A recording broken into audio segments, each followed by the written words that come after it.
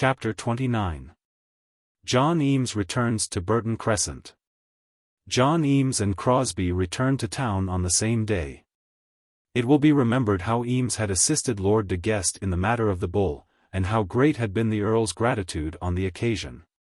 The memory of this, and the strong encouragement which he received from his mother and sister for having made such a friend by his gallantry, lent some slight satisfaction to his last hours at home. But his two misfortunes were too serious to allow of anything like real happiness. He was leaving Lily behind him, engaged to be married to a man whom he hated, and he was returning to Burton Crescent, where he would have to face Amelia Roper, Amelia either in her rage or in her love.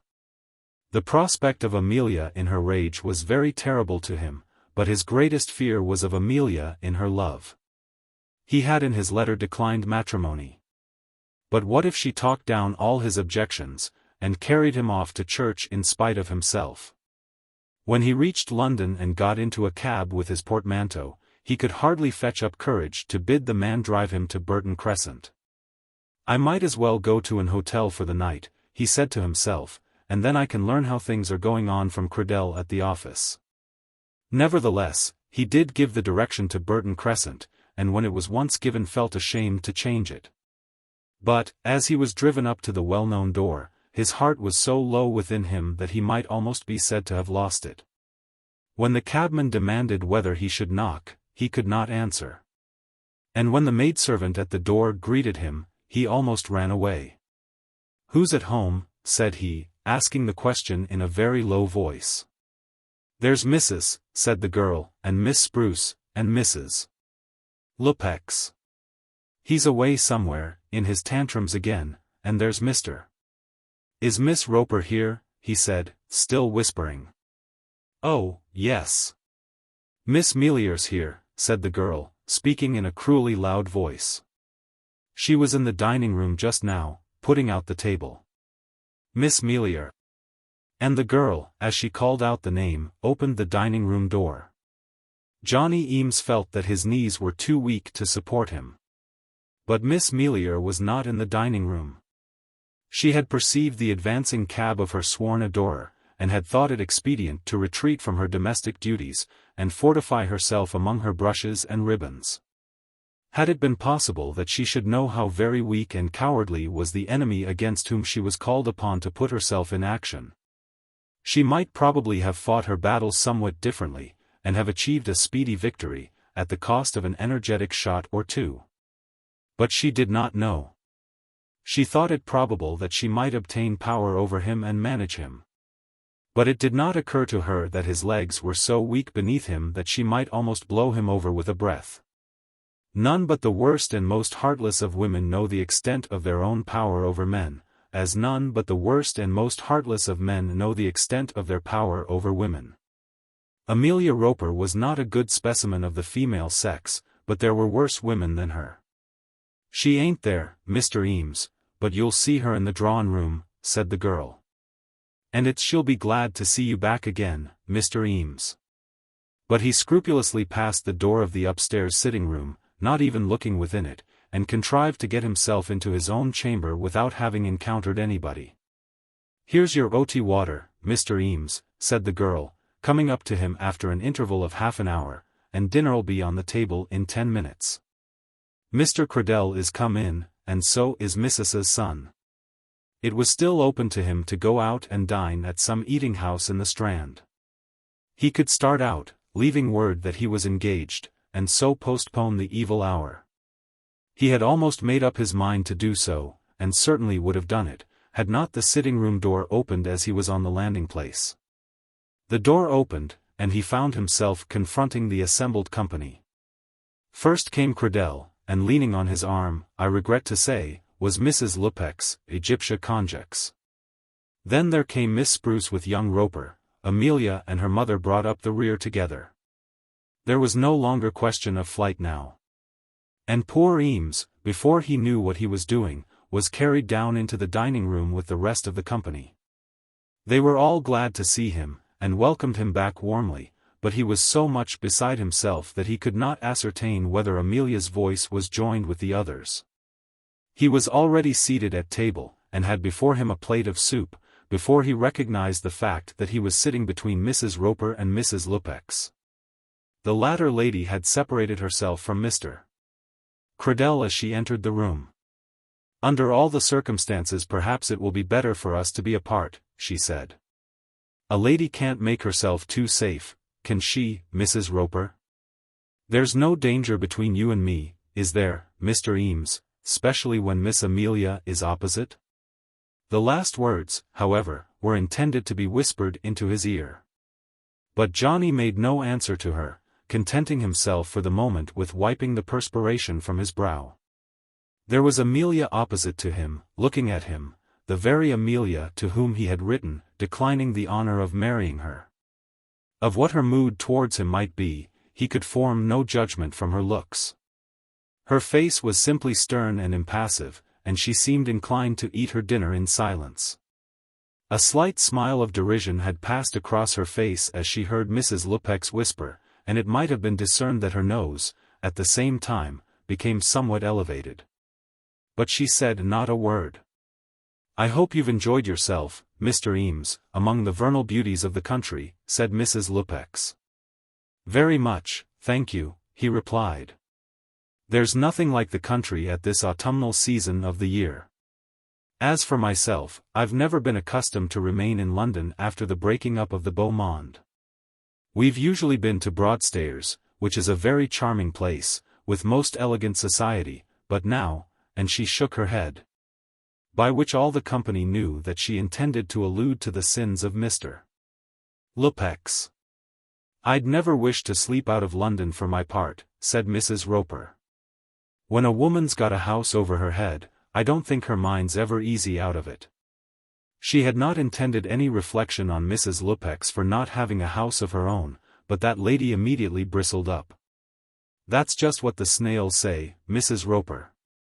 And as for having a house of one's own, it's a very good thing, no doubt, sometimes, but that's according to circumstances. It has suited me lately to live in lodgings, but there's no knowing whether I mayn't fall lower than that yet, and have," but here she stopped herself, and looking over at Mr. Cradell nodded her head. "And have to let them," said Mrs. Roper. "I hope you'll be more lucky with your lodgers than I have been with some of mine. Jemima, hand the potatoes to Miss Spruce. Miss Spruce, do let me send you a little more gravy? There's plenty here, really." Mrs. Roper was probably thinking of Mr. Todgers. "I hope I shall," said Mrs. Lupex. "But, as I was saying, Broadstairs is delightful. Were you ever at Broadstairs, Mr. Cradell?" "Never, Mrs. Lupex. I generally go abroad in my leave. One sees more of the world, you know. I was at Dieppe last June, and found that very delightful, though rather lonely. I shall go to Ostend this year, only December is so late for Ostend. It was a deuced shame my getting December, wasn't it, Johnny?" "Yes, it was," said Eames. "I managed better." "And what have you been doing, Mr. Eames?" said Mrs. Lupex, with one of her sweetest smiles. "Whatever it may have been, you've not been false to the cause of beauty, I'm sure." And she looked over to Amelia with a knowing smile. But Amelia was engaged upon her plate, and went on with her dinner without turning her eyes either on Mrs. Lupex or on John Eames. "I haven't done anything particular," said Eames. "I've just been staying with my mother. We've been very social here, haven't we, Miss Amelia?" continued Mrs. Lupex. "Only now and then a cloud comes across the heavens, and the lights at the banquet are darkened." Then she put her handkerchief up to her eyes, sobbing deeply, and they all knew that she was again alluding to the sins of her husband. As soon as dinner was over, the ladies with young Mr. Roper retired, and Eames and Cradell were left to take their wine over the dining-room fire, or their glass of gin and water, as it might be. "Well, Caudle, old fellow," said one. "Well, Johnny, my boy," said the other. "What's the news at the office?" said Eames. "Muggeridge has been playing the very mischief." Muggeridge was the second clerk in Cradell's room. We're going to put him into Coventry and not speak to him except officially. But to tell you the truth, my hands have been so full here at home, that I haven't thought much about the office. What am I to do about that woman? Do about her? How do about her? Yes, what am I to do about her? How am I to manage with her? There's Lupex off again in one of his fits of jealousy. But it's not your fault, I suppose? Well, I can't just say. I am fond of her, and that's the long and the short of it, deuced fond of her. But, my dear Caudle, you know she's that man's wife. Oh, yes, I know all about it. I'm not going to defend myself. It's wrong, I know, pleasant, but wrong. But what's a fellow to do?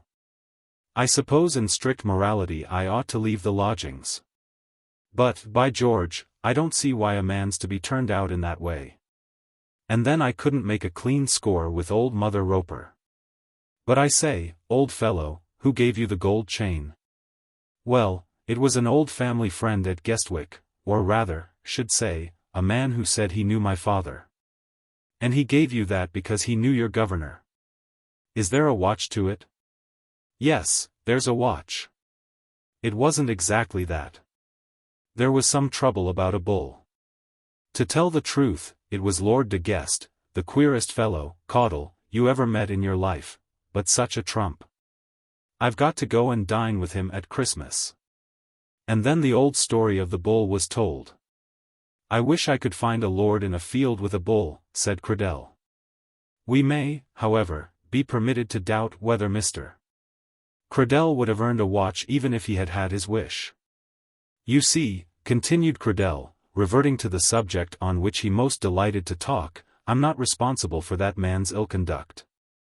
Does anybody say you are? No, nobody says so. But people seem to think so. When he is by I hardly speak to her. She is thoughtless and giddy, as women are, and takes my arm, and that kind of thing, you know. It makes him mad with rage, but upon my honor I don't think she means any harm. I don't suppose she does, said Eames. Well, she may or she mayn't. I hope with all my heart she doesn't. And where is he now? This is between ourselves, you know, but she went to find him this afternoon. Unless he gives her money she can't stay here, nor, for the matter of that, will she be able to go away. If I mention something to you, you won't tell anyone? Of course I won't. I wouldn't have it known to anyone for the world. I've lent her £7.10. It's that which makes me so short with Mother Roper. Then I think you're a fool for your pains. Ah, that's so like you. I always said you'd no feeling of real romance. If I cared for a woman I'd give her the coat off my back. I'd do better than that, said Johnny. I'd give her the heart out of my body. I'd be chopped up alive for a girl I loved, but it shouldn't be for another man's wife. That's a matter of taste. But she's been to Lupex today at that house he goes to in Drury Lane. She had a terrible scene there. He was going to commit suicide in the middle of the street, and she declares that it all comes from jealousy. Think what a time I have of it, standing always, as one may say, on gunpowder. He may turn up here any moment, you know. But, upon my word, for the life of me I cannot desert her. If I were to turn my back on her she wouldn't have a friend in the world. And how's L.D.? I'll tell you what it is, you'll have some trouble with the divine Amelia. Shall I? By Jove, you will. But how's L.D. all this time? L.D. is engaged to be married to a man named Adolphus Crosbie, said poor Johnny, slowly. If you please, we will not say any more about her. Phew, W. That's what makes you so down in the mouth. L.D. going to marry Crosbie. Why, that's the man who is to be the new secretary at the General Committee office. Old Huffle Scuffle, who was their chair, has come to us, you know. There's been a general move at the GC, and this Crosbie has got to be secretary. He's a lucky chap, isn't he? I don't know anything about his luck. He's one of those fellows that make me hate them the first time I look at them. I've a sort of a feeling that I shall live to kick him some day. That's the time, is it? Then I suppose Amelia will have it all her own way now. I'll tell you what, Caudle. I'd sooner get up through the trapdoor, and throw myself off the roof into the area, than marry Amelia Roper. Have you and she had any conversation since you came back? Not a word. Then I tell you fairly you've got trouble before you. Amelia and Maria, Mrs. Lupex, I mean, are as thick as thieves just at present, and they have been talking you over. Maria, that is, Mrs. Lupex, lets it all out to me. You'll have to mind where you are, old fellow. Eames was not inclined to discuss the matter any further, so he finished his toddy in silence. Cradell, however, who felt that there was something in his affairs of which he had reason to be proud, soon returned to the story of his own very extraordinary position. By Jove, I don't know that a man was ever so circumstanced, he said. She looks to me to protect her, and yet what can I do? At last Cradell got up, and declared that he must go to the ladies. She's so nervous, that unless she has someone to countenance her she becomes unwell. Eames declared his purpose of going to the divan, or to the theatre, or to take a walk in the streets. The smiles of beauty had no longer charms for him in Burton Crescent. They'll expect you to take a cup of tea the first night, said Cradell, but Eames declared that they might expect it. I'm in no humour for it, said he. I'll tell you what, Cradell, I shall leave this place, and take rooms for myself somewhere. I'll never go into a lodging-house again. As he so spoke, he was standing at the dining-room door, but he was not allowed to escape in this easy way. Jemima, as he went out into the passage, was there with a three-cornered note in her hand. From Miss Melier, she said. Miss Melier is in the back parlour all by herself. Poor Johnny took the note, and read it by the lamp over the front door. Are you not going to speak to me on the day of your return? It cannot be that you will leave the house without seeing me for a moment. I am in the back parlour. When he had read these words, he paused in the passage, with his hat on. Jemima, who could not understand why any young man should hesitate as to seeing his lady-love in the back parlour alone, whispered to him again, in her audible way, Miss Melier is there, sir. And all the rest on M's upstairs. So compelled, Eames put down his hat, and walked with slow steps into the back parlour. How was it to be with the enemy? Was he to encounter Amelia in anger, or Amelia in love?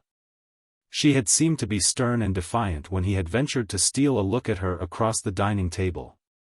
And now he expected that she would turn upon him with loud threatenings and protestations as to her wrongs. But it was not so. When he entered the room she was standing with her back to him, leaning on the mantelpiece, and at the first moment she did not essay to speak. He walked into the middle of the room and stood there, waiting for her to begin. Shut the door, she said, looking over her shoulder. I suppose you don't want the girl to hear all you've got to say to me. Then he shut the door, but still Amelia stood with her back to him, leaning upon the mantelpiece. It did not seem that he had much to say, for he remained perfectly silent. Well, said Amelia, after a long pause, and she then again looked over her shoulder. Well, Mr. Eames. Jemima gave me your note, and so I've come, said he. And is this the way we meet, she exclaimed, turning suddenly upon him, and throwing her long black hair back over her shoulders. There certainly was some beauty about her. Her eyes were large and bright, and her shoulders were well turned. She might have done as an artist's model for a Judith, but I doubt whether any man, looking well into her face, could think that she would do well as a wife. Oh, John, is it to be thus, after love such as ours? And she clasped her hands together, and stood before him. I don't know what you mean, said Eames. If you are engaged to marry L.D., tell me so at once. Be a man, and speak out, sir. No, said Eames, I am not engaged to marry the lady to whom you allude. On your honour? I won't have her spoken about. I'm not going to marry her, and that's enough. Do you think that I wish to speak of her? What can L.D. be to me as long as she is nothing to you? Oh, Johnny, why did you write me that heartless letter? Then she leaned upon his shoulder, or attempted to do so. I cannot say that Eames shook her off, seeing that he lacked the courage to do so. But he shuffled his shoulder about so that the support was uneasy to her, and she was driven to stand erect again. Why did you write that cruel letter? She said again. Because I thought it best, Amelia. What's a man to do with £90 a year, you know? But your mother allows you 20. And what's a man to do with 110? Rising £5 every year, said the well-informed Amelia.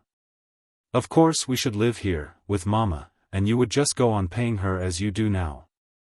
If your heart was right, Johnny, you wouldn't think so much about money.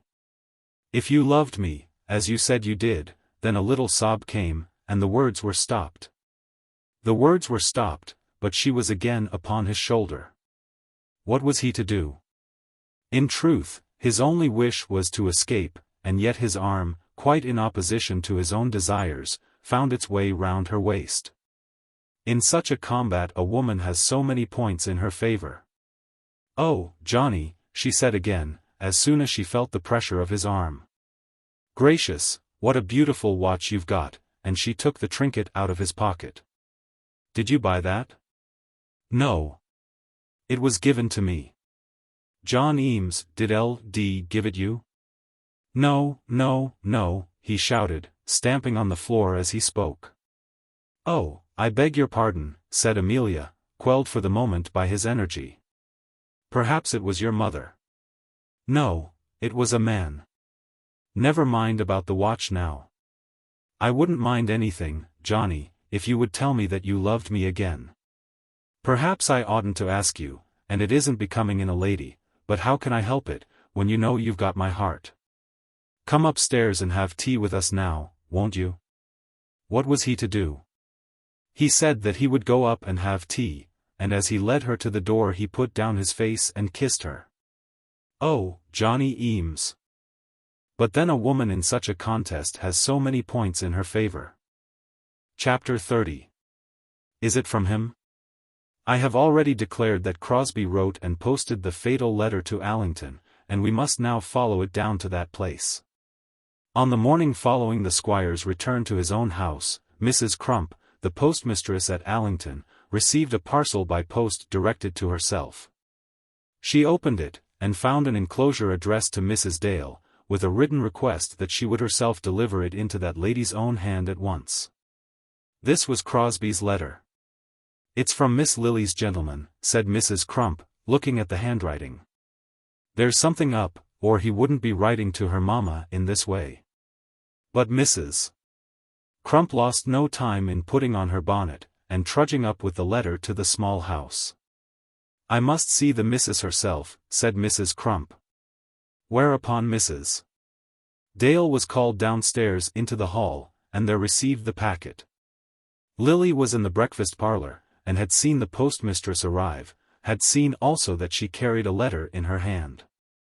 For a moment she had thought that it was for her, and imagined that the old woman had brought it herself from simple good nature.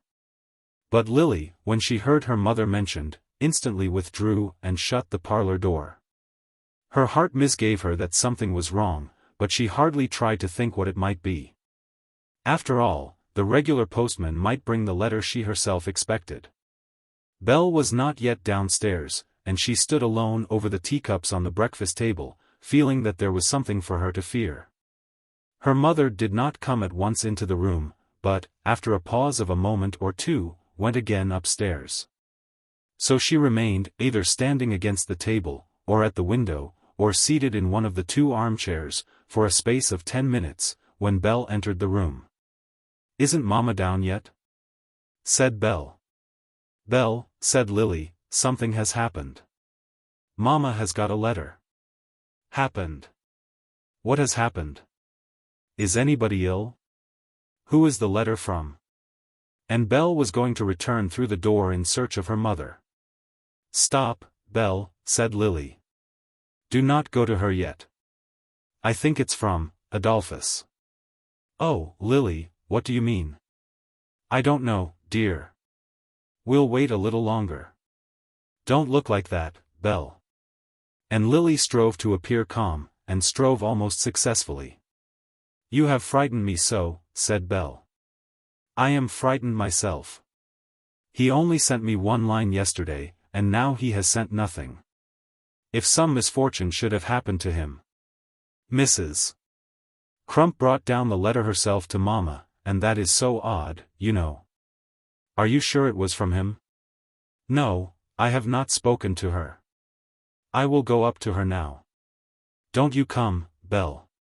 Oh. Belle, do not look so unhappy. She then went over and kissed her sister, and after that, with very gentle steps, made her way up to her mother's room.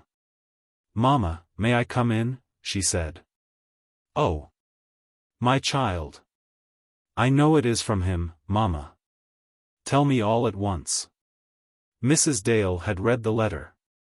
With quick, glancing eyes, she had made herself mistress of its whole contents, and was already aware of the nature and extent of the sorrow which had come upon them. It was a sorrow that admitted of no hope. The man who had written that letter could never return again, nor if he should return could he be welcomed back to them. The blow had fallen, and it was to be borne. Inside the letter to herself had been a very small note addressed to Lily. Give her the enclosed, Crosbie had said in his letter, if you do not now think it wrong to do so. I have left it open, that you may read it. Mrs. Dale, however, had not yet read it, and she now concealed it beneath her handkerchief.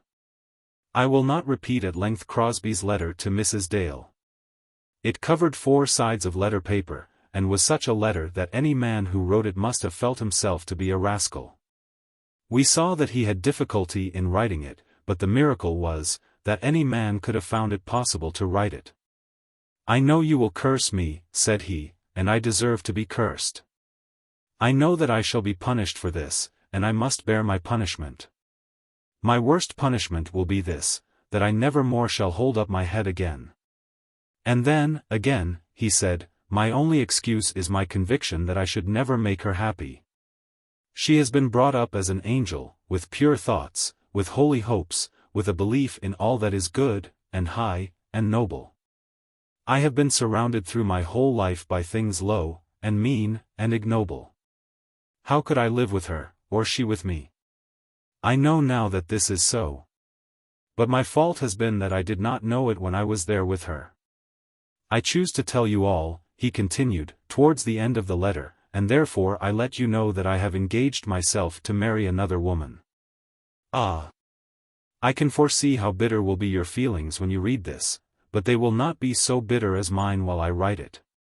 Yes, I am already engaged to one who will suit me, and whom I may suit.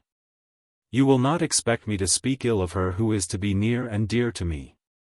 But she is one with whom I may mate myself without an inward conviction that I shall destroy all her happiness by doing so. Lilian, he said, shall always have my prayers. And I trust that she may soon forget, in the love of an honest man, that she ever knew one so dishonest as Adolphus Crosbie. Of what like must have been his countenance as he sat writing such words of himself under the ghastly light of his own small, solitary lamp? Had he written his letter at his office, in the daytime, with men coming in and out of his room, he could hardly have written of himself so plainly. He would have bethought himself that the written words might remain, and be read hereafter by other eyes than those for which they were intended. But, as he sat alone, during the small hours of the night, almost repenting of his sin with true repentance, he declared to himself that he did not care who might read them. They should, at any rate, be true. Now they had been read by her to whom they had been addressed, and the daughter was standing before the mother to hear her doom. Tell me all at once, Lily had said, but in what words was her mother to tell her? Lily, she said, rising from her seat, and leaving the 2 letters on the couch. That addressed to the daughter was hidden beneath a handkerchief, but that which she had read she left open and in sight. She took both the girl's hands in hers as she looked into her face, and spoke to her. Lily, my child." Then she burst into sobs, and was unable to tell her tale. "Is it from him, mamma? May I read it?" "He cannot be. It is from Mr. Crosbie." "Is he ill, mamma? Tell me at once. If he is ill I will go to him." "No, my darling, he is not ill." "Not yet, do not read it yet." "Oh, Lily. It brings bad news, very bad news." "Mamma, if he is not in danger, I can read it." "Is it bad to him, or only bad to me?" At this moment the servant knocked, and not waiting for an answer half opened the door. "If you please, ma'am, Mr. Bernard is below, and wants to speak to you." "Mr. Bernard? Ask Miss Bell to see him." "Miss Bell is with him, ma'am, but he says that he specially wants to speak to you." Mrs. Dale felt that she could not leave Lily alone. She could not take the letter away, nor could she leave her child with the letter open. "I cannot see him," said Mrs. Dale. "Ask him what it is. Tell him I cannot come down just at present." And then the servant went, and Bernard left his message with Bell. "Bernard," she had said, "do you know of anything? Is there anything wrong about Mr. Crosbie?" Then, in a few words, he told her all, and understanding why his aunt had not come down to him, he went back to the great house. Bell, almost stupefied by the tidings, seated herself at the table unconsciously, leaning upon her elbows. "It will kill her," she said to herself. "My Lily, my darling Lily. It will surely kill her." But the mother was still with the daughter, and the story was still untold. "Mamma," said Lily, "whatever it is, I must, of course, be made to know it. I begin to guess the truth. It will pain you to say it. Shall I read the letter?" Mrs. Dale was astonished at her calmness. It could not be that she had guessed the truth, or she would not stand like that, with tearless eyes and unquelled courage before her. "You shall read it, but I ought to tell you first." "Oh, my child, my own one." Lily was now leaning against the bed, and her mother was standing over her, caressing her. "Then tell me," said she. "But I know what it is. He has thought it all over while away from me, and he finds that it must not be as we have supposed. Before he went I offered to release him, and now he knows that he had better accept my offer. Is it so, mamma?" In answer to this Mrs. Dale did not speak, but Lily understood from her signs that it was so. "He might have written it to me, myself," said Lily, very proudly. "Mamma, we will go down to breakfast." "He has sent nothing to me, then?" "There is a note. He bids me read it, but I have not opened it. It is here." "Give it me," said Lily, almost sternly.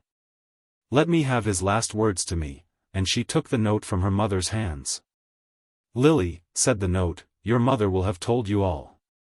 Before you read these few words you will know that you have trusted one who was quite untrustworthy. I know that you will hate me, I cannot even ask you to forgive me. You will let me pray that you may yet be happy, see." She read these few words, still leaning against the bed. Then she got up, and walking to a chair, seated herself with her back to her mother. Mrs. Dale moving silently after her stood over the back of the chair, not daring to speak to her. So she sat for some 5 minutes, with her eyes fixed upon the open window, and with Crosbie's note in her hand. "I will not hate him, and I do forgive him," she said at last, struggling to command her voice, and hardly showing that she could not altogether succeed in her attempt. "I may not write to him again, but you shall write and tell him so. Now we will go down to breakfast." And so saying, she got up from her chair. Mrs.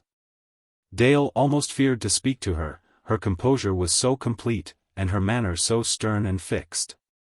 She hardly knew how to offer pity and sympathy, seeing that pity seemed to be so little necessary, and that even sympathy was not demanded. And she could not understand all that Lily had said. What had she meant by the offer to release him? Had there, then, been some quarrel between them before he went? Crosbie had made no such allusion in his letter. But Mrs. Dale did not dare to ask any questions. "You frighten me, Lily," she said. "Your very calmness frightens me." "Dear mamma," and the poor girl absolutely smiled as she embraced her mother. "You need not be frightened by my calmness. I know the truth well. I have been very unfortunate, very. The brightest hopes of my life are all gone. And I shall never again see him whom I love beyond all the world." Then at last she broke down, and wept in her mother's arms. There was not a word of anger spoken then against him who had done all this. Mrs. Dale felt that she did not dare to speak in anger against him, and words of anger were not likely to come from poor Lily. She, indeed, hitherto did not know the whole of his offence, for she had not read his letter. "Give it me, mamma," she said at last. "It has to be done sooner or later." "Not now, Lily. I have told you all that you need know at present." "Yes, now, mamma," and again that sweet silvery voice became stern. "I will read it now, and there shall be an end." Whereupon Mrs. Dale gave her the letter and she read it in silence. Her mother, though standing somewhat behind her, watched her narrowly as she did so. She was now lying over upon the bed, and the letter was on the pillow, as she propped herself upon her arm. Her tears were running, and ever and again she would stop to dry her eyes. Her sobs, too, were very audible, but she went on steadily with her reading till she came to the line on which Crosbie told that he had already engaged himself to another woman. Then her mother could see that she paused suddenly, and that a shudder slightly convulsed all her limbs. "He has been very quick," she said, almost in a whisper, and then she finished the letter.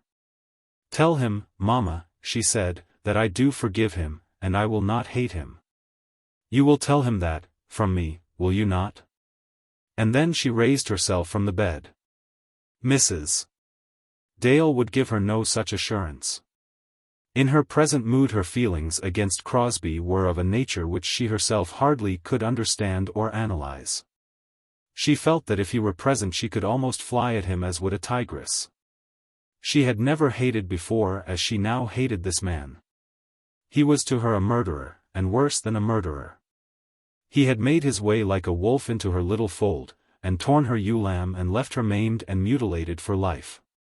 How could a mother forgive such an offence as that, or consent to be the medium through which forgiveness should be expressed? "You must, mamma, or, if you do not, I shall do so. Remember that I love him. You know what it is to have loved one single man. He has made me very unhappy, I hardly know yet how unhappy. But I have loved him, and do love him. I believe, in my heart, that he still loves me.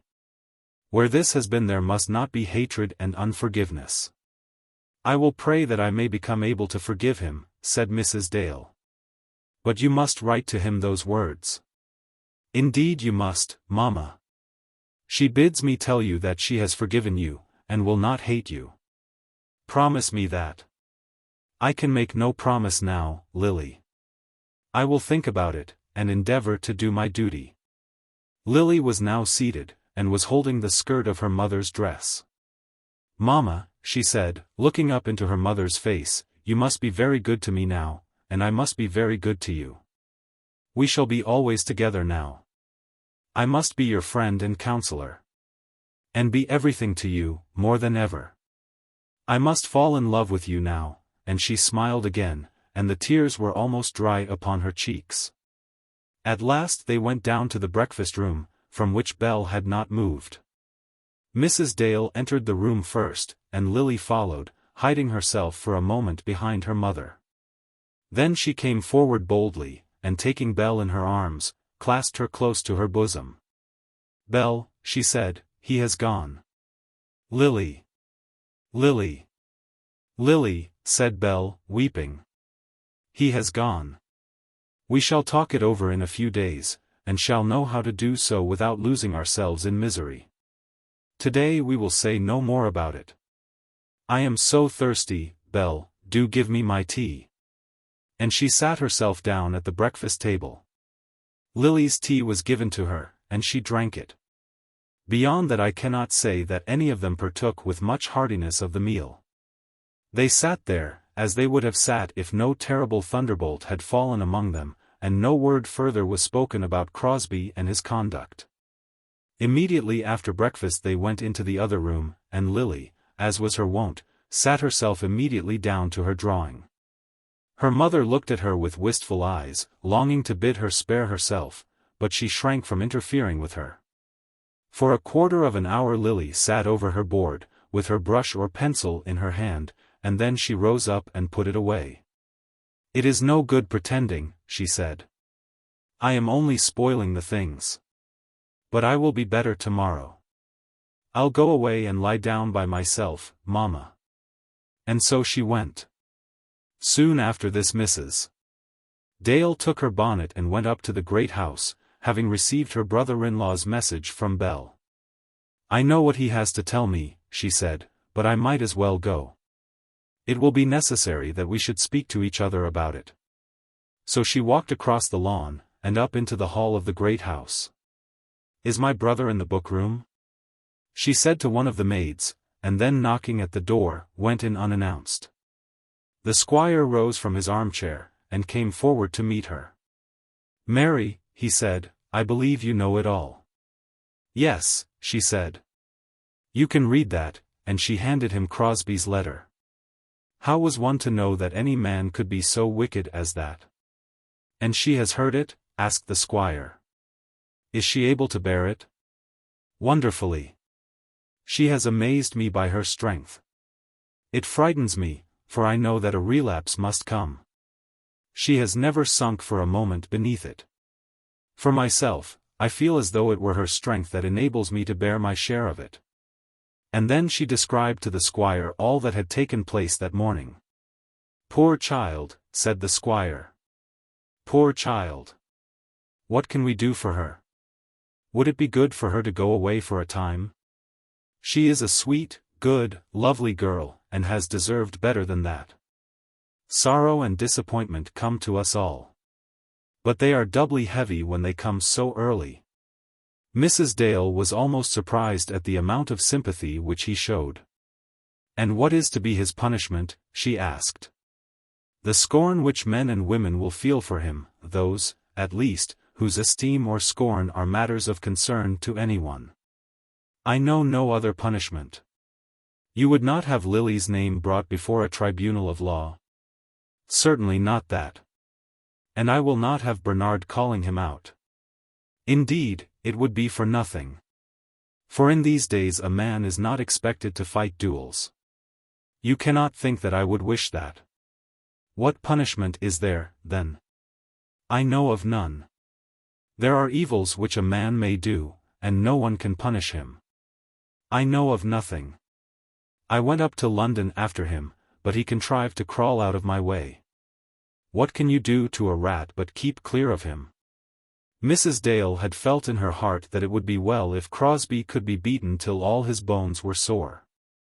I hardly know whether such should have been a woman's thought, but it was hers. She had no wish that he should be made to fight a duel. In that there would have been much that was wicked, and in her estimation nothing that was just.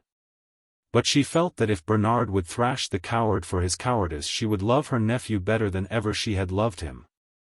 Bernard also had considered it probable that he might be expected to horsewhip the man who had jilted his cousin, and, as regarded the absolute bodily risk, he would not have felt any insuperable objection to undertake the task. But such a piece of work was disagreeable to him in many ways. He hated the idea of a row at his club. He was most desirous that his cousin's name should not be made public. He wished to avoid anything that might be impolitic. A wicked thing had been done, and he was quite ready to hate Crosbie as Crosbie ought to be hated. But as regarded himself, it made him unhappy to think that the world might probably expect him to punish the man who had so lately been his friend. And then he did not know where to catch him, or how to thrash him when caught. He was very sorry for his cousin, and felt strongly that Crosbie should not be allowed to escape. But what was he to do? Would she like to go anywhere, said the squire again, anxious, if he could, to afford solace by some act of generosity. At this moment he would have settled 100 a year for life upon his niece if by so doing he could have done her any good. "She will be better at home," said Mrs. Dale. "Poor thing. For a while she will wish to avoid going out." "I suppose so," and then there was a pause. "I'll tell you what, Mary, I don't understand it. On my honor I don't understand it. It is to me as wonderful as though I had caught the man picking my pence out of my pocket. I don't think any man in the position of a gentleman would have done such a thing when I was young. I don't think any man would have dared to do it. But now it seems that a man may act in that way and no harm come to him. He had a friend in London who came to me and talked about it as though it were some ordinary, everyday transaction of life. Yes, you may come in, Bernard. The poor child knows it all now." Bernard offered to his aunt what of solace and sympathy he had to offer, and made some sort of half-expressed apology for having introduced this wolf into their flock. "We always thought very much of him at his club," said Bernard. "I don't know much about your London clubs nowadays," said his uncle, "nor do I wish to do so if the society of that man can be endured after what he has now done." "I don't suppose half a dozen men will ever know anything about it," said Bernard. Ejaculated the squire. He could not say that he wished Crosbie's villainy to be widely discussed, seeing that Lily's name was so closely connected with it. But yet he could not support the idea that Crosbie should not be punished by the frown of the world at large. It seemed to him that from this time forward any man speaking to Crosbie should be held to have disgraced himself by so doing. "Give her my best love," he said, as Mrs. Dale got up to take her leave, "my very best love. If her old uncle can do anything for her she has only to let me know. She met the man in my house, and I feel that I owe her much. Bid her come and see me. It will be better for her than moping at home. And Mary," this he said to her, whispering into her ear, "think of what I said to you about Belle." Mrs. Dale, as she walked back to her own house, acknowledged to herself that her brother-in-law's manner was different to her from anything that she had hitherto known of him. During the whole of that day Crosbie's name was not mentioned at the small house. Neither of the girls stirred out, and Belle spent the greater part of the afternoon sitting, with her arm round her sister's waist, upon the sofa. Each of them had a book. But though there was little spoken, there was as little read. Who can describe the thoughts that were passing through Lily's mind as she remembered the hours which she had passed with Crosbie, of his warm assurances of love, of his accepted caresses, of her uncontrolled and acknowledged joy in his affection? It had all been holy to her then, and now those things which were then sacred had been made almost disgraceful by his fault. And yet as she thought of this she declared to herself over and over again that she would forgive him, nay, that she had forgiven him. "And he shall know it, too," she said, speaking almost out loud. "Lily, dear Lily," said Belle, "turn your thoughts away from it for a while, if you can." "They won't go away," said Lily. And that was all that was said between them on the subject. Everybody would know it. I doubt whether that must not be one of the bitterest drops in the cup which a girl in such circumstances is made to drain. Lily perceived early in the day that the parlour-maid well knew that she had been jilted. The girl's manner was intended to convey sympathy, but it did convey pity, and Lily for a moment felt angry. But she remembered that it must be so, and smiled upon the girl, and spoke kindly to her. What mattered it? All the world would know it in a day or two. On the following day she went up, by her mother's advice, to see her uncle. "My child," said he, "I am sorry for you. My heart bleeds for you." "Uncle," she said, "do not mind it. Only do this for me, do not talk about it, I mean to me." "No, no, I will not.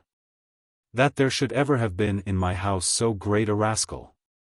Uncle. Uncle. I will not have that. I will not listen to a word against him from any human being, not a word. Remember that." And her eyes flashed as she spoke. He did not answer her, but took her hand and pressed it, and then she left him. The Dales were ever constant, he said to himself, as he walked up and down the terrace before his house. Ever constant. Chapter 31. The Wounded Fawn. Nearly 2 months passed away, and it was now Christmas time at Allington. It may be presumed that there was no intention at either house that the mirth should be very loud.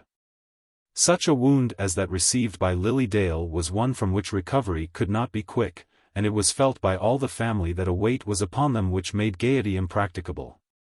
As for Lily herself, it may be said that she bore her misfortune with all a woman's courage. For the first week she stood up as a tree that stands against the wind, which is soon to be shivered to pieces because it will not bend. During that week her mother and sister were frightened by her calmness and endurance. She would perform her daily task. She would go out through the village, and appear at her place in church on the first Sunday. She would sit over her book of an evening, keeping back her tears, and would chide her mother and sister when she found that they were regarding her with earnest anxiety. "Mamma, let it all be as though it had never been," she said.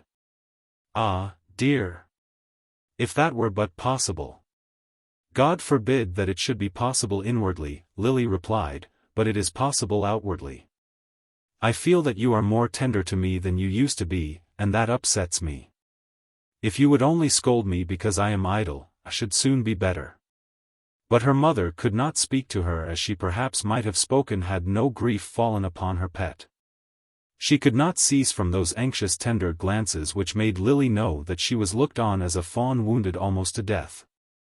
At the end of the first week she gave way. "I won't get up, Belle," she said one morning, almost petulantly. "I am ill, I had better lie here out of the way. Don't make a fuss about it. I'm stupid and foolish, and that makes me ill." Thereupon Mrs. Dale and Belle were frightened, and looked into each other's blank faces. Remembering stories of poor broken-hearted girls who had died because their loves had been unfortunate, as small wax tapers whose lights are quenched if a breath of wind blows upon them too strongly. But then Lily was in truth no such slight taper as that. Nor was she the stem that must be broken because it will not bend. She bent herself to the blast during that week of illness, and then arose with her form still straight and graceful, and with her bright light unquenched. After that she would talk more openly to her mother about her loss, openly and with a true appreciation of the misfortune which had befallen her, but with an assurance of strength which seemed to ridicule the idea of a broken heart. "I know that I can bear it," she said, "and that I can bear it without lasting unhappiness. Of course I shall always love him, and must feel almost as you felt when you lost my father." In answer to this Mrs. Dale could say nothing. She could not speak out her thoughts about Crosbie, and explain to Lily that he was unworthy of her love. Love does not follow worth, and is not given to excellence. Nor is it destroyed by ill usage, nor killed by blows and mutilation. When Lily declared that she still loved the man who had so ill-used her, Mrs. Dale would be silent. Each perfectly understood the other, but on that matter even they could not interchange their thoughts with freedom. "You must promise never to be tired of me, Mamma," said Lily. Mothers do not often get tired of their children, whatever the children may do of their mothers. I'm not so sure of that when the children turn out old maids.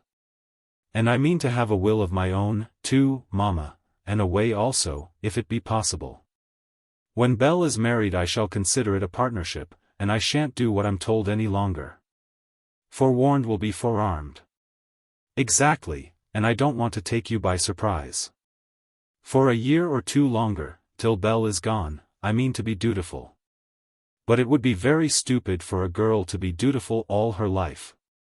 All of which Mrs. Dale understood thoroughly. It amounted to an assertion on Lily's part that she had loved once and could never love again, that she had played her game, hoping, as other girls hope, that she might win the prize of a husband. But that, having lost, she could never play the game again. It was that inward conviction on Lily's part which made her say such words to her mother. But Mrs. Dale would by no means allow herself to share this conviction. She declared to herself that time would cure Lily's wound, and that her child might yet be crowned by the bliss of a happy marriage. She would not in her heart consent to that plan in accordance with which Lily's destiny in life was to be regarded as already fixed. She had never really liked Crosbie as a suitor, and would herself have preferred John Eames, with all the faults of his hobbledehoyhood on his head. It might yet come to pass that John Eames' love might be made happy.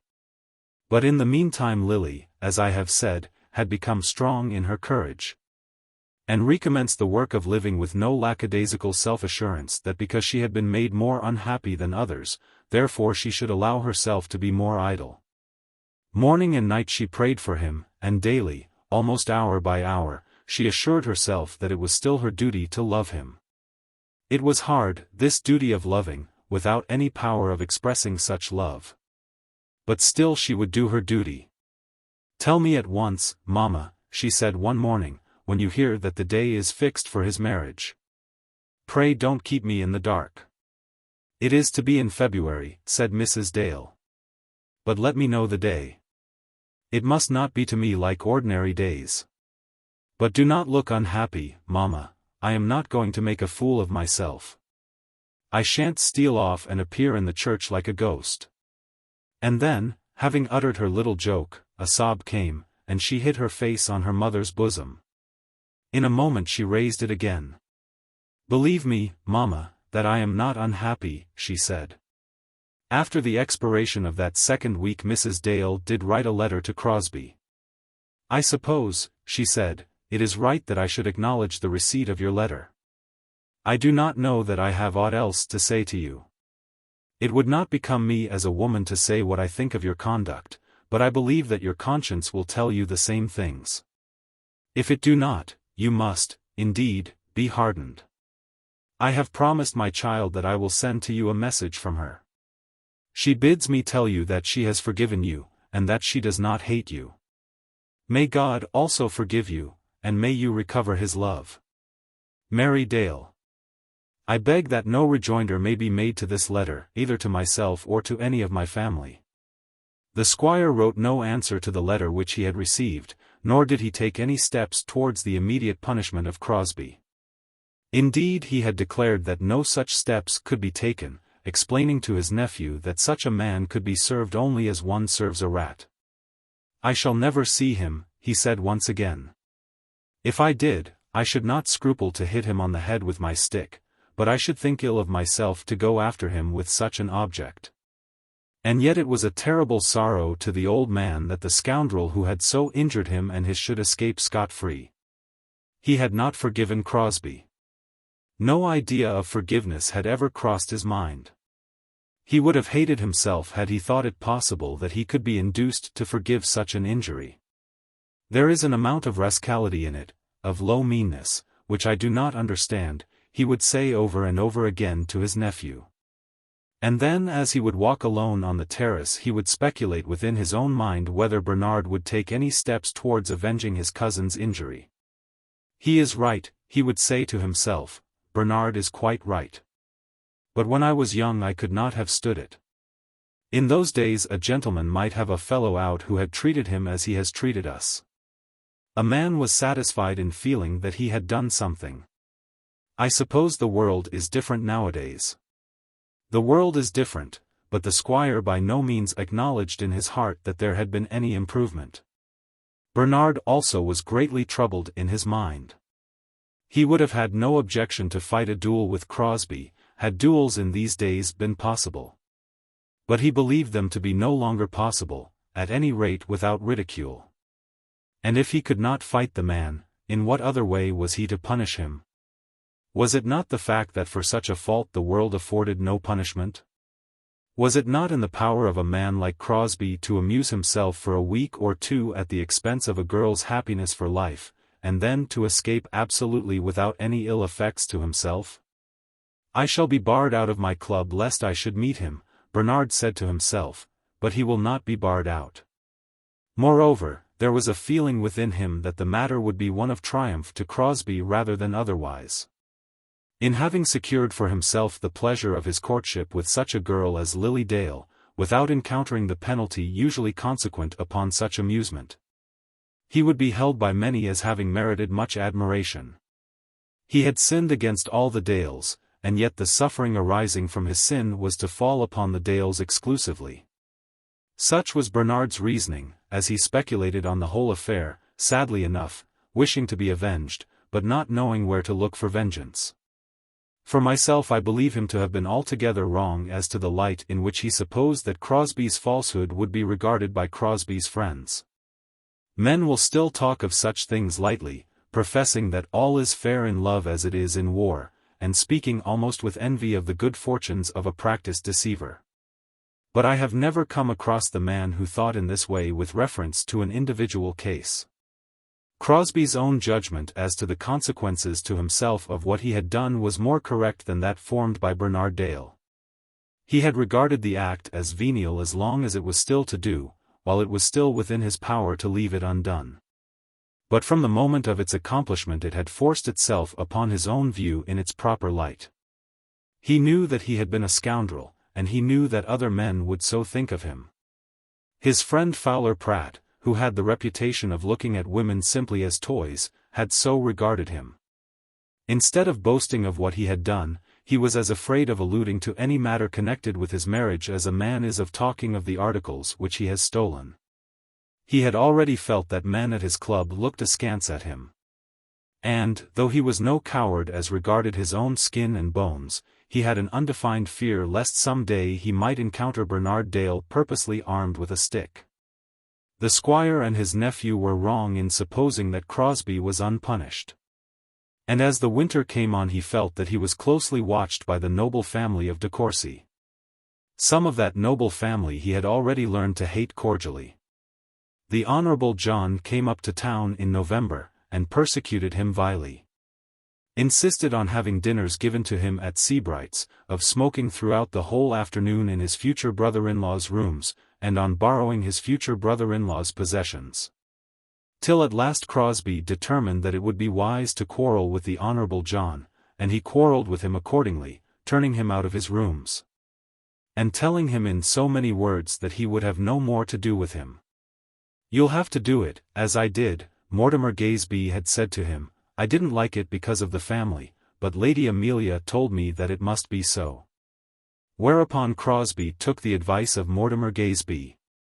But the hospitality of the Gaysbys was perhaps more distressing to him than even the importunities of the Honourable John. It seemed as though his future sister-in-law was determined not to leave him alone. Mortimer was sent to fetch him up for the Sunday afternoons, and he found that he was constrained to go to the villa in St. John's Wood, even in opposition to his own most strenuous will. He could not quite analyze the circumstances of his own position, but he felt as though he were a cock with his spurs cut off, as a dog with his teeth drawn. He found himself becoming humble and meek. He had to acknowledge to himself that he was afraid of Lady Amelia, and almost even afraid of Mortimer Gaysby. He was aware that they watched him, and knew all his goings out and comings in. They called him Adolphus, and made him tame. That coming evil day in February was dinned into his ears. Lady Amelia would go and look at furniture for him, and talked by the hour about bedding and sheets. "You had better get your kitchen things at Tompkins. They're all good, and he'll give you 10% off if you pay him ready money, which of course you will, you know." Was it for this that he had sacrificed Lily Dale? For this that he had allied himself with the noble house of de Courcy? Mortimer had been at him about the settlements from the very first moment of his return to London, and had already bound him up hand and foot. His life was insured, and the policy was in Mortimer's hands. His own little bit of money had been already handed over to be tied up with Lady Alexandrina's little bit. It seemed to him that in all the arrangements made the intention was that he should die off speedily, and that Lady Alexandrina should be provided with a decent little income, sufficient for St. John's Wood. Things were to be so settled that he could not even spend the proceeds of his own money, or of hers. They were to go, under the fostering hand of Mortimer Gaysby, in paying insurances. If he would only die the day after his marriage, there would really be a very nice sum of money for Alexandrina, almost worthy of the acceptance of an earl's daughter. 6 months ago he would have considered himself able to turn Mortimer Gaysby round his finger on any subject that could be introduced between them. When they chanced to meet, Gaysby had been quite humble to him, treating him almost as a superior being. He had looked down on Gaysby from a very great height. But now it seemed as though he were powerless in this man's hands. But perhaps the Countess had become his greatest aversion.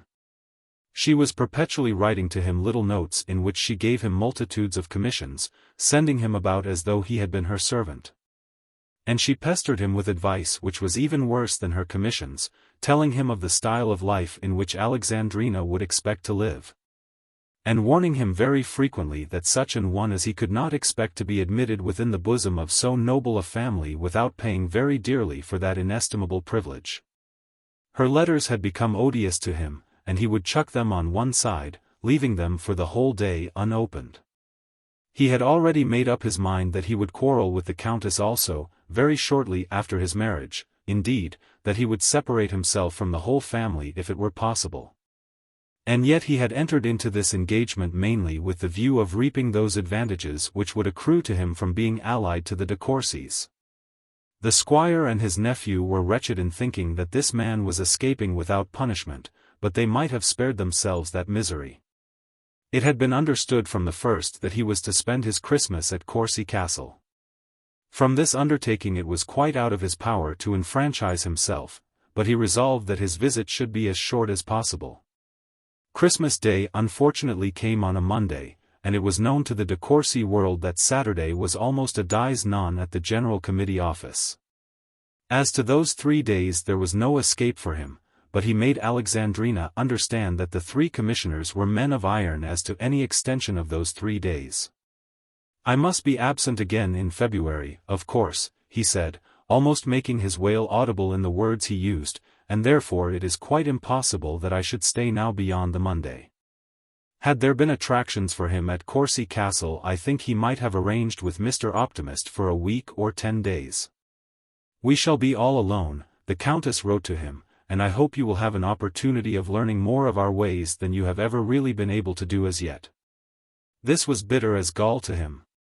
But in this world all valuable commodities have their price.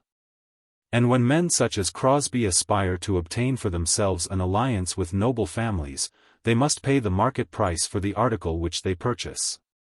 "You'll all come up and dine with us on Monday," the squire said to Mrs. Dale, about the middle of the previous week. "Well, I think not," said Mrs. Dale. "We are better, perhaps, as we are." At this moment the squire and his sister-in-law were on much more friendly terms than had been usual with them, and he took her reply in good part, understanding her feeling. Therefore, he pressed his request, and succeeded. "I think you're wrong," he said. "I don't suppose that we shall have a very merry Christmas. You and the girls will hardly have that whether you eat your pudding here or at the great house. But it will be better for us all to make the attempt. It's the right thing to do. That's the way I look at it." "I'll ask Lily," said Mrs. Dale. Do. Give her my love, and tell her from me that, in spite of all that has come and gone, Christmas Day should still be to her a day of rejoicing. We'll dine about 3, so that the servants can have the afternoon." "Of course we'll go," said Lily. "Why not? We always do. And we'll have blind man's buff with all the Boyces, as we had last year, if Uncle will ask them up." But the Boyces were not asked up for that occasion. But Lily, though she put on it all so brave a face, had much to suffer, and did in truth suffer greatly. If you, my reader, ever chanced to slip into the gutter on a wet day, did you not find that the sympathy of the bystanders was by far the severest part of your misfortune? Did you not declare to yourself that all might yet be well, if the people would only walk on and not look at you? And yet you cannot blame those who stood and pitied you. Or, perhaps, essayed to rub you down, and assist you in the recovery of your bedaubed hat. You, yourself, if you see a man fall, cannot walk by as though nothing uncommon had happened to him. It was so with Lily. The people of Allington could not regard her with their ordinary eyes. They would look at her tenderly, knowing that she was a wounded fawn, and thus they aggravated the soreness of her wound. Old Mrs. Hearn condoled with her, telling her that very likely she would be better off as she was. Lily would not lie about it in any way. Mrs. Hearn, she said, the subject is painful to me. Mrs. Hearn said no more about it, but on every meeting between them she looked the things she did not say. Miss Lily, said Hopkins, one day, Miss Lily. And as he looked up into her face a tear had almost formed itself in his old eye. I knew what he was from the first. Oh, dear. Oh, dear. If I could have had him killed. Hopkins, how dare you? Said Lily. If you speak to me again in such a way, I will tell my uncle. She turned away from him, but immediately turned back again, and put out her little hand to him. I beg your pardon, she said. I know how kind you are, and I love you for it. And then she went away. I'll go after him yet, and break the dirty neck of him, said Hopkins to himself, as he walked down the path. Shortly before Christmas Day she called with her sister at the vicarage. Belle, in the course of the visit, left the room with one of the Boyce girls, to look at the last chrysanthemums of the year. Then Mrs. Boyce took advantage of the occasion to make her little speech. My dear Lily, she said, you will think me cold if I do not say one word to you. No, I shall not, said Lily, almost sharply, shrinking from the finger that threatened to touch her sore. There are things which should never be talked about. Well, well, perhaps so, said Mrs. Boyce. But for a minute or two she was unable to fall back upon any other topic, and sat looking at Lily with painful tenderness. I need hardly say what were Lily's sufferings under such a gaze. But she bore it, acknowledging to herself in her misery that the fault did not lie with Mrs. Boyce. How could Mrs. Boyce have looked at her otherwise than tenderly? It was settled, then, that Lily was to dine up at the great house on Christmas Day, and thus show to the Allington world that she was not to be regarded as a person shut out from the world by the depth of her misfortune. That she was right there can, I think, be no doubt. But as she walked across the little bridge, with her mother and sister, after returning from church, she would have given much to be able to have turned round and have gone to bed instead of to her uncle's dinner. Chapter 32. Pawkins's in Jermyn Street. The show of fat beasts in London took place this year on the 20th day of December. And I have always understood that a certain bullock exhibited by Lord de Guest was declared by the metropolitan butchers to have realized all the possible excellences of breeding, feeding, and condition. No doubt the butchers of the next half-century will have learned much better, and the Guestwick beast, could it be embalmed and then produced, would excite only ridicule at the agricultural ignorance of the present age. But Lord de Guest took the praise that was offered to him, and found himself in a seventh heaven of delight. He was never so happy as when surrounded by butchers, graziers, and salesmen who were able to appreciate the work of his life, and who regarded him as a model nobleman. Look at that fellow, he said to Eames, pointing to the prize bullock. Eames had joined his patron at the show after his office hours, looking on upon the living beef by gaslight. Isn't he like his sire? He was got by Lambkin, you know. Lambkin, said Johnny, who had not as yet been able to learn much about the Guestwick stock. Yes, Lambkin. The bull that we had the trouble with. He has just got his sire's back and forequarters. Don't you see?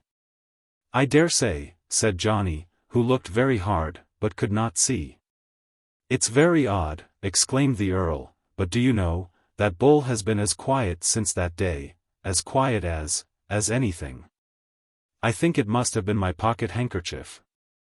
I dare say it was, said Johnny, or perhaps the flies.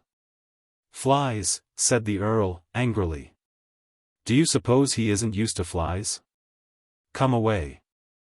I ordered dinner at 7, and it's past 6 now. My brother-in-law, Colonel Dale, is up in town, and he dines with us. So he took Johnny's arm, and led him off through the show, calling his attention as he went to several beasts which were inferior to his own. And then they walked down through Portman Square and Grosvenor Square, and across Piccadilly to Jermyn Street. John Eames acknowledged to himself that it was odd that he should have an earl leaning on his arm as he passed along through the streets. At home, in his own life, his daily companions were Cradell and Amelia Roper, Mrs. Lupex and Mrs. Roper. The difference was very great, and yet he found it quite as easy to talk to the Earl as to Mrs. Lupex. "You know the Dales down at Allington, of course," said the Earl. "Oh, yes, I know them. But, perhaps, you never met the Colonel." "I don't think I ever did. He's a queer sort of fellow, very well in his way, but he never does anything. He and my sister live at Torquay, and as far as I can find out, they neither of them have any occupation of any sort. He's come up to town now because we both had to meet our family lawyers and sign some papers, but he looks on the journey as a great hardship. As for me, I'm a year older than he is, but I wouldn't mind going up and down from Guestwick every day." "It's looking after the bull that does it," said Eames. "By George! You're right, Master Johnny. My sister and Crofts may tell me what they like, but when a man's out in the open air for 8 or 9 hours every day, it doesn't much matter where he goes to sleep after that. This is Pawkins's, capital good house, but not so good as it used to be while old Pawkins was alive. Show Mr. Eames up into a bedroom to wash his hands." Colonel Dale was much like his brother in face, but was taller, even thinner, and apparently older. When Eames went into the sitting room, the Colonel was there alone, and had to take upon himself the trouble of introducing himself. He did not get up from his armchair, but nodded gently at the young man. "Mr. Eames, I believe. I knew your father at Guestwick, a great many years ago." Then he turned his face back towards the fire and sighed. "It's got very cold this afternoon," said Johnny, trying to make conversation. "It's always cold in London," said the Colonel. "If you had to be here in August you wouldn't say so."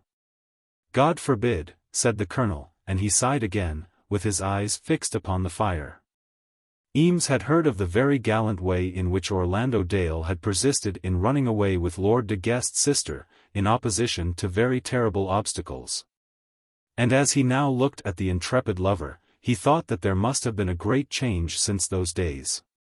After that nothing more was said till the Earl came down. Pawkins's house was thoroughly old-fashioned in all things, and the Pawkins of that day himself stood behind the Earl's elbow when the dinner began, and himself removed the cover from the soup tureen. Lord de Guest did not require much personal attention, but he would have felt annoyed if this hadn't been done. As it was, he had a civil word to say to Pawkins about the fat cattle, thereby showing that he did not mistake Pawkins for one of the waiters. Pawkins then took his lordship's orders about the wine and retired. "He keeps up the old house pretty well," said the Earl to his brother-in-law. "It isn't like what it was 30 years ago, but then everything of that sort has got worse and worse." "I suppose it has," said the Colonel. "I remember when old Pawkins had as good a glass of port as I've got at home, or nearly. They can't get it now, you know." "I never drink port," said the Colonel. "I seldom take anything after dinner, except a little negus." His brother-in-law said nothing, but made a most eloquent grimace as he turned his face towards his soup plate. Eames saw it, and could hardly refrain from laughing. When, at 9:30, the Colonel retired from the room, the Earl, as the door was closed, threw up his hands, and uttered the one word "negus." Then Eames took heart of grace and had his laughter out. The dinner was very dull, and before the Colonel went to bed Johnny regretted that he had been induced to dine at Pawkins's.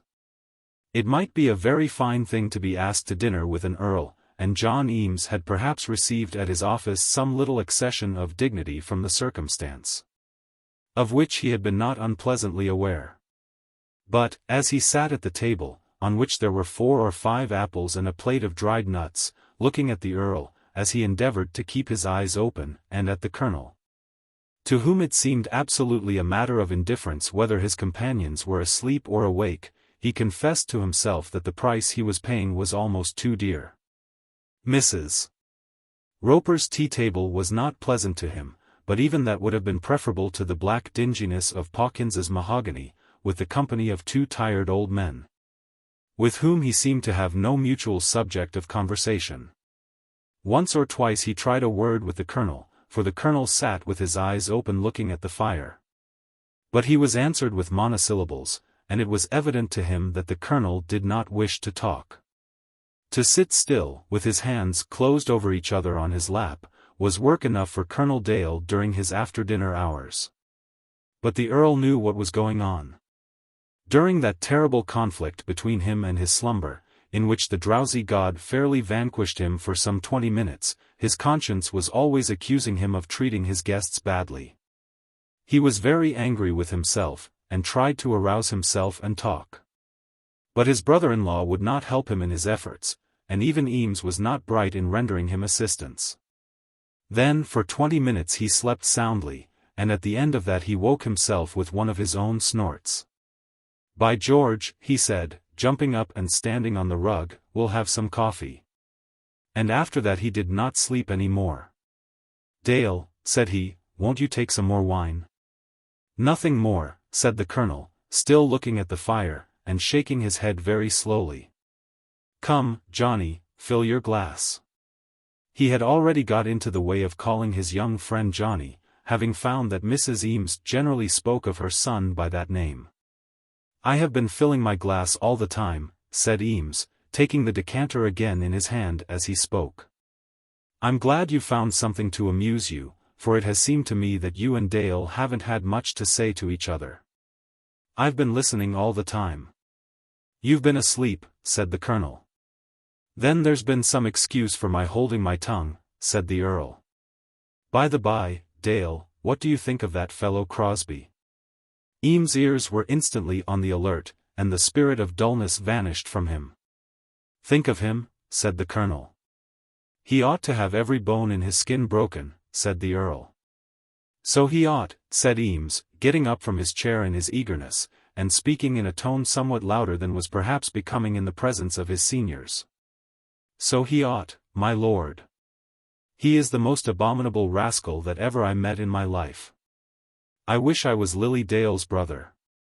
Then he sat down again, remembering that he was speaking in the presence of Lily's uncle, and of the father of Bernard Dale, who might be supposed to occupy the place of Lily's brother. The colonel turned his head round, and looked at the young man with surprise. "I beg your pardon, sir," said Eames, "but I have known Mrs. Dale and your nieces all my life." "Oh, have you?" said the colonel. "Nevertheless it is, perhaps, as well not to make too free with a young lady's name. Not that I blame you in the least, Mr. Eames." "I should think not," said the Earl. "I honor him for his feeling. Johnny, my boy, if ever I am unfortunate enough to meet that man, I shall tell him my mind, and I believe you will do the same." On hearing this John Eames winked at the Earl, and made a motion with his head towards the colonel, whose back was turned to him. And then the Earl winked back at Eames. "De guest," said the colonel, "I think I'll go upstairs. I always have a little arrowroot in my own room." "I'll ring the bell for a candle," said the host. Then the colonel went, and as the door was closed behind him, the Earl raised his two hands and uttered that single word, "Negus." Whereupon Johnny burst out laughing, and coming round to the fire, sat himself down in the armchair which the colonel had left. "I've no doubt it's all right," said the Earl. "But I shouldn't like to drink negus myself, nor yet to have arrowroot up in my bedroom. I don't suppose there's any harm in it." "Oh dear, no, I wonder what Pawkins says about him. But I suppose they have them of all sorts in an hotel. The waiter didn't seem to think much of it when he brought it." "No, no. If he'd asked for senna and salts, the waiter wouldn't have showed any surprise. By the by, you touched him up about that poor girl." "Did I, my lord? I didn't mean it. You see he's Bernard Dale's father, and the question is, whether Bernard shouldn't punish the fellow for what he has done. Somebody ought to do it. It isn't right that he should escape. Somebody ought to let Mr. Crosbie know what a scoundrel he has made himself. I'd do it tomorrow, only I'm afraid." "No, no, no," said the Earl, "you are not the right person at all. What have you got to do with it? You've merely known them as family friends, but that's not enough. No, I suppose not, said Eames, sadly. Perhaps it's best as it is, said the Earl. I don't know that any good would be got by knocking him over the head. And if we are to be Christians, I suppose we ought to be Christians. What sort of a Christian has he been? That's true enough, and if I was Bernard, I should be very apt to forget my Bible lessons about meekness. Do you know, my lord, I should think it the most Christian thing in the world to pitch into him, I should, indeed. There are some things for which a man ought to be beaten black and blue. So that he shouldn't do them again? Exactly. You might say it isn't Christian to hang a man. I'd always hang a murderer. It wasn't right to hang men for stealing sheep. Much better hang such a fellow as Crosbie, said Eames. Well, I believe so. If any fellow wanted now to curry favor with the young lady, what an opportunity he'd have. Johnny remained silent for a moment or two before he answered. I'm not so sure of that, he said, mournfully, as though grieving at the thought that there was no chance of currying favor with Lily by thrashing her late lover. I don't pretend to know much about girls, said Lord de Guest, but I should think it would be so. I should fancy that nothing would please her so much as hearing that he had caught it, and that all the world knew that he'd caught it. The Earl had declared that he didn't know much about girls, and in so saying, he was no doubt right. If I thought so, said Eames, I'd find him out tomorrow. Why so? What difference does it make to you? Then there was another pause, during which Johnny looked very sheepish. You don't mean to say that you're in love with Miss Lily Dale? I don't know much about being in love with her, said Johnny, turning very red as he spoke. And then he made up his mind, in a wild sort of way, to tell all the truth to his friend. Pawkins's port wine may, perhaps, have had something to do with the resolution. But I'd go through fire and water for her, my lord. I knew her years before he had ever seen her, and have loved her a great deal better than he will ever love anyone. When I heard that she had accepted him, I had half a mind to cut my own throat, or else his. Highty-tighty, said the Earl. It's very ridiculous, I know, said Johnny, and of course she would never have accepted me. I don't see that at all. I haven't a shilling in the world. Girls don't care much for that. And then a clerk in the income tax office. It's such a poor thing. The other fellow was only a clerk in another office. The Earl living down at Guestwick did not understand that the income tax office in the city, and the general committee office at Whitehall, were as far apart as Dives and Lazarus. And separated by as impassable a gulf. Oh, yes, said Johnny, but his office is another kind of thing, and then he was a swell himself. By George, I don't see it, said the Earl. I don't wonder a bit at her accepting a fellow like that. I hated him the first moment I saw him, but that's no reason she should hate him. He had that sort of manner, you know. He was a swell, and girls like that kind of thing. I never felt angry with her, but I could have eaten him. As he spoke he looked as though he would have made some such attempt had Crosbie been present. Did you ever ask her to have you? Said the Earl. No. How could I ask her, when I hadn't bread to give her? And you never told her, that you were in love with her, I mean, and all that kind of thing. She knows it now, said Johnny. I went to say goodbye to her the other day, when I thought she was going to be married. I could not help telling her then. But it seems to me, my dear fellow, that you ought to be very much obliged to Crosbie, that is to say, if you've a mind to. I know what you mean, my lord. I am not a bit obliged to him. It's my belief that all this will about kill her. As to myself, if I thought she'd ever have me. Then he was again silent, and the Earl could see that the tears were in his eyes. I think I begin to understand it, said the Earl, and I'll give you a bit of advice. You come down and spend your Christmas with me at Guestwick. Oh, my lord. Never mind my lording me, but do as I tell you. Lady Julia sent you a message, though I forgot all about it till now. She wants to thank you herself for what you did in the field. That's all nonsense, my lord. Very well, you can tell her so.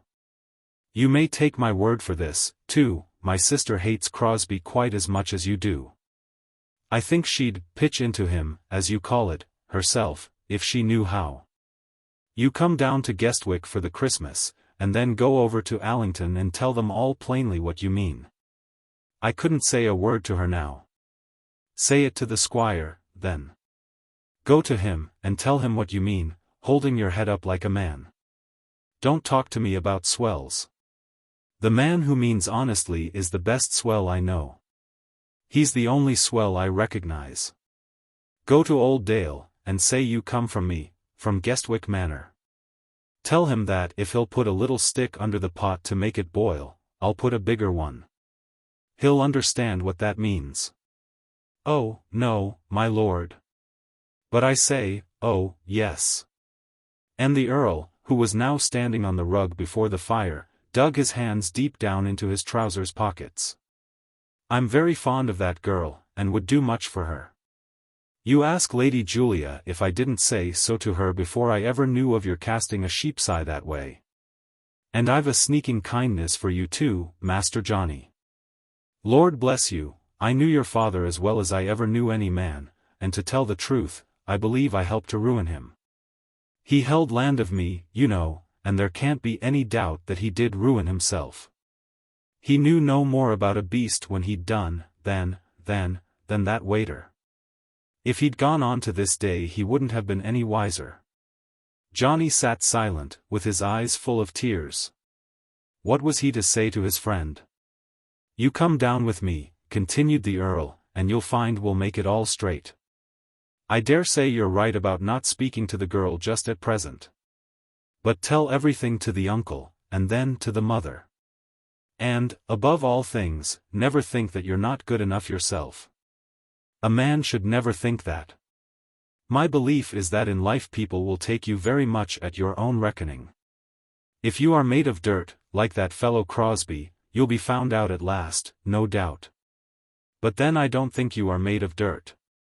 I hope not. And so do I. You can come down, I suppose, with me the day after tomorrow? I'm afraid not. I have had all my leave.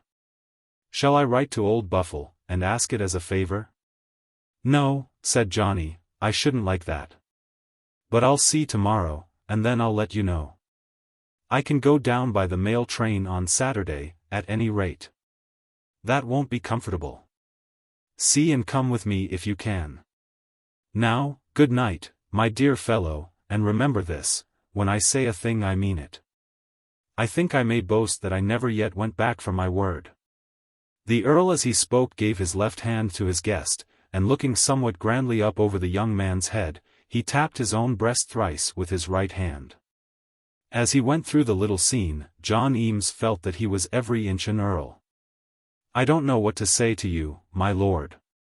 Say nothing, not a word more to me. But say to yourself that faint heart never won fair lady. Good night, my dear boy, good night. I dine out tomorrow, but you can call and let me know at about 6. Eames then left the room without another word, and walked out into the cold air of Jermyn Street. The moon was clear and bright, and the pavement in the shining light seemed to be as clean as a lady's hand. All the world was altered to him since he had entered Pawkins's hotel. Was it then possible that Lily Dale might even yet become his wife? Could it be true that he, even now, was in a position to go boldly to the Squire of Allington, and tell him what were his views with reference to Lily? And how far would he be justified in taking the Earl at his word? Some incredible amount of wealth would be required before he could marry Lily Dale. 200 or 300 pounds a year at the very least. The Earl could not mean him to understand that any such sum as that would be made up with such an object. Nevertheless he resolved as he walked home to Burton Crescent that he would go down to Guestwick, and that he would obey the Earl's behest. As regarded Lily herself he felt that nothing could be said to her for many a long day as yet. "Oh, John, how late you are," said Amelia, slipping out from the back parlour as he let himself in with his latchkey. "Yes, I am very late," said John, taking his candle, and passing her by on the stairs without another word. Chapter 33. The time will come. "Did you hear that young Eames is staying at Guestwick Manor?" As these were the first words which the squire spoke to Mrs.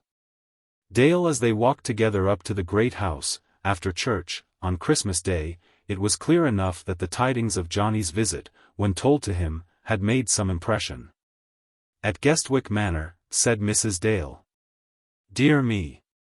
Do you hear that, Belle? There's promotion for Master Johnny." "Don't you remember, Mamma," said Belle, "that he helped his lordship in his trouble with the bull?" Lily, who remembered accurately all the passages of her last interview with John Eames, said nothing, but felt, in some sort, sore at the idea that he should be so near her at such a time. In some unconscious way she had liked him for coming to her and saying all that he did say. She valued him more highly after that scene than she did before. But now, she would feel herself injured and hurt if he ever made his way into her presence under circumstances as they existed. "I should not have thought that Lord de Guest was the man to show so much gratitude for so slight a favour," said the squire. "However, I'm going to dine there tomorrow." "To meet young Eames?" said Mrs. Dale. "Yes, especially to meet young Eames. At least, I've been very specially asked to come, and I've been told that he is to be there." "And is Bernard going?" "Indeed I'm not," said Bernard. "I shall come over and dine with you." A half-formed idea flitted across Lily's mind, teaching her to imagine for a moment that she might possibly be concerned in this arrangement. But the thought vanished as quickly as it came, merely leaving some soreness behind it. There are certain maladies which make the whole body sore. The patient, let him be touched on any point, let him even be nearly touched, will roar with agony as though his whole body had been bruised. So it is also with maladies of the mind.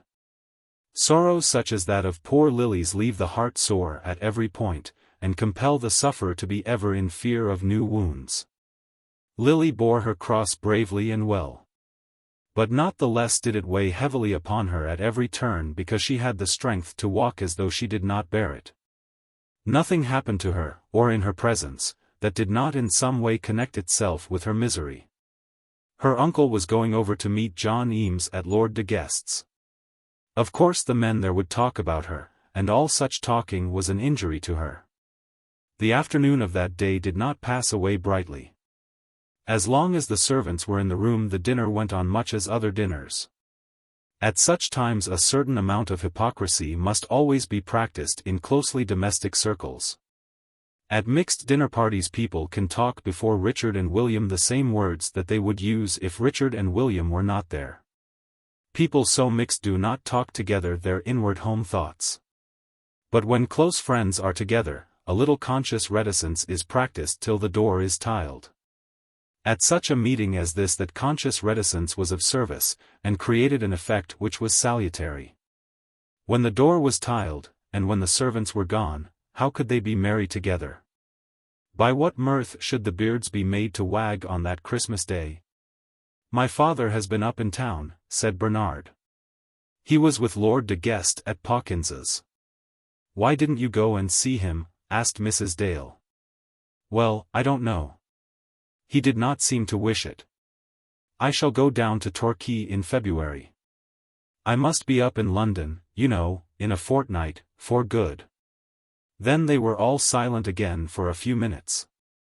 If Bernard could have owned the truth, he would have acknowledged that he had not gone up to London, because he did not yet know how to treat Crosbie when he should meet him. His thoughts on this matter threw some sort of shadow across poor Lily's mind, making her feel that her wound was again opened.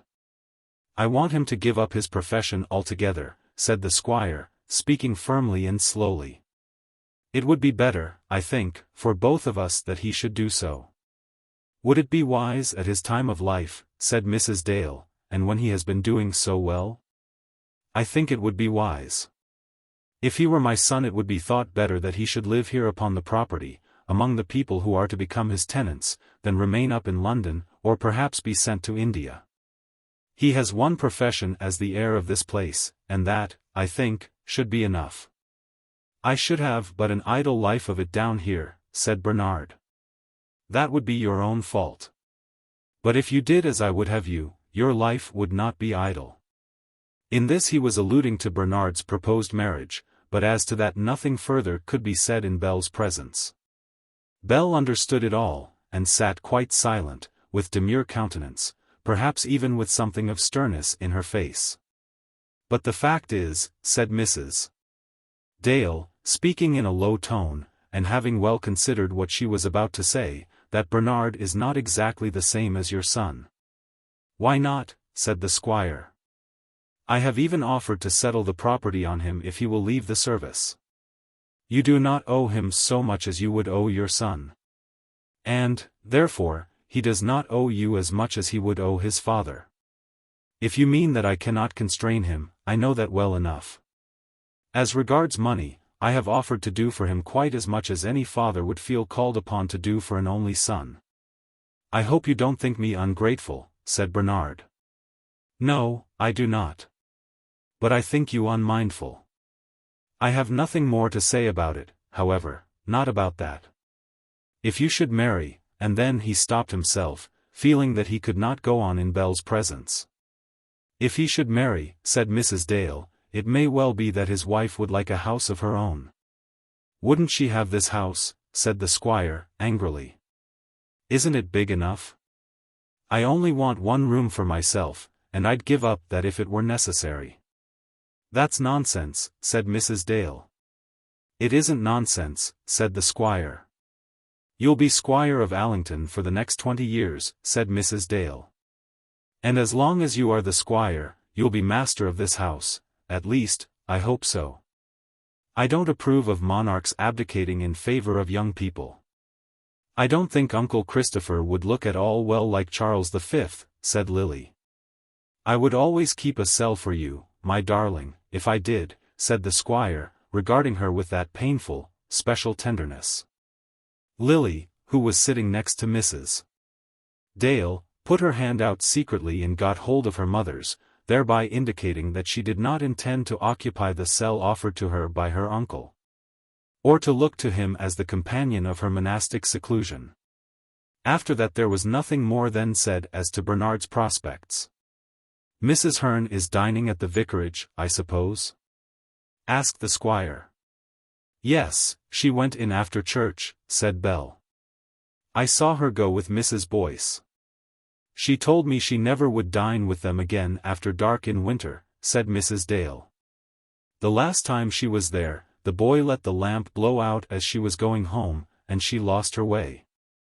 The truth was, she was angry because Mr. Boyce didn't go with her. She's always angry, said the squire. She hardly speaks to me now. When she paid her rent the other day to Jolliffe, she said she hoped it would do me much good. As though she thought me a brute for taking it. So she does, said Bernard. She's very old, you know, said Belle. I'd give her the house for nothing, if I were you, uncle, said Lily. No, my dear, if you were me you would not. I should be very wrong to do so. Why should Mrs. Hearn have her house for nothing, any more than her meat or her clothes? It would be much more reasonable were I to give her so much money into her hand yearly, but it would be wrong in me to do so, seeing that she is not an object of charity. And it would be wrong in her to take it. And she wouldn't take it, said Mrs. Dale. I don't think she would. But if she did, I'm sure she would grumble because it wasn't double the amount. And if Mr. Boyce had gone home with her, she would have grumbled because he walked too fast. She is very old, said Belle, again. But, nevertheless, she ought to know better than to speak disparagingly of me to my servants. She should have more respect for herself. And the squire showed by the tone of his voice that he thought very much about it. It was very long and very dull that Christmas evening, making Bernard feel strongly that he would be very foolish to give up his profession, and tie himself down to a life at Allington. Women are more accustomed than men to long, dull, unemployed hours, and, therefore, Mrs. Dale and her daughters bore the tedium courageously. While he yawned, stretched himself, and went in and out of the room, they sat demurely, listening as the squire laid down the law on small matters, and contradicting him occasionally when the spirit of either of them prompted her specially to do so. "Of course you know much better than I do," he would say. "Not at all," Mrs. Dale would answer. "I don't pretend to know anything about it." But, so the evening wore itself away. And when the squire was left alone at 9:30, he did not feel that the day had passed badly with him. That was his style of life, and he expected no more from it than he got. He did not look to find things very pleasant, and, if not happy, he was, at any rate, contented. "Only think of Johnny Eames being at Guestwick Manor," said Belle, as they were going home. "I don't see why he shouldn't be there," said Lily. "I would rather it should be he than I, because Lady Julia is so grumpy." "But asking your Uncle Christopher especially to meet him," said Mrs. Dale. "There must be some reason for it." Then Lily felt the soreness come upon her again, and spoke no further upon the subject. We all know that there was a special reason, and that Lily's soreness was not false in its mysterious forebodings.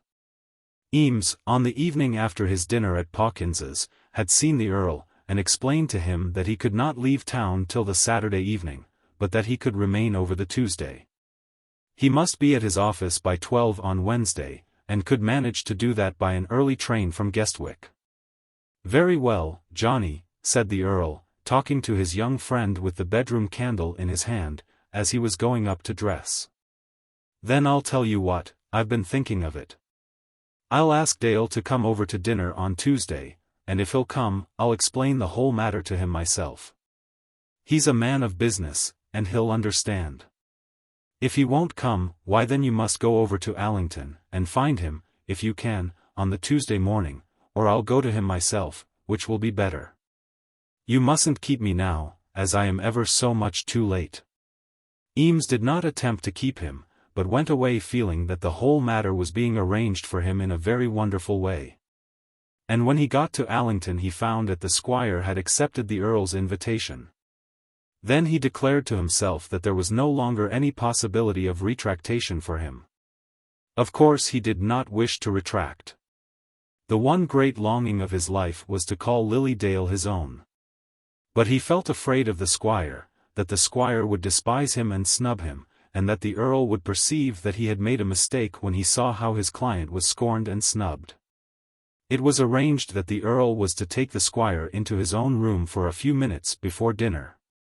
And Johnny felt that he would be hardly able to stand his ground in the drawing-room when the two old men should make their appearance together. He got on very well with Lady Julia, who gave herself no airs, and made herself very civil. Her brother had told her the whole story, and she felt as anxious as he did to provide Lily with another husband in place of that horrible man Crosbie. "She has been very fortunate in her escape," she said to her brother, "very fortunate." The Earl agreed with this, saying that in his opinion his own favourite Johnny would make much the nicer lover of the two. But Lady Julia had her doubts as to Lily's acquiescence. "But, Theodore, he must not speak to Miss Lilian Dale herself about it yet a while." "No," said the Earl, "not for a month or so." "He will have a better chance if he can remain silent for 6 months, said Lady Julia. "Bless my soul! Somebody else will have picked her up before that," said the Earl. In answer to this Lady Julia merely shook her head. Johnny went over to his mother on Christmas Day after church, and was received by her and by his sister with great honor. And she gave him many injunctions as to his behavior at the Earl's table, even descending to small details about his boots and linen. But Johnny had already begun to feel at the manor that, after all, people are not so very different in their ways of life as they are supposed to be. Lady Julia's manners were certainly not quite those of Mrs. Roper. But she made the tea very much in the way in which it was made at Burton Crescent, and Eames found that he could eat his egg, at any rate on the second morning, without any tremor in his hand. In spite of the coronet on the silver egg cup. He did feel himself to be rather out of his place in the manor pew on the Sunday, conceiving that all the congregation was looking at him. But he got over this on Christmas Day, and sat quite comfortably in his soft corner during the sermon, almost going to sleep. And when he walked with the Earl after church to the gate over which the noble peer had climbed in his agony, and inspected the hedge through which he had thrown himself, he was quite at home with his little jokes, bantering his august companion as to the mode of his somersault. But be it always remembered that there are two modes in which a young man may be free and easy with his elder and superior, the mode pleasant and the mode offensive. Had it been in Johnny's nature to try the latter, the Earl's back would soon have been up at once, and the play would have been over. But it was not in Johnny's nature to do so, and therefore it was that the Earl liked him. At last came the hour of dinner on Tuesday, or at least the hour at which the squire had been asked to show himself at the manor house. Eames, as by agreement with his patron, did not come down so as to show himself till after the interview. Lady Julia, who had been present at their discussions, had agreed to receive the squire. And then a servant was to ask him to step into the Earl's own room. It was pretty to see the way in which the three conspired together, planning and plotting with an eagerness that was beautifully green and fresh. "He can be as cross as an old stick when he likes it," said the Earl, speaking of the squire, "and we must take care not to rub him the wrong way." "I shan't know what to say to him when I come down," said Johnny. "Just shake hands with him and don't say anything," said Lady Julia. "I'll give him some port wine that ought to soften his heart," said the Earl, "and then we'll see how he is in the evening." Eames heard the wheels of the squire's little open carriage and trembled. The squire, unconscious of all schemes, soon found himself with Lady Julia, and within 2 minutes of his entrance was walked off to the Earl's private room. "Certainly," he said, "certainly," and followed the manservant. The Earl, as he entered, was standing in the middle of the room, and his round rosy face was a picture of good humor. "I'm very glad you've come, Dale," said he. "I've something I want to say to you." Mr. Dale, who neither in heart nor in manner was so light a man as the Earl, took the proffered hand of his host, and bowed his head slightly, signifying that he was willing to listen to anything. "I think I told you," continued the Earl, "that young John Eames is down here, but he goes back tomorrow, as they can't spare him at his office. He's a very good fellow, as far as I am able to judge, an uncommonly good young man. I've taken a great fancy to him myself." In answer to this Mr. Dale did not say much. He sat down, and in some general terms expressed his goodwill towards all the Eames family. "As you know, Dale, I'm a very bad hand at talking, and therefore I won't beat about the bush in what I've got to say at present. Of course we've all heard of that scoundrel Crosbie, and the way he has treated your niece Lilian. He is a scoundrel, an unmixed scoundrel. But the less we say about that the better. It is ill mentioning a girl's name in such a matter as that. But, my dear Dale, I must mention it at the present moment. Dear young child, I would do anything to comfort her. And I hope that something may be done to comfort her. Do you know that that young man was in love with her long before Crosbie ever saw her?" "What, John Eames?" "Yes, John Eames. And I wish heartily for his sake that he had won her regard before she had met that rascal whom you had to stay down at your house." "A man cannot help these things, de Guest," said the squire. "No, no, no. There are such men about the world, and it is impossible to know them at a glance. He was my nephew's friend, and I am not going to say that my nephew was in fault. But I only say that I wish, she had first known what are this young man's feelings towards her. But she might not have thought of him as you do. He is an uncommonly good-looking young fellow, straight-made, broad in the chest, with a good, honest eye, and a young man's proper courage. He has never been taught to give himself airs like a dancing monkey, but I think he's all the better for that. But it's too late now, de Guest." "No, no, that's just where it is. It mustn't be too late. That child is not to lose her whole life because a villain has played her false. Of course she'll suffer. Just at present it wouldn't do, I suppose, to talk to her about a new sweetheart. But, Dale, the time will come, the time will come, the time always does come. It has never come to you and me, said the squire, with the slightest possible smile on his dry cheeks.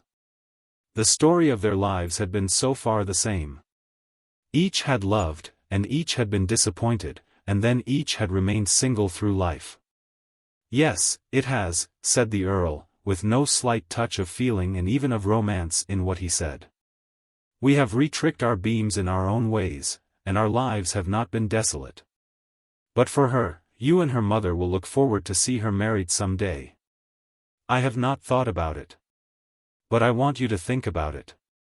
I want to interest you in this fellow's favor, and in doing so, I mean to be very open with you. I suppose you'll give her something? I don't know, I'm sure, said the squire, almost offended at an inquiry of such a nature. Well, then, whether you do or not, I'll give him something, said the Earl.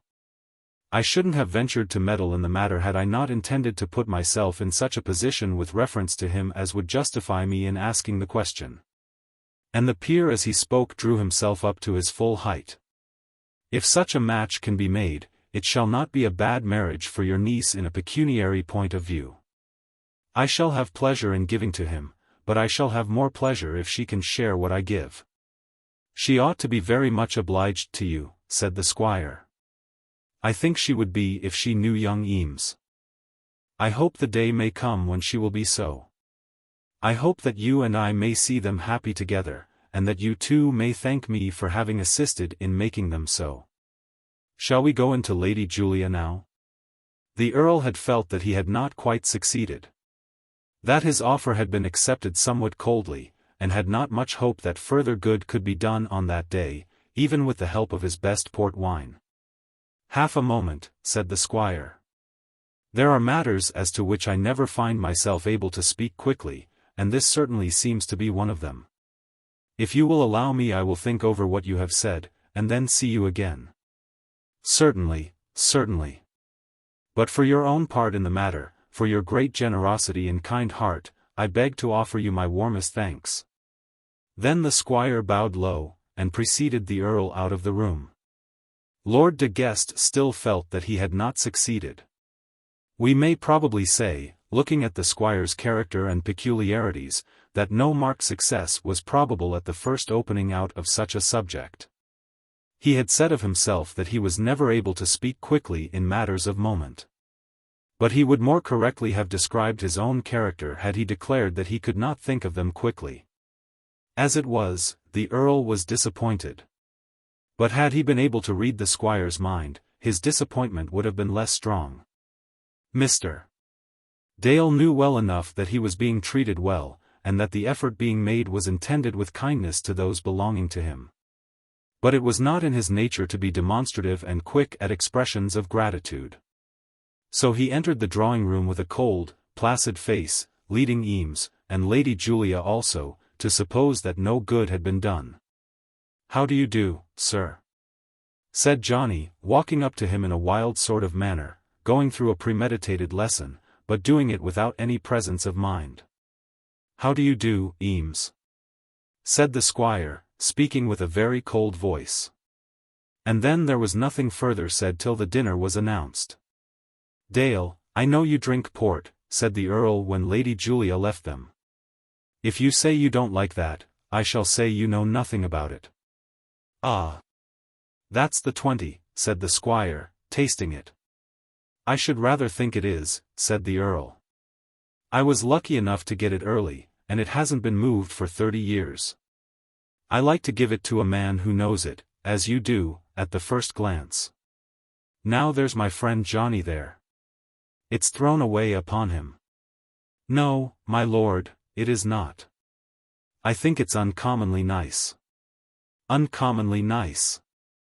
So is champagne, or ginger beer, or lollipops, for those who like them. Do you mean to tell me you can taste wine with half a pickled orange in your mouth?" "It'll come to him soon enough," said the squire. 20 port won't come to him when he is as old as we are," said the Earl.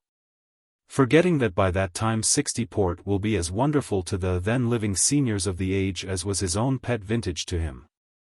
The good wine did in some sort soften the squire, but, as a matter of course, nothing further was said as to the new matrimonial scheme. The Earl did observe, however, that Mr. Dale was civil, and even kind, to his own young friend, asking a question here and there as to his life in London, and saying something about the work at the income tax office. "It is hard work," said Eames. "If you're under the line, they make a great row about it, send for you, and look at you as though you'd been robbing the bank. But they think nothing of keeping you till 5. "But how long do you have for lunch and reading the papers?" said the Earl. "Not 10 minutes. We take a paper among 20 of us for half the day. That's exactly 9 minutes to each, and as for lunch, we only have a biscuit dipped in ink." "Dipped in ink," said the squire. "It comes to that, for you have to be writing while you munch it." "I hear all about you," said the Earl. "Sir Raffle Buffle is an old crony of mine." "I don't suppose he ever heard my name as yet," said Johnny. "But do you really know him well, Lord de Guest?" "Haven't seen him these 30 years, but I did know him. We call him Old Huffle Scuffle." "Huffle Scuffle. Ha, ha, ha. He always was Huffle Scuffle, a noisy, pretentious, empty-headed fellow. But I oughtn't to say so before you, young man. Come, we'll go into the drawing-room." "And what did he say?" asked Lady Julia, as soon as the squire was gone. There was no attempt at concealment, and the question was asked in Johnny's presence. "Well, he did not say much. And coming from him, that ought to be taken as a good sign. He is to think of it, and let me see him again. You hold your head up, Johnny, and remember that you shan't want a friend on your side. Faint heart never won fair lady." At 7 o'clock on the following morning Eames started on his return journey, and was at his desk at 12 o'clock, as per agreement with his taskmaster at the income tax office. Chapter 34. The Combat. I have said that John Eames was at his office punctually at 12. But an incident had happened before his arrival there very important in the annals which are now being told, so important that it is essentially necessary that it should be described with some minuteness of detail. Lord de Guest, in the various conversations which he had had with Eames as to Lily Dale and her present position, had always spoken of Crosbie with the most vehement abhorrence. "He is a damned blackguard," said the Earl, and the fire had come out of his round eyes as he spoke. Now the Earl was by no means given to cursing and swearing, in the sense which is ordinarily applied to these words. When he made use of such a phrase as that quoted above, it was to be presumed that he in some sort meant what he said. And so he did, and had intended to signify that Crosbie by his conduct had merited all such condemnation as was the fitting punishment for blackguardism of the worst description. "He ought to have his neck broken," said Johnny. "I don't know about that," said the Earl. "The present times have become so pretty behaved that corporal punishment seems to have gone out of fashion. I shouldn't care so much about that, if any other punishment had taken its place. But it seems to me that a blackguard such as Crosbie can escape now altogether unscathed." "He hasn't escaped yet," said Johnny. "Don't you go and put your finger in the pie and make a fool of yourself," said the Earl. If it had behoved anyone to resent in any violent fashion the evil done by Crosbie, Bernard Dale, the Earl's nephew, should have been the avenger. This the Earl felt, but under these circumstances he was disposed to think that there should be no such violent vengeance. "Things were different when I was young," he said to himself. But Eames gathered from the Earl's tone that the Earl's words were not strictly in accordance with his thoughts, and he declared to himself over and over again that Crosbie had not yet escaped. He got into the train at Guestwick, taking a first-class ticket, because the Earl's groom in livery was in attendance upon him. Had he been alone he would have gone in a cheaper carriage. Very weak in him, was it not? Little also, and mean? My friend, can you say that you would not have done the same at his age? Are you quite sure that you would not do the same now that you are double his age? Be that as it may, Johnny Eames did that foolish thing, and gave the groom in livery £half-a-crown into the bargain. "We shall have you down again soon, Mr. John," said the groom, who seemed to understand that Mr. Eames was to be made quite at home at the manor. He went fast asleep in the carriage, and did not awake till the train was stopped at the Barchester junction. "Waiting for the up train from Barchester, sir," said the guard. "They're always late." Then he went to sleep again, and was aroused in a few minutes by someone entering the carriage in a great hurry. The branch train had come in, just as the guardians of the line then present had made up their minds that the passengers on the main line should not be kept waiting any longer. The transfer of men, women, and luggage was therefore made in great haste, and they who were now taking their new seats had hardly time to look about them. An old gentleman, very red about the gills, first came into Johnny's carriage, which up to that moment he had shared with an old lady. The old gentleman was abusing everybody, because he was hurried, and would not take himself well into the compartment, but stuck in the doorway, standing on the step. "Now, sir, when you're quite at leisure," said a voice behind the old man, which instantly made Eames start up in his seat. "I'm not at all at leisure," said the old man. "And I'm not going to break my legs if I know it." "Take your time, sir," said the guard. "So I mean," said the old man, seating himself in the corner nearest to the open door, opposite to the old lady. Then Eames saw plainly that it was Crosbie who had first spoken, and that he was getting into the carriage. Crosbie at the first glance saw no one but the old gentleman and the old lady, and he immediately made for the unoccupied corner seat. He was busy with his umbrella and his dressing bag, and a little flustered by the pushing and hurrying. The carriage was actually in motion before he perceived that John Eames was opposite to him. Eames had, instinctively, drawn up his legs so as not to touch him. He felt that he had become very red in the face, and to tell the truth, the perspiration had broken out upon his brow. It was a great occasion, great in its imminent trouble, and great in its opportunity for action. How was he to carry himself at the first moment of his recognition by his enemy, and what was he to do afterwards? It need hardly be explained that Crosbie had also been spending his Christmas with a certain earl of his acquaintance, and that he too was returning to his office. In one respect he had been much more fortunate than poor Eames, for he had been made happy with the smiles of his lady love. Alexandrina and the Countess had fluttered about him softly, treating him as a tame chattel, now belonging to the noble house of de Courcy. And in this way he had been initiated into the inner domesticities of that illustrious family. The 2 extra menservants, hired to wait upon Lady Dumbello, had vanished. The champagne had ceased to flow in a perennial stream.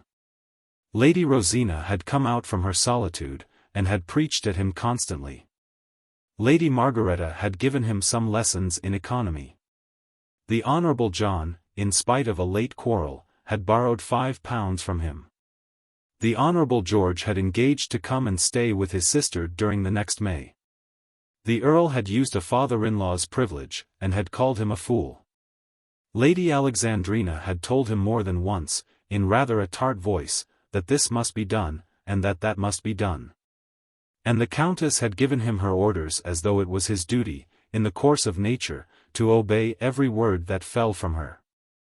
Such had been his Christmas delights.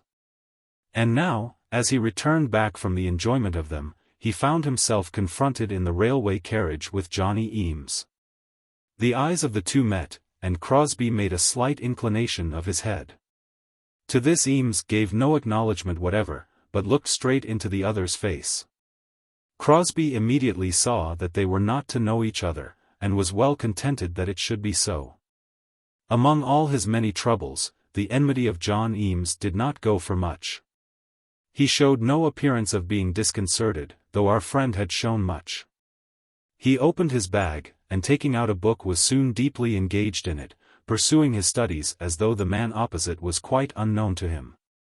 I will not say that his mind did not run away from his book, for indeed there were many things of which he found it impossible not to think, but it did not revert to John Eames. Indeed, when the carriages reached Paddington, he had in truth all but forgotten him. And as he stepped out of the carriage, with his bag in his hand, was quite free from any remotest trouble on his account. But it had not been so with Eames himself.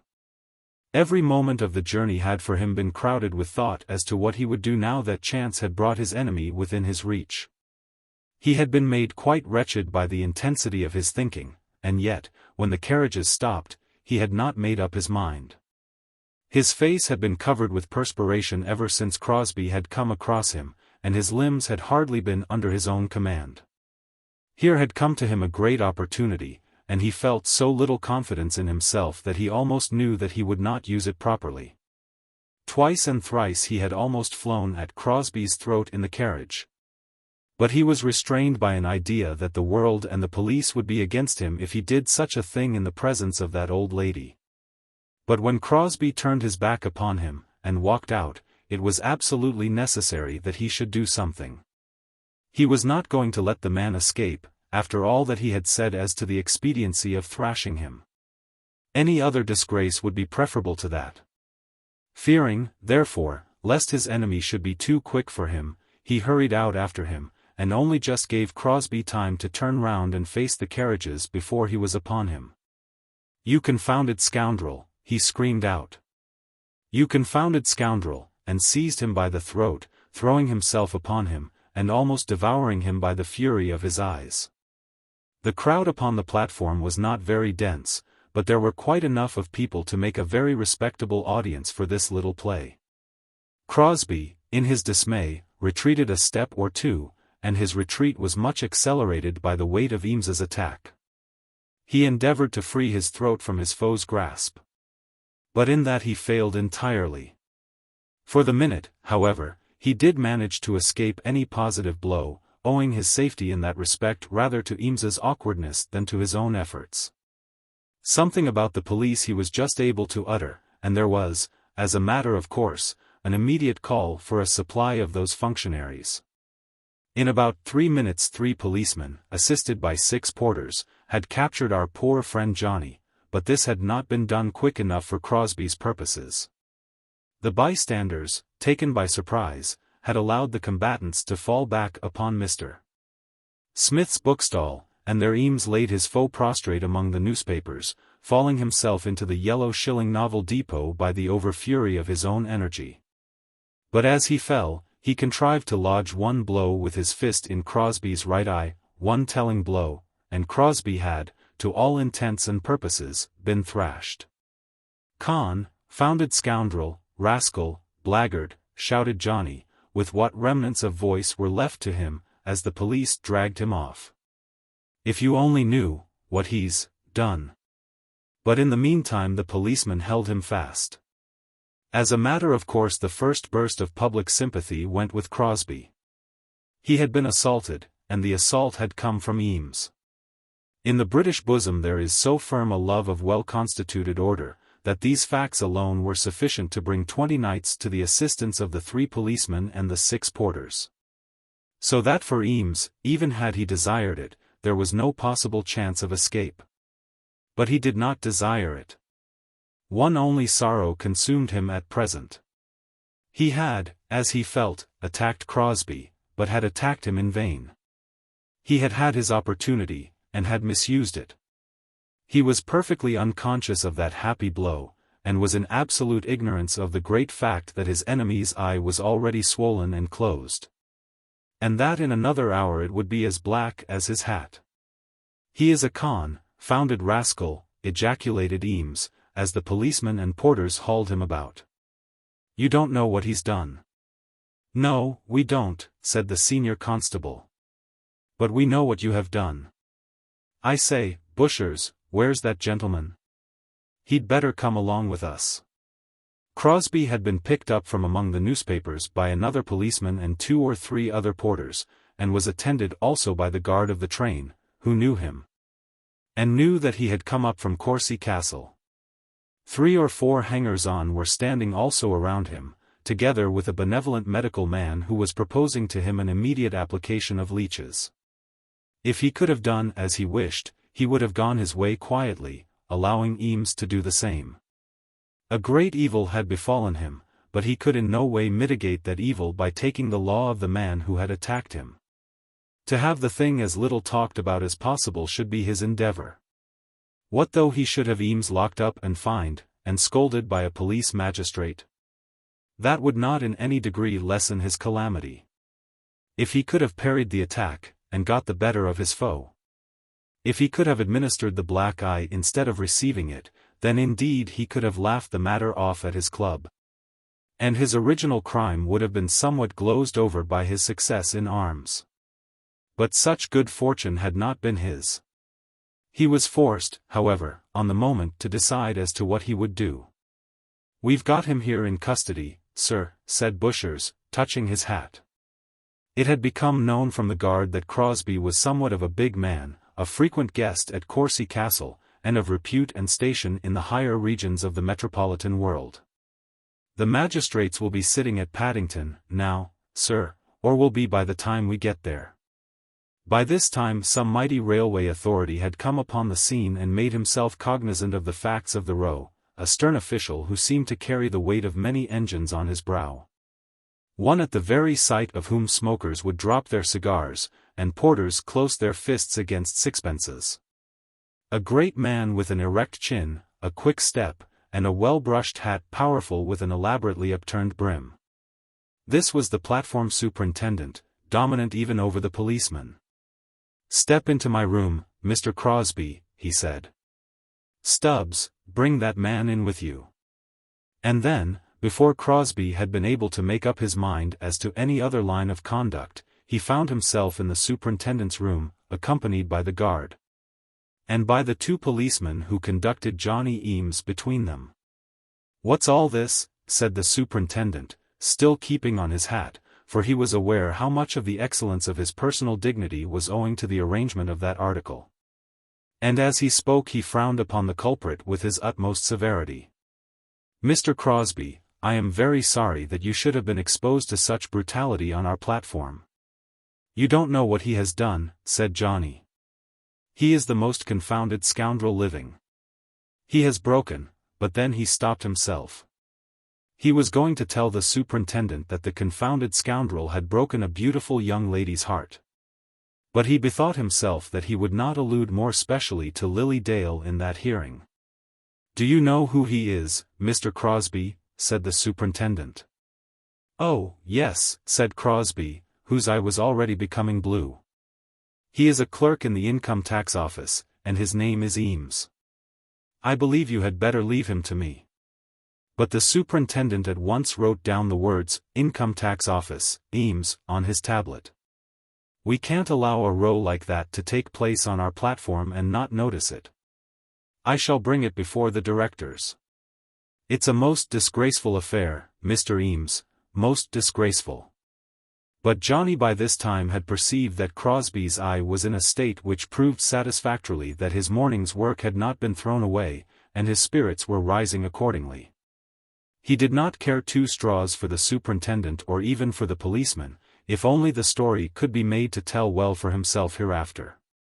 It was his object to have thrashed Crosbie, and now, as he looked at his enemy's face, he acknowledged that Providence had been good to him. "That's your opinion," said Johnny. "Yes, sir, it is," said the superintendent, "and I shall know how to represent the matter to your superiors, young man." "You don't know all about it," said Eames. "And I don't suppose you ever will. I had made up my mind what I'd do the first time I saw that scoundrel there, and now I've done it. He'd have got much worse in the railway carriage, only there was a lady there.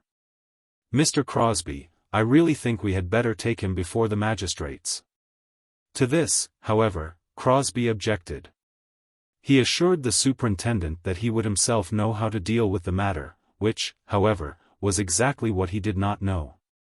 Would the superintendent allow one of the railway servants to get a cab for him, and to find his luggage?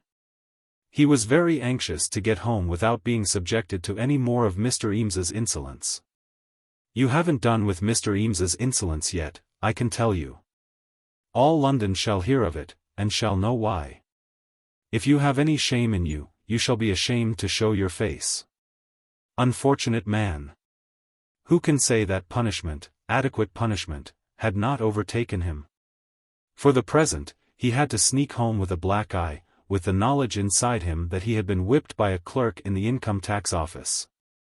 And for the future, he was bound over to marry Lady Alexandrina de Courcy. He got himself smuggled off in a cab, without being forced to go again upon the platform, his luggage being brought to him by 2 assiduous porters. But in all this there was very little balm for his hurt pride. As he ordered the cabman to drive to Mount Street, he felt that he had ruined himself by that step in life which he had taken at Courcy Castle.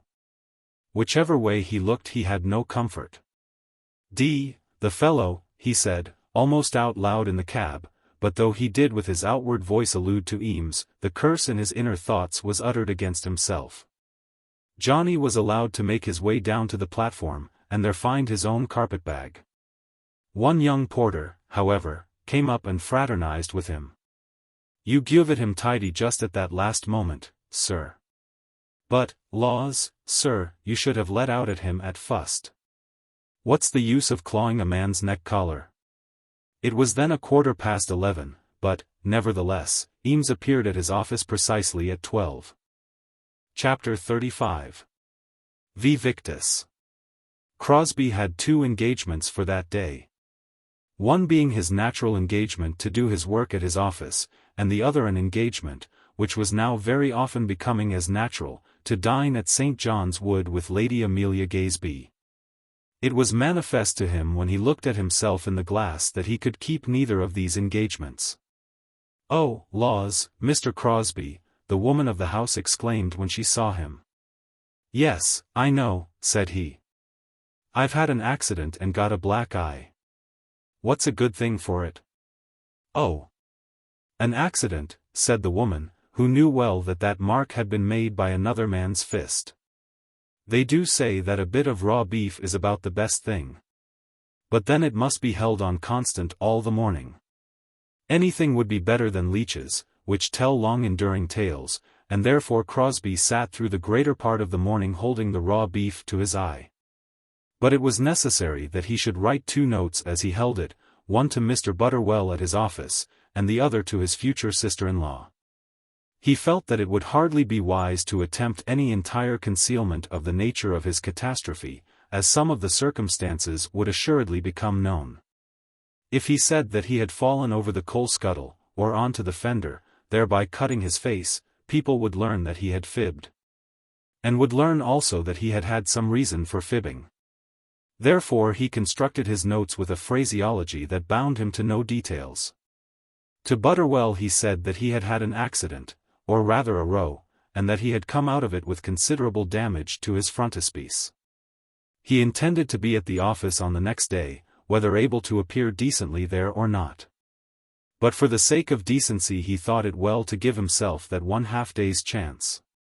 Then to the Lady Amelia he also said that he had had an accident, and had been a little hurt. "It is nothing at all serious, and affects only my appearance, so that I had better remain in for a day. I shall certainly be with you on Sunday. Don't let Gaisby trouble himself to come to me, as I shan't be at home after today."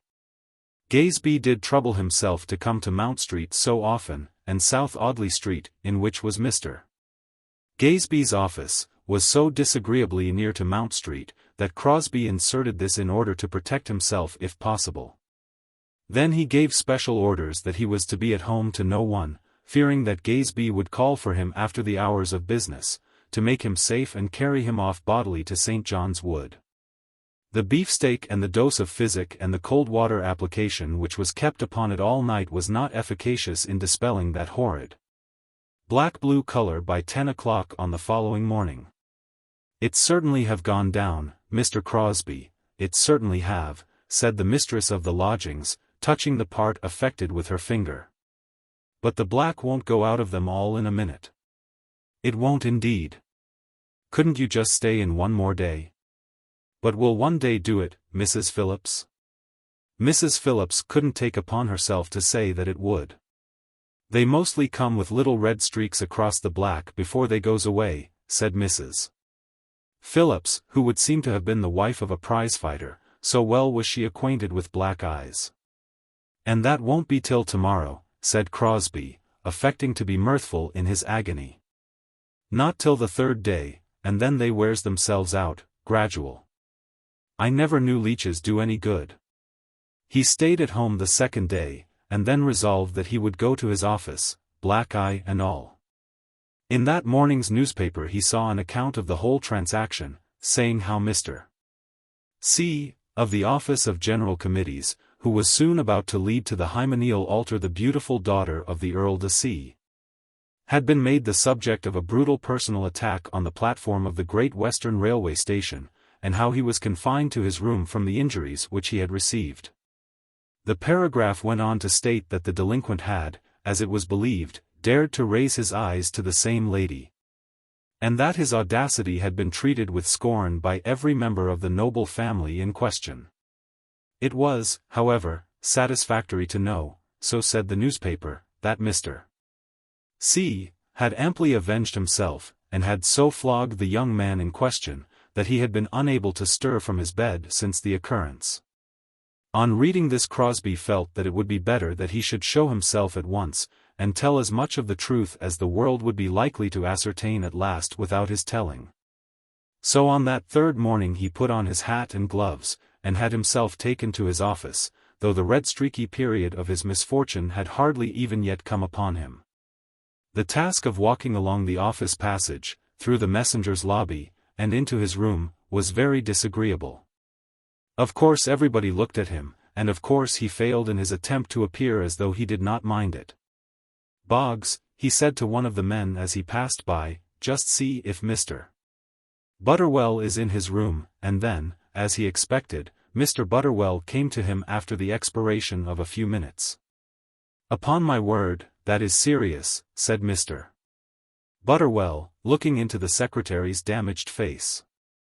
"I don't think I would have come out if I had been you." "Of course it's disagreeable," said Crosbie, "but it's better to put up with it. Fellows do tell such horrid lies if a man isn't seen for a day or two. I believe it's best to put a good face upon it. That's more than you can do just at present, Crosbie?" And then Mr. Butterwell tittered. "But how on earth did it happen? The paper says that you pretty well killed the fellow who did it." "The paper lies, as papers always do. I didn't touch him at all." "Didn't you, though? I should like to have had a poke at him after getting such a tap in the face as that. The policeman came, and all that sort of thing. One isn't allowed to fight it out in a row of that kind as one would have to do on Salisbury Heath. Not that I mean to say that I could lick the fellow. How's a man to know whether he can or not? How, indeed, unless he gets a licking, or gives it? But who was he, and what's this about his having been scorned by the noble family? Trash and lies, of course. He had never seen any of the de Courcy people. I suppose the truth is, it was about that other, Crosbie? I knew you'd find yourself in some trouble before you'd done. I don't know what it was about, or why he should have made such a brute of himself. You have heard about those people at Allington?" "Oh, yes, I have heard about them. God knows, I didn't mean to say anything against them.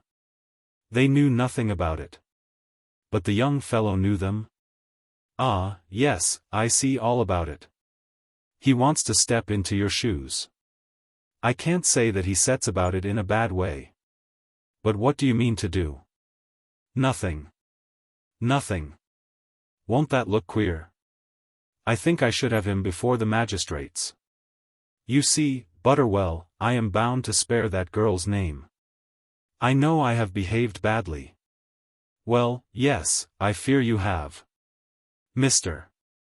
Butterwell said this with some considerable amount of decision in his voice, as though he did not intend to mince matters, or in any way to hide his opinion.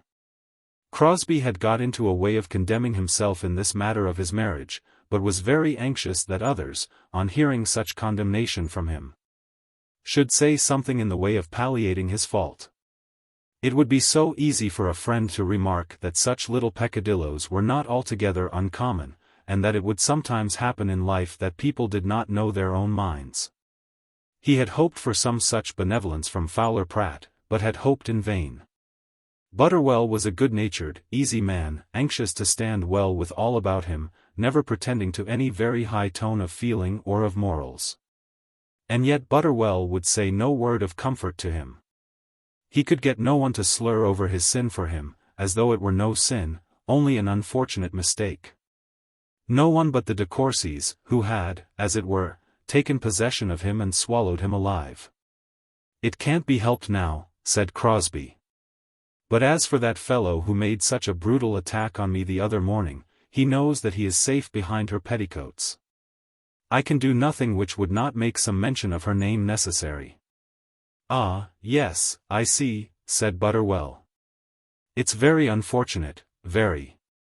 I don't know that I can do anything for you. Will you come before the board today?" "Yes, of course I shall," said Crosbie, who was becoming very sore. His sharp ear had told him that all Butterwell's respect and cordiality were gone, at any rate for the time. Butterwell, though holding the higher official rank, had always been accustomed to treat him as though he, the inferior, were to be courted. He had possessed, and had known himself to possess, in his office as well as in the outside world, a sort of rank much higher than that which from his position he could claim legitimately.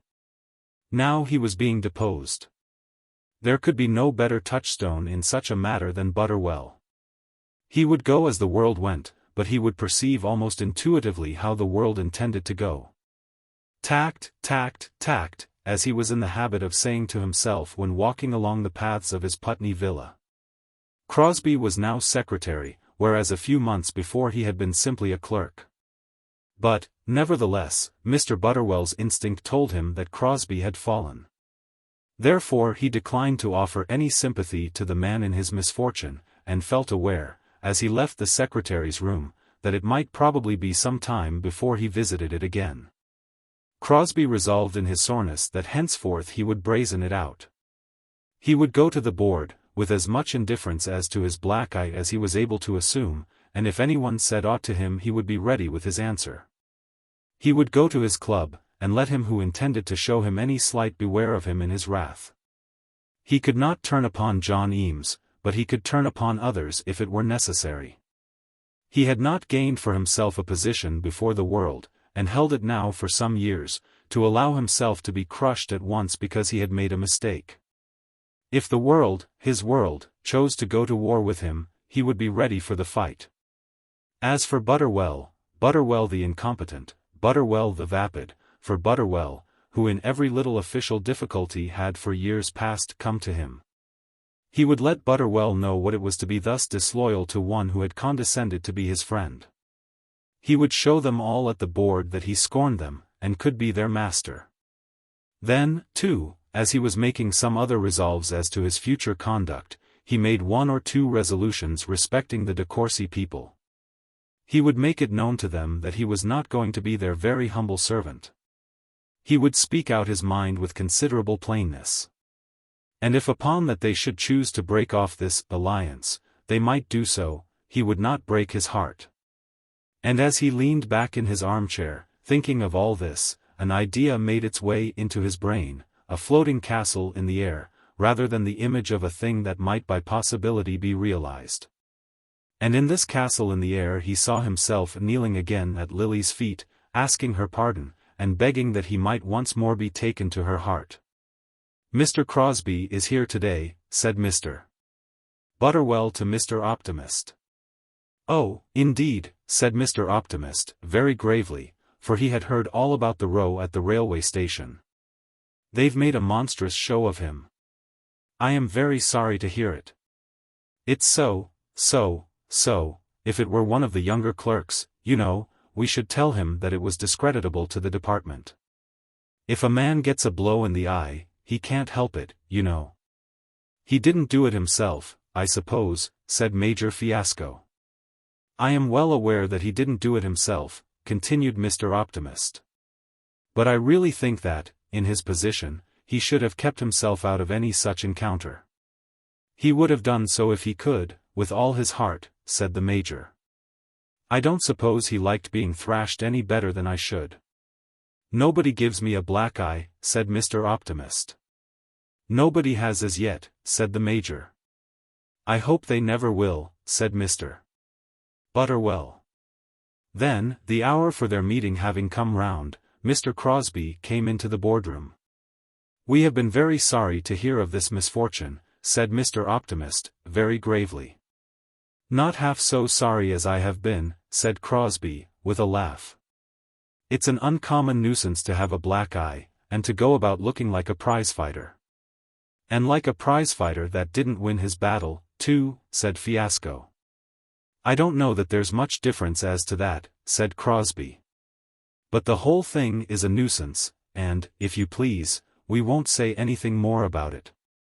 Mr. Optimist almost entertained an opinion that it was his duty to say something more about it. Was not he the chief commissioner, and was not Mr. Crosbie secretary to the board? Ought he, looking at their respective positions, to pass over without a word of notice such a manifest impropriety as this? Would not Sir Raffle Buffle have said something had Mr. Butterwell, when secretary, come to the office with a black eye? He wished to exercise all the full rights of a chairman. But, nevertheless, as he looked at the secretary he felt embarrassed, and was unable to find the proper words. Well. "We'll go to business now, if you please," he said, as though reserving to himself the right of returning to the secretary's black eye when the more usual business of the board should be completed. But when the more usual business of the board had been completed, the secretary left the room without any further reference to his eye. Crosbie, when he got back to his own apartment, found Mortimer Gaysby waiting there for him.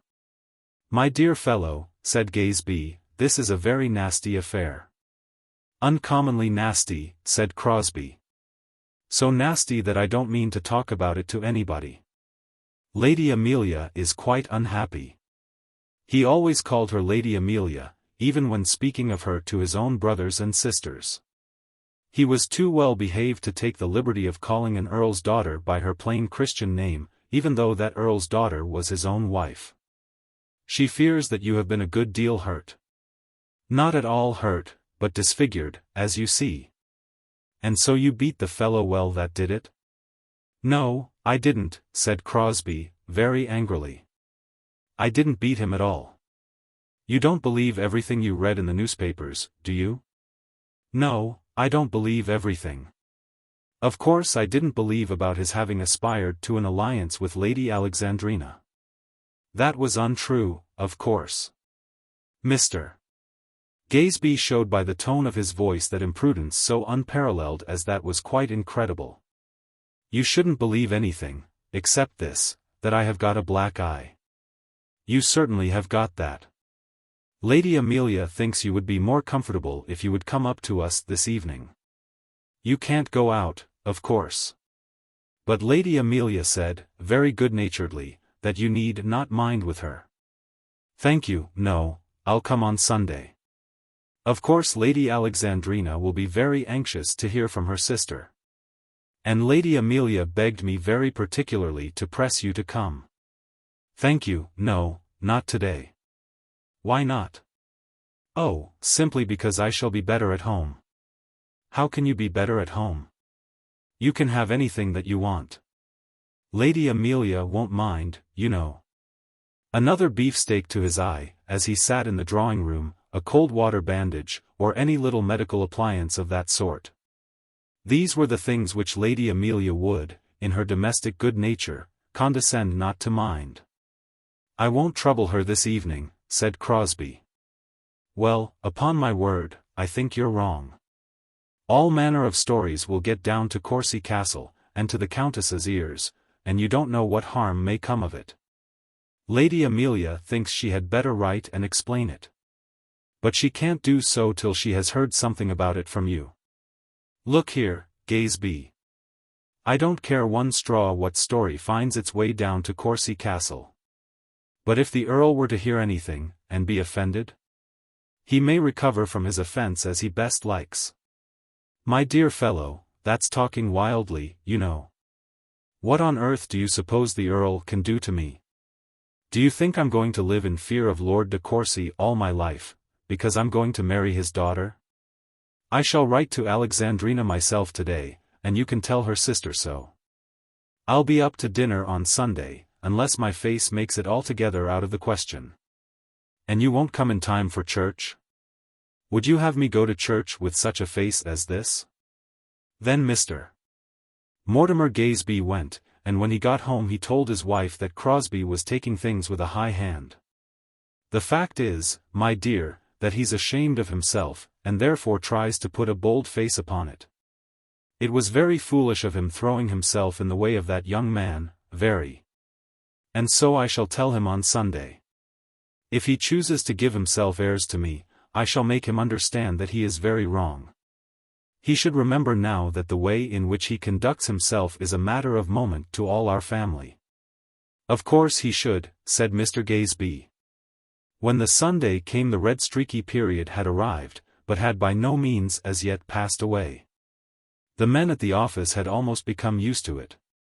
But Crosbie, in spite of his determination to go down to the club, had not yet shown himself elsewhere. Of course he did not go to church, but at 5 he made his appearance at the house in St. John's Wood.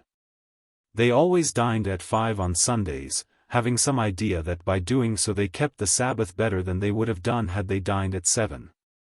If keeping the Sabbath consists in going to bed early, or is in any way assisted by such a practice, they were right. To the cook that semi-early dinner might perhaps be convenient, as it gave her an excuse for not going to church in the afternoon.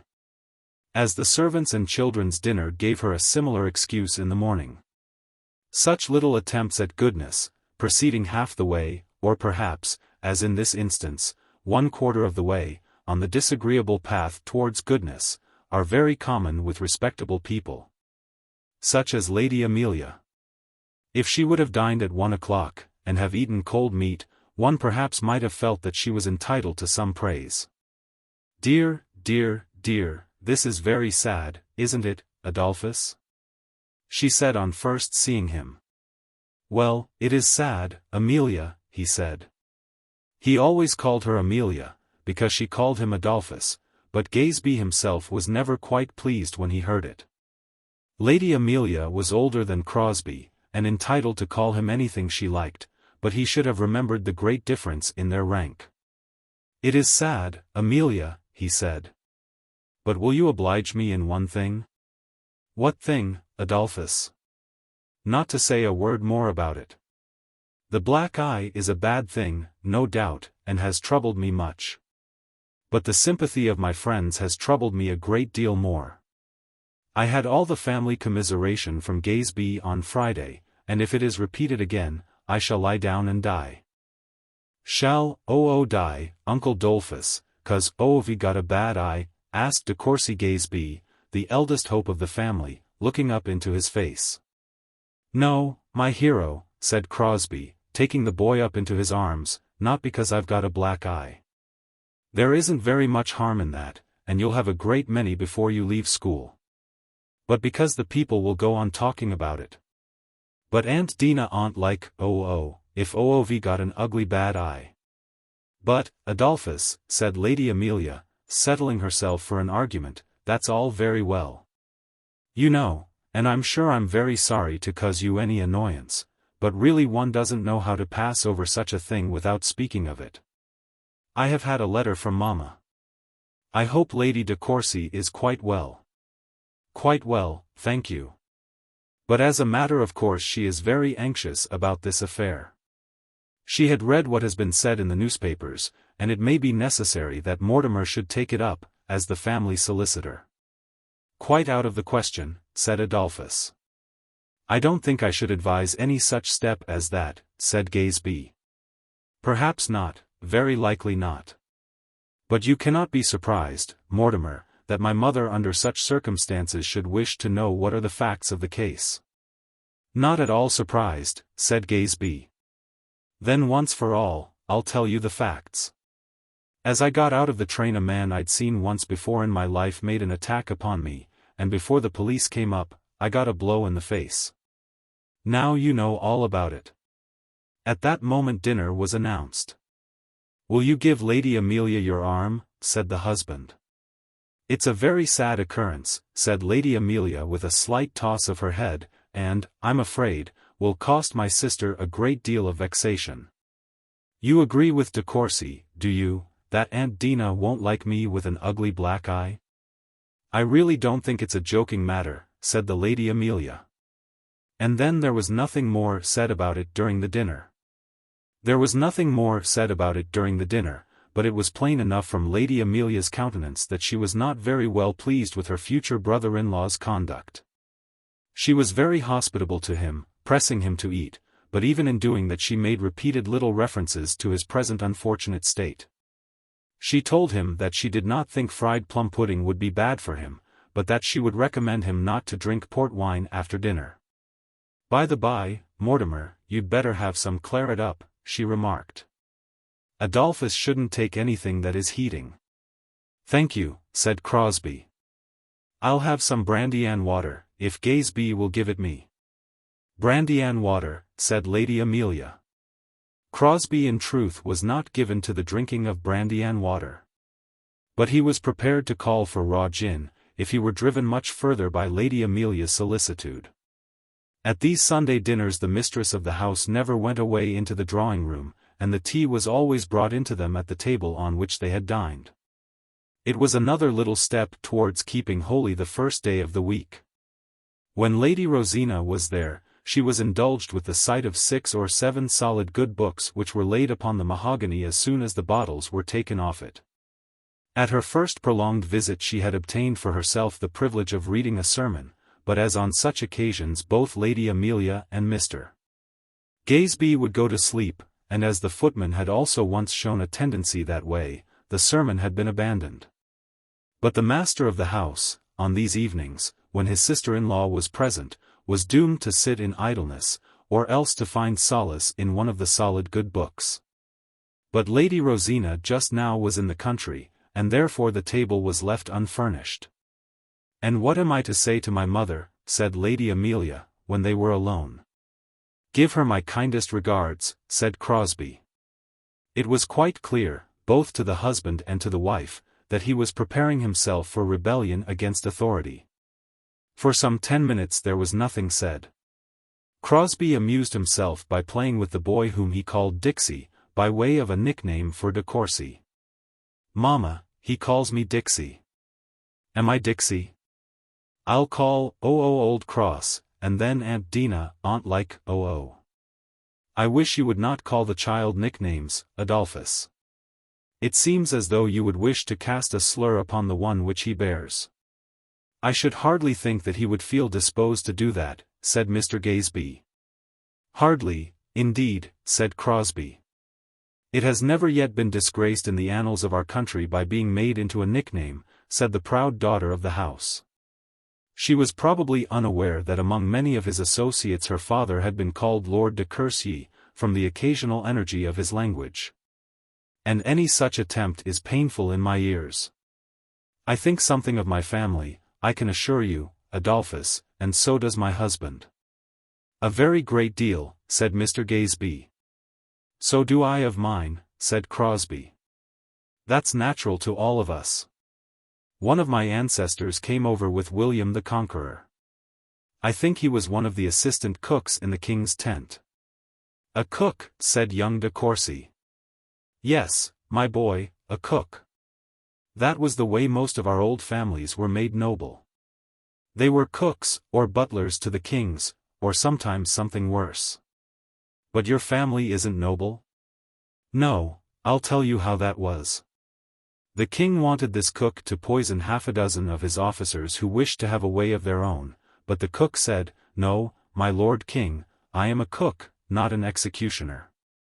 So they sent him into the scullery, and when they called all the other servants barons and lords, they only called him Cookie. They've changed the name to Crosbie since that, by degrees." Mr. Gaesby was awestruck, and the face of the Lady Amelia became very dark. Was it not evident that this snake, when taken into their innermost bosoms that they might there warm him, was becoming an adder, and preparing to sting them? There was very little more conversation that evening, and soon after the story of the cook, Crosbie got up and went away to his own home. Chapter 36. See, the conquering hero comes. John Eames had reached his office precisely at 12 o'clock, but when he did so he hardly knew whether he was standing on his heels or his head. The whole morning had been to him one of intense excitement, and latterly, to a certain extent, one of triumph. But he did not at all know what might be the results. Would he be taken before a magistrate and locked up? Would there be a row at the office? Would Crosbie call him out, and, if so, would it be incumbent on him to fight a duel with pistols? What would Lord de Guest say, Lord de Guest, who had specially warned him not to take upon himself the duty of avenging Lily's wrongs? What would all the Dale family say of his conduct? And, above all, what would Lily say and think? Nevertheless, the feeling of triumph was predominant. And now, at this interval of time, he was beginning to remember with pleasure the sensation of his fist as it went into Crosbie's eye. During his first day at the office he heard nothing about the affair, nor did he say a word of it to anyone. It was known in his room that he had gone down to spend his Christmas holiday with Lord de Guest, and he was treated with some increased consideration accordingly. And, moreover, I must explain, in order that I may give Johnny Eames his due, he was gradually acquiring for himself a good footing among the income tax officials. He knew his work, and did it with some manly confidence in his own powers, and also with some manly indifference to the occasional frowns of the mighty men of the department. He was, moreover, popular, being somewhat of a radical in his official demeanor, and holding by his own rights, even though mighty men should frown. In truth, he was emerging from his hobbledehoyhood and entering upon his young manhood, having probably to go through much folly and some false sentiment in that period of his existence. But still with fair promise of true manliness beyond, to those who were able to read the signs of his character. Many questions on that first day were asked him about the glories of his Christmas, but he had very little to say on the subject. Indeed, nothing could have been much more commonplace than his Christmas visit, had it not been for the one great object which had taken him down to that part of the country, and for the circumstance with which his holiday had been ended. On neither of these subjects was he disposed to speak openly, but as he walked home to Burton Crescent with Credell, he did tell him of the affair with Crosbie. "And you went in at him on the station?" asked Credell, with admiring doubt. "Yes, I did. If I didn't do it there, where was I to do it? I'd said I would, and therefore when I saw him I did it." Then the whole affair was told as to the black eye, the police, and the superintendent. "And what's to come next?" asked our hero. "Well, he'll put it in the hands of a friend, of course. As I did with Fisher in that affair with Lupex. And, upon my word, Johnny, I shall have to do something of the kind again. His conduct last night was outrageous. Would you believe it? Oh, he's a fool. He's a fool you wouldn't like to meet when he's in one of his mad fits, I can tell you that. I absolutely had to sit up in my own bedroom all last night. Mother Roper told me that if I remained in the drawing-room she would feel herself obliged to have a policeman in the house. What could I do, you know? I made her have a fire for me, of course. And then you went to bed. I waited ever so long, because I thought that Maria would want to see me. At last she sent me a note. Maria is so imprudent, you know. If he had found anything in her writing, it would have been terrible, you know, quite terrible. And who can say whether Jemima mayn't tell? And what did she say? Come. That's tellings, Master Johnny.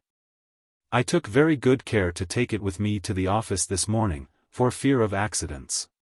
But Eames was not so widely awake to the importance of his friend's adventures as he might have been had he not been weighted with adventures of his own. I shouldn't care so much, said he, about that fellow Crosbie going to a friend, as I should about his going to a police magistrate. He'll put it in a friend's hands, of course, said Credell, with the air of a man who from experience was well up in such matters.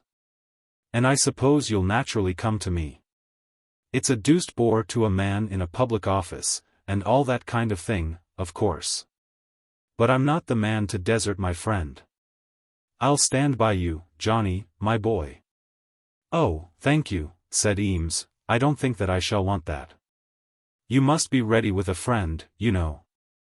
I should write down to a man I know in the country, and ask his advice, said Eames, an older sort of friend, you know. By Jove, old fellow, take care what you're about. Don't let them say of you that you show the white feather. Upon my honor, I'd sooner have anything said of me than that. I would, indeed, anything. I'm not afraid of that, said Eames, with a touch of scorn in his voice. There isn't much thought about white feathers nowadays, not in the way of fighting duels. After that, Cradell managed to carry back the conversation to Mrs. Lupex and his own peculiar position, and as Eames did not care to ask from his companion further advice in his own matters, he listened nearly in silence till they reached Burton Crescent. I hope you found the noble Earl well, said Mrs. Roper to him, as soon as they were all seated at dinner. I found the noble Earl pretty well, thank you, said Johnny. It had become plainly understood by all the Roperites that Eames's position was quite altered since he had been honoured with the friendship of Lord de Guest. Mrs. Lupex, next to whom he always sat at dinner, with a view to protecting her as it were from the dangerous neighbourhood of Cradell, treated him with a marked courtesy. Miss Spruce always called him, Sir. Mrs. Roper helped him the first of the gentlemen, and was mindful about his fat and gravy, and Amelia felt less able than she was before to insist upon the possession of his heart and affections. It must not be supposed that Amelia intended to abandon the fight, and allow the enemy to walk off with his forces. But she felt herself constrained to treat him with a deference that was hardly compatible with the perfect equality which should attend any union of hearts. It is such a privilege to be on visiting terms with the nobility, said Mrs. Lupex. When I was a girl, I used to be very intimate.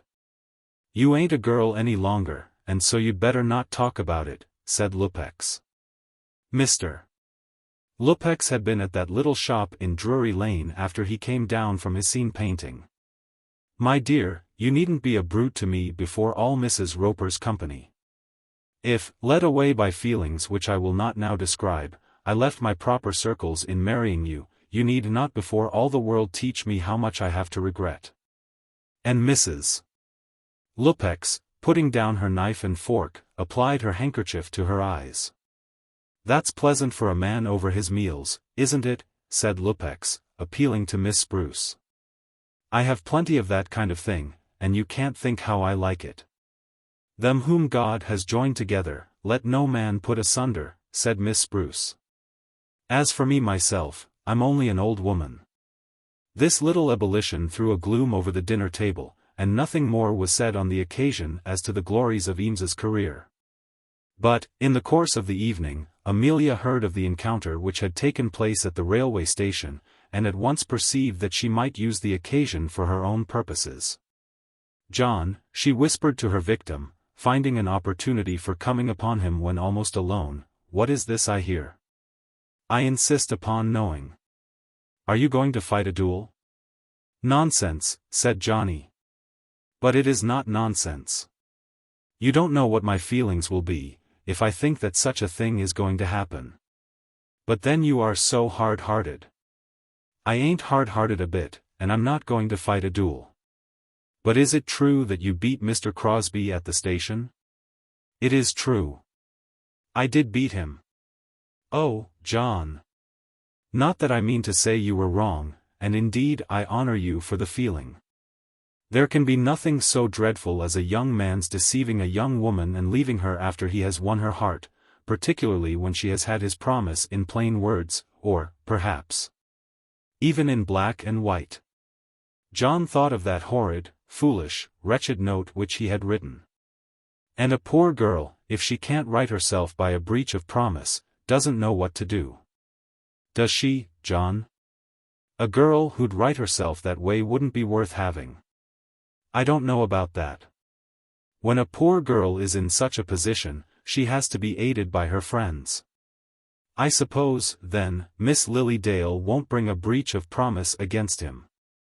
This mention of Lily's name in such a place was sacrilege in the ears of poor Eames.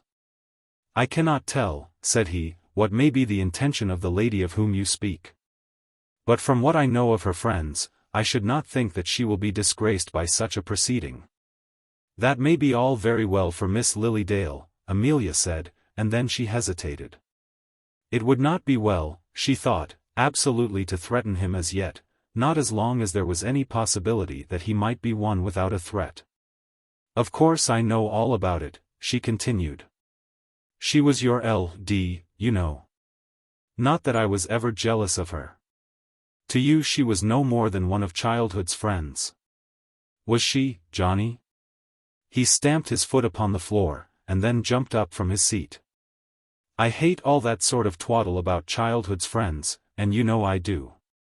You'll make me swear that I'll never come into this room again. Johnny. So I will. The whole thing makes me sick. And as for that Mrs. Lupex.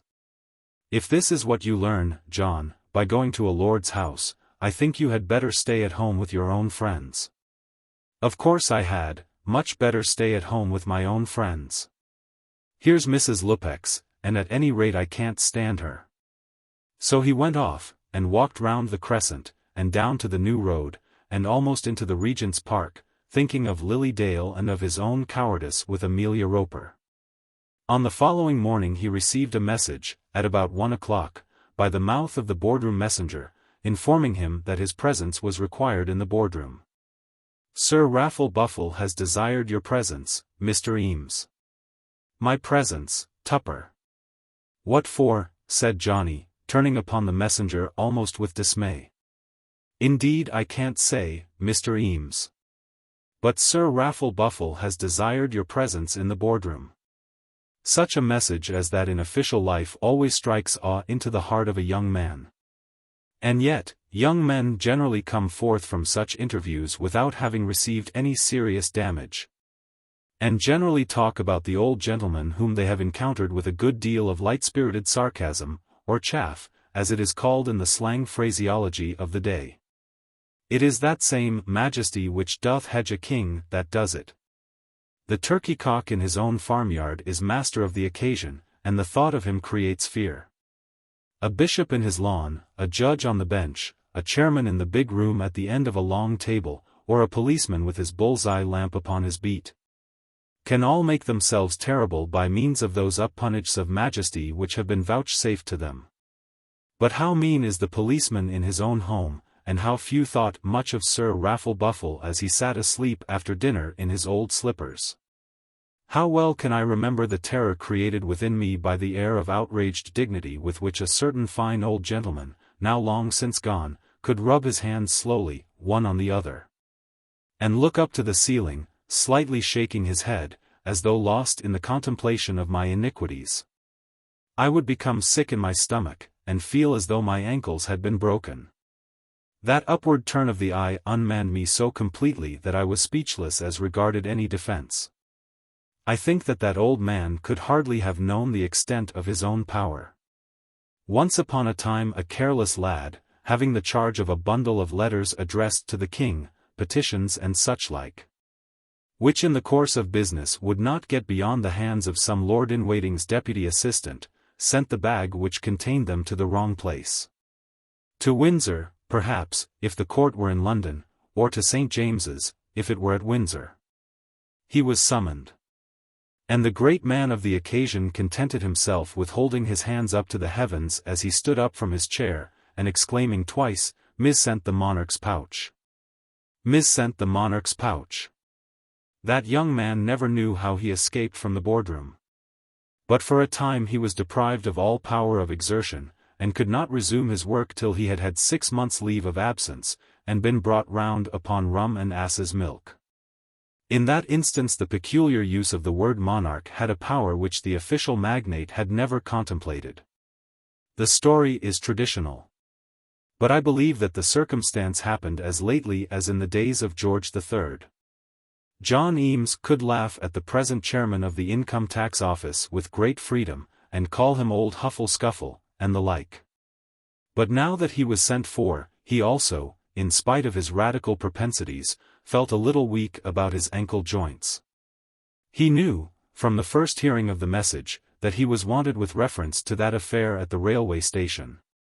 Perhaps there might be a rule that any clerk should be dismissed who used his fists in any public place. There were many rules entailing the punishment of dismissal for many offences, and he began to think that he did remember something of such a regulation. However, he got up, looked once around him upon his friends, and then followed Tupper into the boardroom. "There's Johnny been sent for by old Scuffles," said one clerk. "That's about his row with Crosbie," said another. "The board can't do anything to him for that." "Can't it?" said the first. "Didn't young Audenites have to resign because of that row at the cider cellars, though his cousin, Sir Constant Audenites, did all that he could for him? But he was regularly up the spout with accommodation bills. I tell you that I wouldn't be in Eames's shoes for a trifle. Crosbie is secretary at the committee office, where Scuffles was chairman before he came here, and of course they're as thick as thieves. I shouldn't wonder if they didn't make him go down and apologize." "Johnny won't do that," said the other. In the meantime John Eames was standing in the august presence. Sir Raffle Buffle was throned in his great oak armchair at the head of a long table in a very large room. And by him, at the corner of the table, was seated one of the assistant secretaries of the office. Another member of the board was also at work upon the long table. But he was reading and signing papers at some distance from Sir Raffle, and paid no heed whatever to the scene. The assistant secretary, looking on, could see that Sir Raffle was annoyed by this want of attention on the part of his colleague, but all this was lost upon Eames. "Mr. Eames?" said Sir Raffle, speaking with a peculiarly harsh voice, and looking at the culprit through a pair of gold-rimmed glasses, which he perched for the occasion upon his big nose. "Isn't that Mr. Eames?" "Yes," said the assistant secretary, "this is Eames." "Ah." And then there was a pause. "Come a little nearer, Mr. Eames, will you?" And Johnny drew nearer, advancing noiselessly over the Turkey carpet. "Let me see, in the second class, isn't he?" "Ah. Do you know, Mr. Eames, that I have received a letter from the secretary to the directors of the Great Western Railway Company, detailing circumstances which, if truly stated in that letter, redound very much to your discredit? I did get into a row there yesterday, sir." "Got into a row? It seems to me that you have got into a very serious row, and that I must tell the directors of the Great Western Railway Company that the law must be allowed to take its course." "I shan't mind that, sir, in the least," said Eames, brightening up a little under this view of the case. "Not mind that, sir?" said Sir Raffle, or rather, he shouted out the words at the offender before him. I am inclined to think that he overdid it, missing the effect which a milder tone might have attained. Perhaps there was lacking to him some of that majesty of demeanor and dramatic propriety of voice which had been so efficacious in the little story as to the King's Bag of Letters. As it was, Johnny gave a slight jump, but after his jump he felt better than he had been before. "Not mind, sir, being dragged before the criminal tribunals of your country, and being punished as a felon, or rather as a misdemeanor, for an outrage committed on a public platform. Not mind it? What do you mean, sir?" "I mean, that I don't think the magistrate would say very much about it, sir. And I don't think Mr. Crosbie would come forward." "But Mr. Crosbie must come forward, young man. Do you suppose that an outrage against the peace of the metropolis is to go unpunished because he may not wish to pursue the matter? I'm afraid you must be very ignorant, young man." "Perhaps I am," said Johnny. "Very ignorant indeed, very ignorant indeed. And are you aware, sir, that it would become a question with the commissioners of this board whether you could be retained in the service of this department if you were publicly punished by a police magistrate for such a disgraceful outrage as that?" Johnny looked round at the other commissioner, but that gentleman did not raise his face from his papers. "Mr. Eames is a very good clerk," whispered the assistant secretary, but in a voice which made his words audible to Eames. "One of the best young men we have," he added, in a voice which was not audible. "Oh, very well. Now, I'll tell you what, Mr. Eames, I hope this will be a lesson to you, a very serious lesson. The assistant secretary, leaning back in his chair so as to be a little behind the head of Sir Raffle, did manage to catch the eye of the other commissioner. The other commissioner, barely looking round, smiled a little, and then the assistant secretary smiled also. Eames saw this, and he smiled too. Whether any ulterior consequences may still await the breach of the peace of which you have been guilty, I am not yet prepared to say, continued Sir Raffle. You may go now. And Johnny returned to his own place, with no increased reverence for the dignity of the chairman. On the following morning one of his colleagues showed him with great glee the passage in the newspaper which informed the world that he had been so desperately beaten by Crosbie that he was obliged to keep his bed at this present time in consequence of the flogging that he had received.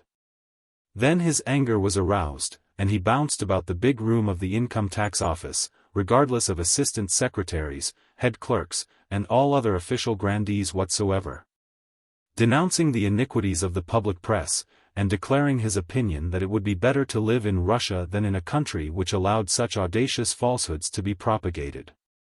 He never touched me, Fisher. I don't think he ever tried, but, upon my honor, he never touched me. But, Johnny, it was bold in you to make up to Lord de Courcy's daughter, said Fisher. I never saw one of them in my life.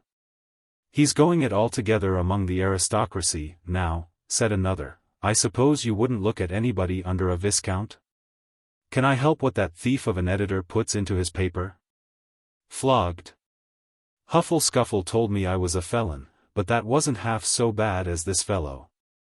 And Johnny kicked the newspaper across the room. Indict him for a libel, said Fisher. Particularly for saying you wanted to marry a countess's daughter, said another clerk.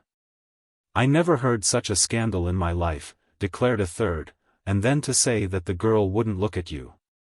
But not the less was it felt by all in the office that Johnny Eames was becoming a leading man among them, and that he was one with whom each of them would be pleased to be intimate. And even among the grandees this affair of the railway station did him no real harm. It was known that Crosbie had deserved to be thrashed, and known that Eames had thrashed him. It was all very well for Sir Raffle Buffle to talk of police magistrates and misdemeanors.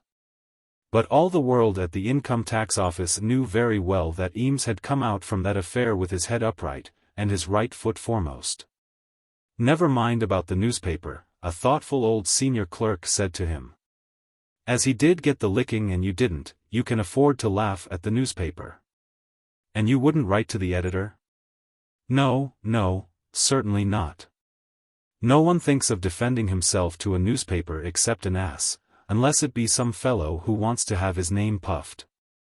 You may write what's as true as the gospel, but they'll know how to make fun of it. Johnny therefore gave up his idea of an indignant letter to the editor, but he felt that he was bound to give some explanation of the whole matter to Lord de Guest. The affair had happened as he was coming from the Earl's house, and all his own concerns had now been made so much a matter of interest to his kind friend, that he thought that he could not with propriety leave the Earl to learn from the newspapers either the facts or the falsehoods. And, therefore, before he left his office he wrote the following letter. Income Tax Office, December 29th, 186-. My Lord. He thought a good deal about the style in which he ought to address the peer, never having hitherto written to him. He began, My dear Lord, on one sheet of paper, and then put it aside, thinking that it looked overbold. My Lord. As you have been so very kind to me, I feel that I ought to tell you what happened the other morning at the railway station, as I was coming back from Guestwick. That scoundrel Crosbie got into the same carriage with me at the Barchester junction, and sat opposite to me all the way up to London. I did not speak a word to him, or he to me. But when he got out at the Paddington station, I thought I ought not to let him go away, so I can't say that I thrashed him as I wished to do. But I made an attempt, and I did give him a black eye. A whole quantity of policemen got round us, and I hadn't a fair chance. I know you will think that I was wrong, and perhaps I was. But what could I do when he sat opposite to me there for 2 hours, looking as though he thought himself the finest fellow in all London? They've put a horrible paragraph into one of the newspapers, saying that I got so flogged that I haven't been able to stir since. It is an atrocious falsehood, as is all the rest of the newspaper account. I was not touched. He was not nearly so bad a customer as the bull, and seemed to take it all very quietly. I must acknowledge, though, that he didn't get such a beating as he deserved. Your friend Sir R.B. sent for me this morning, and told me I was a felon. I didn't seem to care much for that, for he might as well have called me a murderer or a burglar, but I shall care very much indeed if I have made you angry with me. But what I most fear is the anger of someone else, at Allington.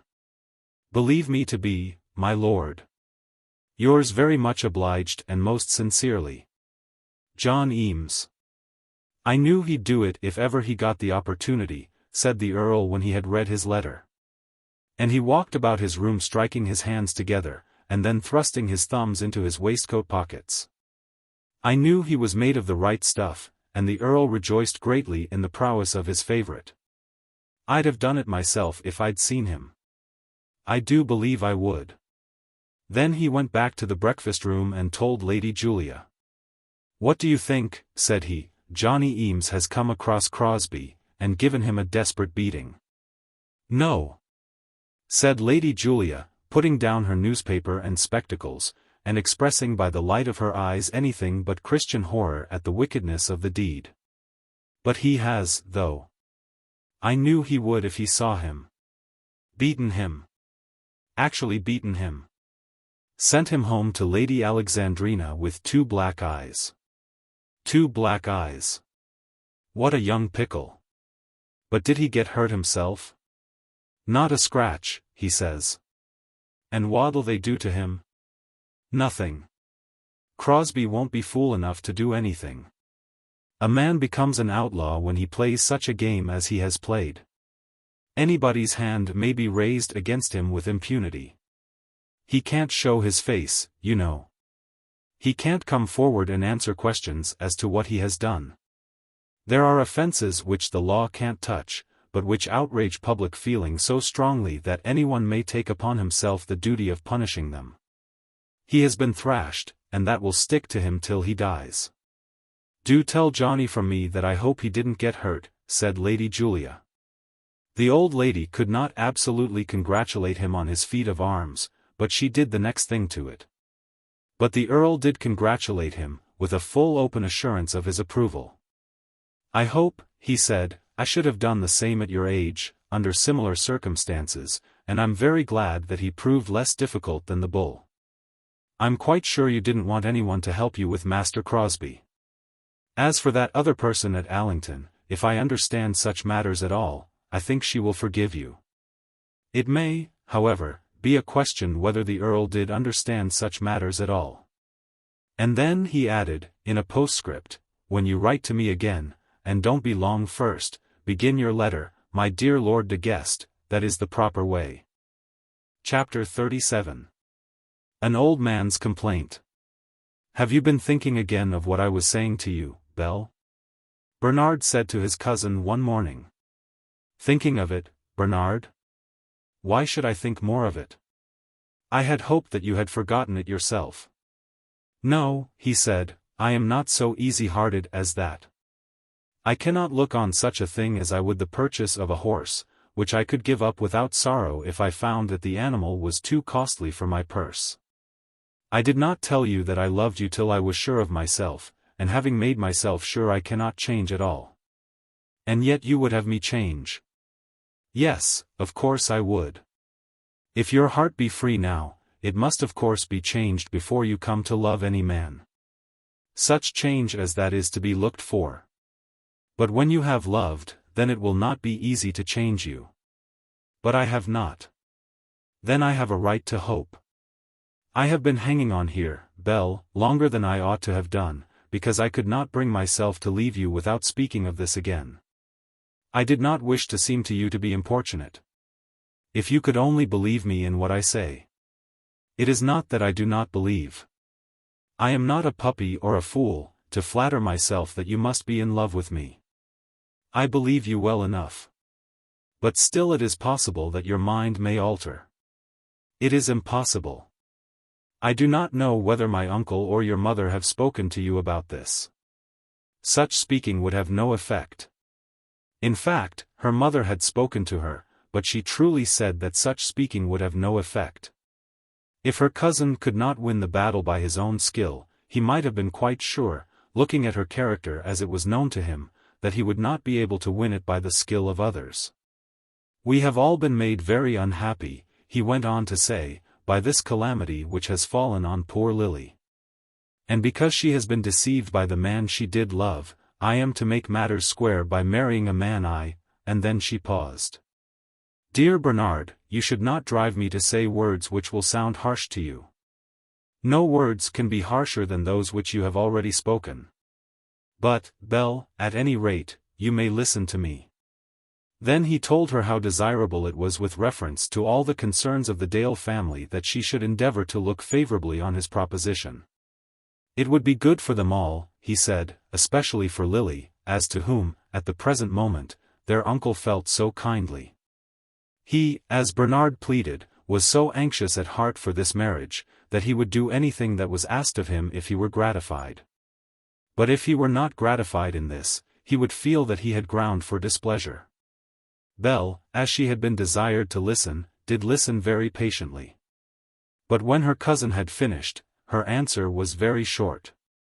Nothing that my uncle can say, or think, or do, can make any difference in this, said she. You will think nothing, then, of the happiness of others. I would not marry a man I did not love, to ensure any amount of happiness to others, at least I know I ought not to do so. But I do not believe I should ensure anyone's happiness by this marriage. Certainly not yours. After this Bernard had acknowledged to himself that the difficulties in his way were great. I will go away till next autumn, he said to his uncle. If you would give up your profession and remain here, she would not be so perverse. I cannot do that, sir. I cannot risk the well-being of my life on such a chance. Then his uncle had been angry with him, as well as with his niece. In his anger he determined that he would go again to his sister-in-law, and, after some unreasonable fashion, he resolved that it would become him to be very angry with her also, if she declined to assist him with all her influence as a mother. Why should they not both marry, he said to himself. Lord de Guest's offer as to young Eames had been very generous. As he had then declared, he had not been able to express his own opinion at once. But on thinking over what the Earl had said, he had found himself very willing to heal the family wound in the manner proposed, if any such healing might be possible. That, however, could not be done quite as yet. When the time should come, and he thought it might come soon, perhaps in the spring, when the days should be fine and the evenings again long, he would be willing to take his share with the Earl in establishing that new household. To Crosbie he had refused to give anything, and there was upon his conscience a shade of remorse in that he had so refused. But if Lily could be brought to love this other man, he would be more open-handed. She should have her share as though she was in fact his daughter. But then, if he intended to do so much for them at the small house, should not they in return do something also for him?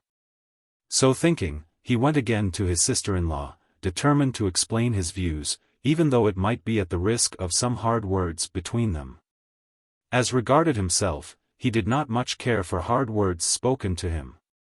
He almost expected that people's words should be hard and painful. He did not look for the comfort of affectionate soft greetings, and perhaps would not have appreciated them had they come to him. He caught Mrs. Dale walking in the garden, and brought her into his own room, feeling that he had a better chance there than in her own house.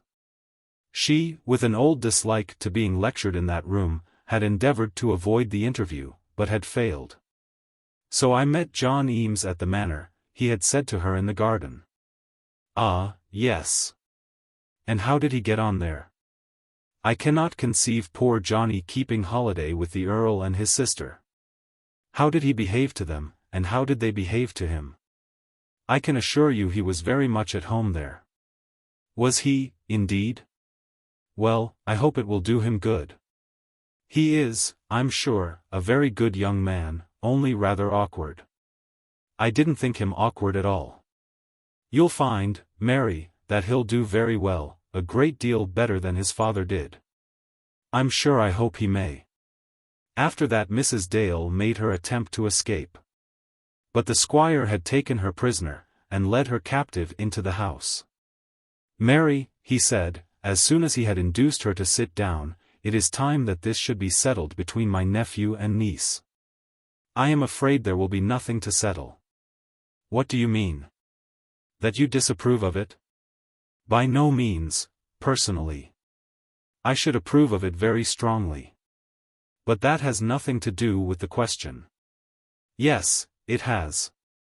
I beg your pardon, but it must have, and should have a great deal to do with it. Of course, I am not saying that anybody should now ever be compelled to marry anybody. I hope not. I never said that they ought, and never thought so. But I do think that the wishes of all her family should have very great weight with a girl that has been well brought up. I don't know whether Belle has been well brought up, but in such a matter as this nobody's wishes would weigh a feather with her, and, indeed, I could not take upon myself even to express a wish. To you I can say that I should have been very happy if she could have regarded her cousin as you wish her to do. You mean that you are afraid to tell her so? I am afraid to do what I think is wrong, if you mean that. I don't think it would be wrong, and therefore I shall speak to her myself. You must do as you like about that, Mr. Dale. I can't prevent you. I shall think you wrong to harass her on such a matter, and I fear also that her answer will not be satisfactory to you. If you choose to tell her your opinion, you must do so. Of course I shall think you wrong, that's all. Mrs. Dale's voice as she said this was stern enough, and so was her countenance. She could not forbid the uncle to speak his mind to his niece, but she especially disliked the idea of any interference with her daughter. The squire got up and walked about the room, trying to compose himself that he might answer her rationally, but without anger. "May I go now?" said Mrs. Dale. "May you go? Of course you may go if you like it. If you think that I am intruding upon you in speaking to you of the welfare of your two girls, whom I endeavor to regard as my own daughters, except in this, that I know they have never been taught to love me, if you think that it is an interference on my part to show anxiety for their welfare, of course you may go. I did not mean to say anything to hurt you, Mr. Dale." "Hurt me? What does it signify whether I am hurt or not?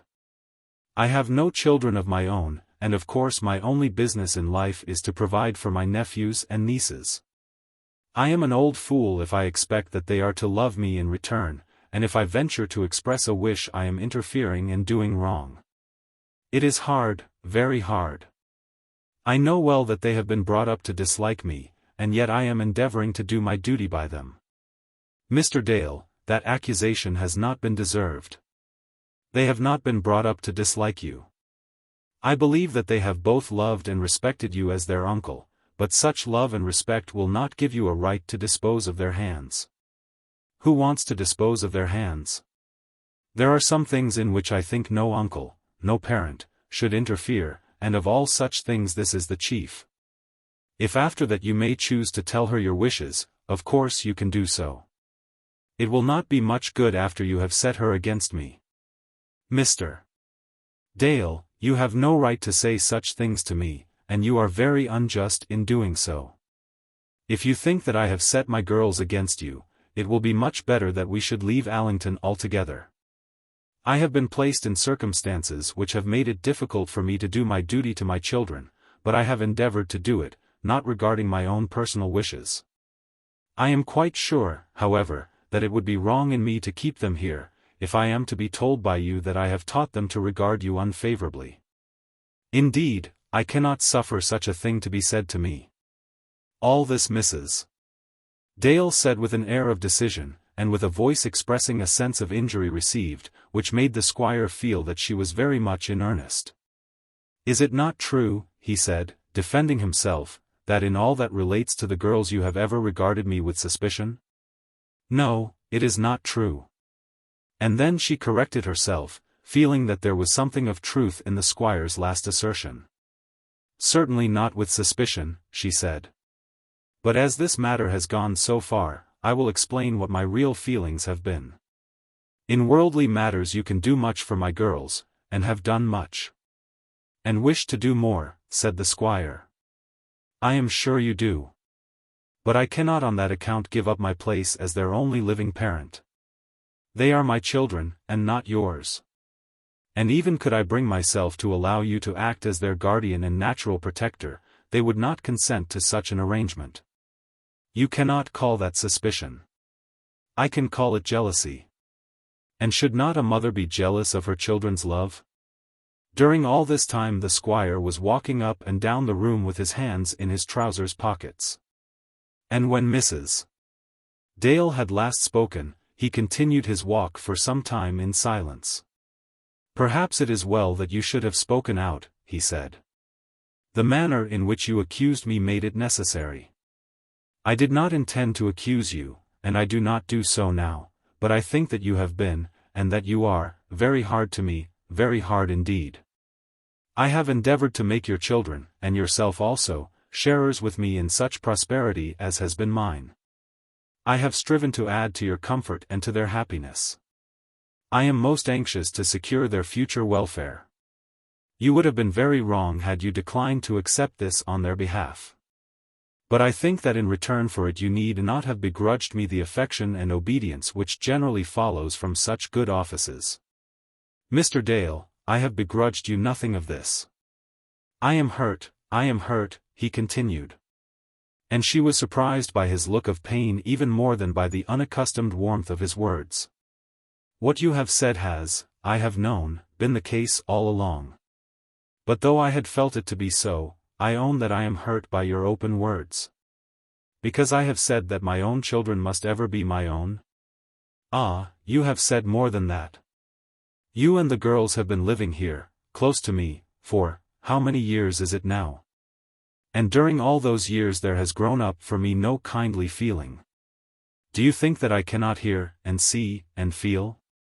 Do you suppose that I am a fool and do not know? As for yourself, you would never enter this house if you did not feel yourself constrained to do so for the sake of appearances. I suppose it is all as it should be. Having no children of my own, I owe the duty of a parent to my nieces, but I have no right to expect from them in return either love, regard, or obedience. I know I am keeping you here against your will, Mary. I won't do so any longer." And he made a sign to her that she was to depart. As she rose from her seat her heart was softened towards him. In these latter days he had shown much kindness to the girls, a kindness that was more akin to the gentleness of love than had ever come from him before. Lily's fate had seemed to melt even his sternness, and he had striven to be tender in his words and ways. And now he spoke as though he had loved the girls, and had loved them in vain. Doubtless he had been a disagreeable neighbor to his sister-in-law, making her feel that it was never for her personally that he had opened his hand. Doubtless he had been moved by an unconscious desire to undermine and take upon himself her authority with her own children. Doubtless he had looked askance at her from the first day of her marriage with his brother. She had been keenly alive to all this since she had first known him, and more keenly alive to it than ever since the failure of those efforts she had made to live with him on terms of affection, made during the first year or two of her residence at the small house. But, nevertheless, in spite of all, her heart bled for him now. She had gained her victory over him, having fully held her own position with her children. But now that he complained that he had been beaten in the struggle, her heart bled for him. "My brother," she said, and as she spoke she offered him her hands, "it may be that we have not thought as kindly of each other as we should have done." "I have endeavored," said the old man. "I have endeavored," and then he stopped, either hindered by some excess of emotion, or unable to find the words which were necessary for the expression of his meaning. "Let us endeavor once again, both of us." "What, begin again at near 70? No, Mary, there is no more beginning again for me. All this shall make no difference to the girls. As long as I am here they shall have the house. If they marry, I will do for them what I can. I believe Bernard is much in earnest in his suit, and if Belle will listen to him, she shall still be welcomed here as mistress of Allington. What you have said shall make no difference. But as to beginning again, it is simply impossible." After that Mrs. Dale walked home through the garden by herself. He had studiously told her that that house in which they lived should be lent, not to her, but to her children, during his lifetime. He had positively declined the offer of her warmer regard. He had made her understand that they were to look on each other almost as enemies. But that she, enemy as she was, should still be allowed the use of his munificence, because he chose to do his duty by his nieces. "It will be better for us that we shall leave it," she said to herself as she seated herself in her own armchair over the drawing-room fire. Chapter 38. Dr. Crofts is called in. Mrs. Dale had not sat long in her drawing-room before tidings were brought to her which for a while drew her mind away from that question of her removal. "Mamma," said Belle, entering the room, "I really do believe that Jane has got scarlatina." Jane, the parlour-maid, had been ailing for the last 2 days, but nothing serious had hitherto been suspected. Mrs. Dale instantly jumped up. "Who is with her?" she asked. It appeared from Belle's answer that both she and Lily had been with the girl, and that Lily was still in the room. Whereupon Mrs. Dale ran upstairs, and there was on the sudden a commotion in the house. In an hour or so the village doctor was there, and he expressed an opinion that the girl's ailment was certainly scarlatina. Mrs. Dale, not satisfied with this, sent off a boy to Guestwick for Dr. Crofts, having herself maintained an opposition of many years standing against the medical reputation of the apothecary, and gave a positive order to the 2 girls not to visit poor Jane again. She herself had had scarlatina, and might do as she pleased. Then, too, a nurse was hired. All this changed for a few hours the current of Mrs. Dale's thoughts, but in the evening she went back to the subject of her morning conversation, and before the 3 ladies went to bed, they held together an open council of war upon the subject. Dr. Crofts had been found to be away from Guestwick, and word had been sent on his behalf that he would be over at Allington early on the following morning. Mrs. Dale had almost made up her mind that the malady of her favourite maid was not scarlatina, but had not on that account relaxed her order as to the absence of her daughters from the maid's bedside. "Let us go at once," said Belle, who was even more opposed to any domination on the part of her uncle than was her mother. In the discussion which had been taking place between them the whole matter of Bernard's courtship had come upon the carpet. Belle had kept her cousin's offer to herself as long as she had been able to do so, but since her uncle had pressed the subject upon Mrs. Dale, it was impossible for Belle to remain silent any longer.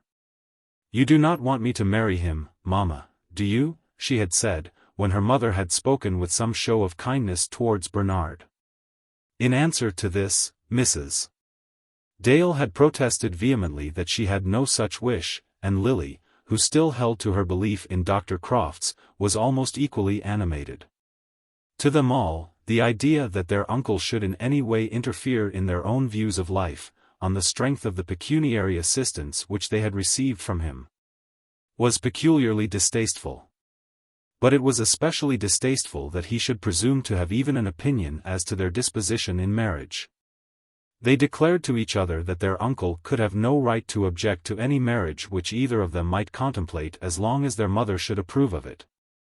The poor old squire had been right in saying that he was regarded with suspicion. He was so regarded. The fault had certainly been his own, in having endeavored to win the daughters without thinking it worth his while to win the mother. The girls had unconsciously felt that the attempt was made, and had vigorously rebelled against it. It had not been their fault that they had been brought to live in their uncle's house, and made to ride on his ponies, and to eat partially of his bread. They had so eaten, and so lived, and declared themselves to be grateful. The squire was good in his way, and they recognized his goodness. But not on that account would they transfer to him one jot of the allegiance which as children they owed to their mother. When she told them her tale, explaining to them the words which their uncle had spoken that morning, they expressed their regret that he should be so grieved. But they were strong in assurances to their mother that she had been sinned against, and was not sinning. "Let us go at once," said Belle. "It is much easier said than done, my dear." "Of course it is, Mamma, else we shouldn't be here now. What I mean is this, let us take some necessary first step at once. It is clear that my uncle thinks that our remaining here should give him some right over us.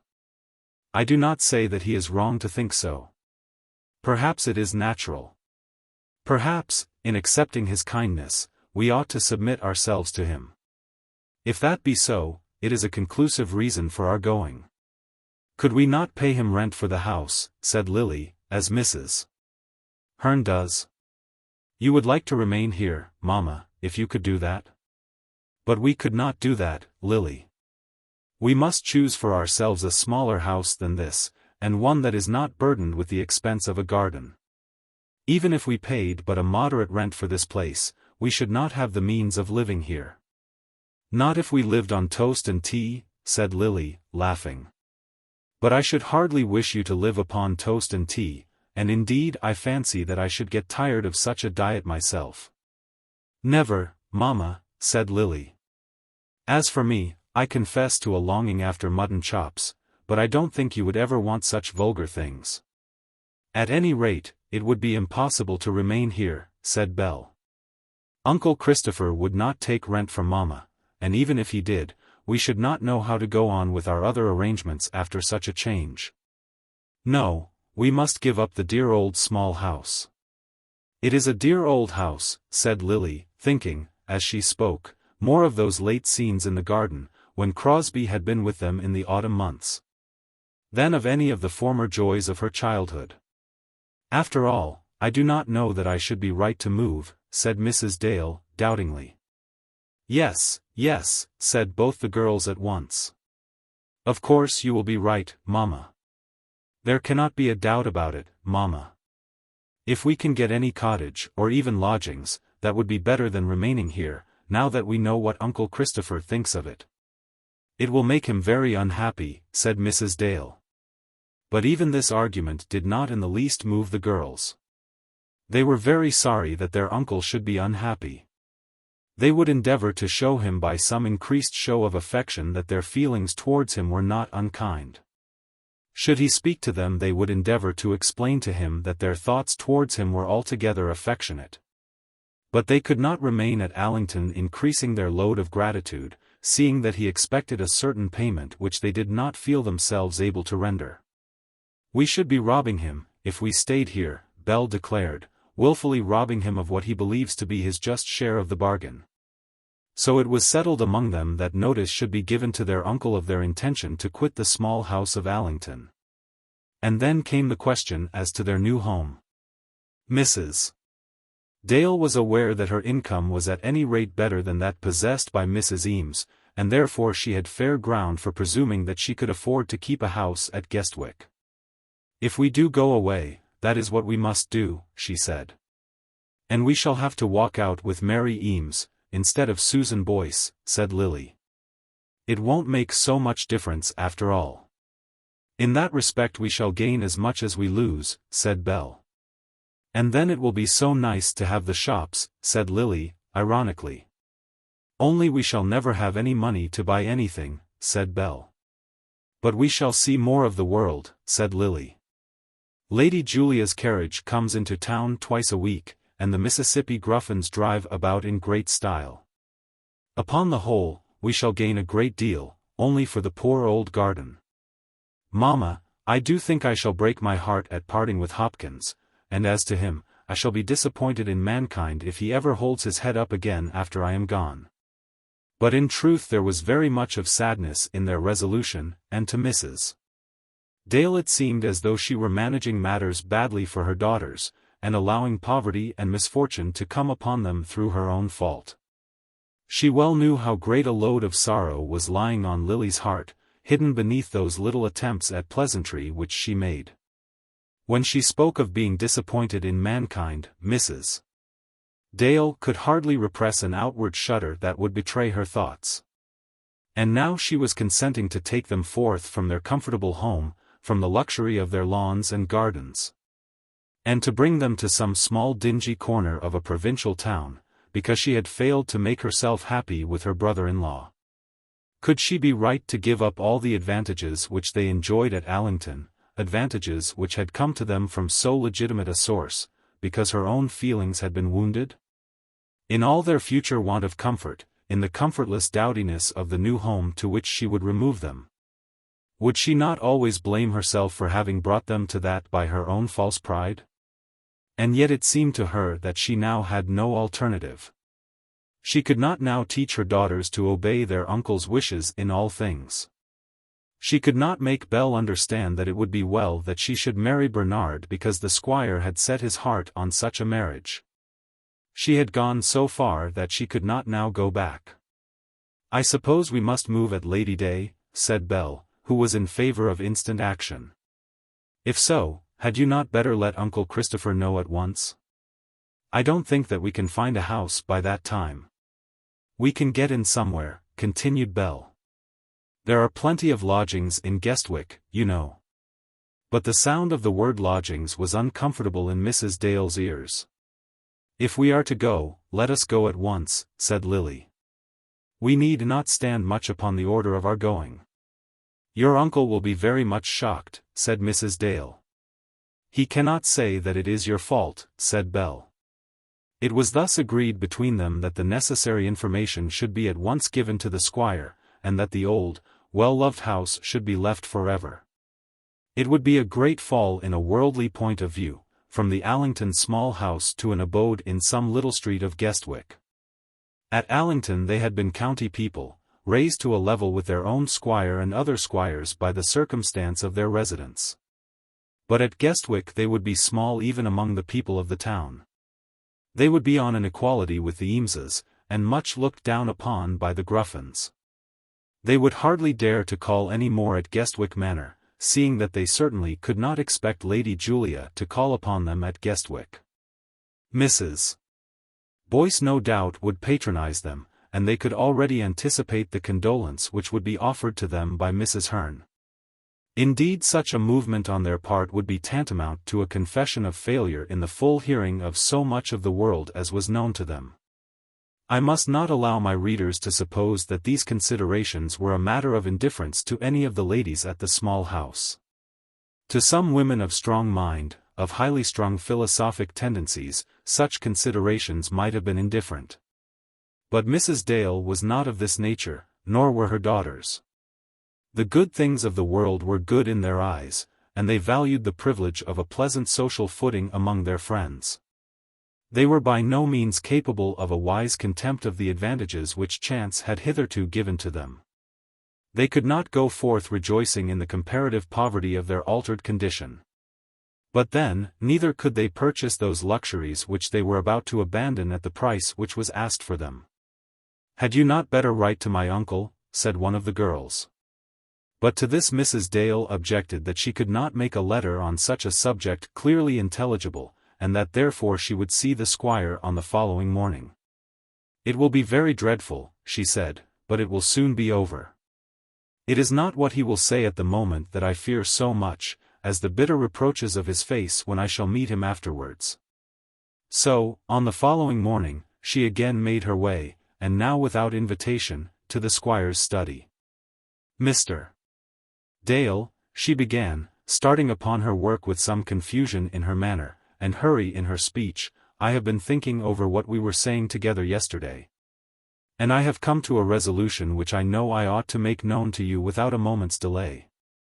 The squire also had thought of what had passed between them, and had suffered much as he had done so, but he had thought of it without acerbity or anger. His thoughts were ever gentler than his words, and his heart softer than any exponent of his heart that he was able to put forth. He wished to love his brother's children, and to be loved by them.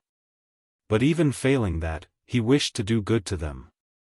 It had not occurred to him to be angry with Mrs. Dale after that interview was over. The conversation had not gone pleasantly with him. But then he hardly expected that things would go pleasantly. No idea had occurred to him that evil could come upon any of the Dale ladies from the words which had then been spoken. He regarded the small house as their abode and home as surely as the great house was his own. In giving him his due, it must be declared that any allusion to their holding these as a benefit done to them by him had been very far from his thoughts. Mrs. Hearn, who held her cottage at half its real value, grumbled almost daily at him as her landlord. But it never occurred to him that therefore he should raise her rent, or that in not doing so he was acting with special munificence. It had ever been to him a grumbling, cross-grained, unpleasant world, and he did not expect from Mrs. Hearn, or from his sister-in-law, anything better than that to which he had ever been used. "It will make me very happy," said he, "if it has any bearing on Belle's marriage with her cousin. Mr. Dale, that is out of the question. I would not vex you by saying so if I were not certain of it, but I know my child so well." "Then we must leave it to time, Mary." "Yes, of course. But no time will suffice to make Belle change her mind. We will, however, leave the subject. And now, Mr. Dale, I have to tell you of something else. We have resolved to leave the small house." "Resolved on what?" said the squire, turning his eyes full upon her. "We have resolved to leave the small house." "Leave the small house," he said, repeating her words. "And where on earth do you mean to go?" "We think we shall go into Guestwick." "And why?" "Ah, that is so hard to explain. If you would only accept the fact as I tell it to you, and not ask for the reasons which have guided me. But that is out of the question, Mary. In such a matter as that I must ask your reasons. And I must tell you also that, in my opinion, you will not be doing your duty to your daughters in carrying out such an intention, unless your reasons are very strong indeed."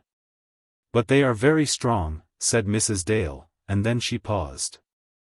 "I cannot understand it," said the squire. "I cannot bring myself to believe that you are really in earnest. Are you not comfortable there?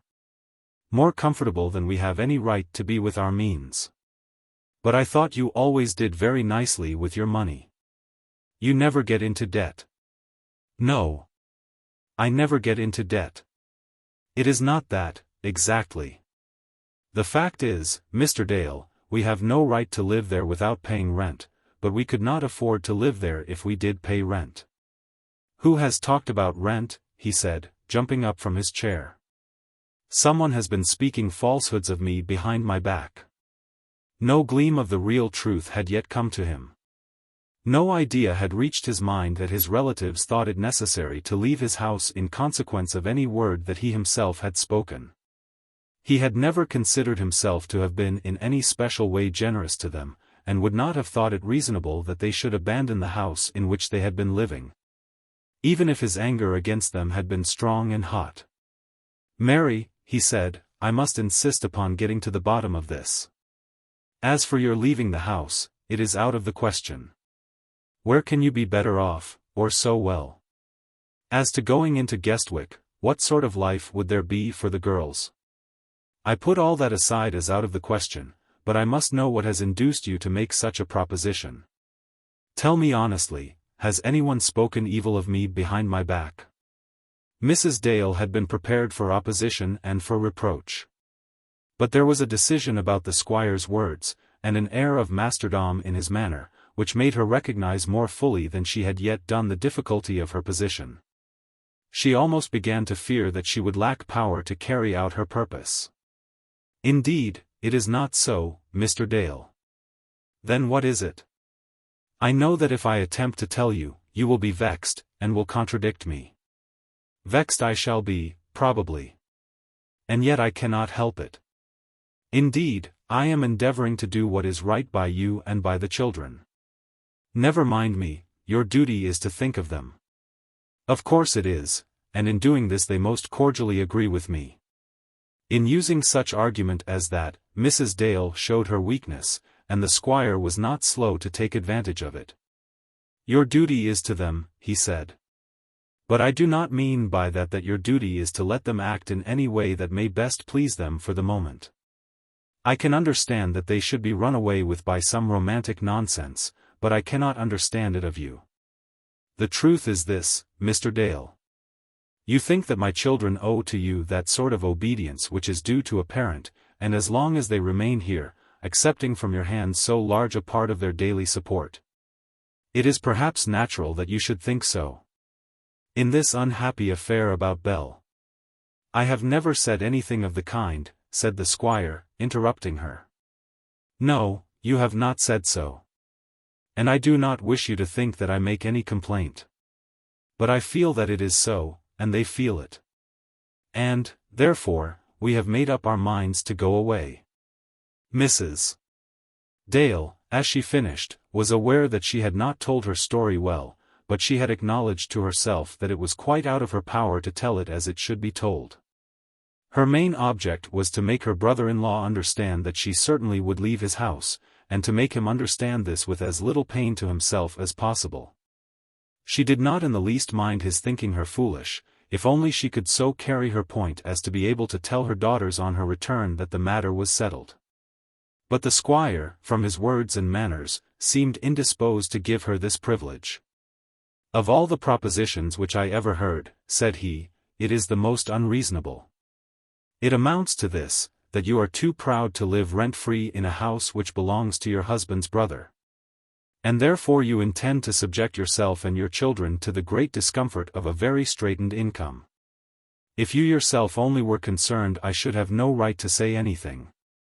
But I think myself bound to tell you that, as regards the girls, everybody that knows you will think you to have been very wrong. It is in the natural course of things that they should live in that house. The place has never been let. As far as I know, no rent has ever been paid for the house since it was built. It has always been given to some member of the family, who has been considered as having the best right to it. I have considered your footing there as firm as my own here.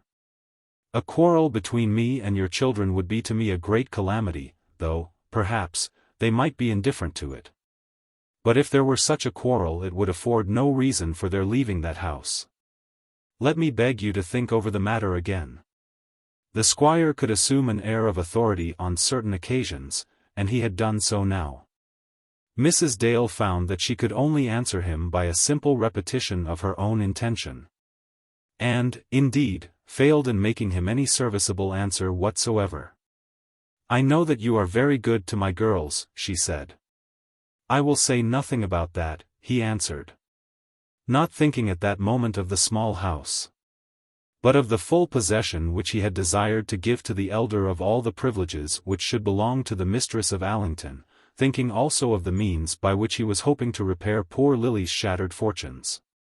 What words were further said had no great significance, and Mrs. Dale got herself away, feeling that she had failed. As soon as she was gone the squire arose, and putting on his greatcoat, went forth with his hat and stick to the front of the house. He went out in order that his thoughts might be more free, and that he might indulge in that solace which an injured man finds in contemplating his injury. He declared to himself that he was very hardly used, so hardly used, that he almost began to doubt himself and his own motives. Why was it that the people around him disliked him so strongly, avoided him and thwarted him in the efforts which he made for their welfare?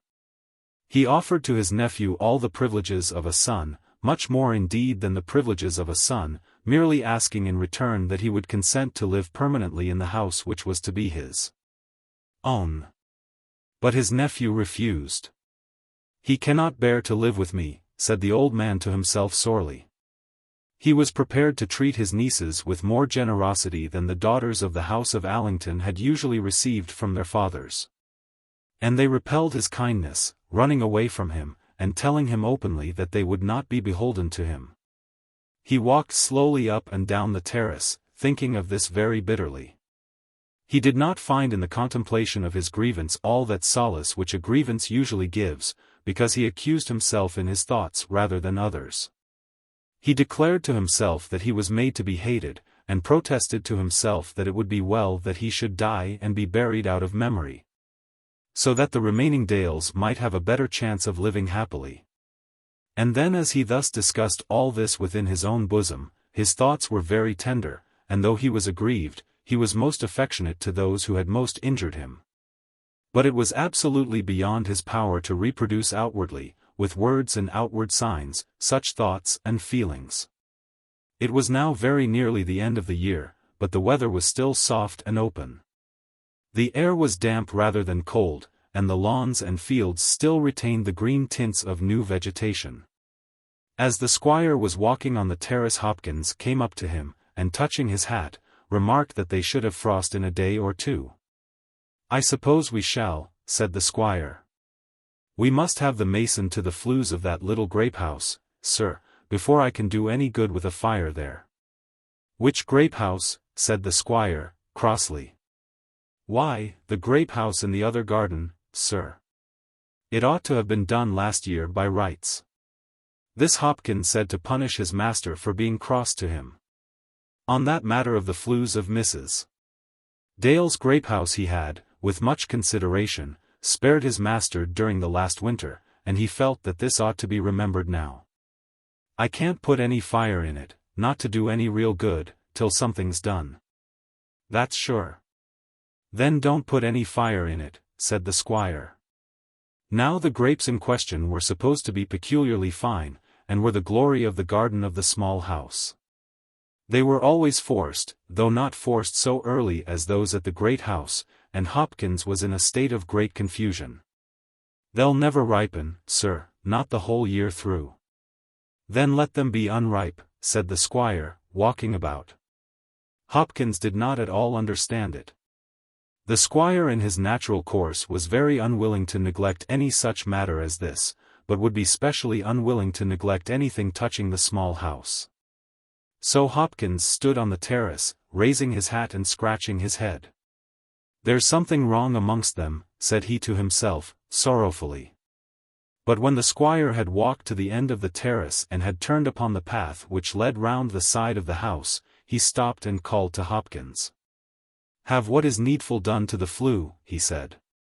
"Yes, sir, very well, sir. It'll only be resetting the bricks. Nothing more ain't needful, just this winter. Have the place put in perfect order while you're about it," said the squire, and then he walked away. Chapter 39. Dr. Crofts is turned out. "Have you heard the news, my dear, from the small house?" said Mrs. Boyce to her husband, some 2 or 3 days after Mrs. Dale's visit to the squire. It was 1 o'clock, and the parish pastor had come in from his ministrations to dine with his wife and children. "What news?" said Mr. Boyce, for he had heard none. "Mrs. Dale and the girls are going to leave the small house. They're going into Guestwick to live." "Mrs. Dale going away? Nonsense," said the vicar. "What on earth should take her into Guestwick? She doesn't pay a shilling of rent where she is." "I can assure you it's true, my dear. I was with Mrs. Hearn just now, and she had it direct from Mrs. Dale's own lips. Mrs. Hearn said she'd never been taken so much aback in her whole life. There's been some quarrel, you may be sure of that." Mr. Boyce sat silent, pulling off his dirty shoes preparatory to his dinner. Tidings so important, as touching the social life of his parish, had not come to him for many a day, and he could hardly bring himself to credit them at so short a notice. "Mrs. Hearn says that Mrs. Dale spoke ever so firmly about it, as though determined that nothing should change her." "And did she say why?" "Well, not exactly. But Mrs. Hearn said she could understand there had been words between her and the squire. It couldn't be anything else, you know. Probably it had something to do with that man Crosbie." "They'll be very pushed about money," said Mr. Boyce, thrusting his feet into his slippers. "That's just what I said to Mrs. Hearn. And those girls have never been used to anything like real economy. What's to become of them I don't know, and Mrs. Boyce, as she expressed her sympathy for her dear friends, received considerable comfort from the prospect of their future poverty. It always is so, and Mrs. Boyce was not worse than her neighbors. "You'll find they'll make it up before the time comes," said Mr. Boyce, to whom the excitement of such a change in affairs was almost too good to be true. "I am afraid not," said Mrs. Boyce. "I'm afraid not.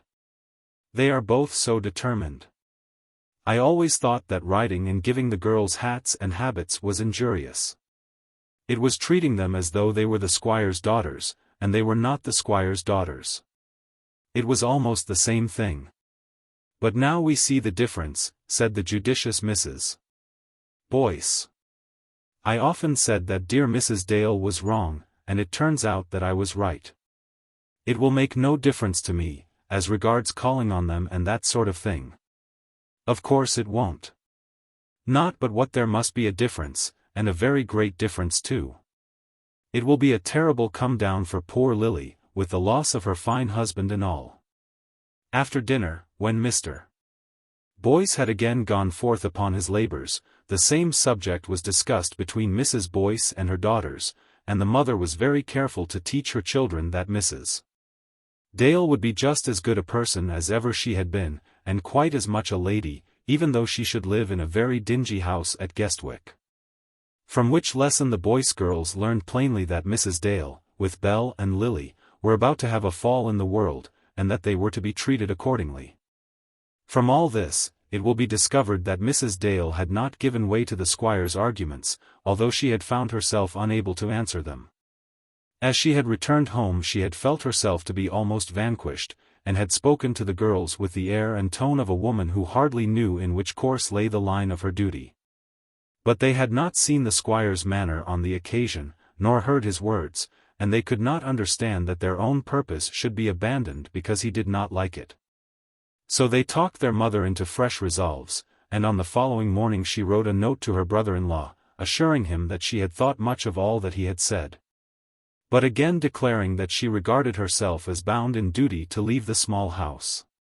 To this he had returned no answer, and she had communicated her intention to Mrs. Hearn, thinking it better that there should be no secret in the matter. "I am sorry to hear that your sister-in-law is going to leave us," Mr. Boyce said to the squire that same afternoon. "Who told you that?" asked the squire, showing by his tone that he by no means liked the topic of conversation which the parson had chosen. "Well, I had it from Mrs. Boyce, and I think Mrs. Hearn told her. I wish Mrs. Hearn would mind her own business, and not spread idle reports." The squire said nothing more, and Mr. Boyce felt that he had been very unjustly snubbed. Dar. Crofts had come over and pronounced as a fact that it was scarlatina. Village apothecaries are generally wronged by the doubts which are thrown upon them, for the town doctors when they come always confirm what the village apothecaries have said. There can be no doubt as to its being scarlatina, the doctor declared, but the symptoms are all favorable. There was, however, much worse coming than this. 2 days afterwards Lily found herself to be rather unwell. She endeavored to keep it to herself, fearing that she should be brought under the doctor's notice as a patient.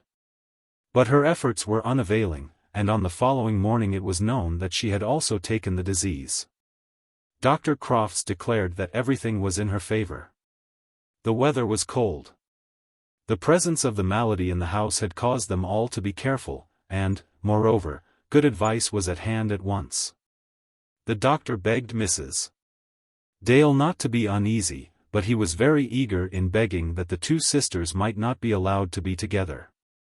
"Could you not send Belle into Guestwick, to Mrs. Eames's?" said he. But Belle did not choose to be sent to Mrs. Eames's, and was with great difficulty kept out of her mother's bedroom, to which Lily as an invalid was transferred. "If you will allow me to say so," he said to Belle, on the second day after Lily's complaint had declared itself, "you are wrong to stay here in the house. I certainly shall not leave Mamma, when she has got so much upon her hands," said Belle. "But if you should be taken ill she would have more on her hands," pleaded the doctor. "I could not do it," Belle replied. "If I were taken over to Guestwick, I should be so uneasy that I should walk back to Allington the first moment that I could escape from the house. I think your mother would be more comfortable without you. And I think she would be more comfortable with me. I don't ever like to hear of a woman running away from illness. But when a sister or a daughter does so, it is intolerable." So Belle remained, without permission indeed to see her sister, but performing various outside administrations which were much needed. And thus all manner of trouble came upon the inhabitants of the small house, falling upon them as it were in a heap together. It was as yet barely 2 months since those terrible tidings had come respecting Crosbie, tidings which, it was felt at the time, would of themselves be sufficient to crush them. And now to that misfortune other misfortunes had been added, one quick upon the heels of another. In the teeth of the doctor's kind prophecy Lily became very ill, and after a few days was delirious. She would talk to her mother about Crosbie, speaking of him as she used to speak in the autumn that was past. But even in her madness she remembered that they had resolved to leave their present home, and she asked the doctor twice whether their lodgings in Guestwick were ready for them. It was thus that Crofts first heard of their intention. Now, in these days of Lily's worst illness, he came daily over to Allington, remaining there, on one occasion, the whole night. For all this he would take no fee, nor had he ever taken a fee from Mrs. Dale. "I wish you would not come so often," Belle said to him one evening, as he stood with her at the drawing-room fire, after he had left the patient's room. "You are overloading us with obligations." On that day Lily was over the worst of the fever, and he had been able to tell Mrs. Dale that he did not think that she was now in danger. "It will not be necessary much longer," he said. "The worst of it is over." "It is such a luxury to hear you say so." "I suppose we shall owe her life to you, but nevertheless." "Oh, no.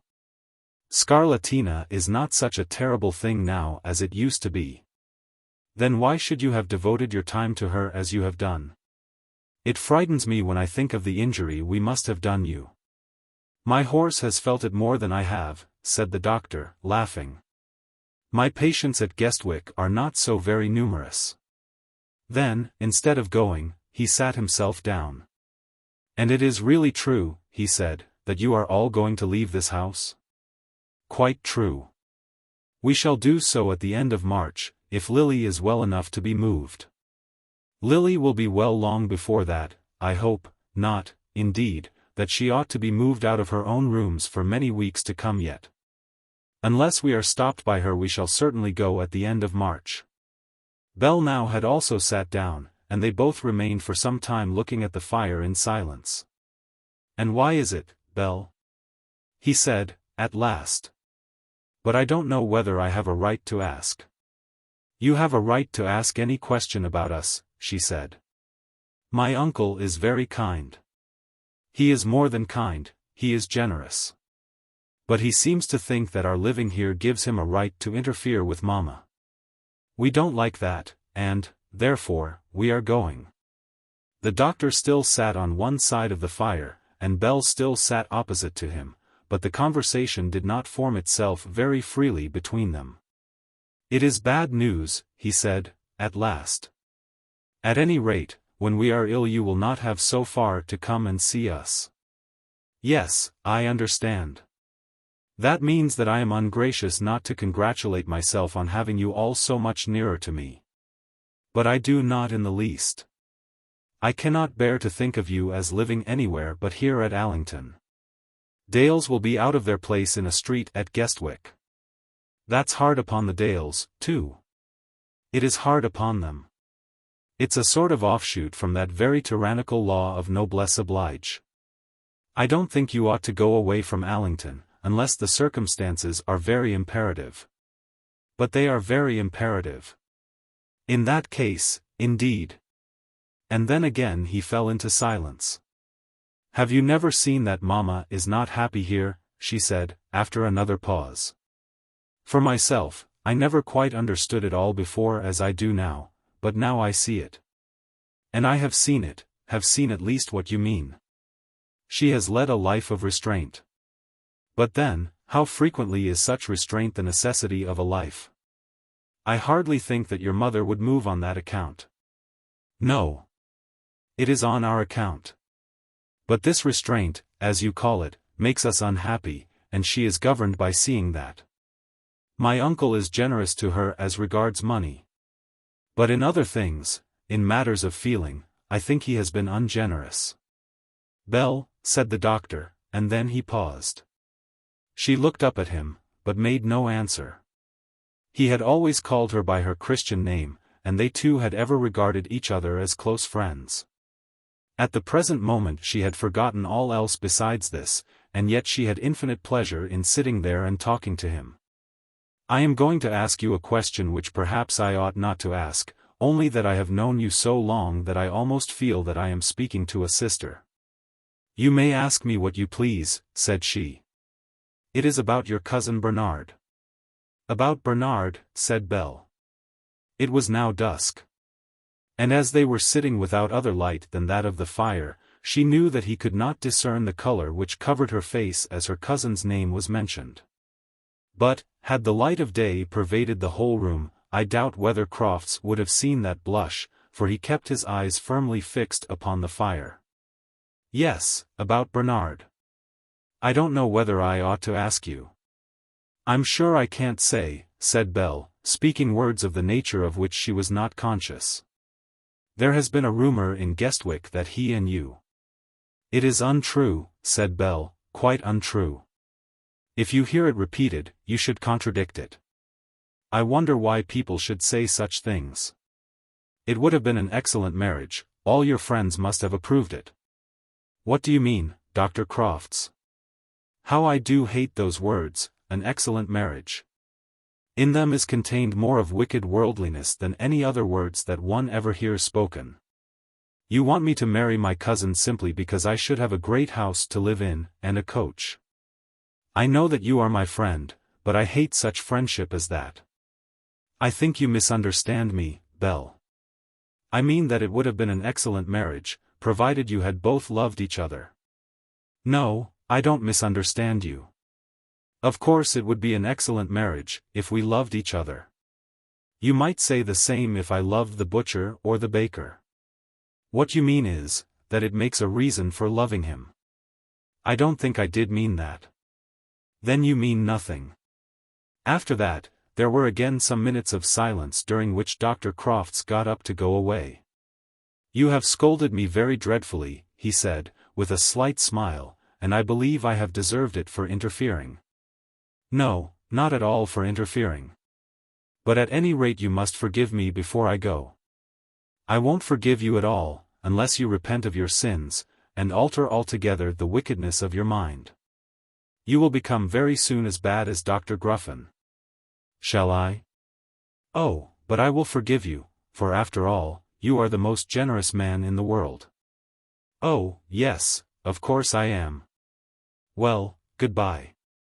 But, Dr. Crofts, you should not suppose others to be so much more worldly than yourself. You do not care for money so very much. But I do care very much.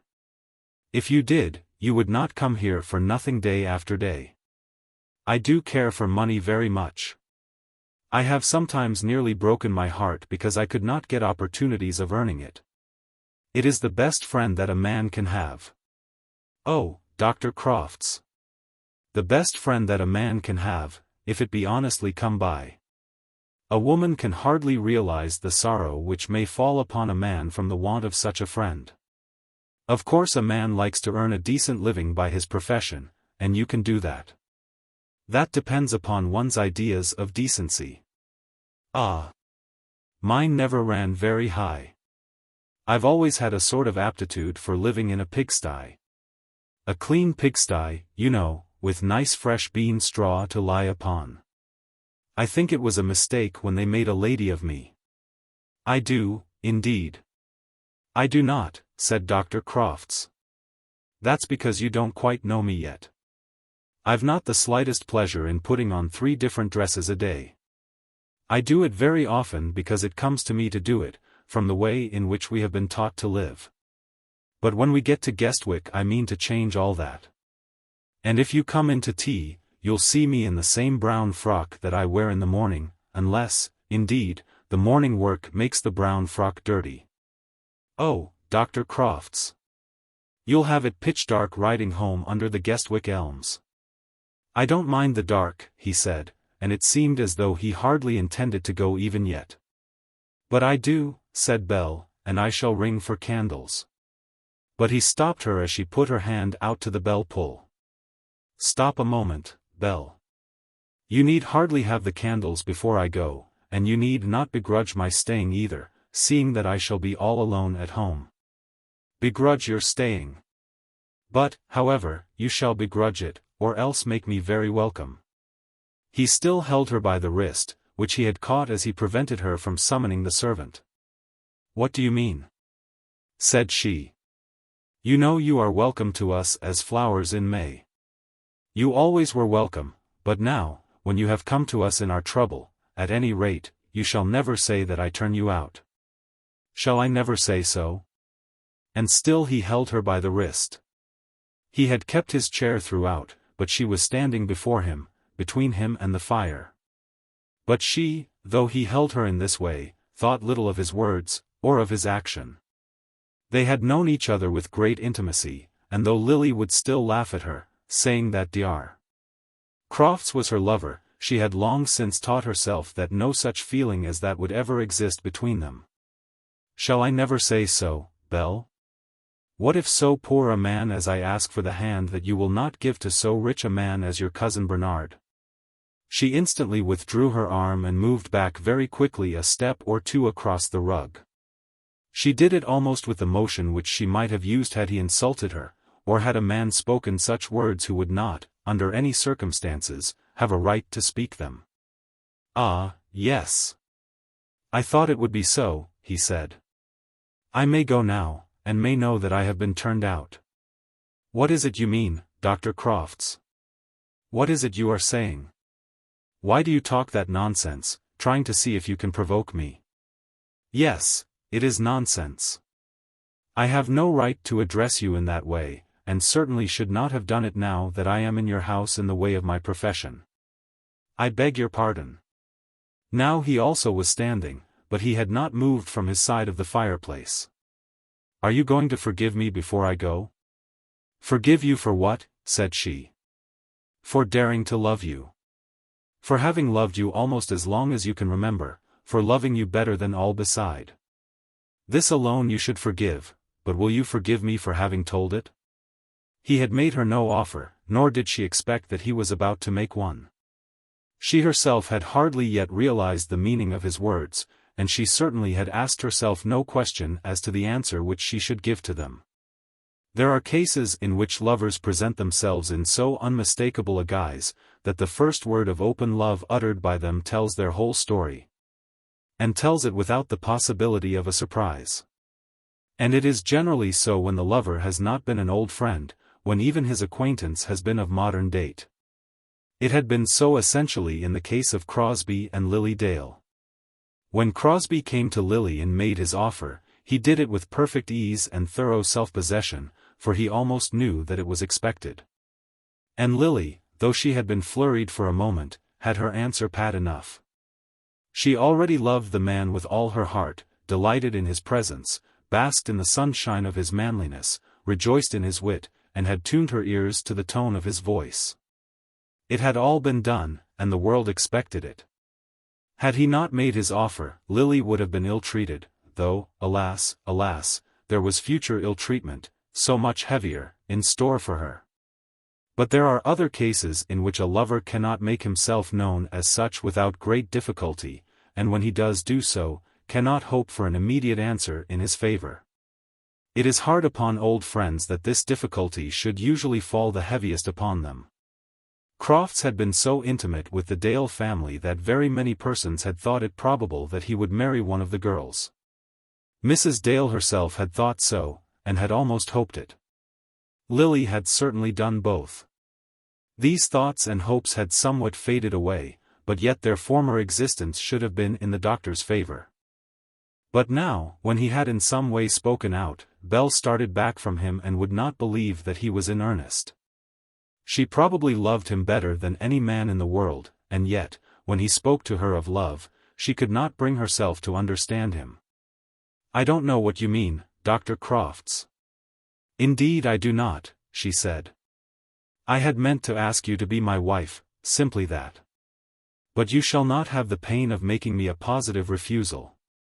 As I rode here today I thought of it. During my frequent rides of late I have thought of little else. But I told myself that I had no right to do it. I have not even a house in which it would be fit that you should live. Dar.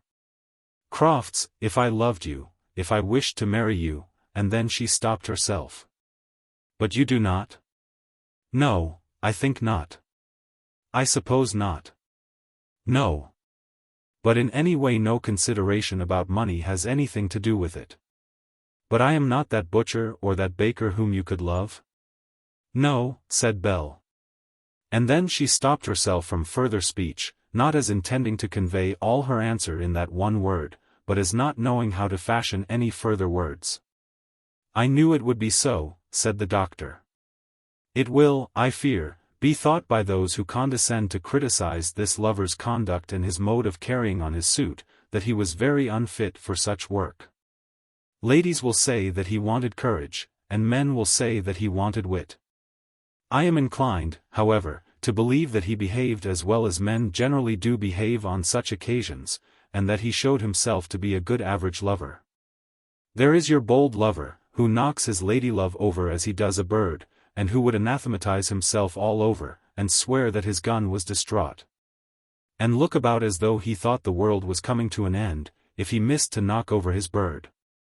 And there is your timid lover, who winks his eyes when he fires, who has felt certain from the moment in which he buttoned on his knickerbockers that he at any rate would kill nothing, and who, when he hears the loud congratulations of his friends, cannot believe that he really did bag that beautiful winged thing by his own prowess. The beautiful winged thing which the timid man carries home in his bosom, declining to have it thrown into a miscellaneous cart, so that it may never be lost in a common crowd of game, is better to him than are the slaughtered hecatombs to those who kill their birds by the hundred. But Dr. Crofts had so winked his eye, that he was not in the least aware whether he had winged his bird or no. Indeed, having no one at hand to congratulate him, he was quite sure that the bird had flown away uninjured into the next field. No was the only word which Belle had given in answer to his last sidelong question, and no is not a comfortable word to lovers.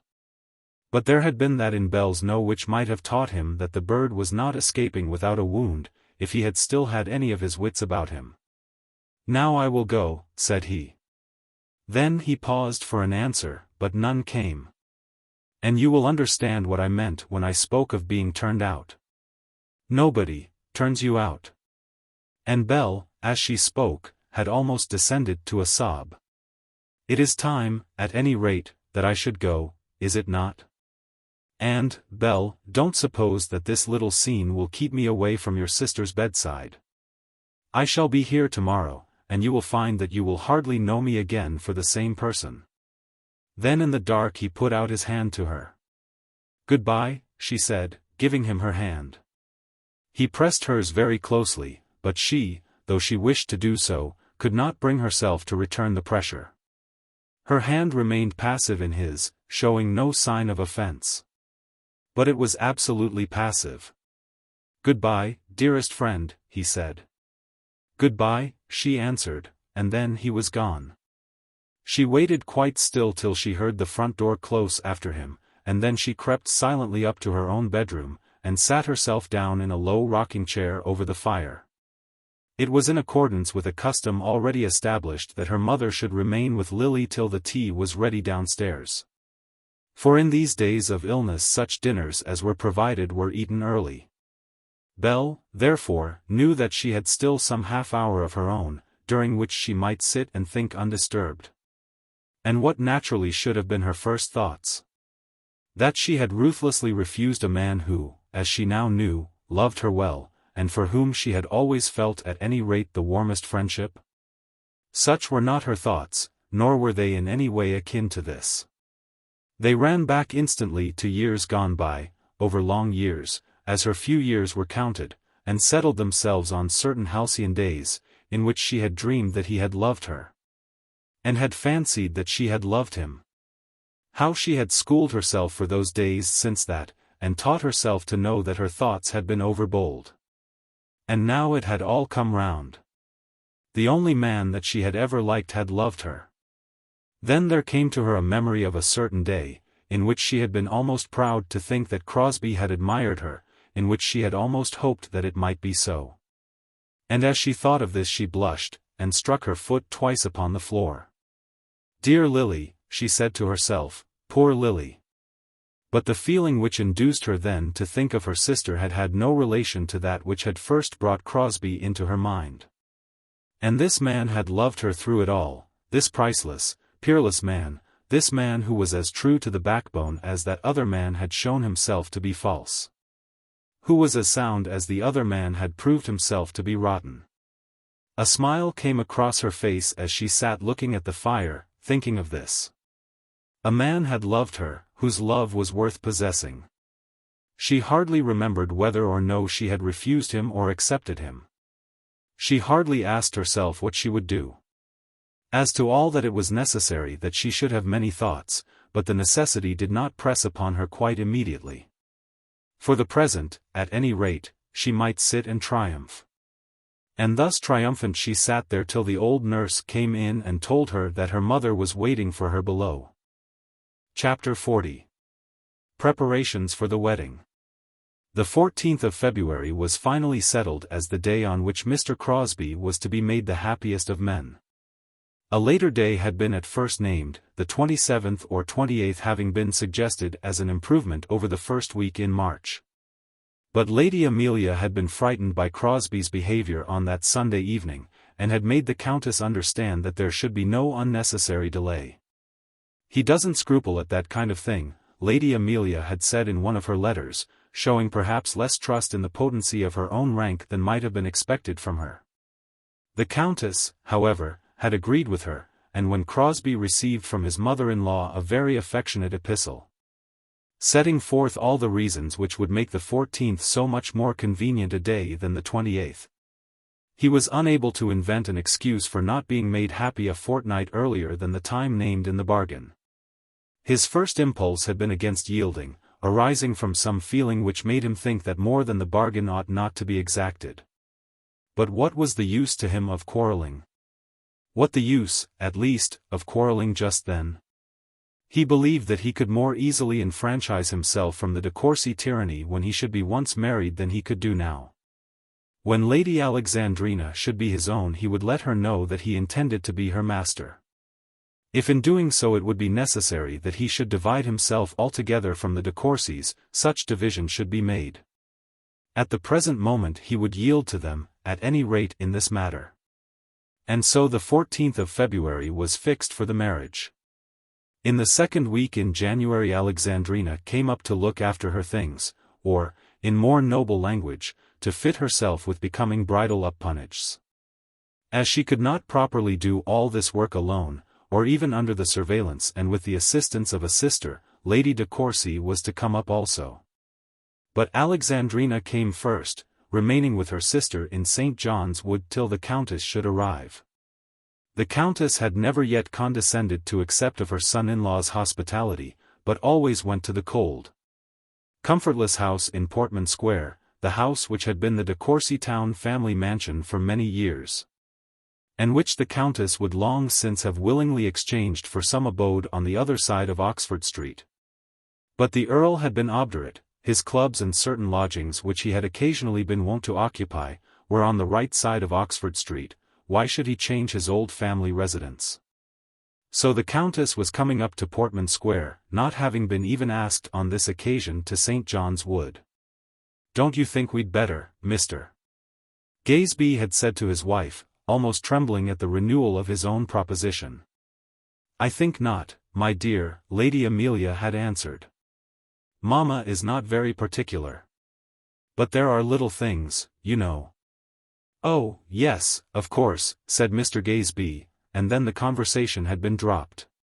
He would most willingly have entertained his august mother-in-law during her visit to the metropolis, and yet her presence in his house would have made him miserable as long as she remained there.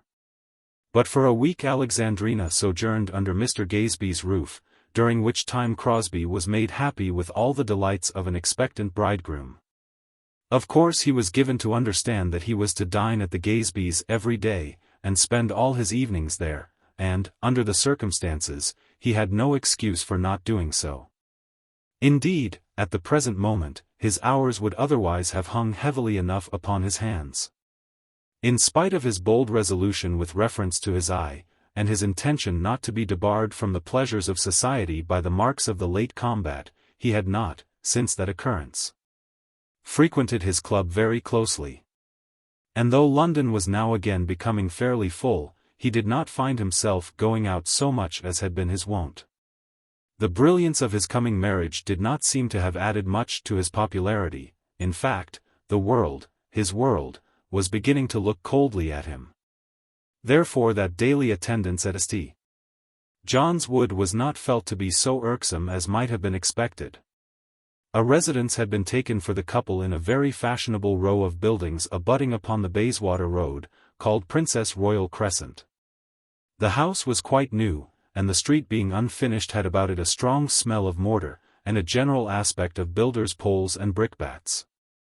But nevertheless, it was acknowledged to be a quite correct locality. From one end of the Crescent a corner of Hyde Park could be seen, and the other abutted on a very handsome terrace indeed, in which lived an ambassador, from South America, a few bankers' senior clerks, and a peer of the realm.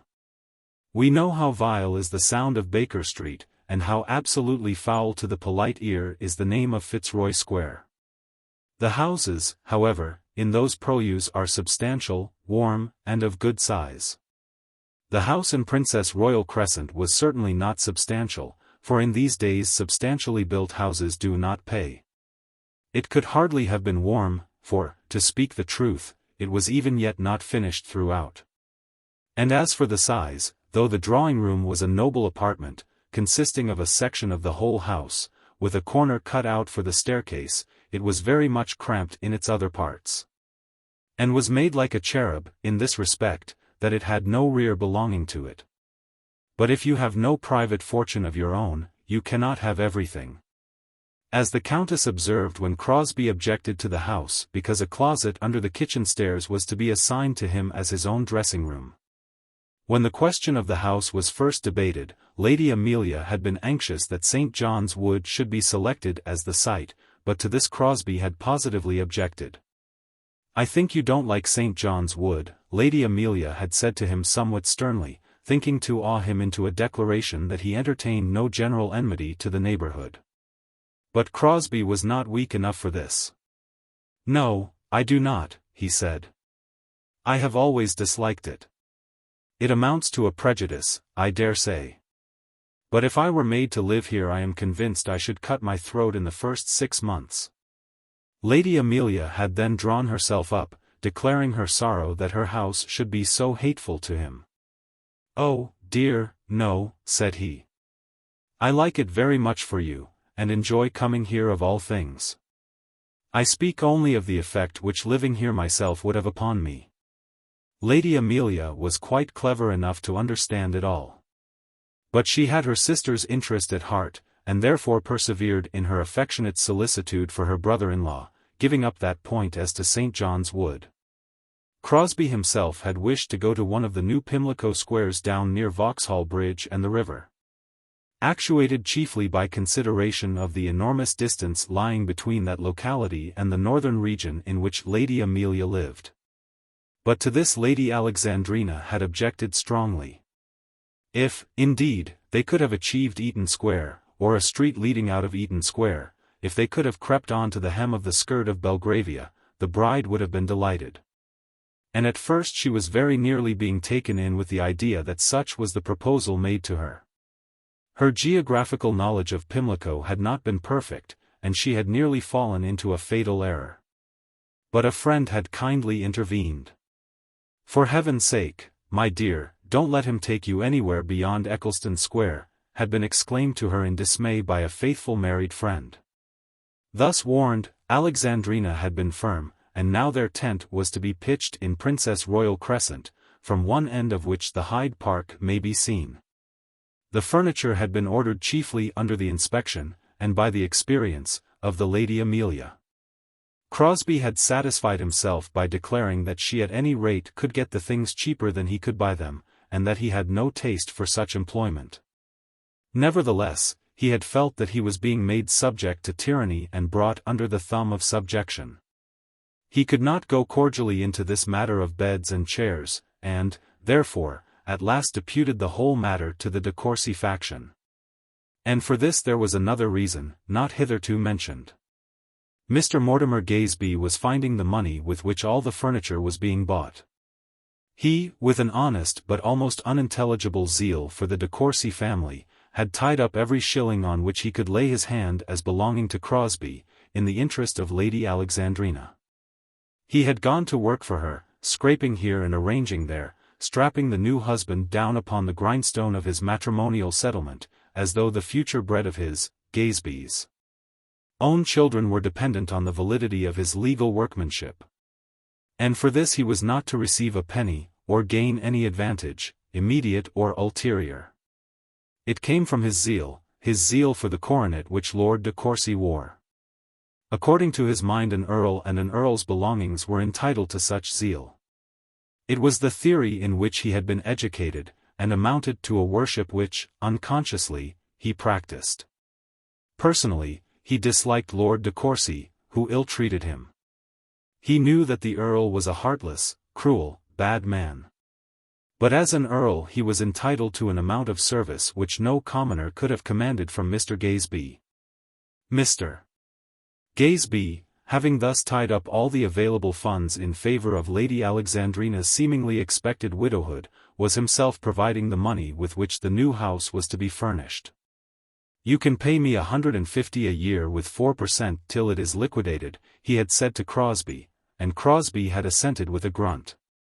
Hitherto, though he had lived in London expensively, and as a man of fashion, he had never owed anyone anything. He was now to begin that career of owing. But when a clerk in a public office marries an earl's daughter, he cannot expect to have everything his own way. Lady Amelia had bought the ordinary furniture, the beds, the stair carpets, the washing stands, and the kitchen things. Gaesby had got a bargain of the dinner table and sideboard. But Lady Alexandrina herself was to come up with reference to the appurtenances of the drawing-room. It was with reference to matters of costume that the Countess intended to lend her assistance, matters of costume as to which the bill could not be sent in to Gaesby, and be paid for by him with 5% duly charged against the bridegroom. The bridal trousseau must be produced by de Courcy's means, and, therefore, it was necessary that the Countess herself should come upon the scene. "I will have no bills, d'ye hear?" snarled the Earl, gnashing and snapping upon his words with one specially ugly black tooth. "I won't have any bills about this affair." And yet he made no offer of ready money. It was very necessary under such circumstances that the Countess herself should come upon the scene. An ambiguous hint had been conveyed to Mr. Gaesby, during a visit of business which he had lately made to Courcy Castle, that the milliners' bills might as well be pinned on to those of the furniture-makers, the crockery-mongers, and the like. The Countess, putting it in her own way, had gently suggested that the fashion of the thing had changed lately, and that such an arrangement was considered to be the proper thing among people who lived really in the world. But Gaesby was a clear-headed, honest man, and he knew the Countess. He did not think that such an arrangement could be made on the present occasion. Whereupon the Countess pushed her suggestion no further, but made up her mind that she must come up to London herself. It was pleasant to see the ladies Amelia and Alexandrina, as they sat within a vast emporium of carpets in Bond Street, asking questions of the four men who were waiting upon them, putting their heads together and whispering, calculating accurately as to extra tuppences a yard, and occasioning as much trouble as it was possible for them to give. It was pleasant because they managed their large hoops cleverly among the huge rolls of carpets, because they were enjoying themselves thoroughly, and taking to themselves the homage of the men as clearly their due. But it was not so pleasant to look at Crosbie, who was fidgeting to get away to his office, to whom no power of choosing in the matter was really given, and whom the men regarded as being altogether supernumerary. The ladies had promised to be at the shop by 10:30, so that Crosbie should reach his office at 11, or a little after. But it was nearly 11 before they left the Gaesby residence, and it was very evident that half an hour among the carpets would be by no means sufficient. It seemed as though miles upon miles of gorgeous coloring were unrolled before them. And then when any pattern was regarded as at all practicable, it was unrolled backwards and forwards till a room was nearly covered by it. Crosbie felt for the men who were hauling about the huge heaps of material, but Lady Amelia sat as composed as though it were her duty to inspect every yard of stuff in the warehouse. "I think we'll look at that one at the bottom again." Then the men went to work and removed a mountain. "No, my dear, that green in the scrollwork won't do. It would fly directly, if any hot water were spilt." The man, smiling ineffably, declared that that particular green never flew anywhere. But Lady Amelia paid no attention to him, and the carpet for which the mountain had been removed became part of another mountain. "That might do," said Alexandrina, gazing upon a magnificent crimson ground through which rivers of yellow meandered, carrying with them in their streams an infinity of blue flowers. And as she spoke she held her head gracefully on one side, and looked down upon the carpet doubtingly. Lady Amelia poked it with her parasol as though to test its durability, and whispered something about yellows showing the dirt. Crosbie took out his watch and groaned. "It's a superb carpet, my lady, and about the newest thing we have. We put down 450 yards of it for the Duchess of South Wales, at CWDDGLWLCH Castle, only last month. Nobody has had it since, for it has not been in stock." Whereupon Lady Amelia again poked it, and then got up and walked upon it. Lady Alexandrina held her head a little more on one side. "5 and 3, said Lady Amelia. "Oh, no, my lady, 5 and 7, and the cheapest carpet we have in the house. There is 2d. a yard more in the colour, there is, indeed." "And the discount?" asked Lady Amelia. 2.5, my lady." "Oh dear, no," said Lady Amelia. "I always have 5% for immediate payment, quite immediate, you know." Upon which the man declared the question must be referred to his master. 2.5 was the rule of the house. Crosbie, who had been looking out of the window, said that upon his honour he couldn't wait any longer. "And what do you think of it, Adolphus?" asked Alexandrina. "Think of what?" "Of the carpet, this one, you know." "Oh, what do I think of the carpet? I don't think I quite like all these yellow bands, and isn't it too red? I should have thought something brown with a small pattern would have been better. But, upon my word, I don't much care." "Of course he doesn't," said Lady Amelia. Then the two ladies put their heads together for another 5 minutes, and the carpet was chosen, subject to that question of the discount. "And now about the rug," said Lady Amelia. But here Crosbie rebelled, and insisted that he must leave them and go to his office. "You can't want me about the rug," he said. "Well, perhaps not," said Lady Amelia. But it was manifest that Alexandrina did not approve of being thus left by her male attendant. The same thing happened in Oxford Street with reference to the chairs and sofas, and Crosbie began to wish that he were settled. Even though he should have to dress himself in the closet below the kitchen stairs. He was learning to hate the whole household in St. John's Wood, and almost all that belonged to it.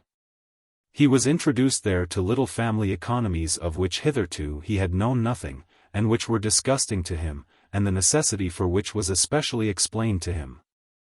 It was to men placed as he was about to place himself that these economies were so vitally essential, to men who with limited means had to maintain a decorous outward face towards the fashionable world. Ample supplies of butcher's meat and unlimited washing bills might be very well upon 1,500 a year to those who went out but seldom, and who could use the first cab that came to hand when they did go out.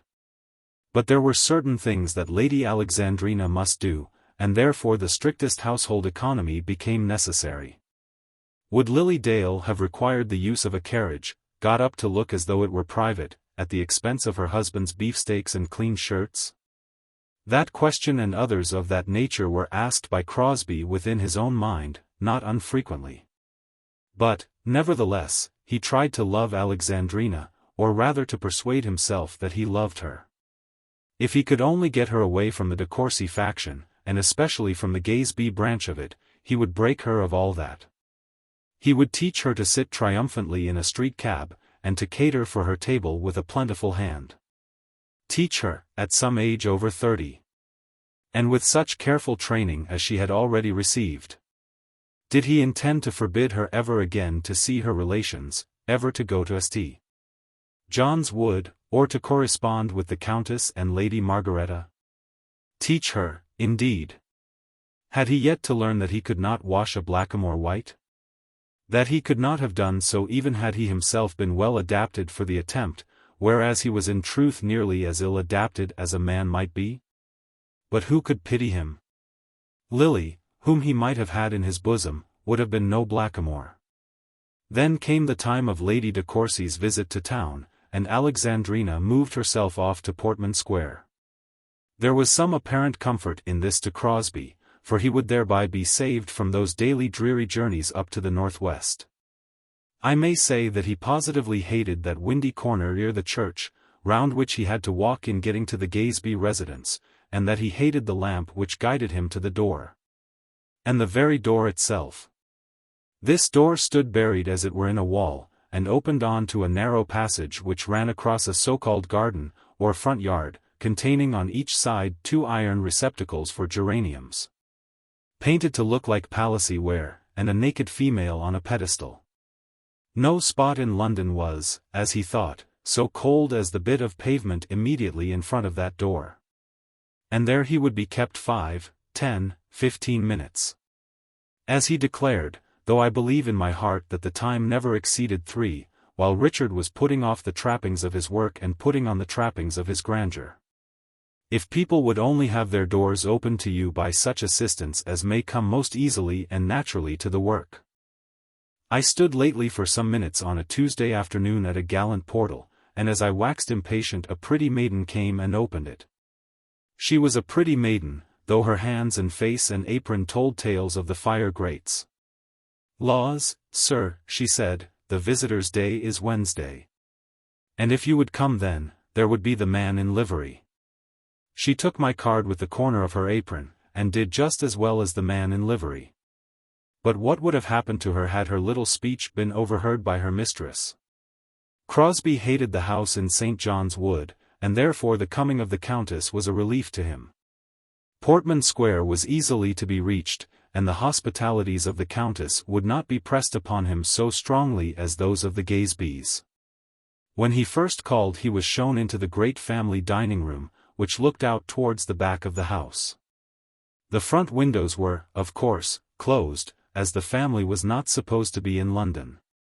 Here he remained in the room for some quarter of an hour, and then the Countess descended upon him in all her grandeur. Perhaps he had never before seen her so grand. Her dress was very large, and rustled through the broad doorway, as if demanding even a broader passage. She had on a wonder of a bonnet, and a velvet mantle that was nearly as expansive as her petticoats. She threw her head a little back as she accosted him, and he instantly perceived that he was enveloped in the fumes of an affectionate but somewhat contemptuous patronage. In old days he had liked the Countess, because her manner to him had always been flattering. In his intercourse with her he had been able to feel that he gave quite as much as he got, and that the Countess was aware of the fact. In all the circumstances of their acquaintance the ascendancy had been with him, and therefore the acquaintance had been a pleasant one. The Countess had been a good-natured, agreeable woman, whose rank and position had made her house pleasant to him, and therefore he had consented to shine upon her with such light as he had to give. Why was it that the matter was reversed, now that there was so much stronger a cause for good feeling between them? He knew that there was such change, and with bitter internal upbraidings he acknowledged to himself that this woman was getting the mastery over him. As the friend of the Countess he had been a great man in her eyes. In all her little words and looks she had acknowledged his power. But now, as her son-in-law, he was to become a very little man, such as was Mortimer Gaysby.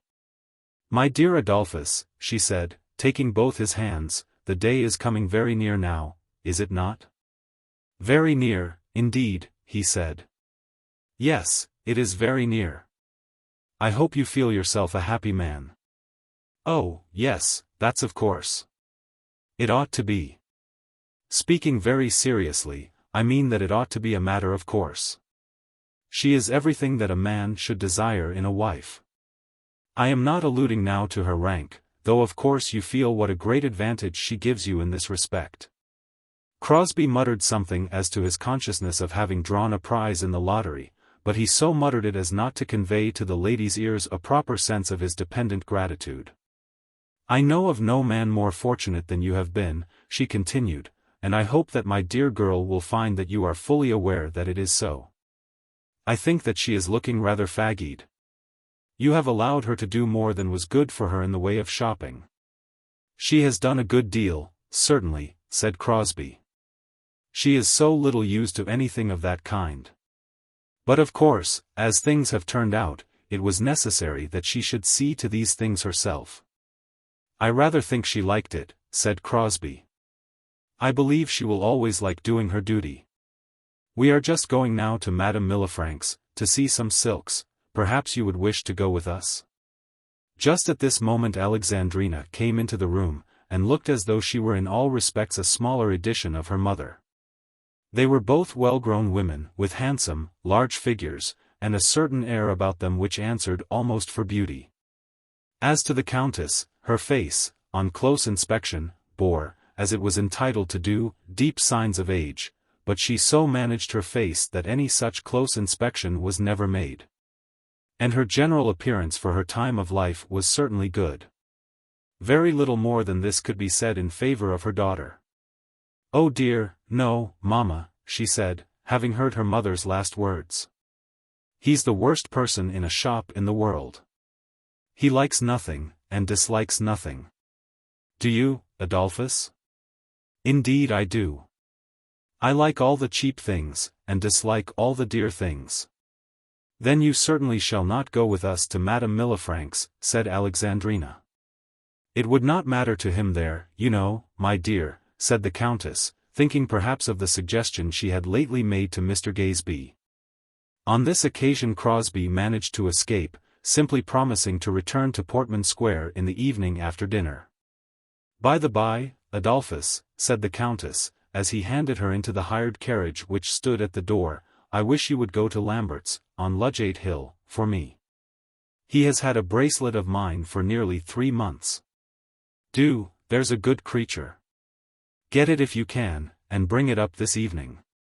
Crosbie, as he made his way back to his office, swore that he would not do the bidding of the Countess.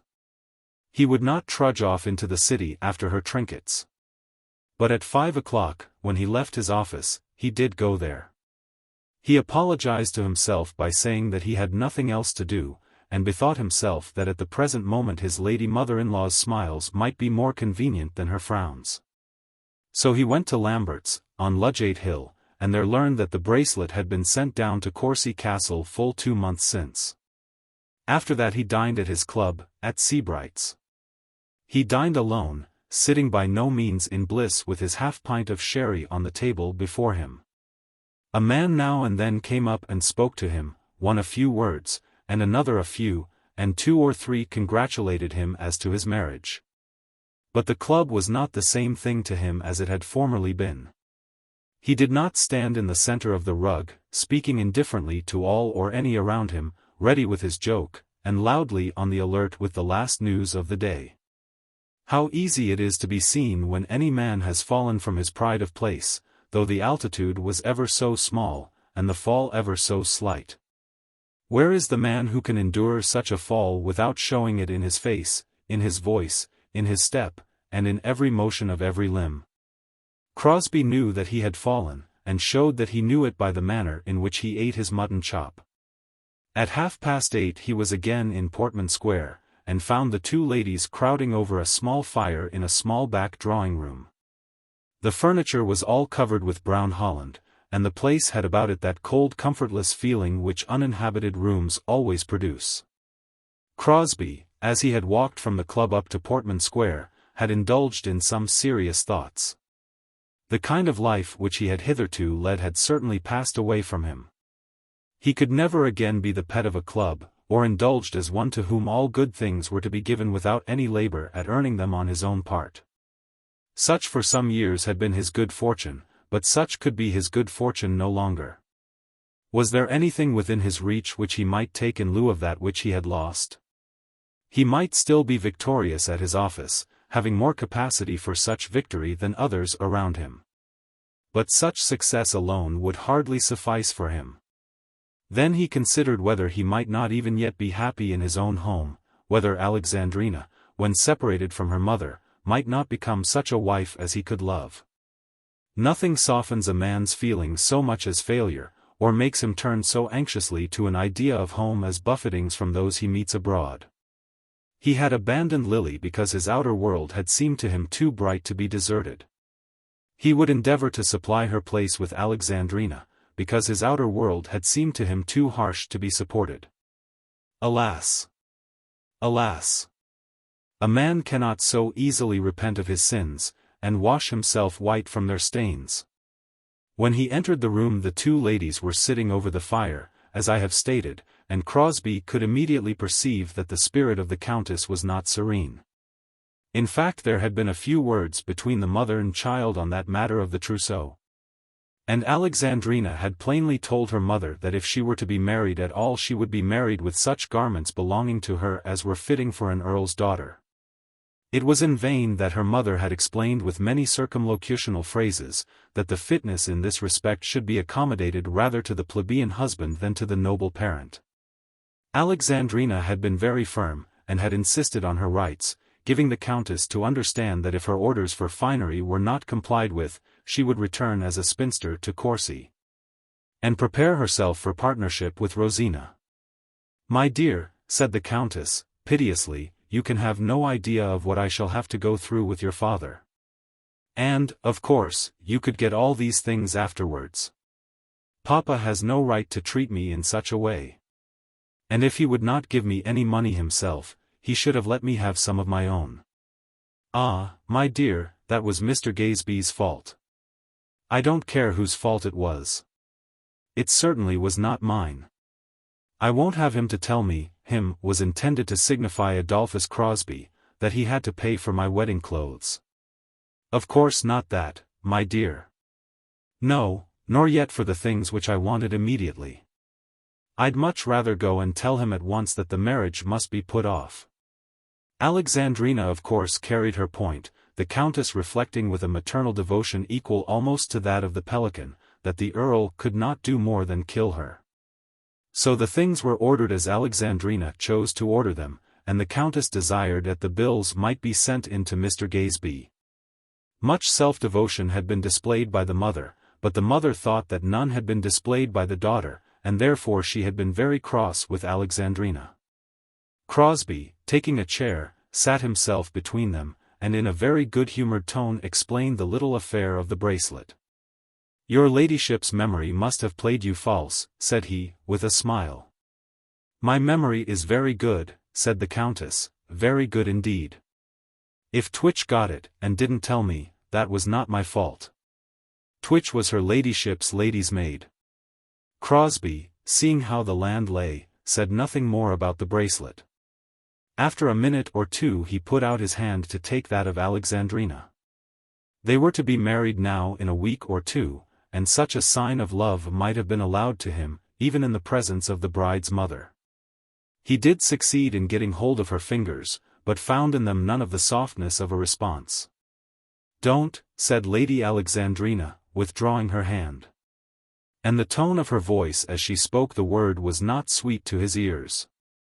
He remembered at the moment a certain scene which took place one evening at the little bridge at Allington, and Lily's voice, and Lily's words, and Lily's passion, as he caressed her. "Oh, my love! My love, my love!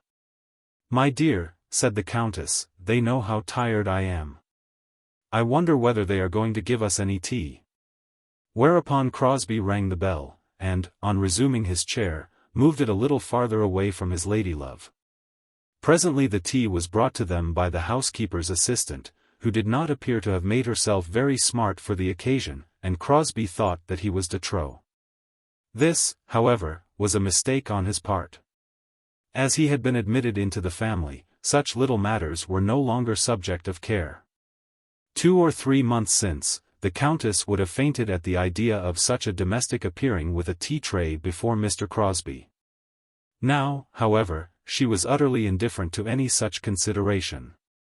Crosbie was to be admitted into the family, thereby becoming entitled to certain privileges, and thereby also becoming subject to certain domestic drawbacks. In Mrs. Dale's little household there had been no rising to grandeur, but then, also, there had never been any bathos of dirt. Of this also Crosbie thought as he sat with his tea in his hand. He soon, however, got himself away. When he rose to go, Alexandrina also rose, and he was permitted to press his nose against her cheekbone by way of a salute. "Good night, Adolphus," said the Countess, putting out her hand to him. "But stop a minute, I know there is something I want you to do for me. But you will look in as you go to your office tomorrow morning." Chapter 41. Domestic Troubles. When Crosbie was making his ineffectual inquiry after Lady de Courcy's bracelet at Lambert's, John Eames was in the act of entering Mrs. Roper's front door in Burton Crescent. "Oh, John, where's Mr. Cradell?" were the first words which greeted him, and they were spoken by the divine Amelia. Now, in her usual practice of life, Amelia did not interest herself much as to the whereabouts of Mr. Cradell. "Where's Cradell?" said Eames, repeating the question. "Upon my word, I don't know. I walked to the office with him, but I haven't seen him since. We don't sit in the same room, you know. John," and then she stopped. "What's up now?" said John. "John. That woman's off and left her husband. As sure as your name's John Eames, that foolish fellow has gone off with her."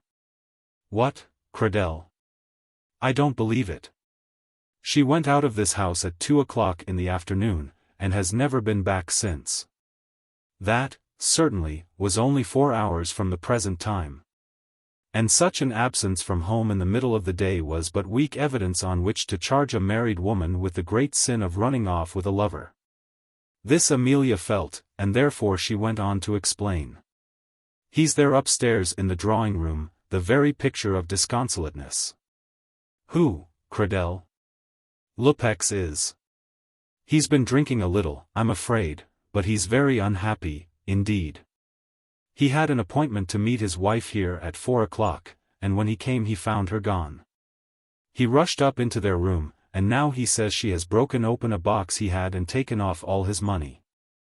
But he never had any money. He paid mother some the day before yesterday. That's just the reason he shouldn't have any today. She certainly has taken things she wouldn't have taken if she'd merely gone out shopping or anything like that, for I've been up in the room and looked about it. She'd 3 necklaces. They weren't much account, but she must have them all on, or else have got them in her pocket. Cradell has never gone off with her in that way.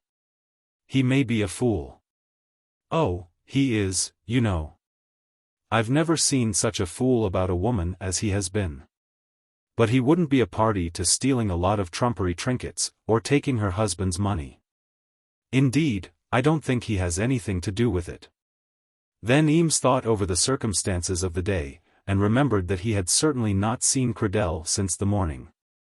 It was that public servant's practice to saunter into Eames's room in the middle of the day, and there consume bread and cheese and beer, in spite of an assertion which Johnny had once made as to crumbs of biscuit bathed in ink.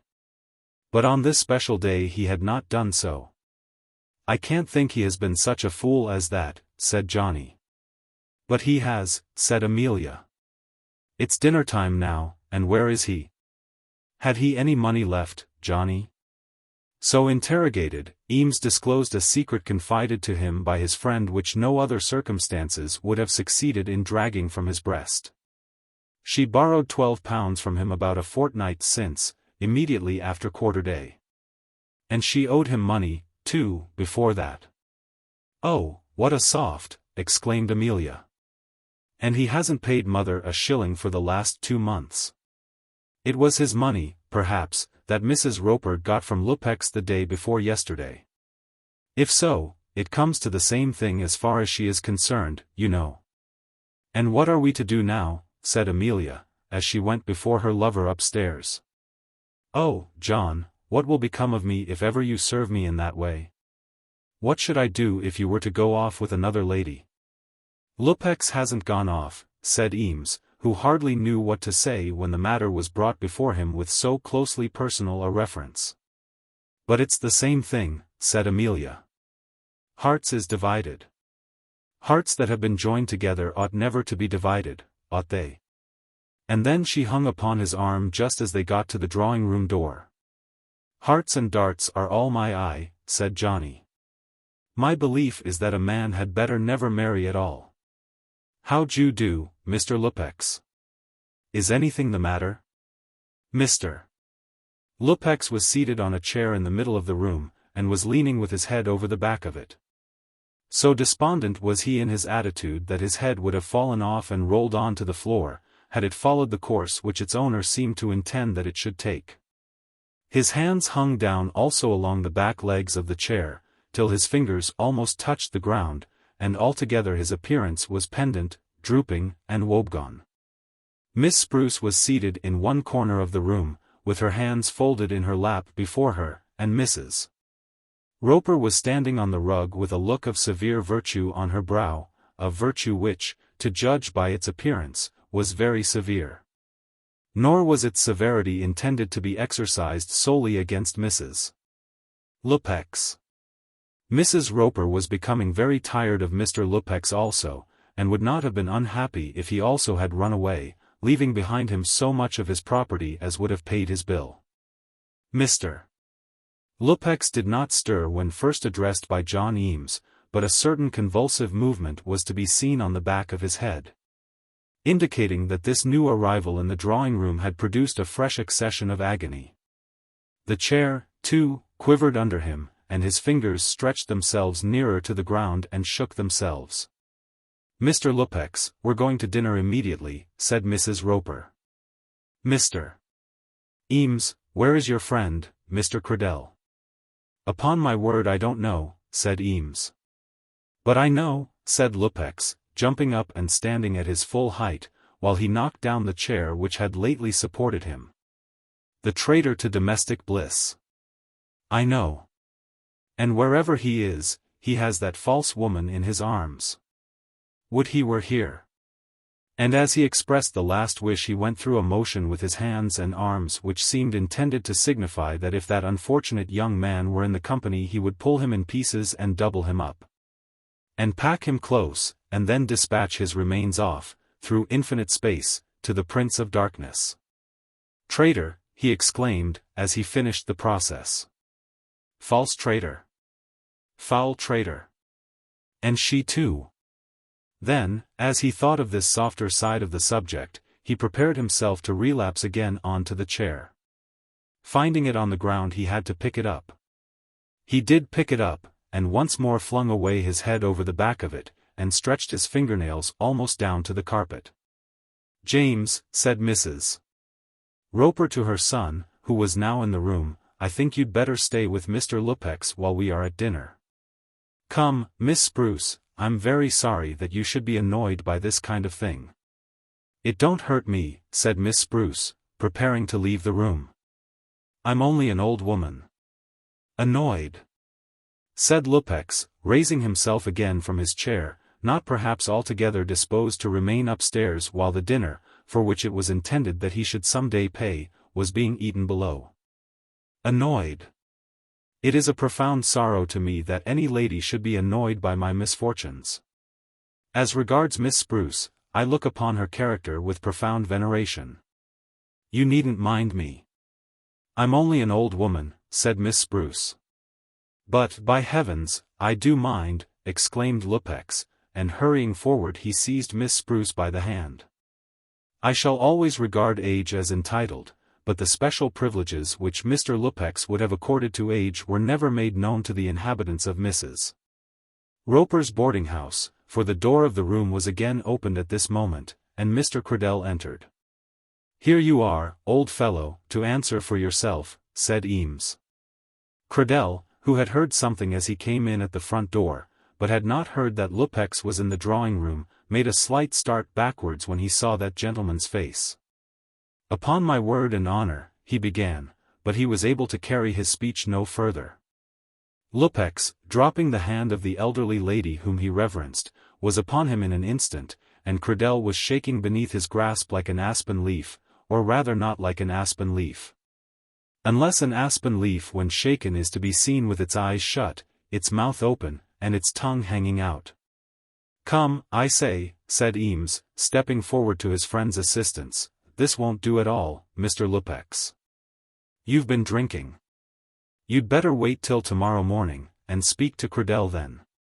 "Tomorrow morning, viper," shouted Lupex, still holding his prey, but looking back at Eames over his shoulder. Who the viper was had not been clearly indicated. "When will he restore to me my wife? When will he restore to me my honor? Upon my," it was for the moment in vain that poor Mr.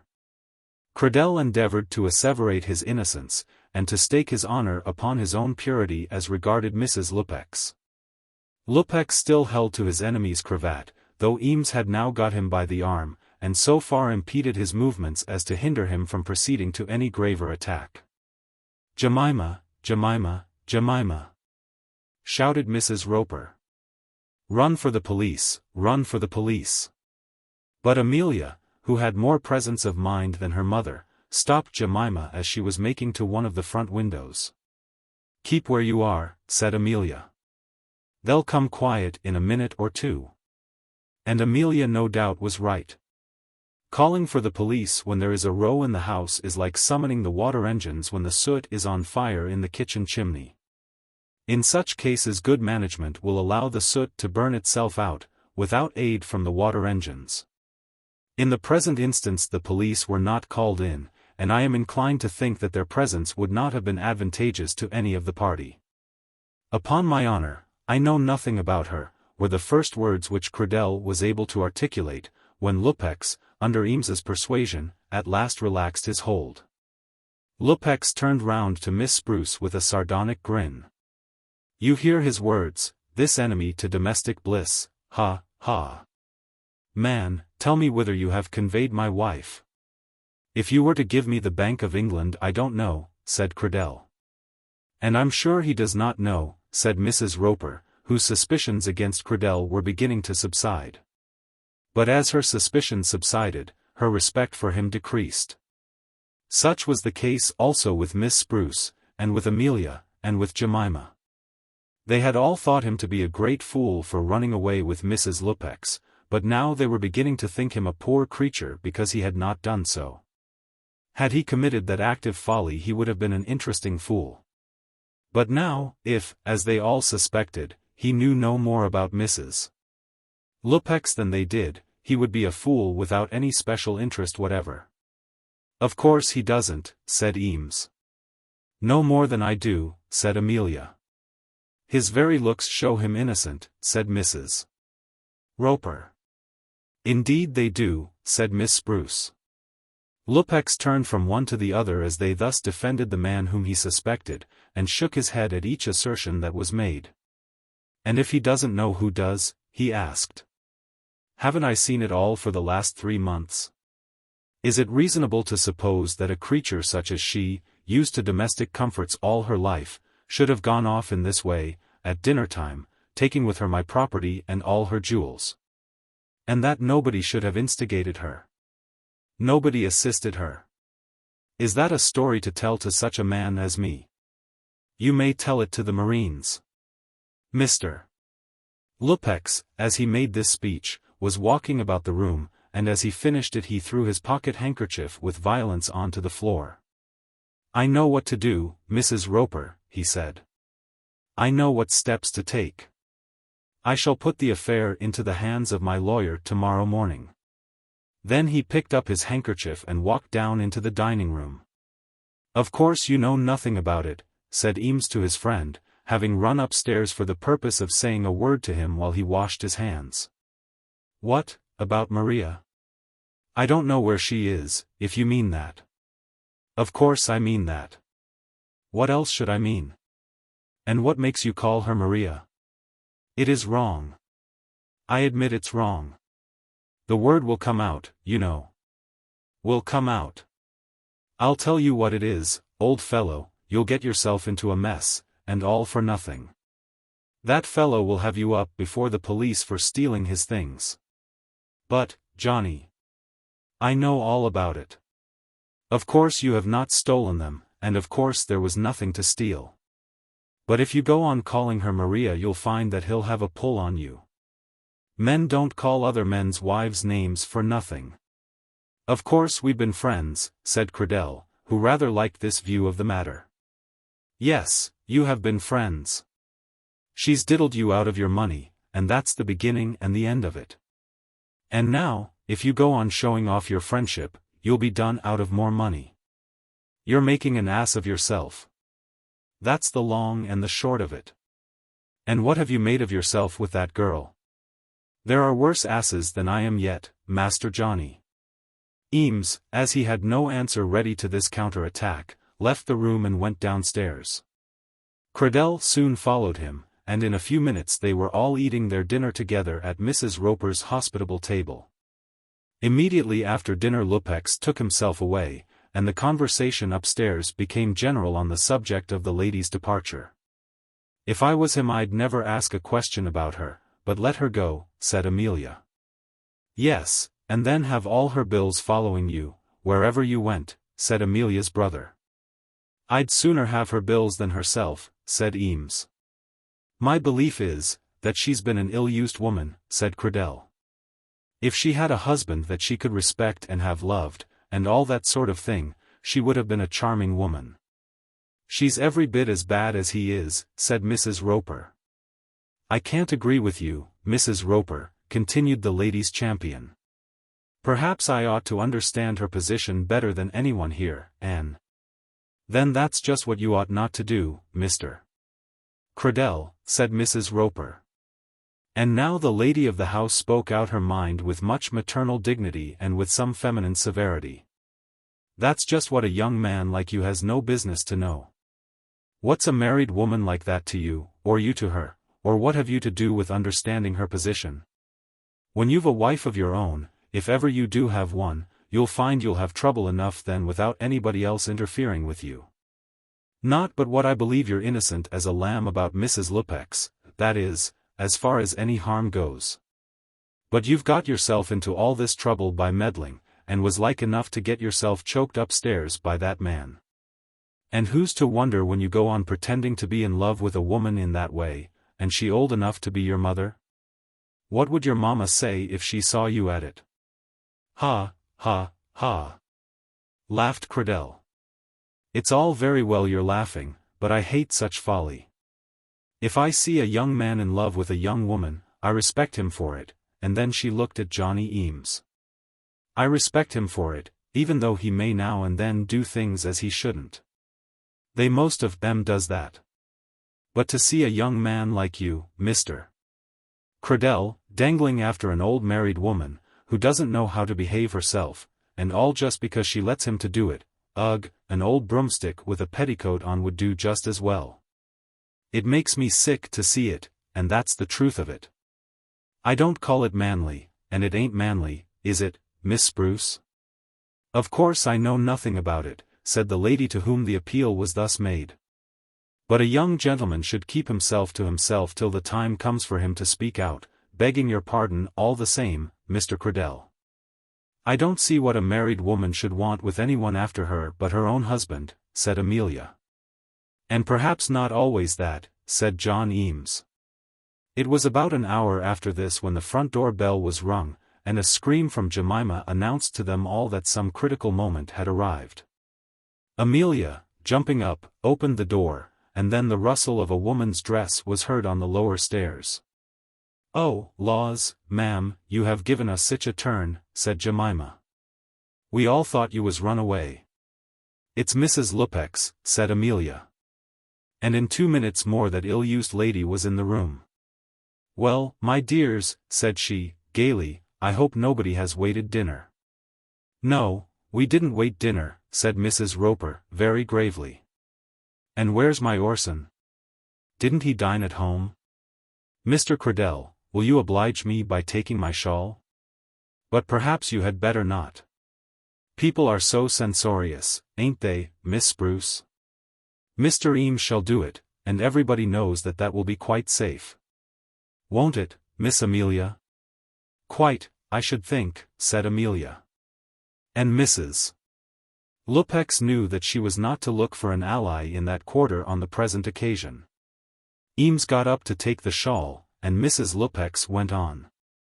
And didn't Orson dine at home? Perhaps they kept him down at the theatre. But I've been thinking all day what fun it would be when he thought his bird was flown. He did dine at home, said Mrs. Roper. And he didn't seem to like it. There wasn't much fun, I can assure you. Ah, wasn't there, though? I believe that man would like to have me tied to his buttonhole. I came across a few friends, lady friends, Mr. Cradell, though 2 of them had their husbands, so we made a party, and just went down to Hampton Court. So my gentleman has gone again, has he? That's what I get for gaddying about myself, isn't it, Miss Spruce? Mrs. Roper, as she went to bed that night, made up her mind that, whatever might be the cost and trouble of doing so, she would lose no further time in getting rid of her married guests. Chapter 42. Lily's bedside. Lily Dale's constitution was good, and her recovery was retarded by no relapse or lingering debility. But, nevertheless, she was forced to keep her bed for many days after the fever had left her. During all this period Dr. Crofts came every day. It was in vain that Mrs. Dale begged him not to do so, telling him in simple words that she felt herself bound not to accept from him all this continuation of his unremunerated labors now that the absolute necessity for them was over. He answered her only by little jokes, or did not answer her at all. But still he came daily, almost always at the same hour, just as the day was waning, so that he could sit for a quarter of an hour in the dusk, and then ride home to Guestwick in the dark. At this time Belle had been admitted into her sister's room, and she would always meet Dr. Crofts at Lily's bedside. But she never sat with him alone, since the day on which he had offered her his love with half-articulated words, and she had declined it with words also half-articulated. She had seen him alone since that, on the stairs, or standing in the hall, but she had not remained with him, talking to him after her old fashion. And no further word of his love had been spoken in speech either half or wholly articulate. Nor had Belle spoken of what had passed to anyone else. Lily would probably have told both her mother and sister instantly. But then no such scene as that which had taken place with Belle would have been possible with Lily. In whatever way the matter might have gone with her, there would certainly have been some clear tale to tell when the interview was over. She would have known whether or no she loved the man, or could love him, and would have given him some true and intelligible answer. Belle had not done so, but had given him an answer which, if true, was not intelligible, and if intelligible was not true. And yet, when she had gone away to think over what had passed, she had been happy and satisfied, and almost triumphant. She had never yet asked herself whether she expected anything further from Dr. Crofts, nor what that something further might be, and yet she was happy. Lily had now become pert and saucy in her bed, taking upon herself the little airs which are allowed to a convalescent invalid as compensation for previous suffering and restraint. She pretended to much anxiety on the subject of her dinner, and declared that she would go out on such or such a day, let Dr. Crofts be as imperious as he might. "He's an old savage, after all," she said to her sister, one evening, after he was gone, "and just as bad as the rest of them." "I do not know who the rest of them are," said Belle, "but at any rate he's not very old. You know what I mean. He's just as grumpy as Dr. Gruffin, and thinks everybody is to do what he tells them. Of course, you take his part. And of course you ought, seeing how good he has been. And of course I should, to anybody but you. I do like to abuse him to you. Lily, Lily. So I do. It's so hard to knock any fire out of you, that when one does find the place where the flint lies, one can't help hammering at it. What did he mean by saying that I shouldn't get up on Sunday? Of course I shall get up if I like it. Not if Mamma asks you not. Oh, but she won't, unless he interferes and dictates to her. Oh, Belle, what a tyrant he would be if he were married. Would he? And how submissive you would be, if you were his wife. It's 1,000 pities that you are not in love with each other. That is, if you are not. Lily, I thought that there was a promise between us about that.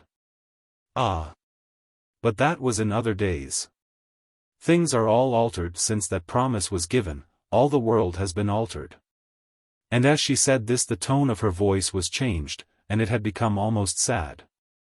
I feel as though I ought to be allowed now to speak about anything I please. You shall, if it pleases you, my pet. You see how it is, Belle. I can never again have anything of my own to talk about. Oh, my darling, do not say that. But it is so, Belle, and why not say it?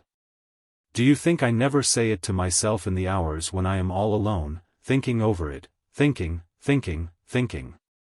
You must not grudge to let me talk of it sometimes. I will not grudge you anything, only I cannot believe that it must be so always. Ask yourself, Belle, how it would be with you. But I sometimes fancy that you measure me differently from yourself. Indeed I do, for I know how much better you are. I am not so much better as to be ever able to forget all that. I know I never shall do so. I have made up my mind about it clearly and with an absolute certainty. Lily. Pray do not say so. But I do say it. And yet I have not been very mopish and melancholy, have I, Belle? I do think I deserve some little credit, and yet, I declare, you won't allow me the least privilege in the world. What privilege would you wish me to give you? To talk about Dr. Crofts. Lily, you are a wicked tyrant. And Belle leaned over her, and fell upon her, and kissed her, hiding her own face in the gloom of the evening. After that it came to be an accepted understanding between them that Belle was not altogether indifferent to Dr. Crofts. You heard what he said, my darling, Mrs. Dale said the next day, as the three were in the room together after Dr. Crofts was gone. Mrs. Dale was standing on one side of the bed, and Belle on the other, while Lily was scolding them both. You can get up for an hour or two tomorrow, but he thinks you had better not go out of the room. What would be the good of that, Mamma? I am so tired of looking always at the same paper. It is such a tiresome paper. It makes one count the pattern over and over again. I wonder how you ever can live here. I've got used to it, you see. I never can get used to that sort of thing. But go on counting. I'll tell you what I should like, and I'm sure it would be the best thing, too. And what would you like? Said Belle. Just to get up at 9 o'clock tomorrow, and go to church as though nothing had happened. Then, when Dr. Crofts came in the evening, you would tell him I was down at the school. I wouldn't quite advise that, said Mrs. Dale. It would give him such a delightful start. And when he found I didn't die immediately, as of course I ought to do according to rule, he would be so disgusted. It would be very ungrateful, to say the least of it, said Belle. No, it wouldn't, a bit. He needn't come, unless he likes it. And I don't believe he comes to see me at all. It's all very well, Mamma, you're looking in that way, but I'm sure it's true. And I'll tell you what I'll do, I'll pretend to be bad again, otherwise the poor man will be robbed of his only happiness. I suppose we must allow her to say what she likes till she gets well, said Mrs. Dale, laughing. It was now nearly dark, and Mrs. Dale did not see that Belle's hand had crept under the bedclothes, and taken hold of that of her sister. It's true, Mamma, continued Lily, and I defy her to deny it. I would forgive him for keeping me in bed if he would only make her fall in love with him. She has made a bargain, Mamma, said Belle, that she is to say whatever she likes till she gets well. I am to say whatever I like always, that was the bargain, and I mean to stand to it. On the following Sunday Lily did get up, but did not leave her mother's bedroom. There she was, seated in that half-dignified and half-luxurious state which belongs to the first getting up of an invalid, when Dr. Crofts called. There she had eaten her tiny bit of roast mutton, and had called her mother a stingy old creature, because she would not permit another morsel. And there she had drunk her half-glass of port wine, pretending that it was very bad, and twice worse than the doctor's physic. And there, Sunday though it was, she had fully enjoyed the last hour of daylight, reading that exquisite new novel which had just completed itself. Amidst the jarring criticisms of the youth and age of the reading public. "I am quite sure she was right in accepting him, Belle," she said, putting down the book as the light was fading, and beginning to praise the story. "It was a matter of course," said Belle. "It always is right in the novels. That's why I don't like them. They are too sweet. That's why I do like them, because they are so sweet. A sermon is not to tell you what you are, but what you ought to be, and a novel should tell you not what you are to get, but what you'd like to get. If so, then, I'd go back to the old school, and have the heroine really a heroine, walking all the way up from Edinburgh to London, and falling among thieves. Or else nursing a wounded hero, and describing the battle from the window. We've got tired of that, or else the people who write can't do it nowadays. But if we are to have real life, let it be real." "No, Belle, no," said Lily. "Real life sometimes is so painful." Then her sister, in a moment, was down on the floor at her feet, kissing her hand and caressing her knees, and praying that the wound might be healed. On that morning Lily had succeeded in inducing her sister to tell her all that had been said by Dr. Crofts. All that had been said by herself also, Belle had intended to tell. But when she came to this part of the story, her account was very lame. "I don't think I said anything," she said. "But silence always gives consent." "He'll know that," Lily had rejoined. "No, he will not, my silence didn't give any consent, I'm sure of that. And he didn't think that it did." "But you didn't mean to refuse him?" "I think I did. I don't think I knew what I meant. And it was safer, therefore, to look no, than to look yes. If I didn't say it, I'm sure I looked it." "But you wouldn't refuse him now?" asked Lily. "I don't know," said Belle. "It seems as though I should want years to make up my mind, and he won't ask me again." Belle was still at her sister's feet, caressing them, and praying with all her heart that that wound might be healed in due time, when Mrs. Dale came in and announced the doctor's daily visit. "Then I'll go," said Belle. "Indeed you won't," said Lily.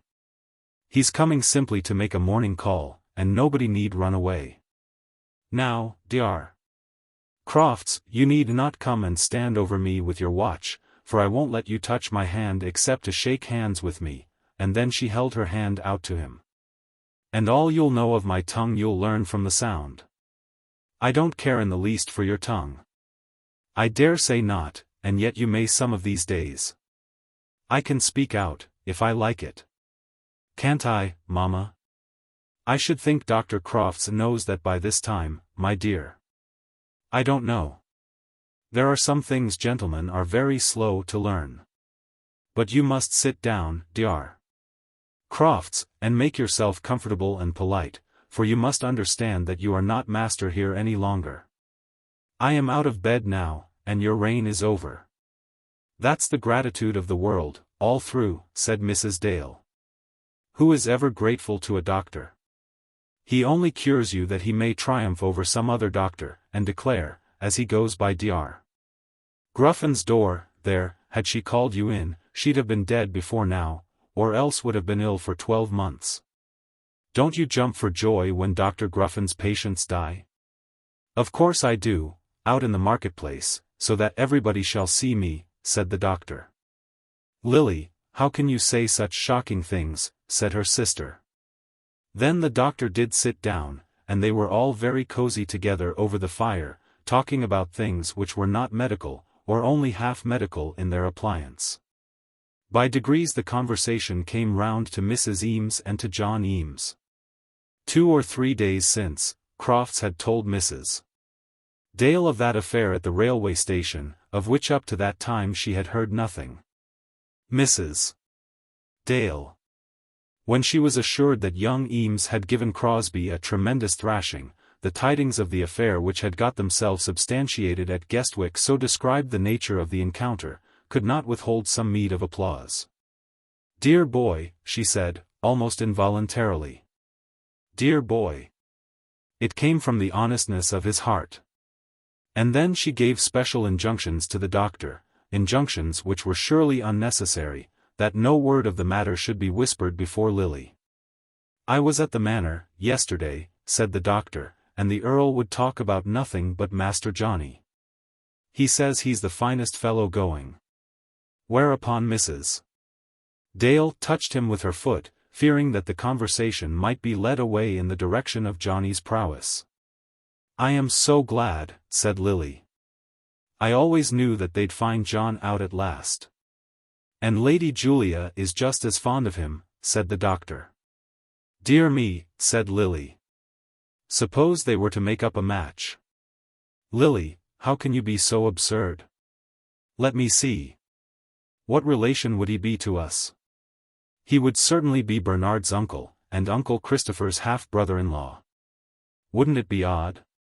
"It would rather," said Mrs. Dale. "I hope he'll be civil to Bernard." "Don't you, Belle?" "Is he to give up the income tax office, Dr. Crofts?" "I didn't hear that that was settled yet." And so they went on talking about John Eames. "Joking apart," said Lily, "I am very glad that Lord de Guest has taken him by the hand. Not that I think an earl is better than anybody else, but because it shows that people are beginning to understand that he has got something in him. I always said that they who laughed at John would see him hold up his head yet." All which words sank deep into Mrs. Dale's mind. If only, in some coming time, her pet might be taught to love this new young hero. But then would not that last heroic deed of his militate most strongly against any possibility of such love? "And now I may as well be going," said the doctor, rising from his chair. At this time Belle had left the room, but Mrs. Dale was still there. "You need not be in such a hurry, especially this evening," said Lily. "Why especially this evening?"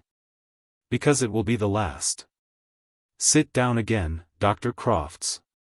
I've got a little speech to make to you. I've been preparing it all the morning, and you must give me an opportunity of speaking it. I'll come the day after tomorrow, and I'll hear it then. But I choose, sir, that you should hear it now. Am I not to be obeyed when I first get up onto my own throne? Dear, dear Dr. Crofts, how am I to thank you for all that you have done?" "How are any of us to thank him?" said Mrs. Dale. "I hate thanks," said the doctor. "One kind glance of the eye is worth them all, and I've had many such in this house." "You have our heart's love, at any rate," said Mrs. Dale. "God bless you all," said he, as he prepared to go. "But I haven't made my speech yet," said Lily. "And to tell the truth, Mamma, you must go away, or I shall never be able to make it. It's very improper, is it not, turning you out, but it shall only take 3 minutes." Then Mrs. Dale, with some little joking word, left the room, but, as she left it, her mind was hardly at ease. Ought she to have gone, leaving it to Lily's discretion to say what words she might think fit to Dr. Crofts? Hitherto she had never doubted her daughters, not even their discretion. And therefore it had been natural to her to go when she was bidden. But as she went downstairs she had her doubts whether she was right or no. "Dr. Crofts," said Lily, as soon as they were alone. "Sit down there, close to me. I want to ask you a question. What was it you said to Belle when you were alone with her the other evening in the parlor?" The doctor sat for a moment without answering, and Lily, who was watching him closely, could see by the light of the fire that he had been startled, had almost shuddered as the question was asked him. "What did I say to her?" And he repeated her words in a very low voice. "I asked her if she could love me, and be my wife." "And what answer did she make to you?" "What answer did she make?" "She simply refused me." "No, no, no, don't believe her, Dr. Crofts. It was not so, I think it was not so. Mind you, I can say nothing as coming from her. She has not told me her own mind." But if you really love her, she will be mad to refuse you. I do love her, Lily, that at any rate is true. Then go to her again. I am speaking for myself now. I cannot afford to lose such a brother as you would be. I love you so dearly that I cannot spare you. And I think she'll learn to love you as you would wish to be loved. You know her nature, how silent she is, and averse to talk about herself. She has confessed nothing to me but this, that you spoke to her and took her by surprise. Are we to have another chance? I know how wrong I am to ask such a question. But, after all, is not the truth the best?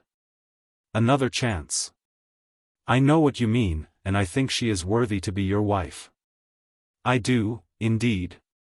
And if so, she must be very worthy. You won't tell of me, will you now, Doctor? No, I won't tell of you. And you'll try again? Yes, I'll try again. God bless you, my brother. I hope you'll be my brother. Then, as he put out his hand to her once more, she raised her head towards him, and he, stooping down, kissed her forehead. Make Mamma come to me, were the last words she spoke as he went out at the door. So you've made your speech, said Mrs. Dale. Yes, Mamma. I hope it was a discreet speech. I hope it was, Mamma. But it has made me so tired, and I believe I'll go to bed. Do you know I don't think I should have done much good down at the school today? Then Mrs. Dale, in her anxiety to repair what injury might have been done to her daughter by overexertion, omitted any further mention of the farewell speech. Dar. Crofts as he rode home enjoyed but little of the triumph of a successful lover. It may be that she's right, he said to himself, and, at any rate, I'll ask again. Nevertheless, that "no" which Bell had spoken, and had repeated, still sounded in his ears harsh and conclusive. There are men to whom a peal of no's rattling about their ears never takes the sound of a true denial, and others to whom the word once pronounced, be it whispered ever so softly, comes as though it were an unchangeable verdict from the supreme judgment seat. Chapter 43. Fie. Will any reader remember the loves? No, not the loves. That word is so decidedly ill applied as to be incapable of awakening the remembrance of any reader. But the flirtations of Lady Dumbello and Mr. Plantagenet Palliser? Those flirtations, as they had been carried on at Courcy Castle, were laid bare in all their enormities to the eye of the public, and it must be confessed that if the eye of the public was shocked, that eye must be shocked very easily. But the eye of the public was shocked, and people who were particular as to their morals said very strange things. Lady de Courcy herself said very strange things indeed, shaking her head, and dropping mysterious words. Whereas Lady Clandidlem spoke much more openly, declaring her opinion that Lady Dumbello would be off before May. They both agreed that it would not be altogether bad for Lord Dumbello that he should lose his wife, but shook their heads very sadly when they spoke of poor Plantagenet Palliser. As to the lady's fate, that lady whom they had both almost worshipped during the days at Courcy Castle, they did not seem to trouble themselves about that. And it must be admitted that Mr. Palliser had been a little imprudent, that is, if he knew anything about the rumours afloat, seeing that soon after his visit at Courcy Castle he had gone down to Lady Hartletop's place in Shropshire, at which the Dumbellos intended to spend the winter, and on leaving it had expressed his intention of returning in February. The Hartletop people had pressed him very much, the pressure having come with peculiar force from Lord Dumbello. Therefore it is reasonable to suppose that the Hartletop people had at any rate not heard of the rumour. Mr. Plantagenet Palliser spent his Christmas with his uncle, the Duke of Omnium, at Gatherum Castle. That is to say, he reached the castle in time for dinner on Christmas Eve, and left it on the morning after Christmas Day.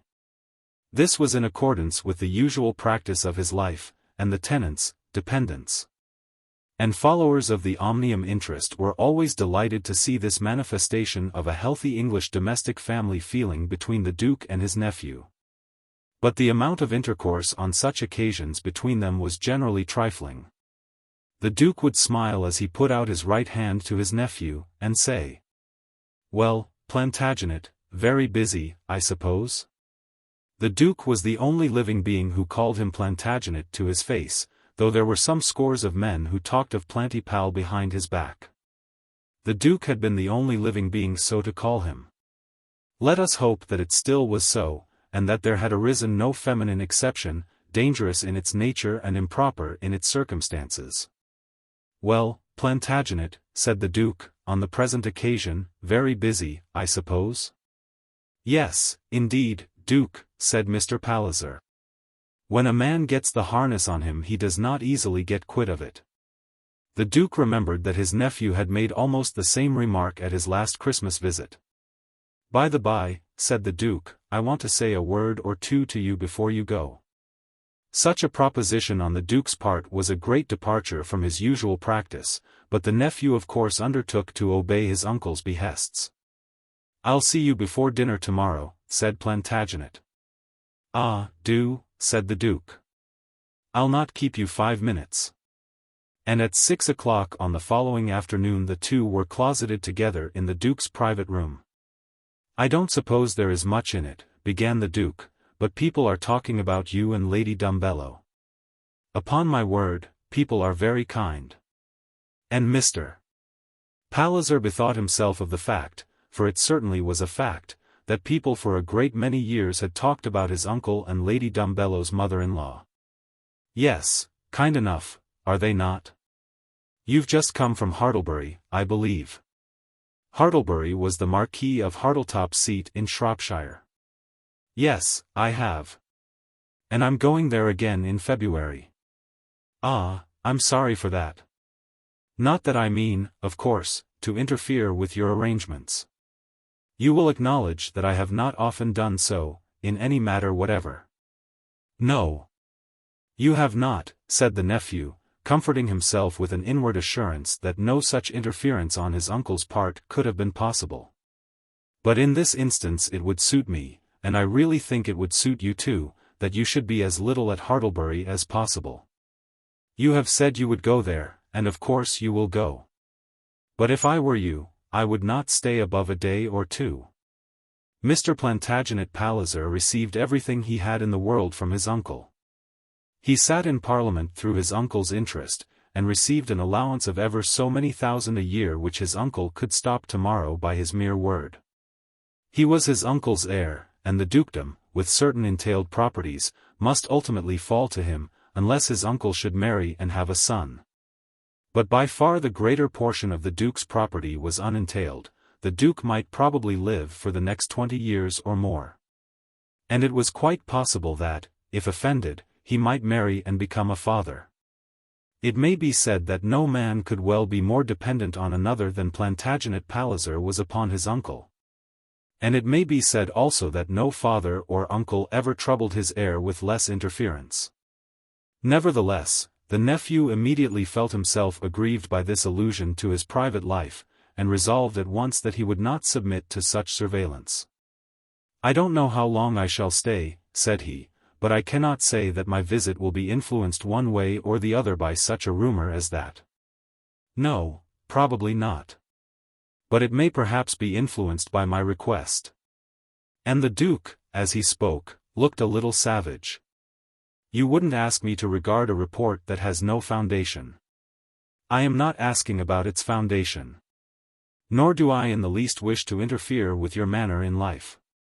By which last observation the Duke intended his nephew to understand that he was quite at liberty to take away any other gentleman's wife. But that he was not at liberty to give occasion even for a surmise that he wanted to take Lord Dumbello's wife. "The fact is this, Plantagenet. I have for many years been intimate with that family. I have not many intimacies, and shall probably never increase them.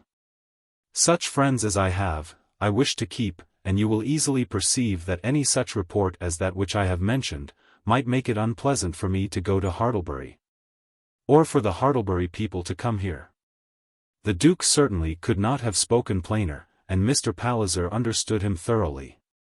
Two such alliances between the two families could not be expected to run pleasantly together, and even the rumor of any such second alliance might interfere with the pleasantness of the former one. "That's all," said the Duke. "It's a most absurd slander," said Mr. Palliser. "I dare say. Those slanders always are absurd, but what can we do? We can't tie up people's tongues." And the Duke looked as though he wished to have the subject considered as finished, and to be left alone. "But we can disregard them," said the nephew, indiscreetly. "You may. I have never been able to do so.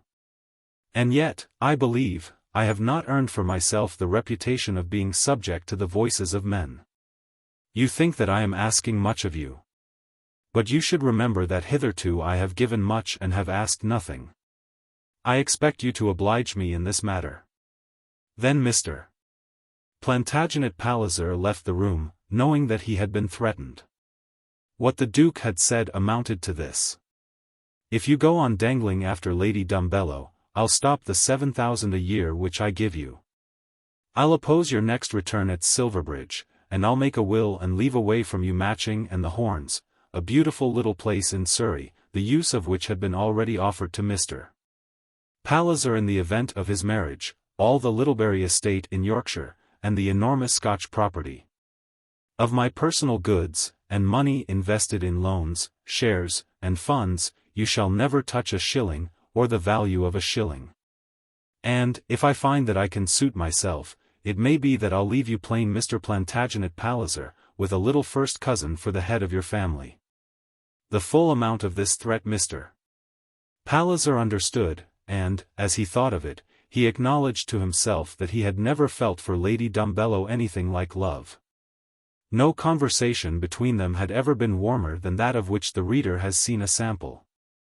Lady Dumbello had been nothing to him. But now that the matter had been put before him in this way, might it not become him, as a gentleman, to fall in love with so very beautiful a woman, whose name had already been linked with his own? We all know that story of the priest, who, by his question in the confessional, taught the ostler to grease the horse's teeth. "I never did yet," said the ostler, "but I'll have a try at it." In this case, the Duke had acted the part of the priest, and Mr. Palliser, before the night was over, had almost become as ready a pupil as the ostler. As to the threat, it would ill become him, as a Palliser and a Plantagenet, to regard it. The Duke would not marry.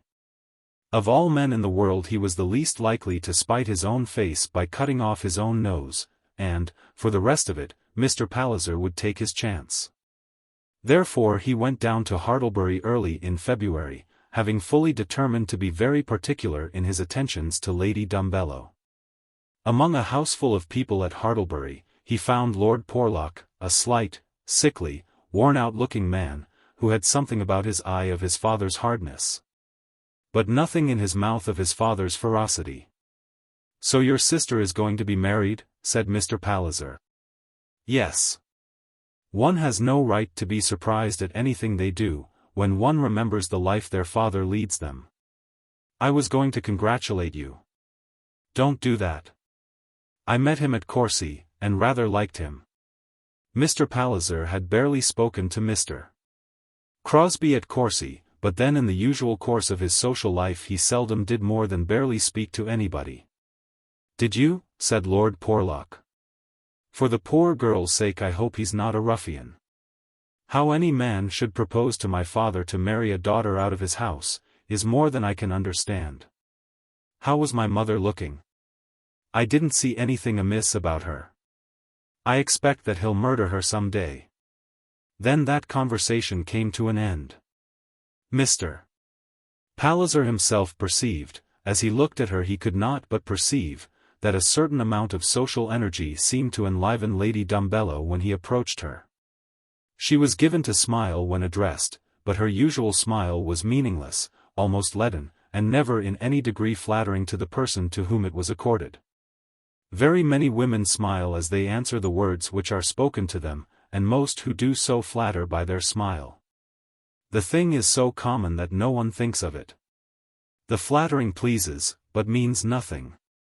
The impression unconsciously taken simply conveys a feeling that the woman has made herself agreeable, as it was her duty to do, agreeable, as far as that smile went.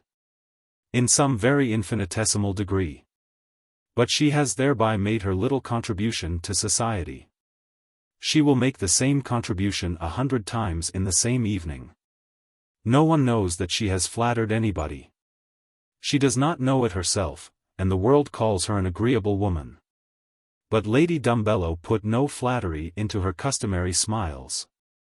They were cold, unmeaning, accompanied by no special glance of the eye, and seldom addressed to the individual. They were given to the room at large.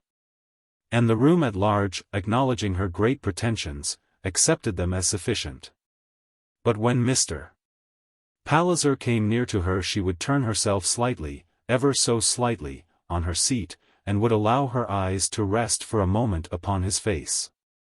Then when he remarked that it had been rather cold, she would smile actually upon him as she acknowledged the truth of his observation. All this Mr. Palliser taught himself to observe, having been instructed by his foolish uncle in that lesson as to the greasing of the horse's teeth. But, nevertheless, during the first week of his stay at Hartlebury, he did not say a word to her more tender than his observation about the weather. It is true that he was very busy.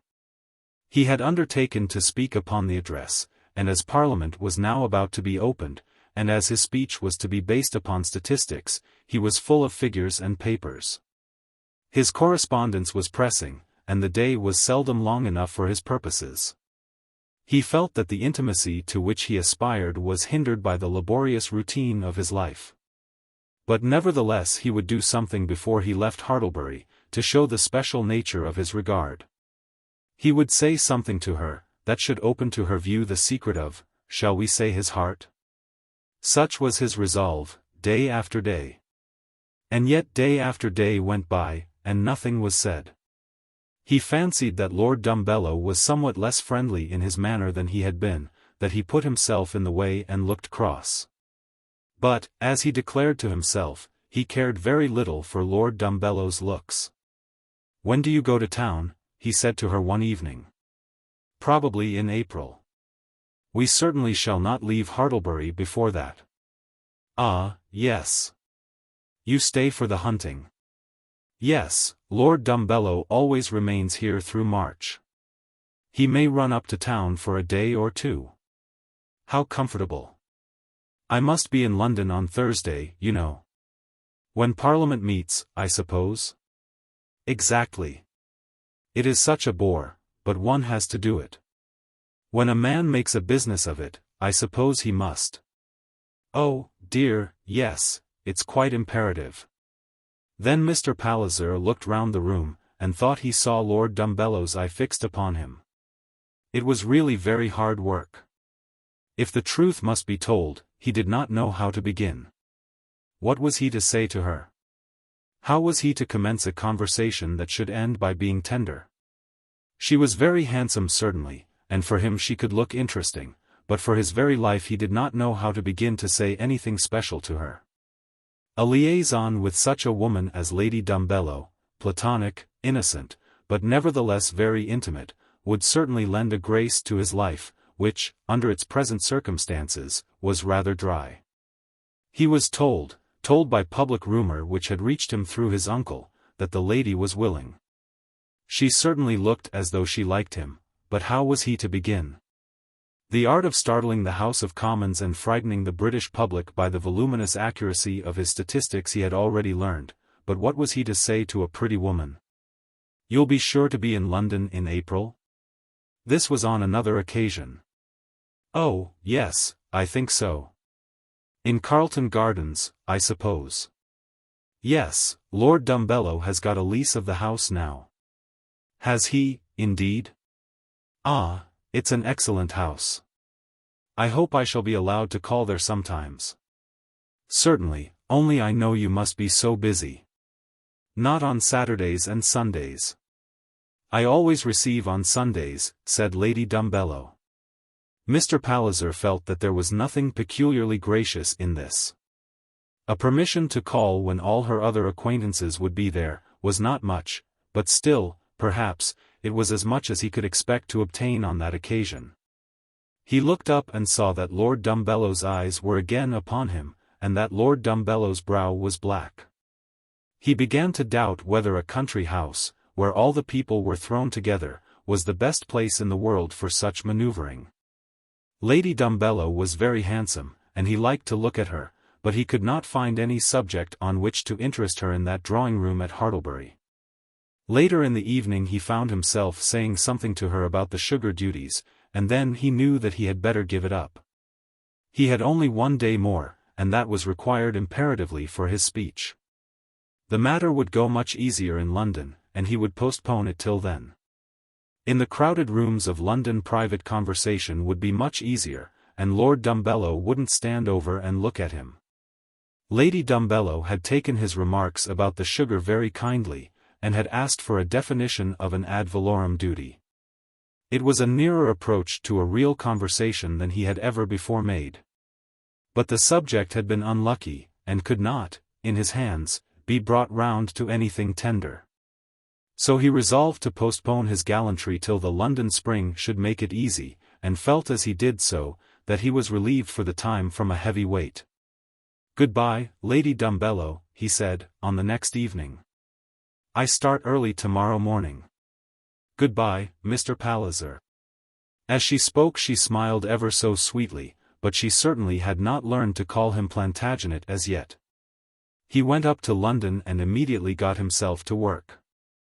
The accurate and voluminous speech came off with considerable credit to himself, credit of that quiet, enduring kind which is accorded to such men. The speech was respectable, dull, and correct. Men listened to it, or sat with their hats over their eyes, asleep, pretending to do so. And the Daily Jupiter in the morning had a leading article about it, which, however, left the reader at its close altogether in doubt whether Mr. Palliser might be supposed to be a great financial pundit or no. Mr. Palliser might become a shining light to the moneyed world, and a glory to the banking interests.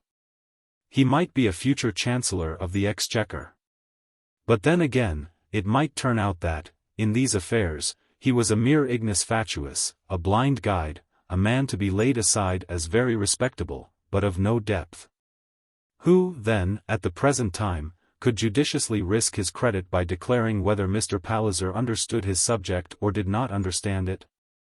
We are not content in looking to our newspapers for all the information that earth and human intellect can afford. But we demand from them what we might demand if a daily sheet could come to us from the world of spirits. The result, of course, is this, that the papers do pretend that they have come daily from the world of spirits, but the oracles are very doubtful, as were those of old. Plantagenet Palliser, though he was contented with this article, felt, as he sat in his chambers in the Albany, that something else was wanting to his happiness. This sort of life was all very well. Ambition was a grand thing, and it became him, as a Palliser and a future peer, to make politics his profession. But might he not spare an hour or two for Amaryllis in the shade? Was it not hard, this life of his? Since he had been told that Lady Dumbellow smiled upon him, he had certainly thought more about her smiles than had been good for his statistics. It seemed as though a new vein in his body had been brought into use, and that blood was running where blood had never run before. If he had seen Lady Dumbellow before Dumbellow had seen her, might he not have married her? Ah! In such case as that, had she been simply Miss Grantley, or Lady Griselda Grantley, as the case might have been, he thought he might have been able to speak to her with more ease. As it was, he certainly had found the task difficult, down in the country, though he had heard of men of his class doing the same sort of thing all his life. For my own part, I believe that the reputed sinners are much more numerous than the sinners. As he sat there, a certain Mr. Fothergill came in upon him. Mr. Fothergill was a gentleman who managed most of his uncle's ordinary affairs, a clever fellow, who knew on which side his bread was buttered. Mr. Fothergill was naturally anxious to stand well with the heir, but to stand well with the owner was his business in life, and with that business he never allowed anything to interfere. On this occasion Mr. Fothergill was very civil, complimenting his future possible patron on his very powerful speech, and predicting for him political power with much more certainty than the newspapers which had, or had not, come from the world of spirits. Mr. Fothergill had come in to say a word or two about some matter of business. As all Mr. Palliser's money passed through Mr. Fothergill's hands, and as his electioneering interests were managed by Mr. Fothergill not unfrequently called to say a necessary word or two. When this was done he said another word or two, which might be necessary or not, as the case might be. "Mr. Palliser," said he, "I wonder you don't think of marrying. I hope you'll excuse me." Mr. Palliser was by no means sure that he would excuse him, and sat himself suddenly upright in his chair in a manner that was intended to exhibit a first symptom of outraged dignity. But, singularly enough, he had himself been thinking of marriage at that moment. How would it have been with him had he known the beautiful Griselda before the Dumbello alliance had been arranged? Would he have married her? Would he have been comfortable if he had married her?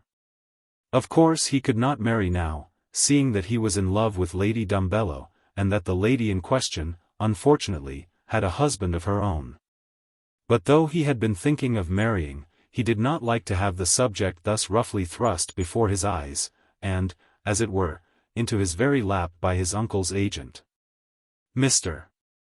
Fothergill, no doubt, saw the first symptom of outraged dignity, for he was a clever, sharp man.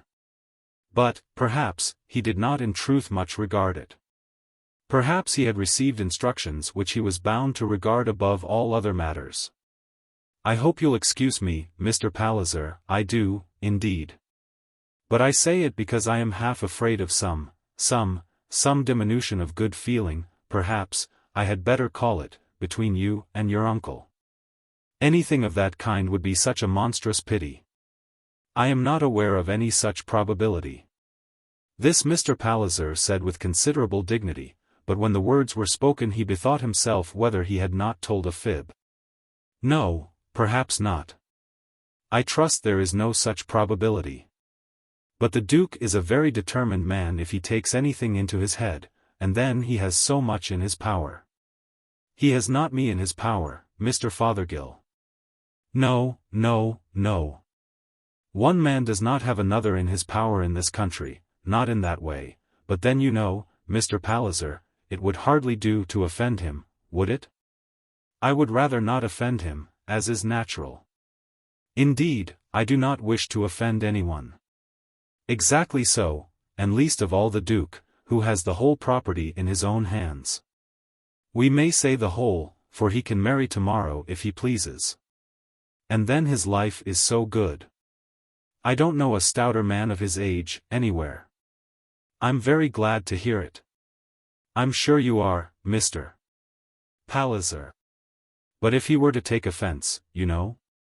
I should put up with it. Yes, exactly, that's what you would do. But it would be worth while to avoid it, seeing how much he has in his power. Has the Duke sent you to me now, Mr. Fothergill? No, nothing of the sort. But he dropped words the other day which made me fancy that he was not quite at ease about you. I have long known that he would be very glad indeed to see an heir born to the property. The other morning, I don't know whether there was anything in it, but I fancied he was going to make some change in the present arrangements. He did not do it, and it might have been fancy. Only think, Mr. Palliser, what one word of his might do. If he says a word, he never goes back from it. Then, having said so much, Mr. Fothergill went his way. Mr. Palliser understood the meaning of all this very well. It was not the first occasion on which Mr. Fothergill had given him advice such as Mr. Fothergill himself had no right to give him. He always received such counsel with an air of half-injured dignity, intending thereby to explain to Mr. Fothergill that he was intruding. But he knew well whence the advice came. And though, in all such cases, he had made up his mind not to follow such counsel, it had generally come to pass that Mr. Palliser's conduct had more or less accurately conformed itself to Mr. Fothergill's advice. A word from the Duke might certainly do a great deal. Mr. Palliser resolved that in that affair of Lady Dumbello he would follow his own devices. But, nevertheless, it was undoubtedly true that a word from the Duke might do a great deal. We, who are in the secret, know how far Mr. Palliser had already progressed in his iniquitous passion before he left Hartlebury. Others, who were perhaps not so well informed, gave him credit for a much more advanced success. Lady Clandidlem, in her letter to Lady de Courcy, written immediately after the departure of Mr. Palliser, declared that, having heard of that gentleman's intended matutinal departure, she had confidently expected to learn at the breakfast table that Lady Dumbello had flown with him. From the tone of her ladyship's language, it seemed as though she had been robbed of an anticipated pleasure by Lady Dumbello's prolonged sojourn in the halls of her husband's ancestors. I feel, however, quite convinced, said Lady Clandidlem, that it cannot go on longer than the spring. I never yet saw a man so infatuated as Mr. Palliser. He did not leave her for one moment all the time he was here. No one but Lady Hartletop would have permitted it. But, you know, there is nothing so pleasant as good old family friendships. Chapter 44. Valentine's Day at Allington. Lily had exacted a promise from her mother before her illness, and during the period of her convalescence often referred to it, reminding her mother that that promise had been made, and must be kept. Lily was to be told the day on which Crosbie was to be married. It had come to the knowledge of them all that the marriage was to take place in February. But this was not sufficient for Lily. She must know the day. And as the time drew nearer, Lily becoming stronger the while, and less subject to medical authority, the marriage of Crosbie and Alexandrina was spoken of much more frequently at the small house. It was not a subject which Mrs. Dale or Bell would have chosen for conversation, but Lily would refer to it. She would begin by doing so almost in a drolling strain, alluding to herself as a forlorn damsel in a playbook.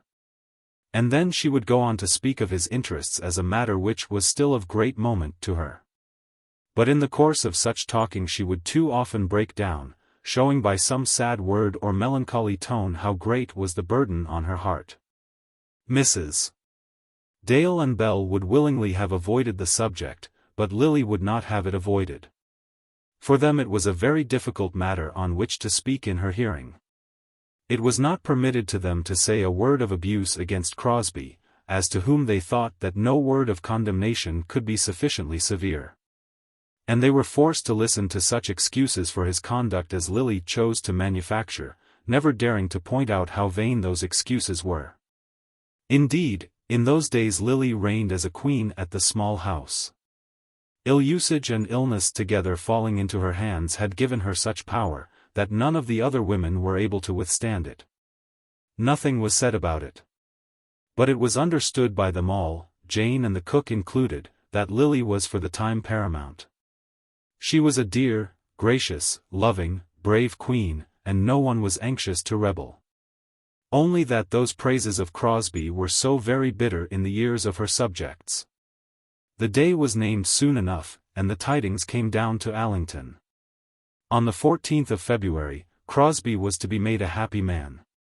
This was not known to the Dales till the 12th, and they would willingly have spared the knowledge then, had it been possible to spare it. But it was not so, and on that evening Lily was told. During these days, Bell used to see her uncle daily. Her visits were made with the pretence of taking to him information as to Lily's health. But there was perhaps at the bottom of them a feeling that, as the family intended to leave the small house at the end of March, it would be well to let the squire know that there was no enmity in their hearts against him.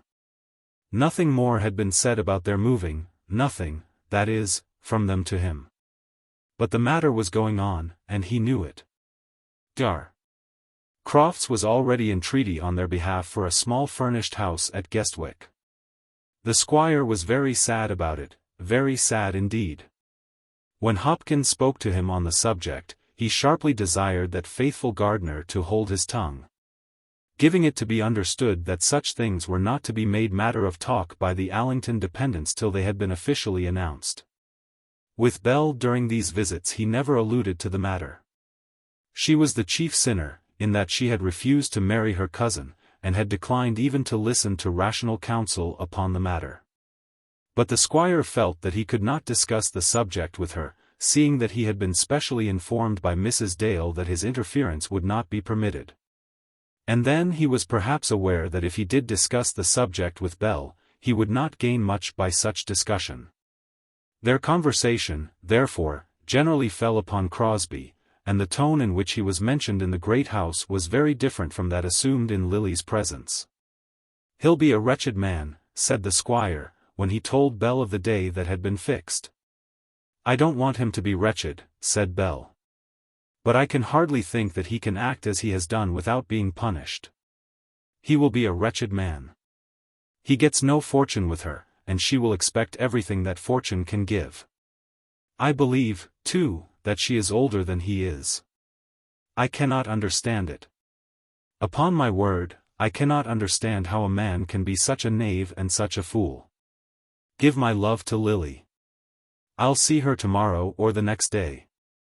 She's well rid of him, I'm sure of that, though I suppose it would not do to tell her so." The morning of the 14th came upon them at the small house, as comes the morning of those special days which have been long considered, and which are to be long remembered. It brought with it a hard, bitter frost, a black, biting frost, such a frost as breaks the water pipes, and binds the ground to the hardness of granite. Lily, queen as she was, had not yet been allowed to go back to her own chamber, but occupied the larger bed in her mother's room, her mother sleeping on a smaller one. "Mamma," she said, "how cold they'll be." Her mother had announced to her the fact of the black frost, and these were the first words she spoke. "I fear their hearts will be cold also," said Mrs. Dale. She ought not to have said so. She was transgressing the acknowledged rule of the house in saying any word that could be construed as being inimical to Crosbie or his bride. But her feeling on the matter was too strong, and she could not restrain herself. "Why should their hearts be cold?" "Oh, mamma, that is a terrible thing to say. Why should their hearts be cold? I hope it may not be so." "Of course you do, of course we all hope it. He was not cold-hearted, at any rate. A man is not cold-hearted, because he does not know himself. Mamma, I want you to wish for their happiness." Mrs. Dale was silent for a minute or two before she answered this, but then she did answer it. "I think I do," said she. "I think I do wish for it." "I am very sure that I do," said Lily. At this time Lily had her breakfast upstairs, but went down into the drawing-room in the course of the morning. "You must be very careful in wrapping yourself as you go downstairs," said Bell, who stood by the tray on which she had brought up the toast and tea. "The cold is what you would call awful." "I should call it jolly," said Lily, "if I could get up and go out. Do you remember lecturing me about talking slang the day that he first came? Did I, my pet? Don't you remember, when I called him a swell? Ah, dear. So he was. That was the mistake, and it was all my own fault, as I had seen it from the first." Belle for a moment turned her face away, and beat with her foot against the ground. Her anger was more difficult of restraint than was even her mother's, and now, not restraining it, but wishing to hide it, she gave it vent in this way. "I understand, Belle. I know what your foot means when it goes in that way, and you shan't do it. Come here, Belle, and let me teach you Christianity. I'm a fine sort of teacher, am I not? And I did not quite mean that. I wish I could learn it from someone," said Belle. "There are circumstances in which what we call Christianity seems to me to be hardly possible. When your foot goes in that way it is a very unchristian foot, and you ought to keep it still.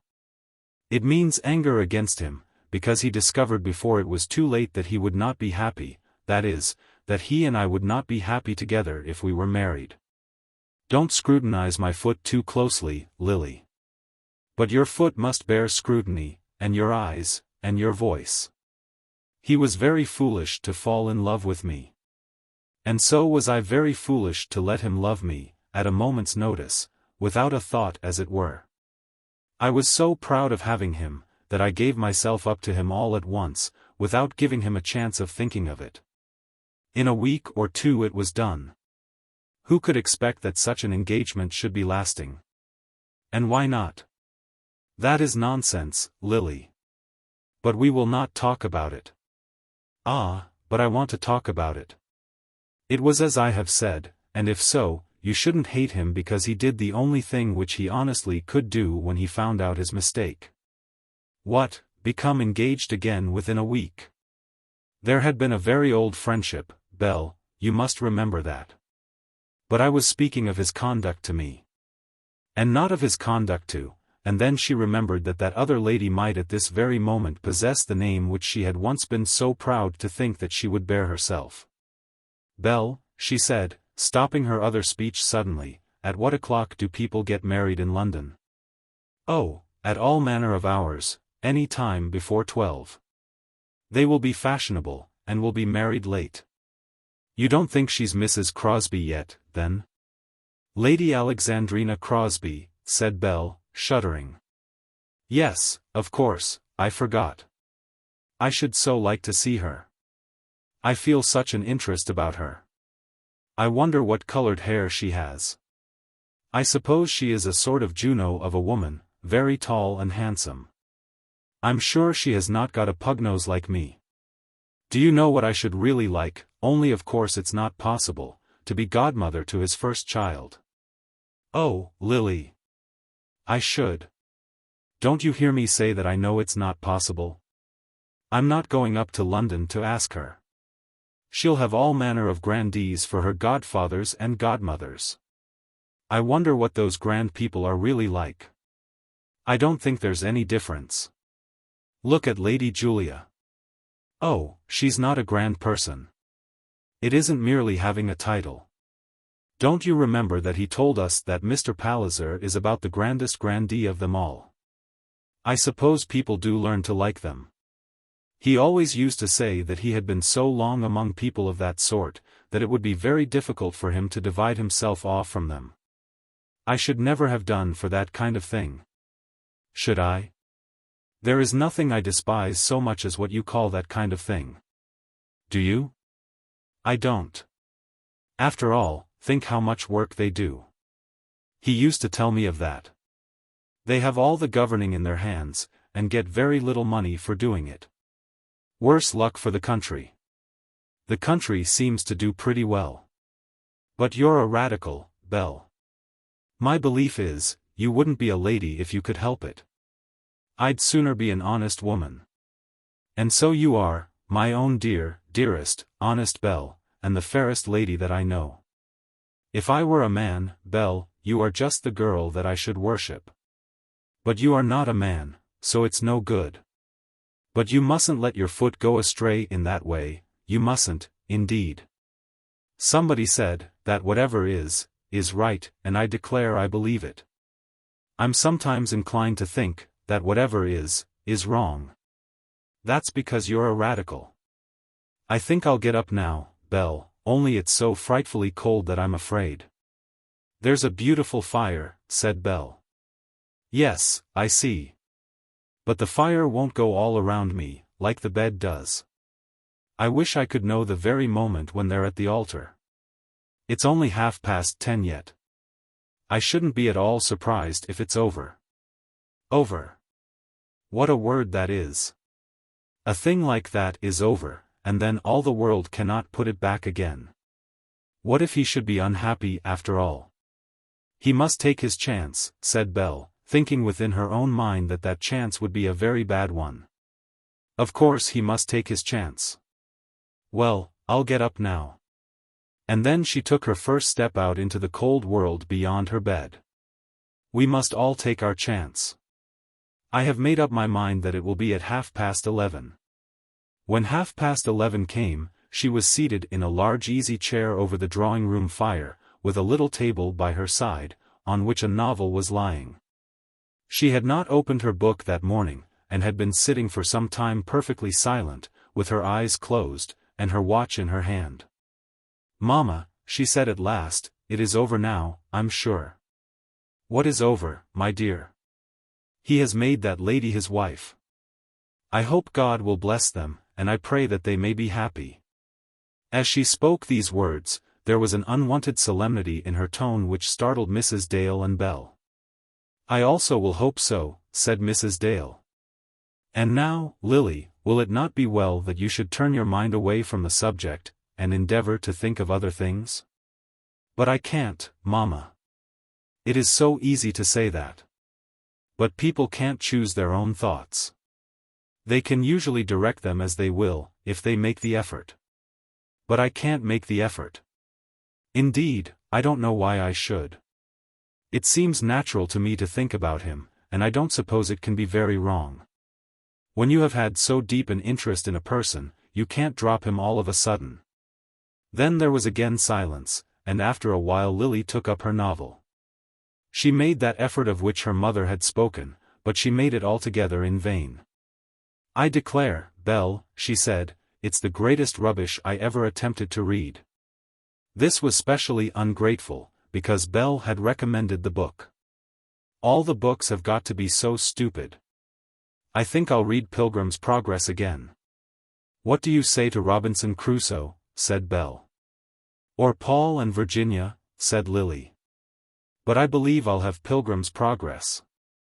I never can understand it, but I rather think that makes it nicer."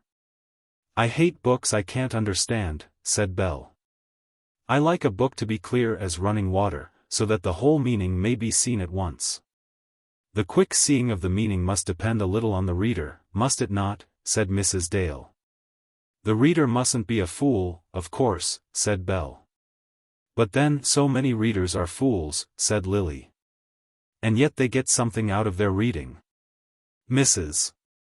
Crump is always poring over the Revelations, and nearly knows them by heart. I don't think she could interpret a single image, but she has a hazy, misty idea of the truth. That's why she likes it, because it's too beautiful to be understood, and that's why I like Pilgrim's Progress." After which Belle offered to get the book in question.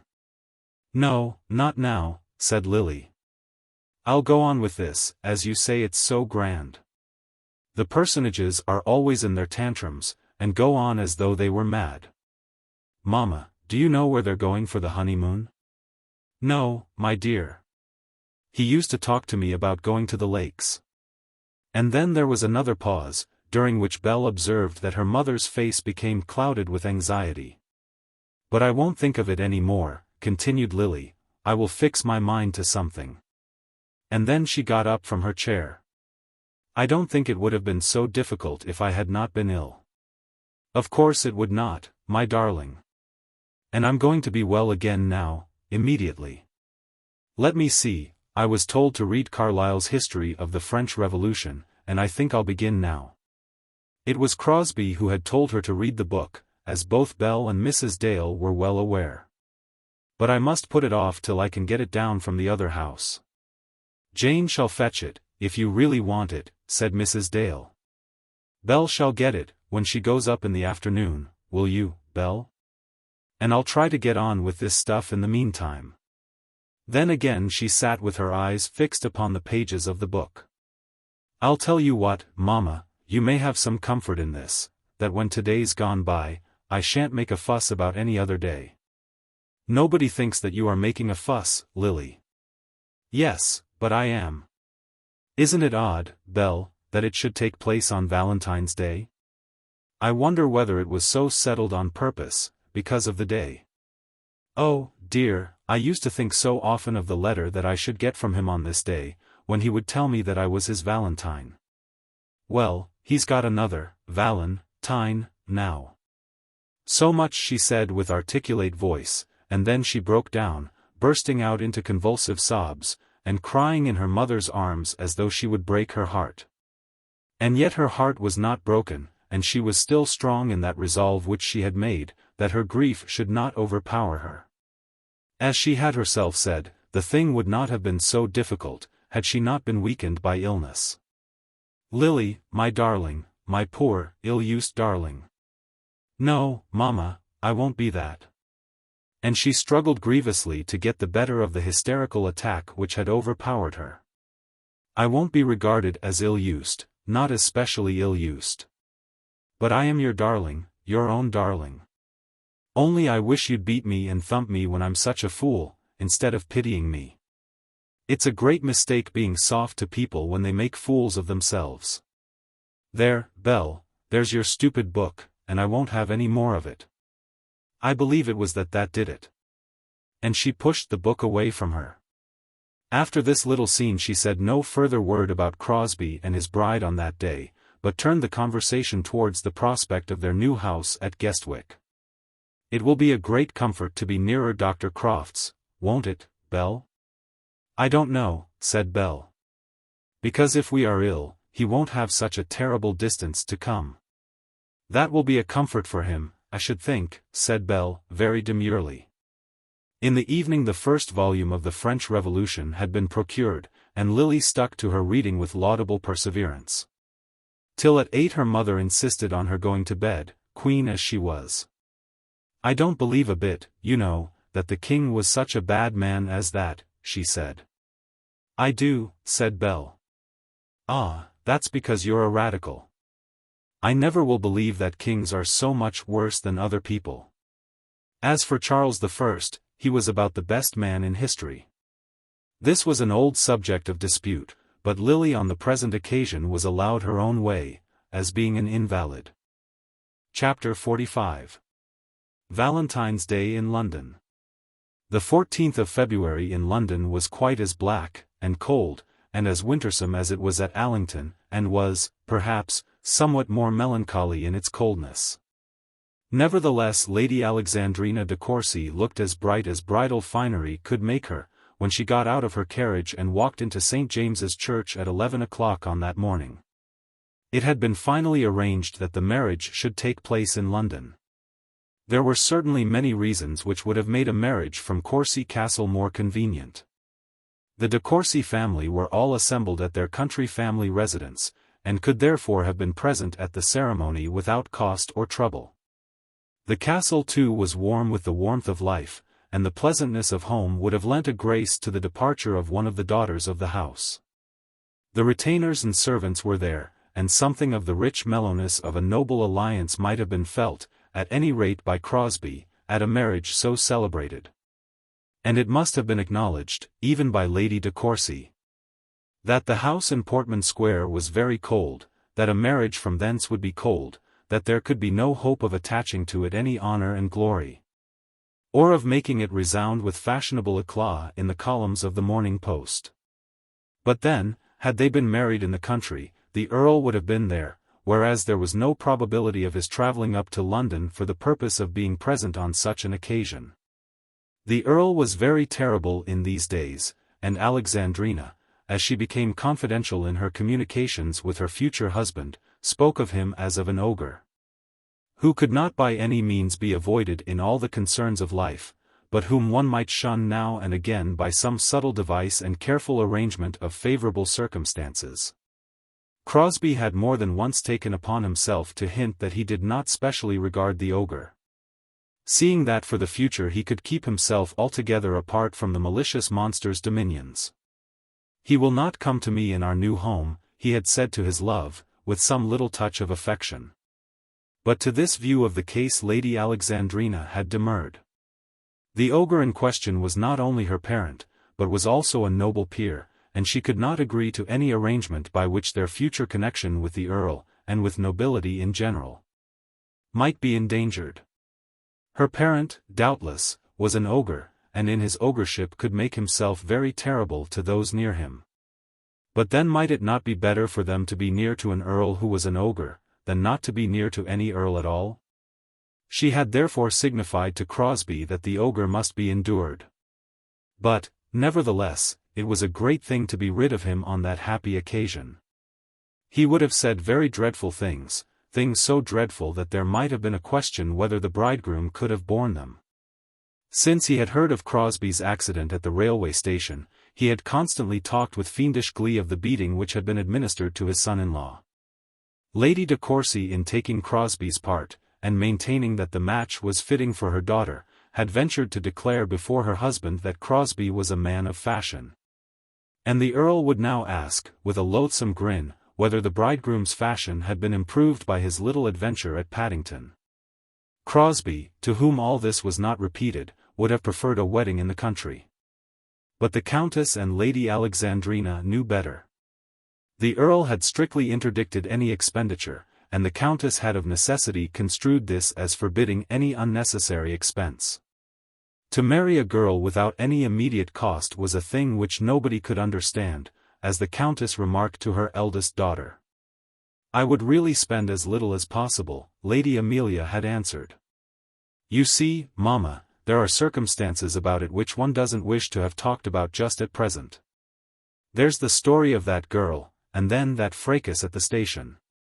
I really think it ought to be as quiet as possible."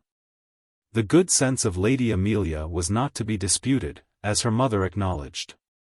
But then if the marriage were managed in any notoriously quiet way, the very notoriety of that quiet would be as dangerous as an attempt at loud glory. "But it won't cost as much," said Amelia. And thus it had been resolved that the wedding should be very quiet. To this Crosbie had assented very willingly, though he had not relished the manner in which the Countess had explained to him her views. "I need not tell you, Adolphus," she had said, "how thoroughly satisfied I am with this marriage. My dear girl feels that she can be happy as your wife, and what more can I want?"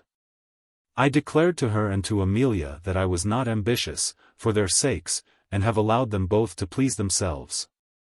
"I hope they have pleased themselves," said Crosbie. "I trust so. But nevertheless, I don't know whether I make myself understood?" "Quite so, Lady de Courcy. If Alexandrina were going to marry the eldest son of a marquis, you would have a longer procession to church than will be necessary when she marries me." "You put it in such an odd way, Adolphus." "It's all right so long as we understand each other. I can assure you I don't want any procession at all. I should be quite contented to go down with Alexandrina, arm in arm, like Darby and Joan, and let the clerk give her away." We may say that he would have been much better contented could he have been allowed to go down the street without any encumbrance on his arm. But there was no possibility now for such deliverance as that. Both Lady Amelia and Mr. Gaesby had long since discovered the bitterness of his heart and the fact of his repentance. And Gaesby had ventured to suggest to his wife that his noble sister-in-law was preparing for herself a life of misery. "He'll become quiet and happy when he's used to it," Lady Amelia had replied, thinking, perhaps, of her own experiences. "I don't know, my dear, he's not a quiet man. There's something in his eye which tells me that he could be very hard to a woman." "It has gone too far now for any change," Lady Amelia had answered. "Well, perhaps it has. And I know my sister so well, she would not hear of it. I really think they will do very well when they become used to each other." Mr. Gaesby, who also had had his own experiences, hardly dared to hope so much. His home had been satisfactory to him, because he had been a calculating man, and having made his calculation correctly was willing to take the net result. He had done so all his life with success. In his house his wife was paramount, as he very well knew. But no effort on his wife's part, had she wished to make such effort, could have forced him to spend more than 2/3 of his income.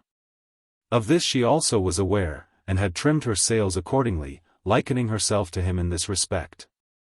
But of such wisdom, and such trimmings, and such adaptability, what likelihood was there with Mr. Crosbie and Lady Alexandrina? "At any rate, it is too late now," said Lady Amelia, thus concluding the conversation. But nevertheless, when the last moment came, there was some little attempt at glory. Who does not know the way in which a lately married couple's little dinner party stretches itself out from the pure simplicity of a fried sole and a leg of mutton to the attempt at clear soup? The unfortunately cold dish of round balls which is handed about after the sole, and the brightly red jelly, and beautifully pink cream, which are ordered, in the last agony of ambition, from the next pastrycook's shop. We cannot give a dinner, my dear, with only cook and Sarah. It has thus begun, and the husband has declared that he has no such idea. If Phipps and Doudney can come here and eat a bit of mutton, they are very welcome, if not, let them stay away. And you might as well ask Phipps's sister. Just to have someone to go with you into the drawing room. I'd much rather go alone, because then I can read, or sleep, we may say. But her husband has explained that she would look friendless in this solitary state, and therefore Phipps's sister has been asked. Then the dinner has progressed down to those costly jellies which have been ordered in a last agony. There has been a conviction on the minds of both of them that the simple leg of mutton would have been more jolly for them all. Had those round balls not been carried about by a hired man? Had simple mutton with hot potatoes been handed to Miss Phipps by Sarah, Miss Phipps would not have simpered with such unmeaning stiffness when young Doudney spoke to her. They would have been much more jolly. Have a bit more mutton, Phipps, and where do you like it? How pleasant it sounds. But we all know that it is impossible. My young friend had intended this, but his dinner had run itself away to cold round balls and coloured forms from the pastry cook. And so it was with the Crosbie marriage. The bride must leave the church in a properly appointed carriage, and the postboys must have wedding favours. So the thing grew. Not into noble proportions, not into proportions of true glory, justifying the attempt and making good the gala. A well-cooked risole, brought pleasantly to you, is good eating. A gala marriage, when everything is in keeping, is excellent sport. Heaven forbid that we should have no gala marriages. But the small spasmodic attempt, made in opposition to manifest propriety, made with an inner conviction of failure, that surely should be avoided in marriages, in dinners, and in all affairs of life. There were bridesmaids and there was a breakfast. Both Margaretta and Rosina came up to London for the occasion, as did also a first cousin of theirs, one Miss Gresham, a lady whose father lived in the same county. Mr. Gresham had married a sister of Lord de Courcy's, and his services were also called into requisition. He was brought up to give away the bride, because the Earl, as the paragraph in the newspaper declared, was confined at Courcy Castle by his old hereditary enemy, the gout. A fourth bridesmaid also was procured, and thus there was a bevy, though not so large a bevy as is now generally thought to be desirable. There were only 3 or 4 carriages at the church, but even 3 or 4 were something. The weather was so frightfully cold that the light-coloured silks of the ladies carried with them a show of discomfort.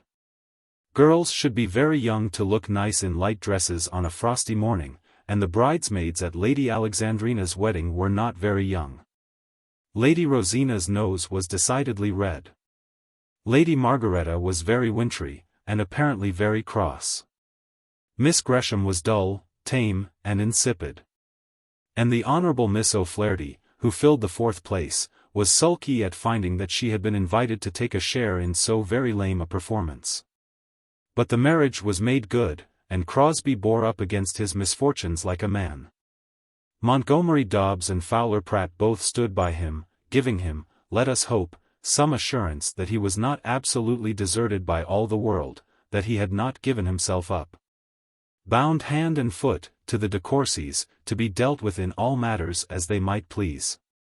It was that feeling which had been so grievous to him, and that other feeling, cognate to it, that if he should ultimately succeed in rebelling against the de Courcys, he would find himself a solitary man.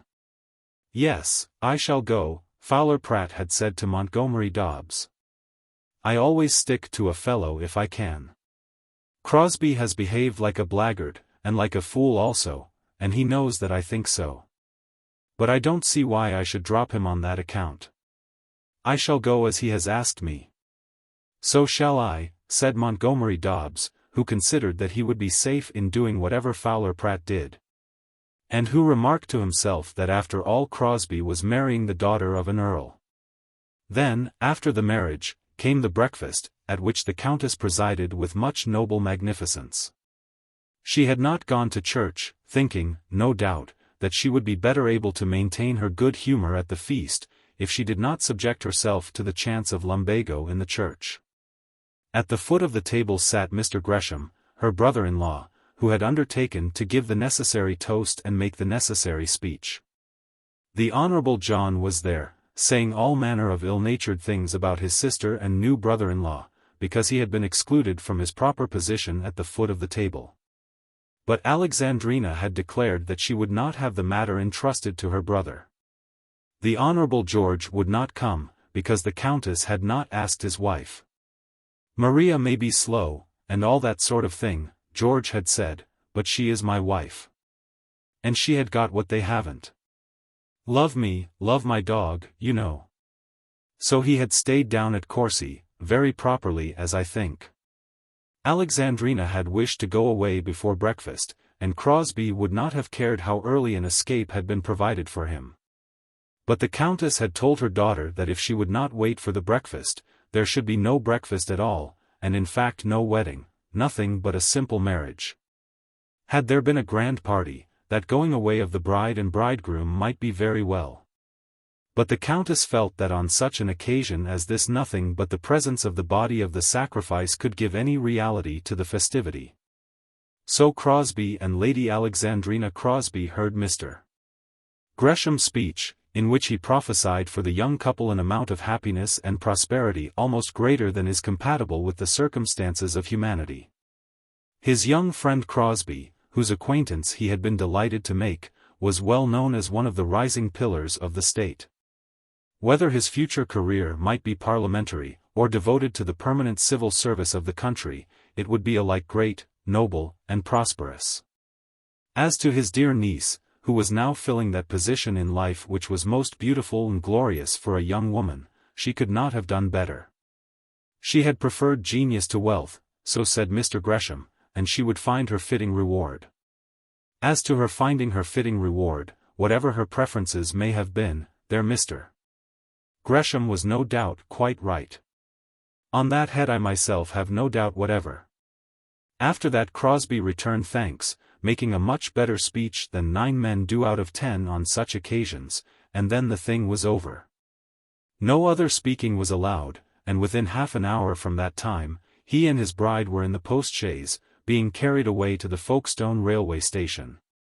For that place had been chosen as the scene of their honeymoon. It had been at one time intended that the journey to Folkestone should be made simply as the first stage to Paris, but Paris and all foreign travelling had been given up by degrees. "I don't care a bit about France, we have been there so often," Alexandrina said. She had wished to be taken to Naples, but Crosbie had made her understand at the first whispering of the word, that Naples was quite out of the question. He must look now in all things to money. From the very first outset of his career he must save a shilling wherever a shilling could be saved. To this view of life no opposition was made by the de Courcy interest. Lady Amelia had explained to her sister that they ought so to do their honeymooning that it should not cost more than if they began keeping house at once. Certain things must be done which, no doubt, were costly in their nature. The bride must take with her a well-dressed lady's maid. The rooms at the Folkestone Hotel must be large, and on the first floor. A carriage must be hired for her use while she remained. But every shilling must be saved, the spending of which would not make itself apparent to the outer world. Oh, deliver us from the poverty of those who, with small means, affect a show of wealth. There is no whitening equal to that of sepulchres whited as they are whited. By the proper administration of a slight bribe Crosbie secured for himself and his wife a compartment in the railway carriage to themselves. And as he seated himself opposite to Alexandrina, having properly tucked her up with all her bright-coloured trappings, he remembered that he had never in truth been alone with her before. He had danced with her frequently, and been left with her for a few minutes between the figures. He had flirted with her in crowded drawing-rooms, and had once found a moment at Courcy Castle to tell her that he was willing to marry her in spite of his engagement with Lilian Dale. But he had never walked with her for hours together as he had walked with Lily. He had never talked to her about government, and politics, and books, nor had she talked to him of poetry, of religion, and of the little duties and comforts of life. He had known the Lady Alexandrina for the last 6 or 7 years, but he had never known her, perhaps never would know her, as he had learned to know Lily Dale within the space of 2 months. And now that she was his wife, what was he to say to her? They two had commenced a partnership which was to make of them for the remaining term of their lives one body and one flesh. They were to be all in all to each other. But how was he to begin this all-in-all partnership? Had the priest, with his blessing, done it so sufficiently that no other doing on Crosbie's own part was necessary? There she was, opposite to him, his very actual wife, bone of his bone. And what was he to say to her?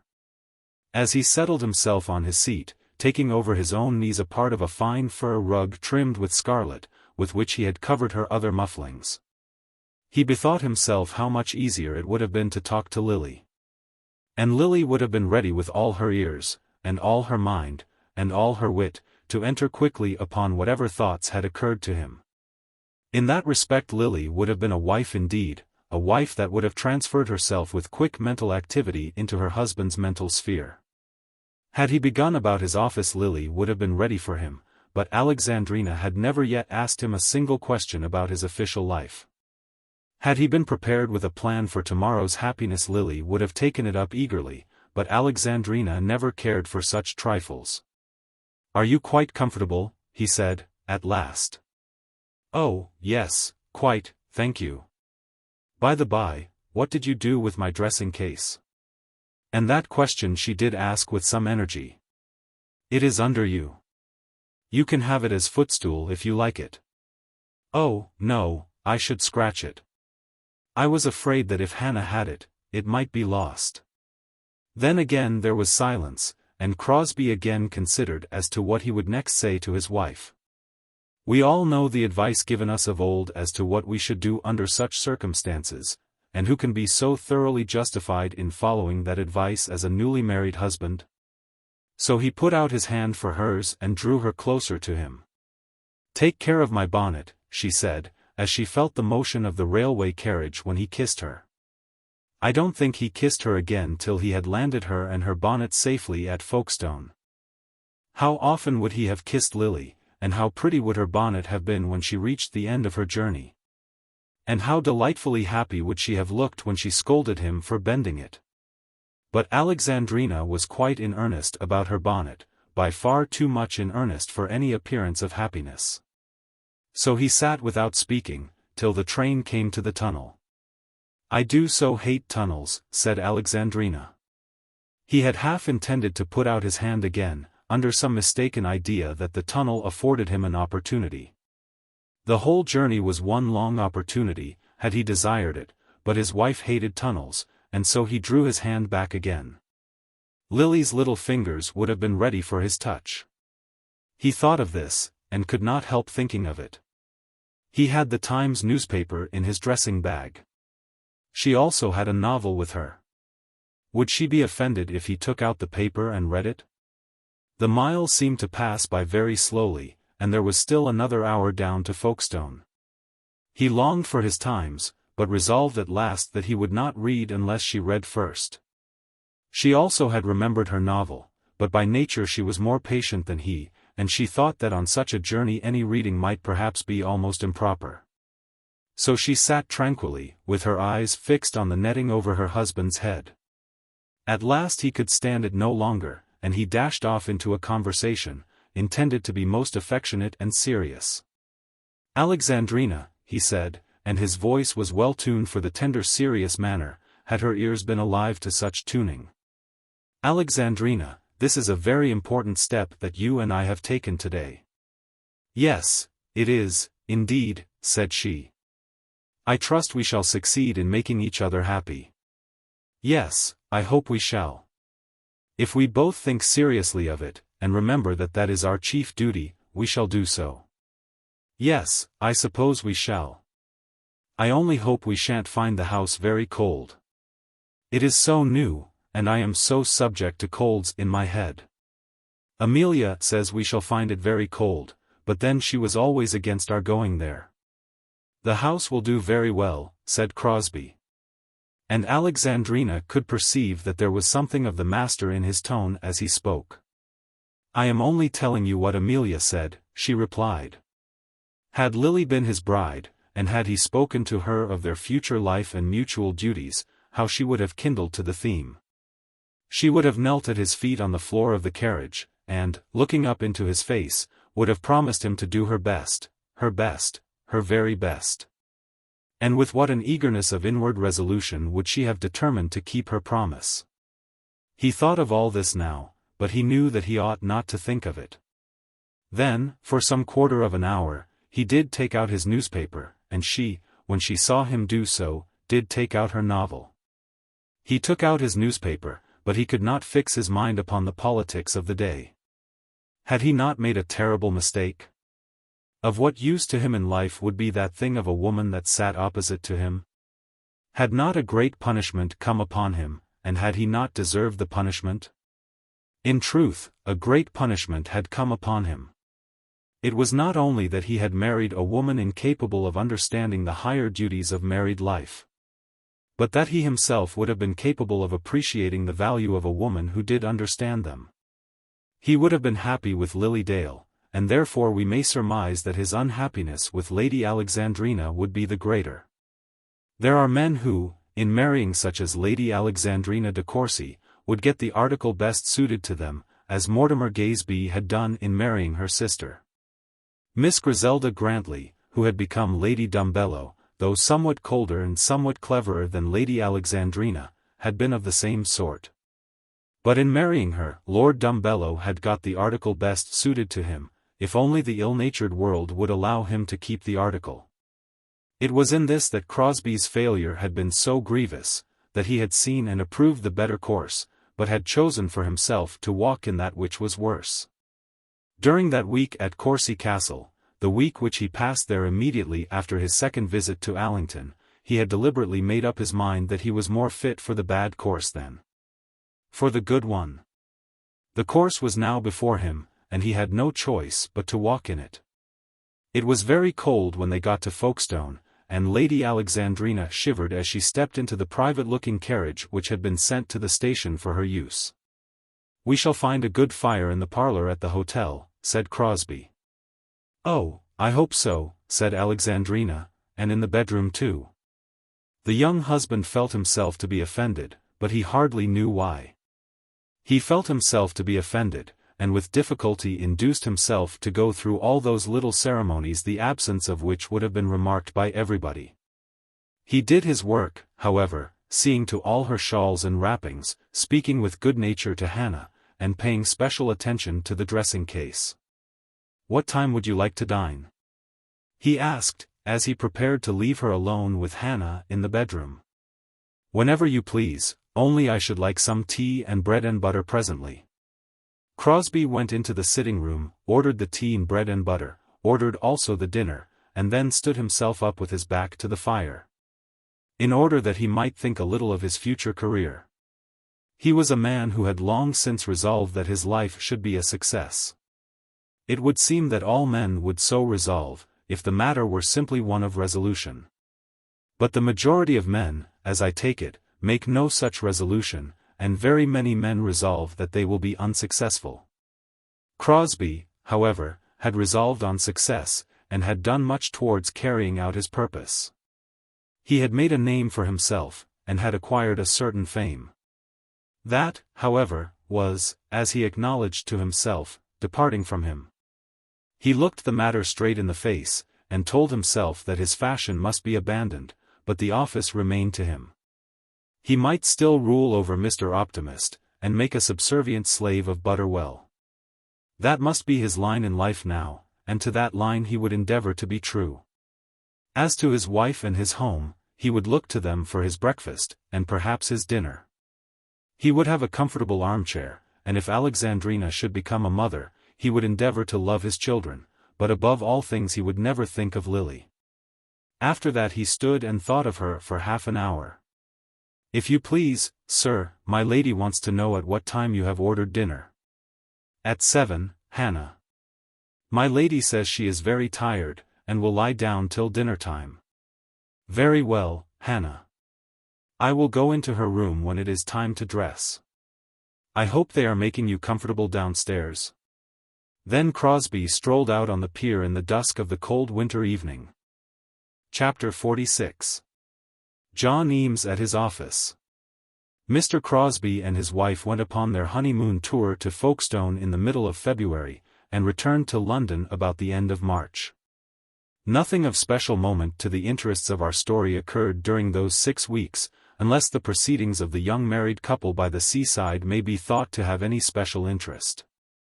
With regard to those proceedings, I can only say that Crosbie was very glad when they were brought to a close. All holiday-making is hard work, but holiday-making with nothing to do is the hardest work of all. At the end of March they went into their new house, and we will hope that Lady Alexandrina did not find it very cold. During this time Lily's recovery from her illness was being completed. She had no relapse, nor did anything occur to create a new fear on her account. But, nevertheless, Dr. Crofts gave it as his opinion that it would be inexpedient to move her into a fresh house at Lady Day. March is not a kindly month for invalids, and therefore with some regret on the part of Mrs. Dale, with much impatience on that of Bell, and with considerable outspoken remonstrance from Lily herself, the squire was requested to let them remain through the month of April. How the squire received this request, and in what way he assented to the doctor's reasoning, will be told in the course of a chapter or two. In the meantime John Eames had continued his career in London without much immediate satisfaction to himself, or to the lady who boasted to be his heart's chosen queen. Miss Amelia Roper, indeed, was becoming very cross, and in her ill temper was playing a game that was tending to create a frightful amount of hot water in Burton Crescent. She was devoting herself to a flirtation with Mr. Cradell, not only under the immediate eyes of Johnny Eames, but also under those of Mrs. Lupex. John Eames, the blockhead, did not like it. He was above all things anxious to get rid of Amelia and her claims, so anxious, that on certain moody occasions he would threaten himself with diverse tragical terminations to his career in London. He would enlist. He would go to Australia. He would blow out his brains. He would have an explanation with Amelia, tell her that she was a vixen, and proclaim his hatred. He would rush down to Allington and throw himself in despair at Lily's feet.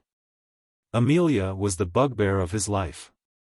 Nevertheless, when she flirted with Cradell, he did not like it, and was ass enough to speak to Cradell about it. "Of course I don't care," he said, "only it seems to me that you are making a fool of yourself. I thought you wanted to get rid of her. She's nothing on earth to me. Only it does, you know." "Does do what?" asked Cradell. "Why, if I was to be foul-lawing with that married woman, you wouldn't like it. That's all about it." "Do you mean to marry her?" "What? Amelia?" "Yes, Amelia." "Not if I know it." "Then if I were you I would leave her alone. She's only making a fool of you." Eames's advice may have been good, and the view taken by him of Amelia's proceedings may have been correct, but as regarded his own part in the affair, he was not wise.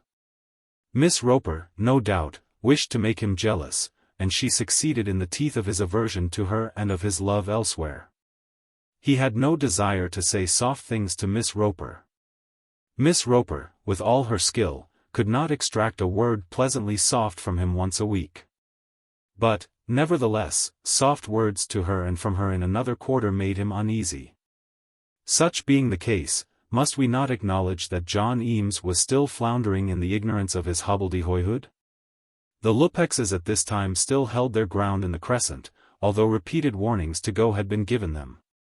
Mrs. Roper, though she constantly spoke of sacrificing all that they owed her, still hankered, with a natural hankering, after her money.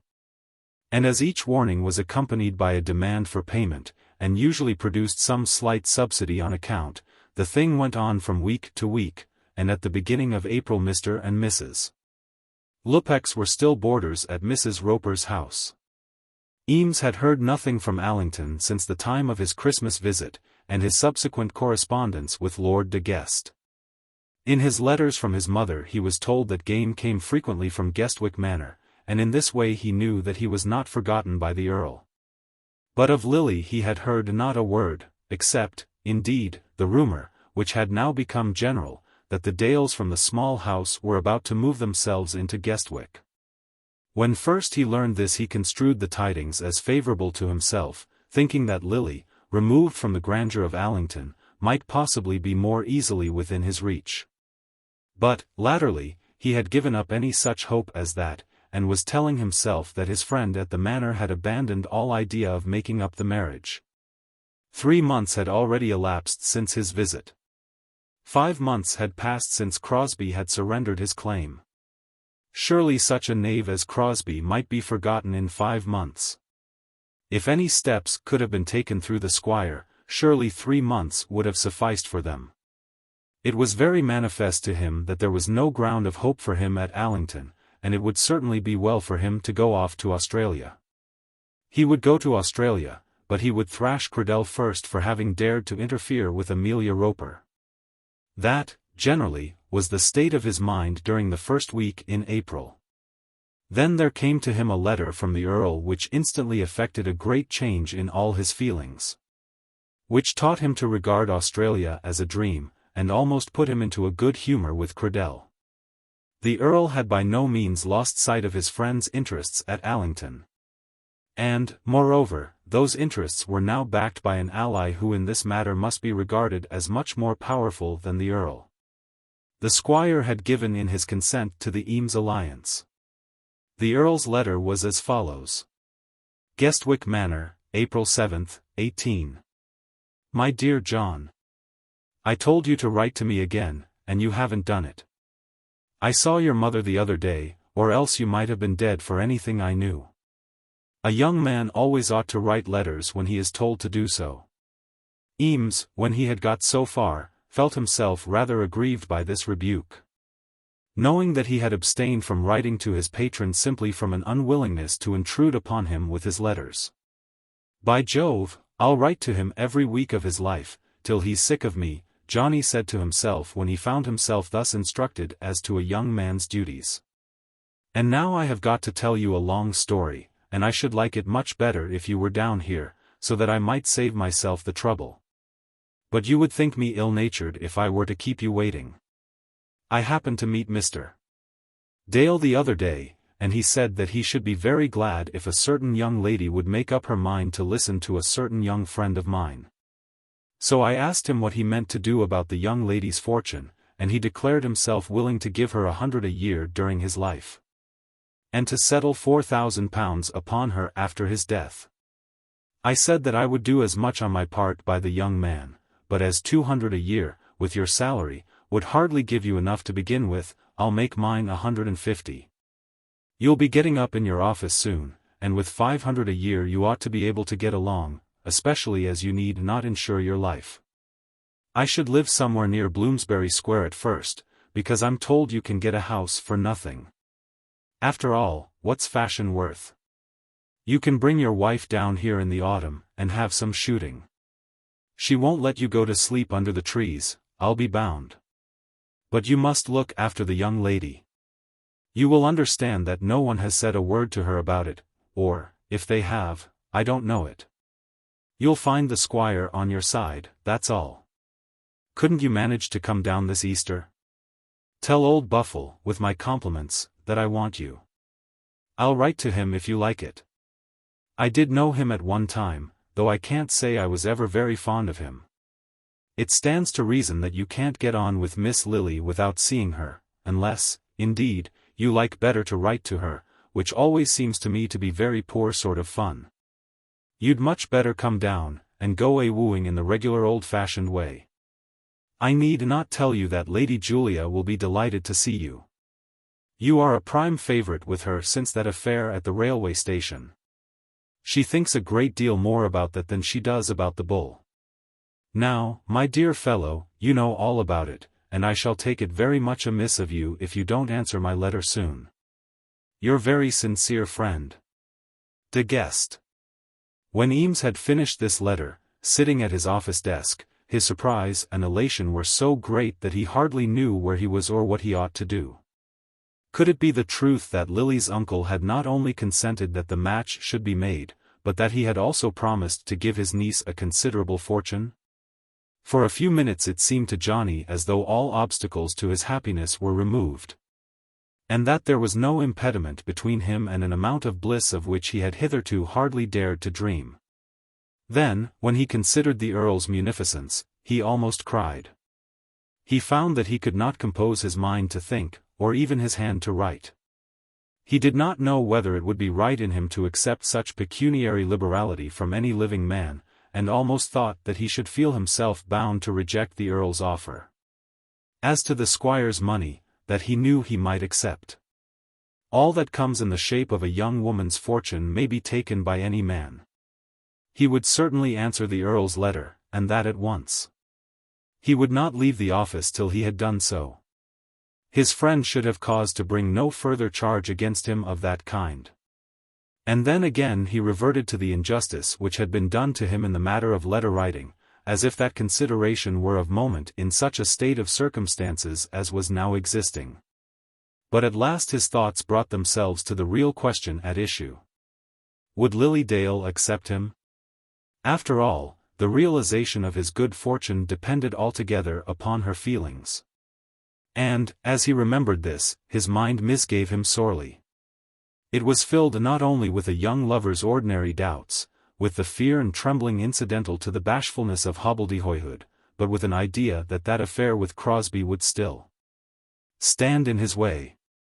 He did not, perhaps, rightly understand all that Lily had suffered, but he conceived it to be probable that there had been wounds which even the last 5 months might not yet have cured.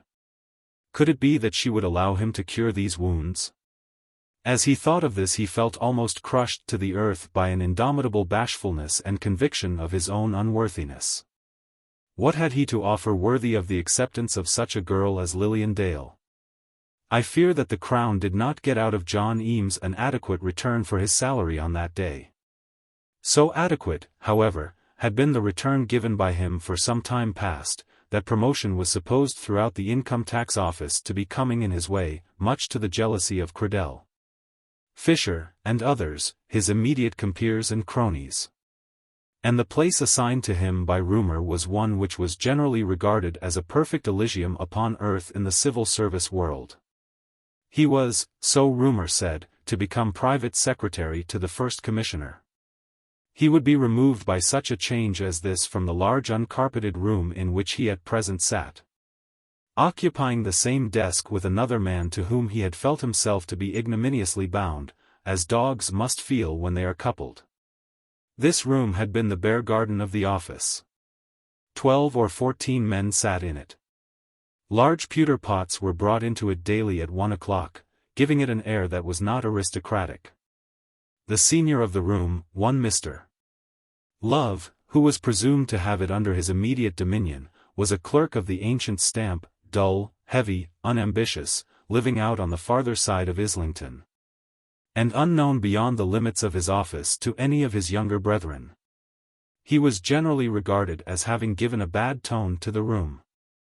And then the clerks in this room would not unfrequently be blown up, with very palpable blowings up, by an official swell, a certain chief clerk, named Kissing, much higher in standing though younger in age than the gentleman of whom we have before spoken. He would hurry in, out of his own neighbouring chamber, with quick step and nose in the air, shuffling in his office slippers, looking on each occasion as though there were some cause to fear that the whole civil service were coming to an abrupt termination, and would lay about him with hard words, which some of those in the big room did not find it very easy to bear. His hair was always brushed straight up, his eyes were always very wide open, and he usually carried a big letter book with him, keeping in it a certain place with his finger. This book was almost too much for his strength, and he would flop it down, now on this man's desk and now on that man's, and in a long career of such floppings had made himself to be very much hated. On the score of some old grudge he and Mr. Love did not speak to each other, and for this reason, on all occasions of fault-finding, the blown-up young man would refer Mr. Kissing to his enemy. "I know nothing about it," Mr. Love would say, not lifting his face from his desk for a moment. "I shall certainly lay the matter before the board, Mr. Kissing would reply, and would then shuffle out of the room with the big book. Sometimes Mr. Kissing would lay the matter before the board, and then he, and Mr. Love, and 2 or 3 delinquent clerks would be summoned thither. It seldom led to much. The delinquent clerks would be cautioned. One commissioner would say a word in private to Mr. Love, and another a word in private to Mr. Kissing. Then, when left alone, the commissioners would have their little jokes, saying that Kissing, they feared, went by favour, and that Love should still be lord of all. But these things were done in the mild days, before Sir Raffle Buffle came to the board. There had been some fun in this at first. But of late John Eames had become tired of it. He disliked Mr. Kissing, and the big book out of which Mr. Kissing was always endeavouring to convict him of some official sin, and had got tired of that joke of setting Kissing and Love by the ears together. When the assistant secretary first suggested to him that Sir Raffle had an idea of selecting him as private secretary, and when he remembered the cosy little room, all carpeted, with a leathern armchair and a separate washing stand, which in such case would be devoted to his use, and remembered also that he would be put into receipt of an additional 100 a year, and would stand in the way of still better promotion, he was overjoyed. But there were certain drawbacks. The present private secretary, who had been private secretary also to the late first commissioner, was giving up his Elysium because he could not endure the tones of Sir Raffle's voice. It was understood that Sir Raffle required rather more of a private secretary, in the way of obsequious attendance, than was desirable, and Eames almost doubted his own fitness for the place. "And why should he choose me?" he had asked the assistant secretary. "Well, we have talked it over together, and I think that he prefers you to any other that has been named. But he was so very hard upon me about the affair at the railway station. I think he has heard more about that since. I think that some message has reached him from your friend, Earl de Guest." "Oh, indeed," said Johnny, beginning to comprehend what it was to have an earl for his friend. Since his acquaintance with the nobleman had commenced, he had studiously avoided all mention of the earl's name at his office. And yet he received almost daily intimation that the fact was well known there, and not a little considered. "But he is so very rough," said Johnny. "You can put up with that," said his friend the assistant secretary. "His bark is worse than his bite, as you know, and then 100 a year is worth having."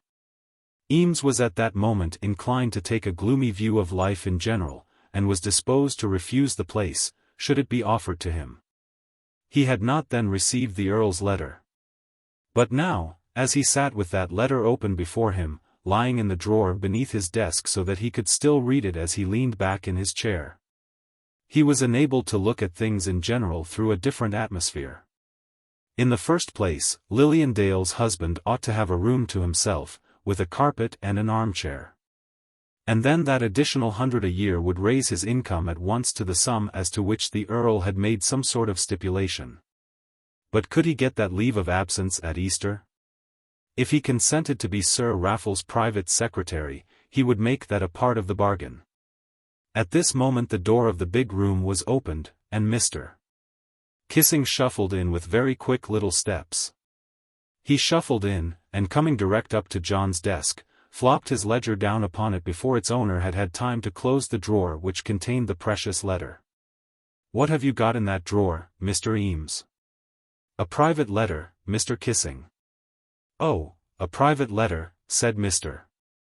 Kissing, feeling strongly convinced there was a novel hidden there, but not daring to express his belief. "I have been half the morning, Mr.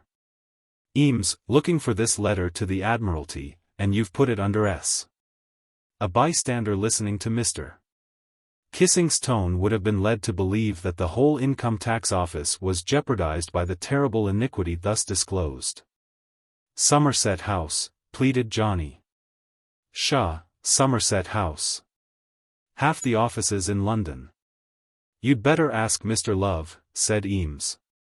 "It's all done under his special instructions." Mr. Kissing looked at Mr. Love, and Mr. Love looked steadfastly at his desk. "Mr. Love knows all about the indexing," continued Johnny. "He's Index Master General to the department." "No, I'm not, Mr. Eames," said Mr. Love, who rather liked John Eames, and hated Mr. kissing with his whole heart. But I believe the indexes, on the whole, are very well done in this room. Some people don't know how to find letters. Mr. Eames, began Mr. Kissing, still pointing with a finger of bitter reproach to the misused S, and beginning an oration which was intended for the benefit of the whole room, and for the annihilation of old Mr. Love. If you have yet to learn that the word admiralty begins with A and not with S, you have much to learn which should have been acquired before you first came into this office. Somerset House is not a department. Then he turned round to the room at large, and repeated the last words, as though they might become very useful if taken well to heart, is not a department. The Treasury is a department, the Home Office is a department, the India Board is a department. No, Mr. Kissing, it isn't, said a young clerk from the other end of the room. You know very well what I mean, sir. The India Office is a department. There's no board, sir. Never mind. But how any gentleman who has been in the service 3 months, not to say 3 years, can suppose Somerset House to be a department, is beyond my comprehension. If you have been improperly instructed. We shall know all about it another time, said Eames. Mr. Love will make a memorandum of it. I shan't do anything of the kind, said Mr. Love. If you have been wrongly instructed, Mr. Kissing began again, stealing a glance at Mr. Love as he did so. But at this moment the door was again opened, and a messenger summoned Johnny to the presence of the really great man. Mr. Eames, to wait upon Sir Raffle. Upon hearing this Johnny immediately started, and left Mr. Kissing and the big book in possession of his desk.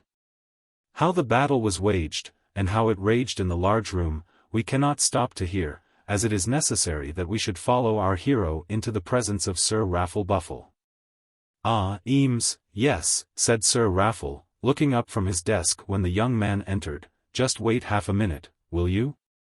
And the knight went to work at his papers, as though fearing that any delay in what he was doing might be very prejudicial to the nation at large.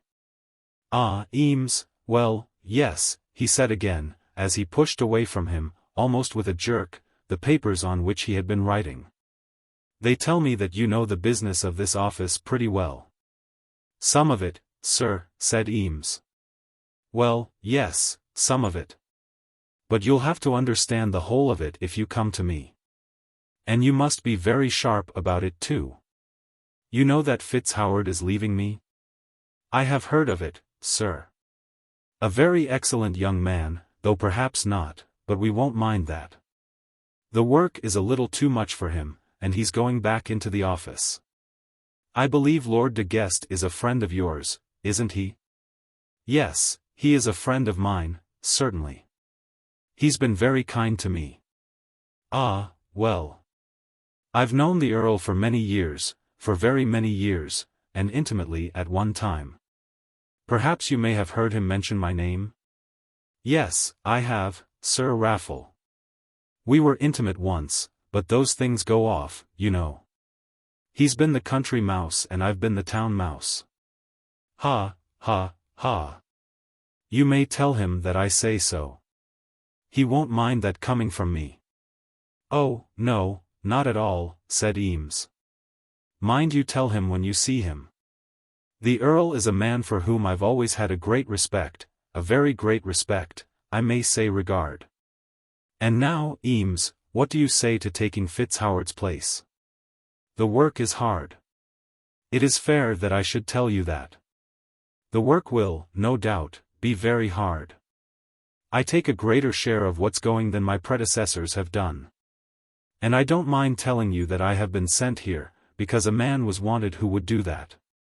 The voice of Sir Raffle, as he continued, became more and more harsh, and Eames began to think how wise FitzHoward had been. I mean to do my duty, and I shall expect that my private secretary will do his. But, Mr. Eames, I never forget a man. Whether he be good or bad, I never forget a man. You don't dislike late hours, I suppose. Coming late to the office, you mean? Oh, no, not in the least. Staying late, 6 or 7 o'clock if necessary, putting your shoulder to the wheel when the coach gets into the mud. That's what I've been doing all my life. They've known what I am very well. They've always kept me for the heavy roads. If they paid, in the civil service, by the hour, I believe I should have drawn a larger income than any man in it. If you take the vacant chair in the next room you'll find it's no joke. It's only fair that I should tell you that. I can work as hard as any man, said Eames. That's right. That's right. Stick to that and I'll stick to you. It will be a great gratification to me to have by me a friend of my old friend de Guest. Tell him I say so. And now you may as well get into harness at once. FitzHoward is there. You can go into him, and at 4:30 exactly I'll see you both. I'm very exact, mind, very, and therefore you must be exact. Then Sir Raffle looked as though he desired to be left alone. Sir Raffle, there's one favour I want to ask of you, said Johnny. And what's that? I am most anxious to be absent for a fortnight or 3 weeks, just at Easter. I shall want to go in about 10 days. Absent for 3 weeks at Easter, when the parliamentary work is beginning. That won't do for a private secretary. But it's very important, Sir Raffle. Out of the question, Eames, quite out of the question. It's almost life and death to me. Almost life and death. Why, what are you going to do? With all his grandeur and national importance, Sir Raffle would be very curious as to little people.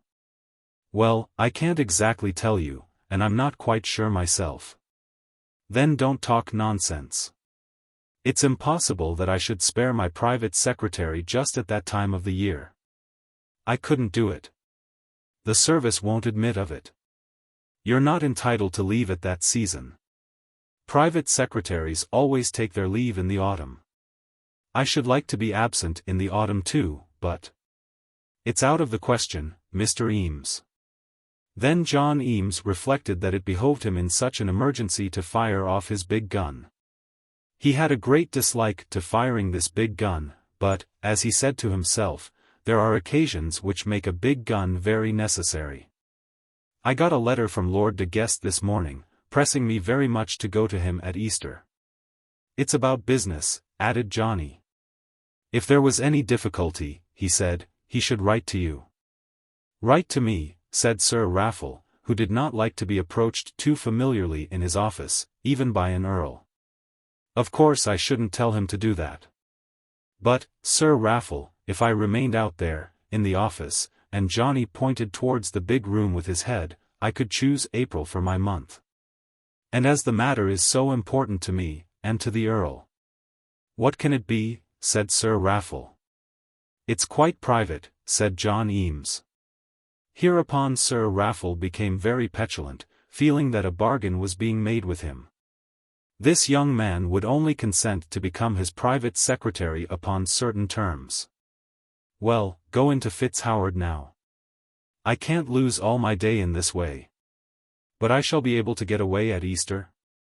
I don't know. We shall see about it. But don't stand talking there now. Then John Eames went into FitzHoward's room, and received that gentleman's congratulations on his appointment. I hope you like being rung for, like a servant, every minute, for he's always ringing that bell. And he'll roar at you till you're deaf. You must give up all dinner engagements, for though there is not much to do, he'll never let you go. I don't think anybody ever asks him out to dinner, for he likes being here till 7. And you'll have to write all manner of lies about big people.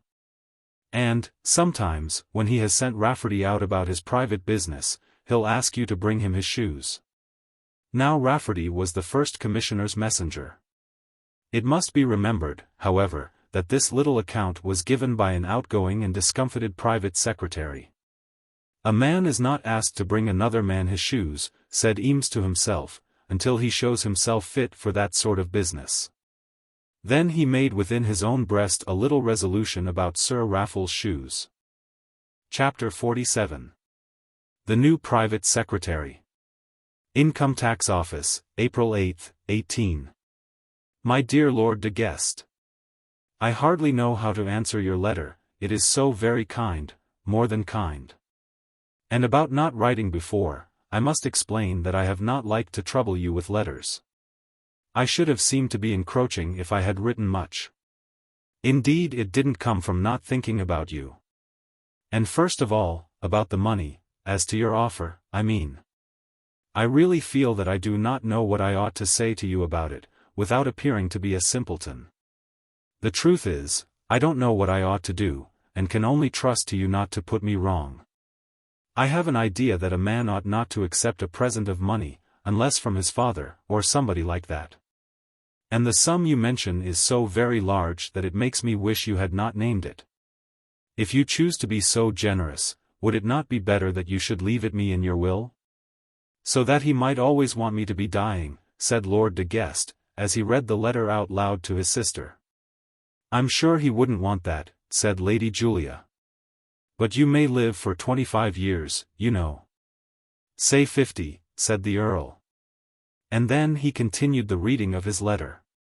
But all that depends so much upon another person, that it is hardly worth while talking about it. Of course I am very much obliged to Mr. Dale, very much indeed, and I think that he is behaving very handsomely to his niece. But whether it will do me any good, that is quite another thing. However, I shall certainly accept your kind invitation for Easter, and find out whether I have a chance or not. I must tell you that Sir Raffle Buffle has made me his private secretary, by which I get 100 a year. He says he was a great crony of yours many years ago, and seems to like talking about you very much. You will understand what all that means. He has sent you ever so many messages, but I don't suppose you will care to get them. I am to go to him tomorrow, and from all I hear I shall have a hard time of it. By George, he will, said the Earl. Poor fellow. But I thought a private secretary never had anything to do, said Lady Julia. I shouldn't like to be private secretary to Sir Raffle, myself. But he's young, and 100 a year is a great thing. How we all of us used to hate that man. His voice sounded like a bell with a crack in it. We always used to be asking for someone to muffle the buffle. They call him Huffle Scuffle at his office. Poor Johnny. Then he finished the letter. I told him that I must have leave of absence at Easter, and he at first declared that it was impossible. But I shall carry my point about that. I would not stay away to be made private secretary to the Prime Minister, and yet I almost feel that I might as well stay away for any good that I shall do. Give my kind regards to Lady Julia, and tell her how very much obliged to her I am. I cannot express the gratitude which I owe to you. But pray believe me, my dear Lord de Guest, always very faithfully yours, John Eames. It was late before Eames had finished his letter. He had been making himself ready for his exodus from the big room, and preparing his desk and papers for his successor. About 5:30 Cradell came up to him, and suggested that they should walk home together. What? You here still? Said Eames. I thought you always went at 4. Cradell had remained, hanging about the office, in order that he might walk home with the new private secretary. But Eames did not desire this. He had much of which he desired to think alone, and would fain have been allowed to walk by himself. Yes, I had things to do. I say, Johnny, I congratulate you most heartily, I do, indeed. Thank you, old fellow. It is such a grand thing, you know. 100 a year and all at once. And then such a snug room to yourself, and that fellow, kissing, never can come near you. He has been making himself such a beast all day. But, Johnny, I always knew you'd come to something more than common. I always said so. There's nothing uncommon about this. Except that Fitz says that old Huffle Scuffle makes himself uncommon nasty. Never mind what Fitz says. It's all jealousy. You'll have it all your own way, if you look sharp. I think you always do have it all your own way. Are you nearly ready? Well, not quite. Don't wait for me, Caudle. Oh, I'll wait. I don't mind waiting. They'll keep dinner for us if we both stay. Besides, what matters? I'd do more than that for you. I have some idea of working on till 8, and having a chop sent in," said Johnny. "Besides, I've got somewhere to call, by myself." Then Credell almost cried. He remained silent for 2 or 3 minutes, striving to master his emotion. And at last, when he did speak, had hardly succeeded in doing so. "Oh, Johnny," he said, "I know what that means. You are going to throw me over because you are getting up in the world. I have always stuck to you, through everything, haven't I? Don't make yourself a fool, Caudle." "Well, so I have. And if they had made me private secretary, I should have been just the same to you as ever. You'd have found no change in me. What a goose you are. Do you say I'm changed, because I want to dine in the city? It's all because you don't want to walk home with me, as we used to do. I'm not such a goose but what I can see. But, Johnny, I suppose I mustn't call you Johnny, now. Don't be such a confounded." Then Eames got up, and walked about the room. "Come along," said he, "I don't care about staying, and don't mind where I dine." And he bustled away with his hat and gloves, hardly giving Credell time to catch him before he got out into the streets. "I tell you what it is, Caudle," said he, "all that kind of thing is disgusting." "But how would you feel," whimpered Credell, who had never succeeded in putting himself quite on a par with his friend, even in his own estimation, since that glorious victory at the railway station. If he could only have thrashed Lupex as Johnny had thrashed Crosbie, then indeed they might have been equal, a pair of heroes. But he had not done so. He had never told himself that he was a coward, but he considered that circumstances had been specially unkind to him. "But how would you feel," he whimpered, "if the friend whom you liked better than anybody else in the world, turned his back upon you?" "I haven't turned my back upon you. Except that I can't get you to walk fast enough. Come along, old fellow, and don't talk confounded nonsense. I hate all that kind of thing. You never ought to suppose that a man will give himself airs, but wait till he does. I don't believe I shall remain with old Scuffles above a month or 2. From all that I can hear that's as much as anyone can bear." Then Credell by degrees became happy and cordial, and during the whole walk flattered Eames with all the flattery of which he was master. And Johnny, though he did profess himself to be averse to all that kind of thing, was nevertheless open to flattery. When Credell told him that though FitzHoward could not manage the Tartar Knight, he might probably do so, he was inclined to believe what Credell said. "And as to getting him his shoes," said Credell, "I don't suppose he'd ever think of asking you to do such a thing, unless he was in a very great hurry, or something of that kind." "Look here, Johnny," said Credell, as they got into one of the streets bordering on Burton Crescent, "you know the last thing in the world I should like to do would be to offend you." "All right, Caudle," said Eames, going on, whereas his companion had shown a tendency towards stopping. "Look here, now. If I have vexed you about Amelia Roper, I'll make you a promise never to speak to her again." Amelia Roper," said Eames, suddenly stopping himself and stopping Credell as well. The exclamation was made in a deep angry voice which attracted the notice of 1 or 2 who were passing. Johnny was very wrong to utter any curse.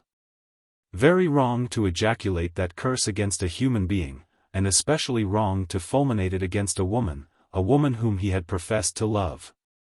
But he did do so, and I cannot tell my story thoroughly without repeating the wicked word. Credell looked up at him and stared. "I only meant to say," said Credell, "I'll do anything you like in the matter. Then never mention her name to me again. And as to talking to her, you may talk to her till you're both blue in the face, if you please." "Oh, I didn't know. You didn't seem to like it the other day."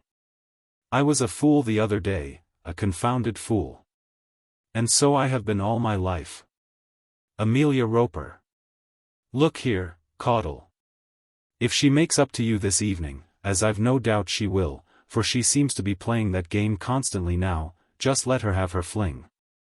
Never mind me, I'll amuse myself with Mrs. Lupex, or Miss Spruce. But there'll be the deuce to pay with Mrs. Lupex. She's as cross as possible already whenever Amelia speaks to me.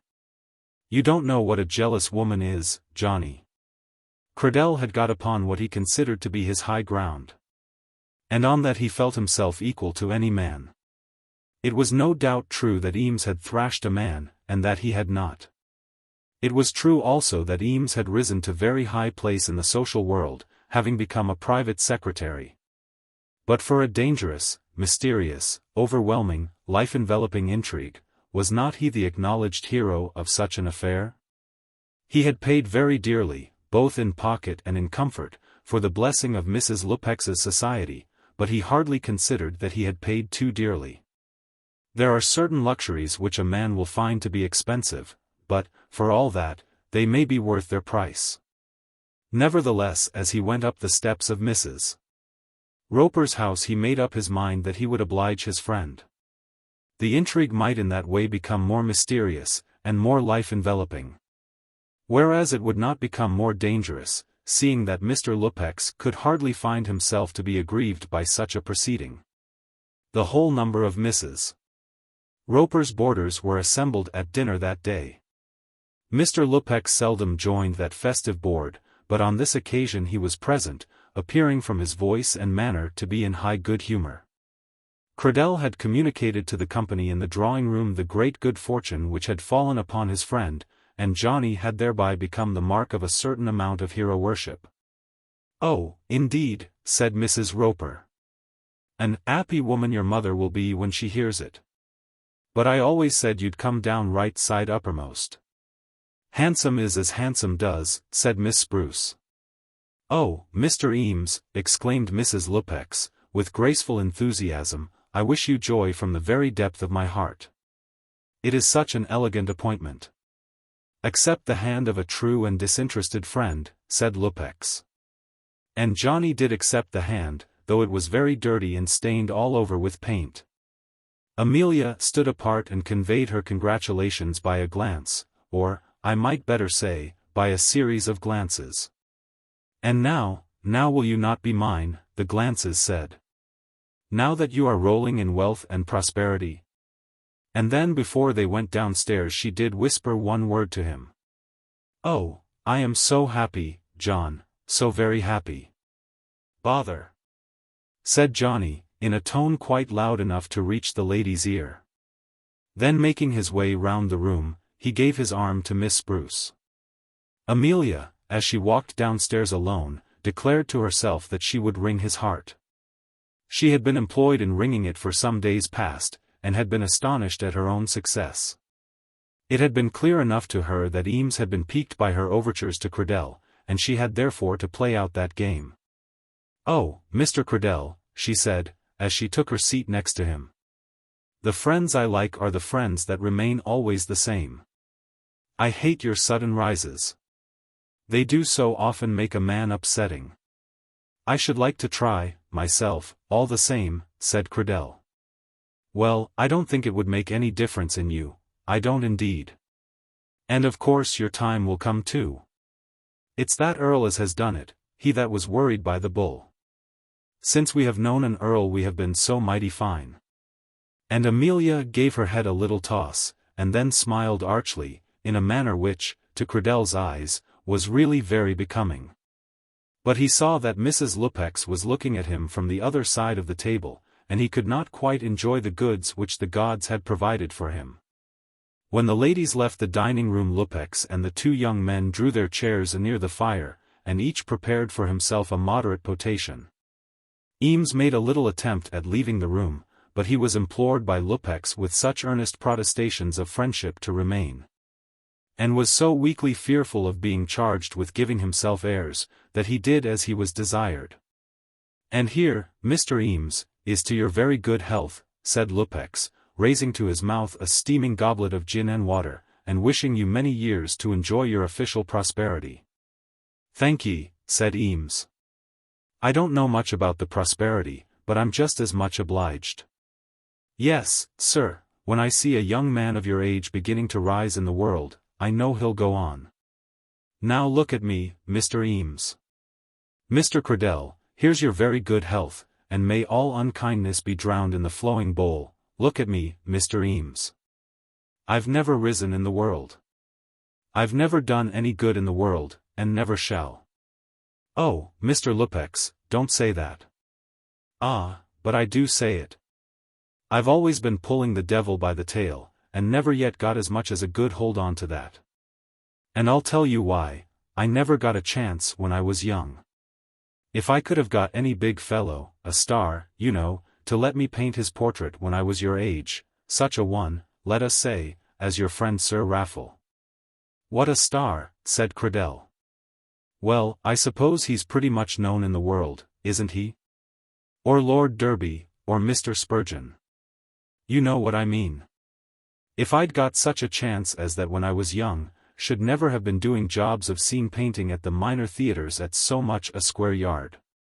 You've got the chance now, but I never had it. Whereupon Mr. Lupex finished his first measure of gin and water. It's a very queer thing, life is, continued Lupex. And, though he did not at once go to work boldly at the mixing of another glass of toddy, he began gradually, and as if by instinct, to finger the things which would be necessary for that operation. A very queer thing. Now, remember, young gentlemen, I'm not denying that success in life will depend upon good conduct, of course it does, but, then, how often good conduct comes from success? Should I have been what I am now, do you suppose, if some big fellow had taken me by the hand when I was struggling to make an artist of myself? I could have drunk claret and champagne just as well as gin and water, and worn ruffles to my shirt as gracefully as many a fellow who used to be very fond of me. And now won't speak to me if he meets me in the streets. I never got a chance, never. But it's not too late yet, Mr. Lupex, said Eames. Yes, it is, Eames, yes, it is. And now Mr. Lupex had grasped the gin bottle. It's too late now. The game's over, and the match is lost. The talent is here. I'm as sure of that now as ever I was. I've never doubted my own ability, never for a moment.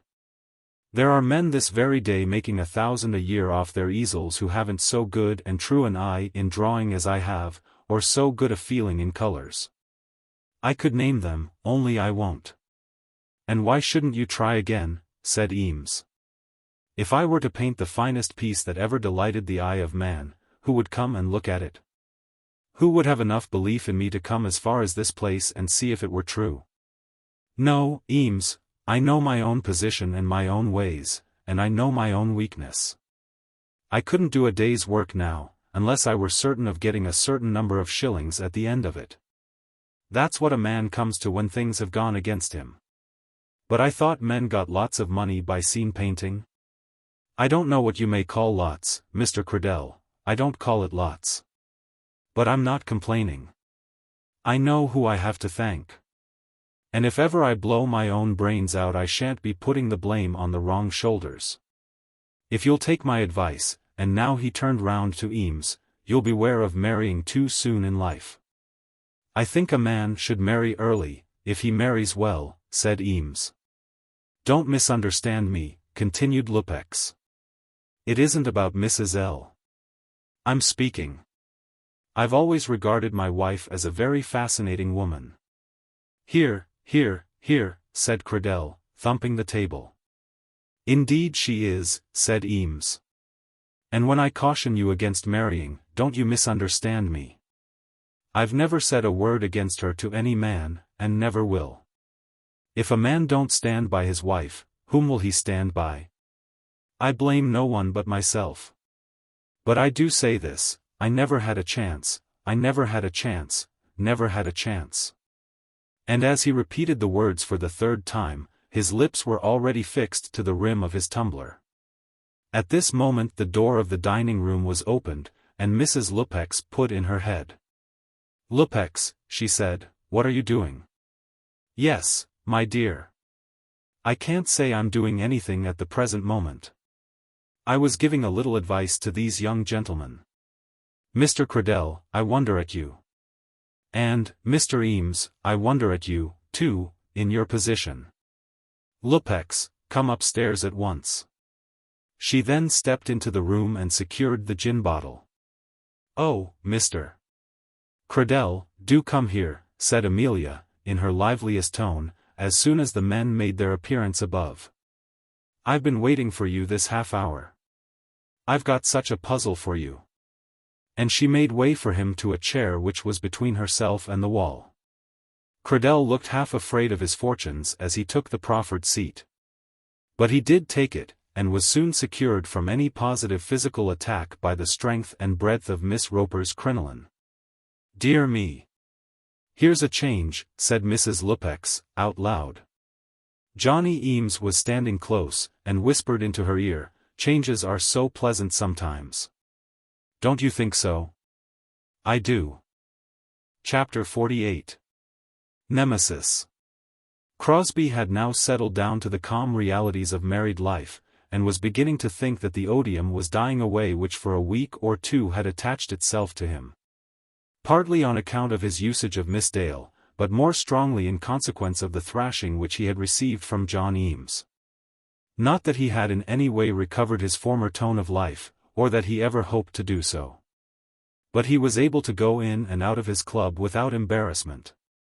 He could talk with his wonted voice, and act with his wonted authority at his office.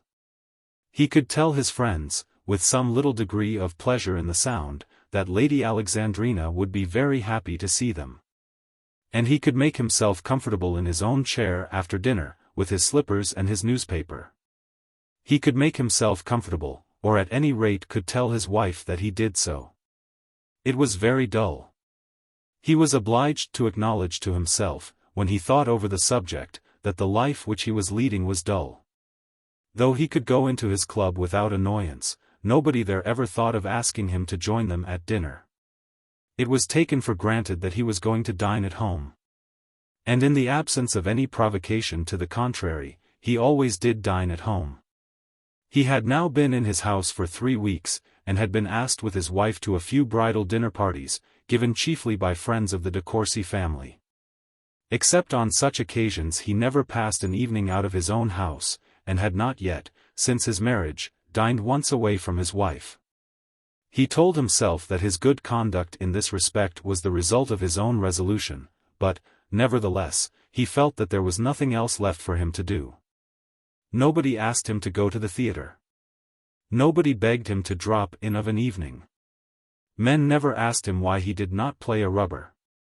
He would generally saunter into Sebright's after he left his office, and lounge about the room for half an hour, talking to a few men. Nobody was uncivil to him. But he knew that the whole thing was changed, and he resolved, with some wisdom, to accommodate himself to his altered circumstances.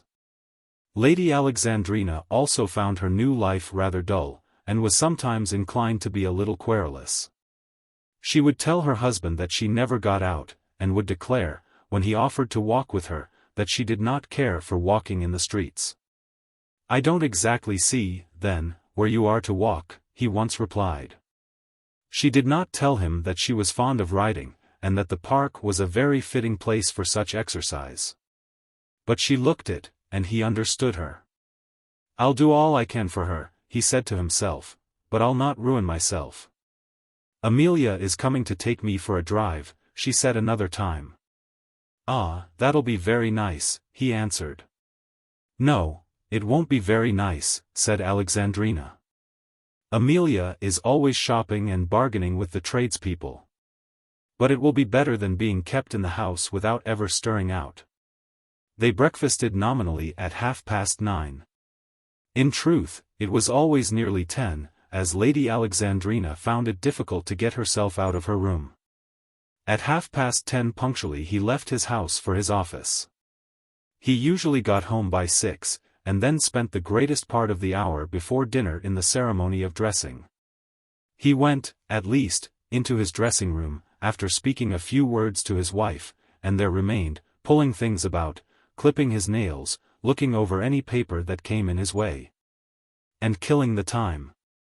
He expected his dinner punctually at 7, and began to feel a little cross if he were kept waiting. After dinner, he drank 1 glass of wine in company with his wife, and 1 other by himself, during which latter ceremony he would stare at the hot coals, and think of the thing he had done. Then he would go upstairs, and have, first a cup of coffee, and then a cup of tea. He would read his newspaper, open a book or two, hide his face when he yawned, and try to make believe that he liked it. She had no signs or words of love for him. She never sat on his knee, or caressed him. She never showed him that any happiness had come to her in being allowed to live close to him. They thought that they loved each other, each thought so. But there was no love, no sympathy, no warmth. The very atmosphere was cold, so cold that no fire could remove the chill. In what way would it have been different had Lily Dale sat opposite to him there as his wife, instead of Lady Alexandrina? He told himself frequently that either with one or with the other life would have been the same. That he had made himself for a while unfit for domestic life, and that he must cure himself of that unfitness. But though he declared this to himself in one set of half-spoken thoughts, he would also declare to himself in another set, that Lily would have made the whole house bright with her brightness. That had he brought her home to his hearth, there would have been a sun shining on him every morning and every evening. But, nevertheless, he strove to do his duty, and remembered that the excitement of official life was still open to him. From 11 in the morning till 5 in the afternoon he could still hold a position which made it necessary that men should regard him with respect, and speak to him with deference. In this respect he was better off than his wife, for she had no office to which she could betake herself. "Yes," she said to Amelia, "it is all very nice, and I don't mind the house being damp. But I get so tired of being alone." That must be the case with women who are married to men of business. "Oh, I don't complain. Of course I knew what I was about. I suppose it won't be so very dull when everybody is up in London." "I don't find the season makes much difference to us after Christmas," said Amelia, "but no doubt London is gayer in May. You'll find you'll like it better next year, and perhaps you'll have a baby, you know." "Pshaw!" ejaculated Lady Alexandrina, "I don't want a baby, and don't suppose I shall have one. It's always something to do, you know." Lady Alexandrina, though she was not of an energetic temperament, could not but confess to herself that she had made a mistake. She had been tempted to marry Crosbie because Crosbie was a man of fashion, and now she was told that the London season would make no difference to her. The London season which had hitherto always brought to her the excitement of parties, if it had not given her the satisfaction of amusement. She had been tempted to marry because it appeared to her that a married woman could enjoy society with less restraint than a girl who was subject to her mother or her chaperone. That she would have more freedom of action as a married woman, and now she was told that she must wait for a baby before she could have anything to do. Courcy Castle was sometimes dull, but Courcy Castle would have been better than this. When Crosbie returned home after this little conversation about the baby, he was told by his wife that they were to dine with the Gazebees on the next Sunday. On hearing this he shook his head with vexation. He knew, however, that he had no right to make complaint, as he had been only taken to St. John's Wood once since they had come home from their marriage trip. There was, however, one point as to which he could grumble. "Why, on earth, on Sunday?" "Because Amelia asked me for Sunday." "If you are asked for Sunday, you cannot say you'll go on Monday. It is so terrible on a Sunday afternoon." "At what hour?" She said 5:30. "Heavens and earth! What are we to do all the evening?" "It is not kind of you, Adolphus, to speak in that way of my relations." "Come, my love, that's a joke, as if I hadn't heard you say the same thing 20 times. You've complained of having to go up there much more bitterly than I ever did. You know I like your sister, and, in his way, Gazebee is a very good fellow. But after 3 or 4 hours, one begins to have had enough of him. It can't be much duller than it is." But Lady Alexandrina stopped herself before she finished her speech. "One can always read at home, at any rate," said Crosbie. "One can't always be reading. However, I have said you would go." If you choose to refuse, you must write and explain. When the Sunday came, the Crosbies of course did go to St. John's Wood, arriving punctually at that door which he so hated at 5:30. One of the earliest resolutions which he made when he first contemplated the De Courcy match, was altogether hostile to the Gazebees. He would see but very little of them. He would shake himself free of that connection. It was not with that branch of the family that he desired an alliance. But now, as things had gone, that was the only branch of the family with which he seemed to be allied. He was always hearing of the Gazebees. Amelia and Alexandrina were constantly together. He was now dragged there to a Sunday dinner, and he knew that he should often be dragged there, that he could not avoid such draggings. He already owed money to Mortimer Gazebee, and was aware that his affairs had been allowed to fall into that lawyer's hands in such a way that he could not take them out again. His house was very thoroughly furnished, and he knew that the bills had been paid, but he had not paid them. Every shilling had been paid through Mortimer Gazebee. "Go with your mother and aunt, De Courcy," the attorney said to the lingering child after dinner, and then Crosbie was left alone with his wife's brother-in-law. This was the period of the St. John's Wood purgatory which was so dreadful to him. With his sister-in-law he could talk, remembering perhaps always that she was an earl's daughter. But with Gazebee he had nothing in common. And he felt that Gazebee, who had once treated him with great deference, had now lost all such feeling. Crosbie had once been a man of fashion in the estimation of the attorney, but that was all over. Crosbie, in the attorney's estimation, was now simply the secretary of a public office, a man who owed him money.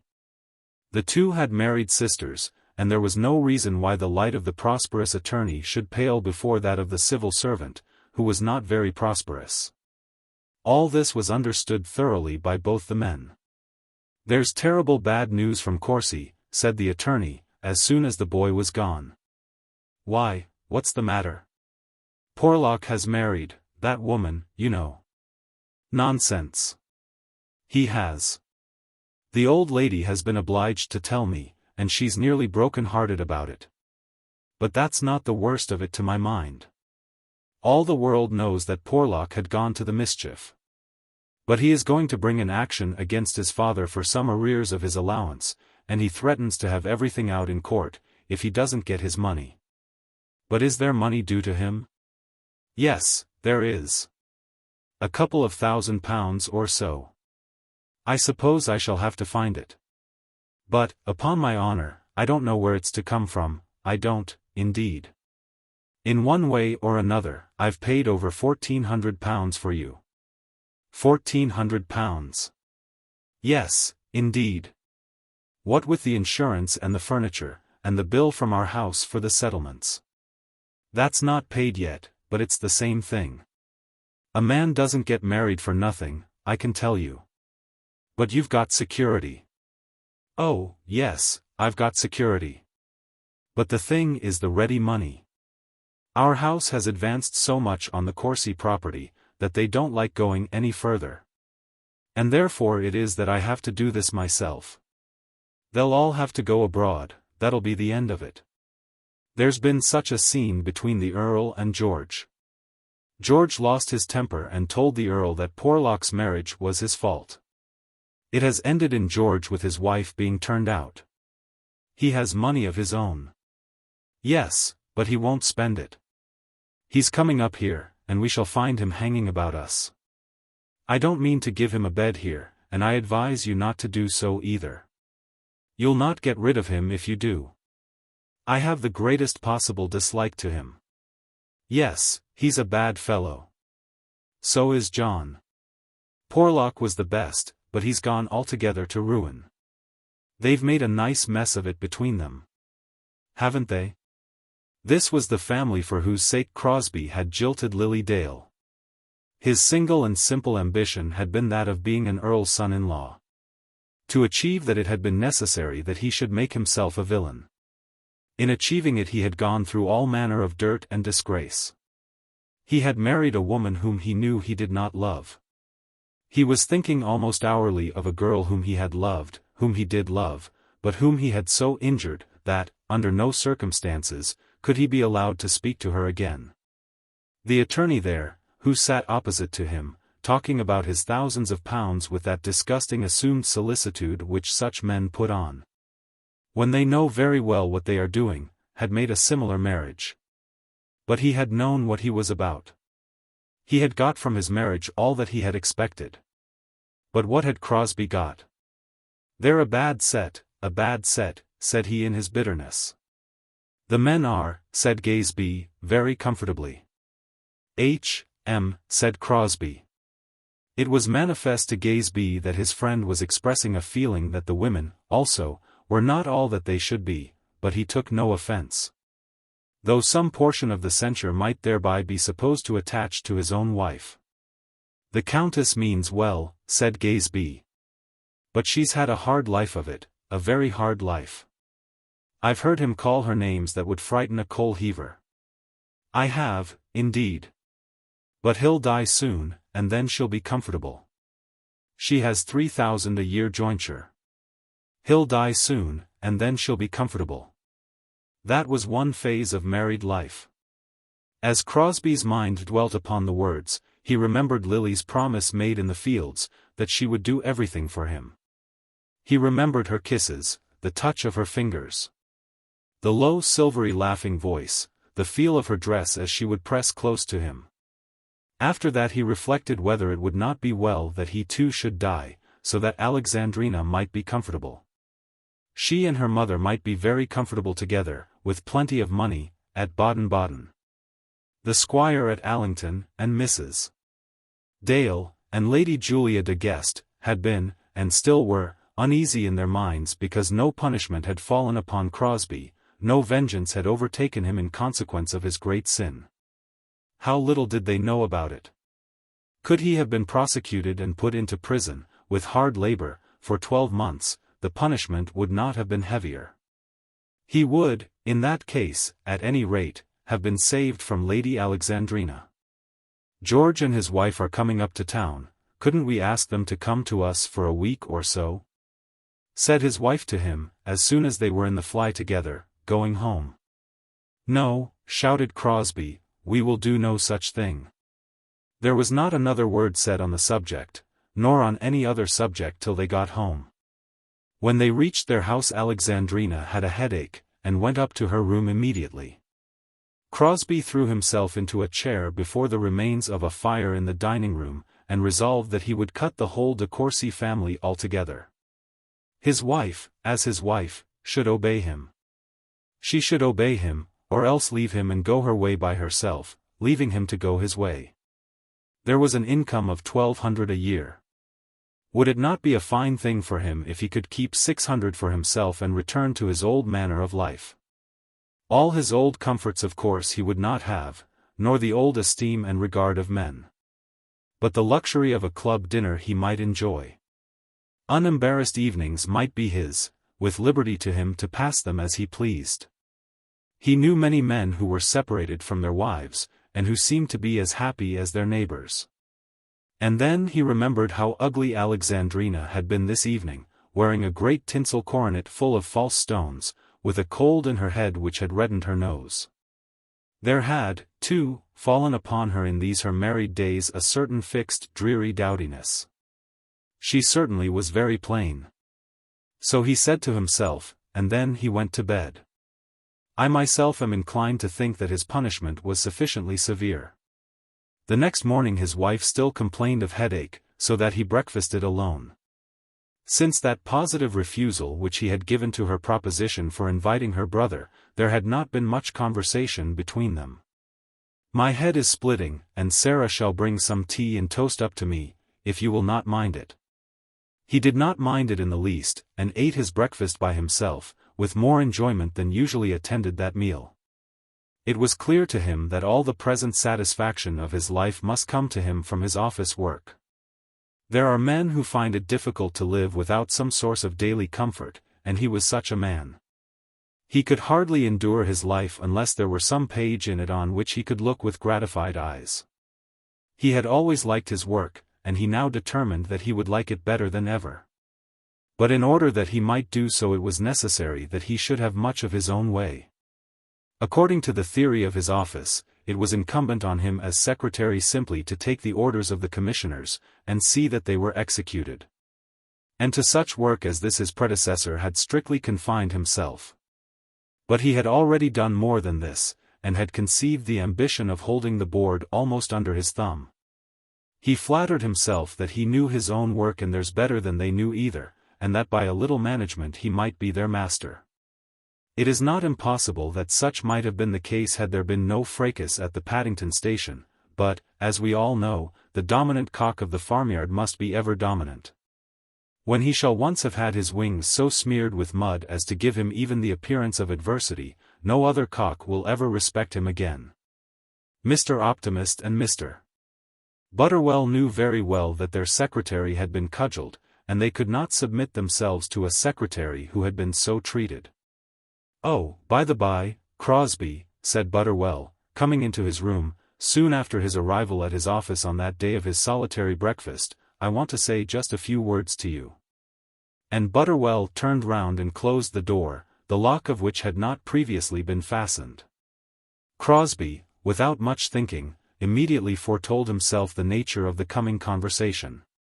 "Do you know," said Butterwell, beginning. "Sit down, won't you?" said Crosbie, seating himself as he spoke. If there was to be a contest, he would make the best fight he could. He would show a better spirit here than he had done on the railway platform. Butterwell did sit down, and felt as he did so, that the very motion of sitting took away some of his power. He ought to have sent for Crosbie into his own room. A man, when he wishes to reprimand another, should always have the benefit of his own atmosphere. "I don't want to find any fault," Butterwell began. "I hope you have not any cause," said Crosbie. "No, no, I don't say that I have. But we think at the board." "Stop, stop, Butterwell. If anything unpleasant is coming, it had better come from the board. I should take it in better spirit. I should, indeed.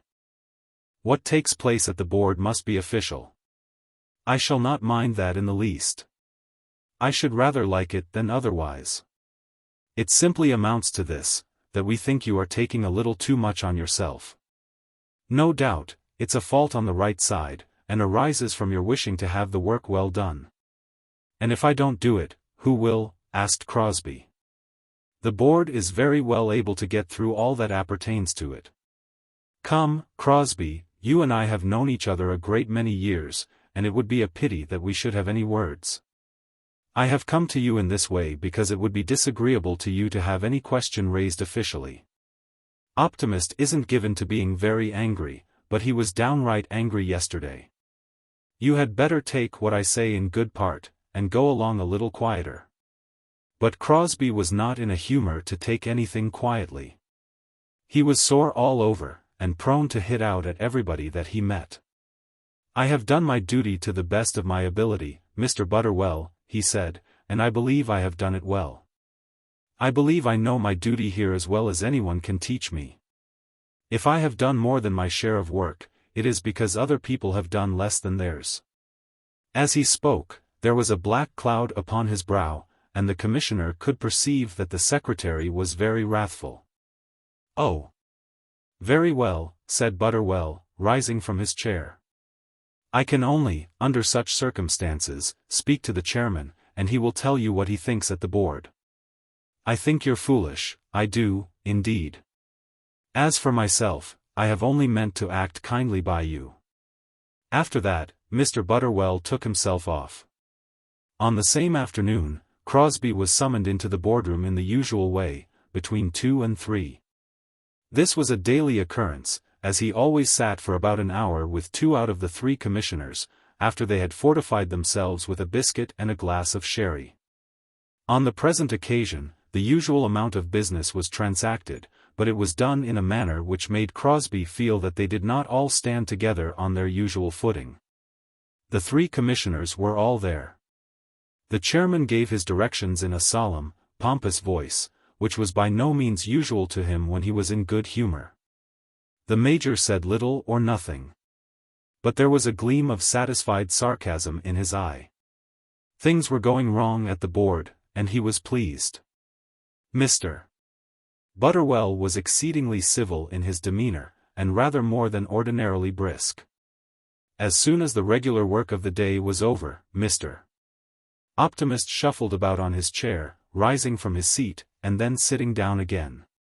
He looked through a lot of papers close to his hand, peering at them over his spectacles. Then he selected one, took off his spectacles, leaned back in his chair, and began his little speech. Mr. Crosbie, he said, we are all very much gratified, indeed, by your zeal and energy in the service. Thank you, sir, said Crosbie, I am fond of the service. Exactly, we all feel that. But we think that you, if I were to say take too much upon yourself, I should say, perhaps, more than we mean. Don't say more than you mean, Mr. Optimist. Crosbie's eyes, as he spoke, gleamed slightly with his momentary triumph, as did also those of Major Fiasco. No, said Mr. Optimist. I would say rather less than more to so very good a public servant as yourself. But you, doubtless, understand me?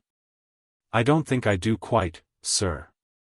If I have not taken too much on me, what is it that I have done that I ought not to have done? You have given directions in many cases for which you ought first to have received authority. Here is an instance, and the selected paper was at once brought out.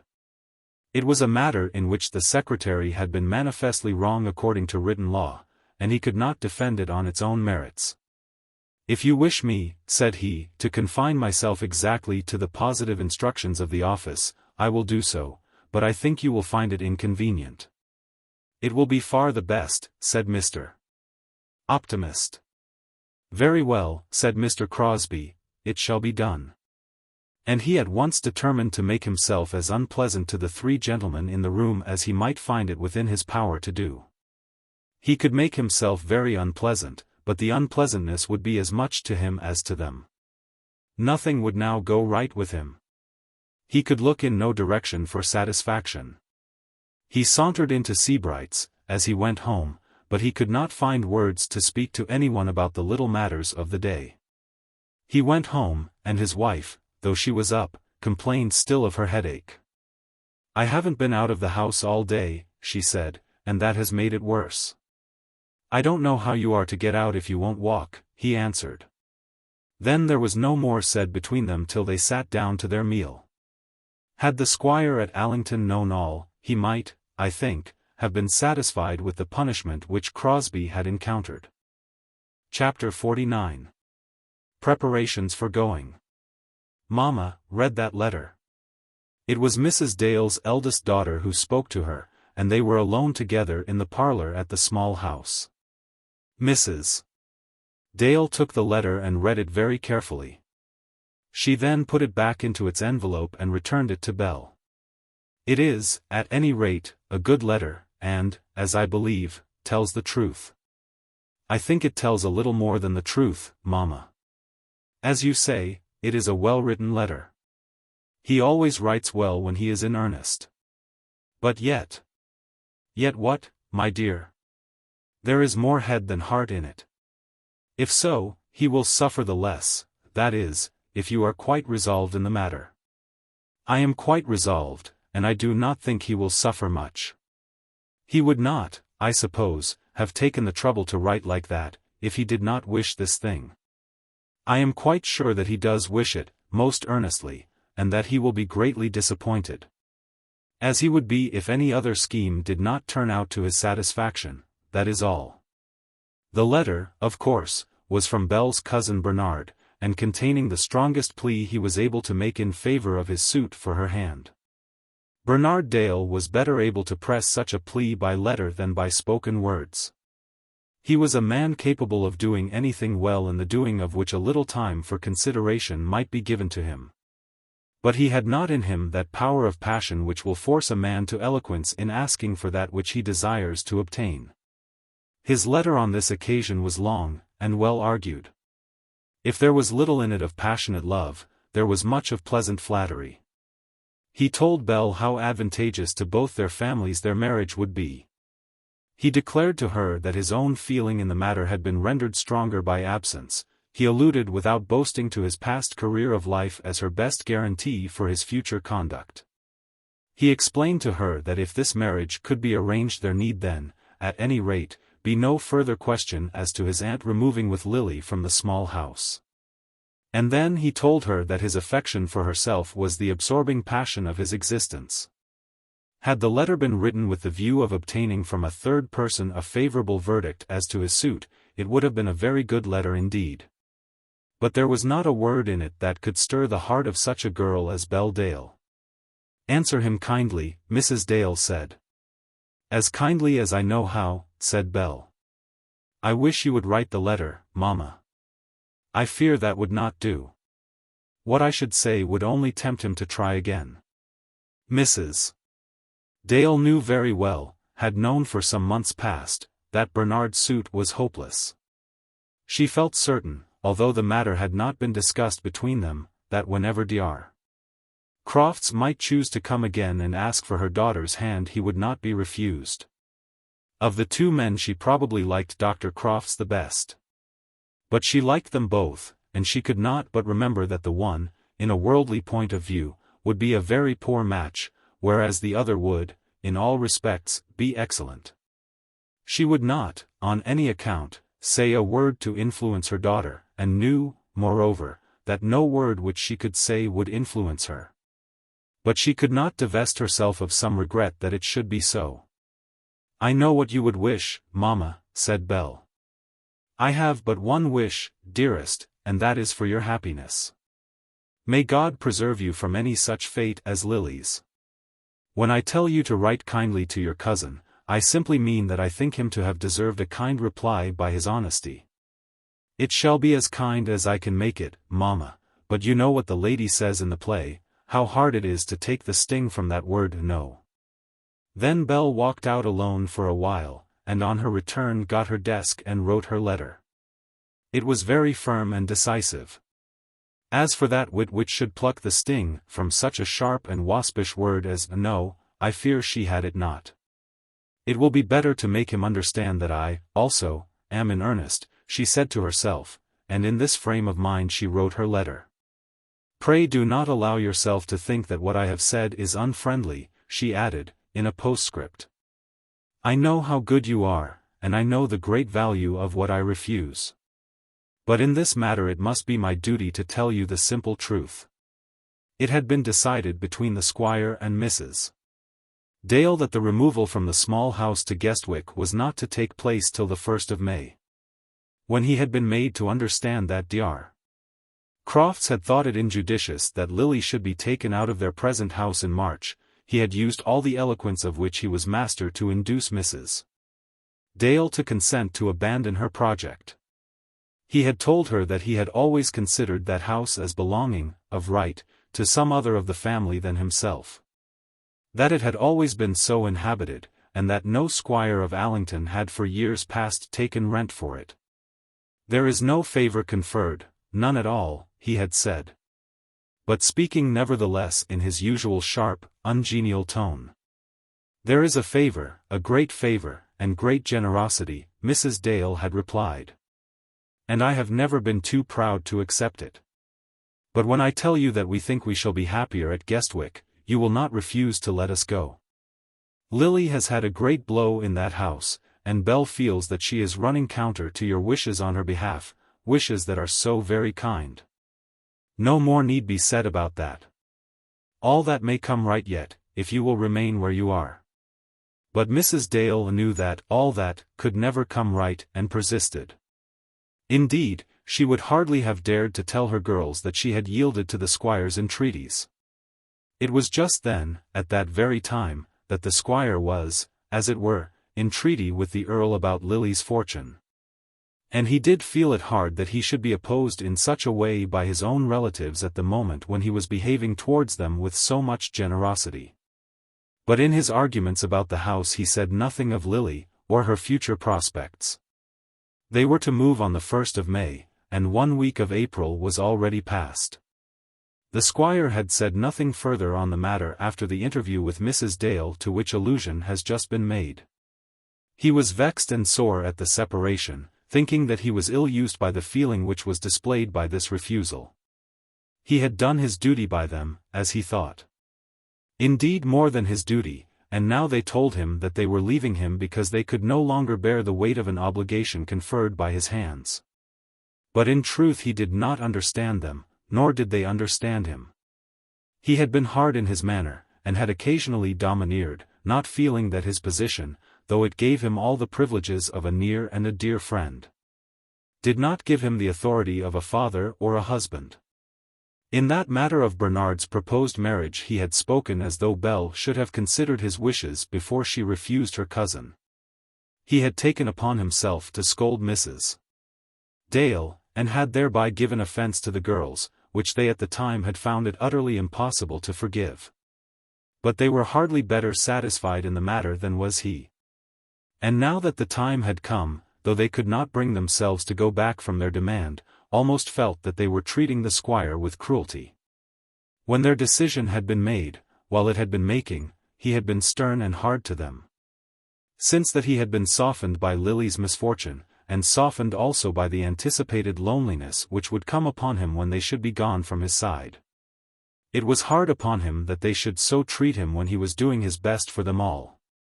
And they also felt this, though they did not know the extent to which he was anxious to go in serving them. When they had sat round the fire planning the scheme of their removal, their hearts had been hardened against him, and they had resolved to assert their independence.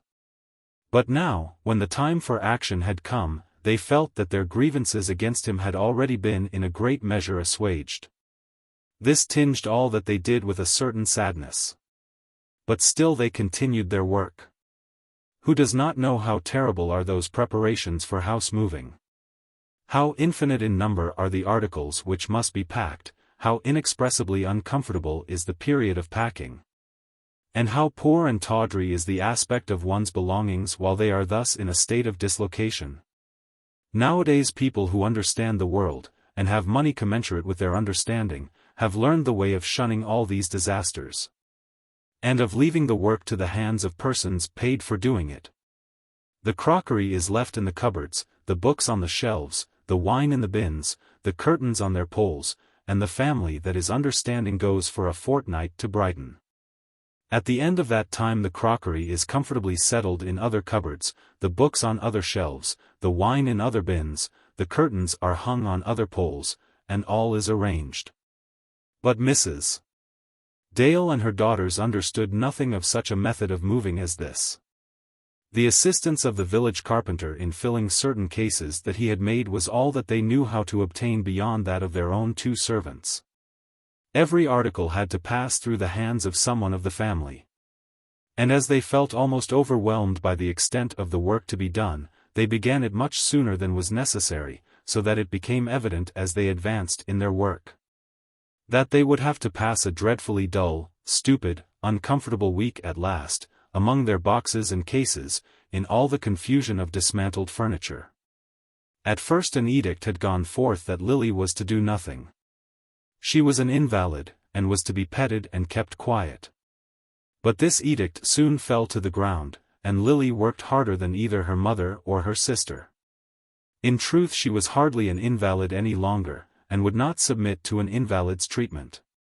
She felt herself that for the present constant occupation could alone save her from the misery of looking back, and she had conceived an idea that the harder that occupation was, the better it would be for her. While pulling down the books, and folding the linen, and turning out from their old hiding places the small long-forgotten properties of the household, she would be as gay as ever she had been in old times. She would talk over her work, standing with flushed cheek and laughing eyes among the dusty ruins around her, till for a moment her mother would think that all was well within her. But then at other moments, when the reaction came, it would seem as though nothing were well. She could not sit quietly over the fire, with quiet rational work in her hands, and chat in a rational quiet way. Not as yet could she do so. Nevertheless it was well with her, within her own bosom. She had declared to herself that she would conquer her misery, as she had also declared to herself during her illness that her misfortune should not kill her, and she was in the way to conquer it. She told herself that the world was not over for her because her sweet hopes had been frustrated. The wound had been deep and very sore, but the flesh of the patient had been sound and healthy, and her blood pure. A physician having knowledge in such cases would have declared, after long watching of her symptoms, that a cure was probable. Her mother was the physician who watched her with the closest eyes. And she, though she was sometimes driven to doubt, did hope, with stronger hope from day to day, that her child might live to remember the story of her love without abiding agony. That nobody should talk to her about it, that had been the one stipulation which she had seemed to make, not sending forth a request to that effect among her friends in so many words, but showing by certain signs that such was her stipulation. A word to that effect she had spoken to her uncle, as may be remembered, which word had been regarded with the closest obedience. She had gone out into her little world very soon after the news of Crosbie's falsehood had reached her, first to church and then among the people of the village, resolving to carry herself as though no crushing weight had fallen upon her. The village people had understood it all, listening to her and answering her without the proffer of any outspoken parley. "Lord bless said Mrs. Crump, the postmistress, and Mrs. Crump was supposed to have the sourest temper in Allington. Whenever I look at thee, Miss Lily, I thinks that surely thee is the beautifulest young woman in all these parts." "And you are the crossest old woman," said Lily, laughing, and giving her hand to the postmistress. "So I be," said Mrs. Crump. "So I be." Then Lily sat down in the cottage and asked after her ailments. With Mrs. Hearn it was the same. Mrs. Hearn, after that first meeting which has been already mentioned, petted and caressed her, but spoke no further word of her misfortune. When Lily called a second time upon Mrs. Boyce, which she did boldly by herself, that lady did begin one other word of commiseration. "My dearest Lily, we have all been made so unhappy, so far." Mrs. Boyce got, sitting close to Lily and striving to look into her face, but Lily, with a slightly heightened color, turned sharp round upon one of the Boyce girls, tearing Mrs. Boyce's commiseration into the smallest shreds. "Minnie," she said, speaking quite loud, almost with girlish ecstasy, "what do you think Tartar did yesterday? I never laughed so much in my life." Then she told a ludicrous story about a very ugly terrier which belonged to the squire. After that even Mrs. Boyce made no further attempt. Mrs. Dale and Bell both understood that such was to be the rule even to them. Lily would speak to them occasionally on the matter, to one of them at a time, beginning with some almost single word of melancholy resignation, and then would go on till she opened her very bosom before them. But no such conversation was ever begun by them. But now, in these busy days of the packing, that topic seemed to have been banished altogether. "Mamma," she said, standing on the top rung of a house ladder, from which position she was handing down glass out of a cupboard, "are you sure that these things are ours? I think some of them belong to the house. I'm sure about that bowl at any rate, because it was my mother's before I was married. Oh, dear, what should I do if I were to break it? Whenever I handle anything very precious I always feel inclined to throw it down and smash it." "Oh! It was as nearly gone as possible, Mamma, but that was your fault. If you don't take care you'll be nearly gone yourself. Do take hold of something. Oh, Belle, here's the inkstand for which you've been moaning for 3 years."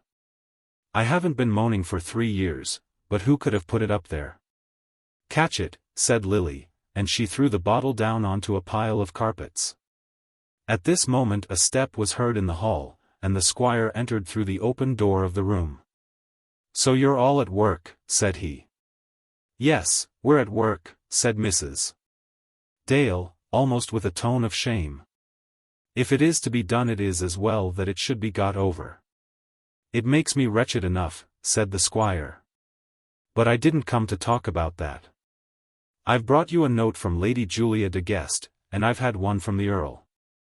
They want us all to go there and stay the week after Easter. Mrs. Dale and the girls, when this very sudden proposition was made to them, all remained fixed in their places, and, for a moment, were speechless. Go and stay a week at Guestwick Manor.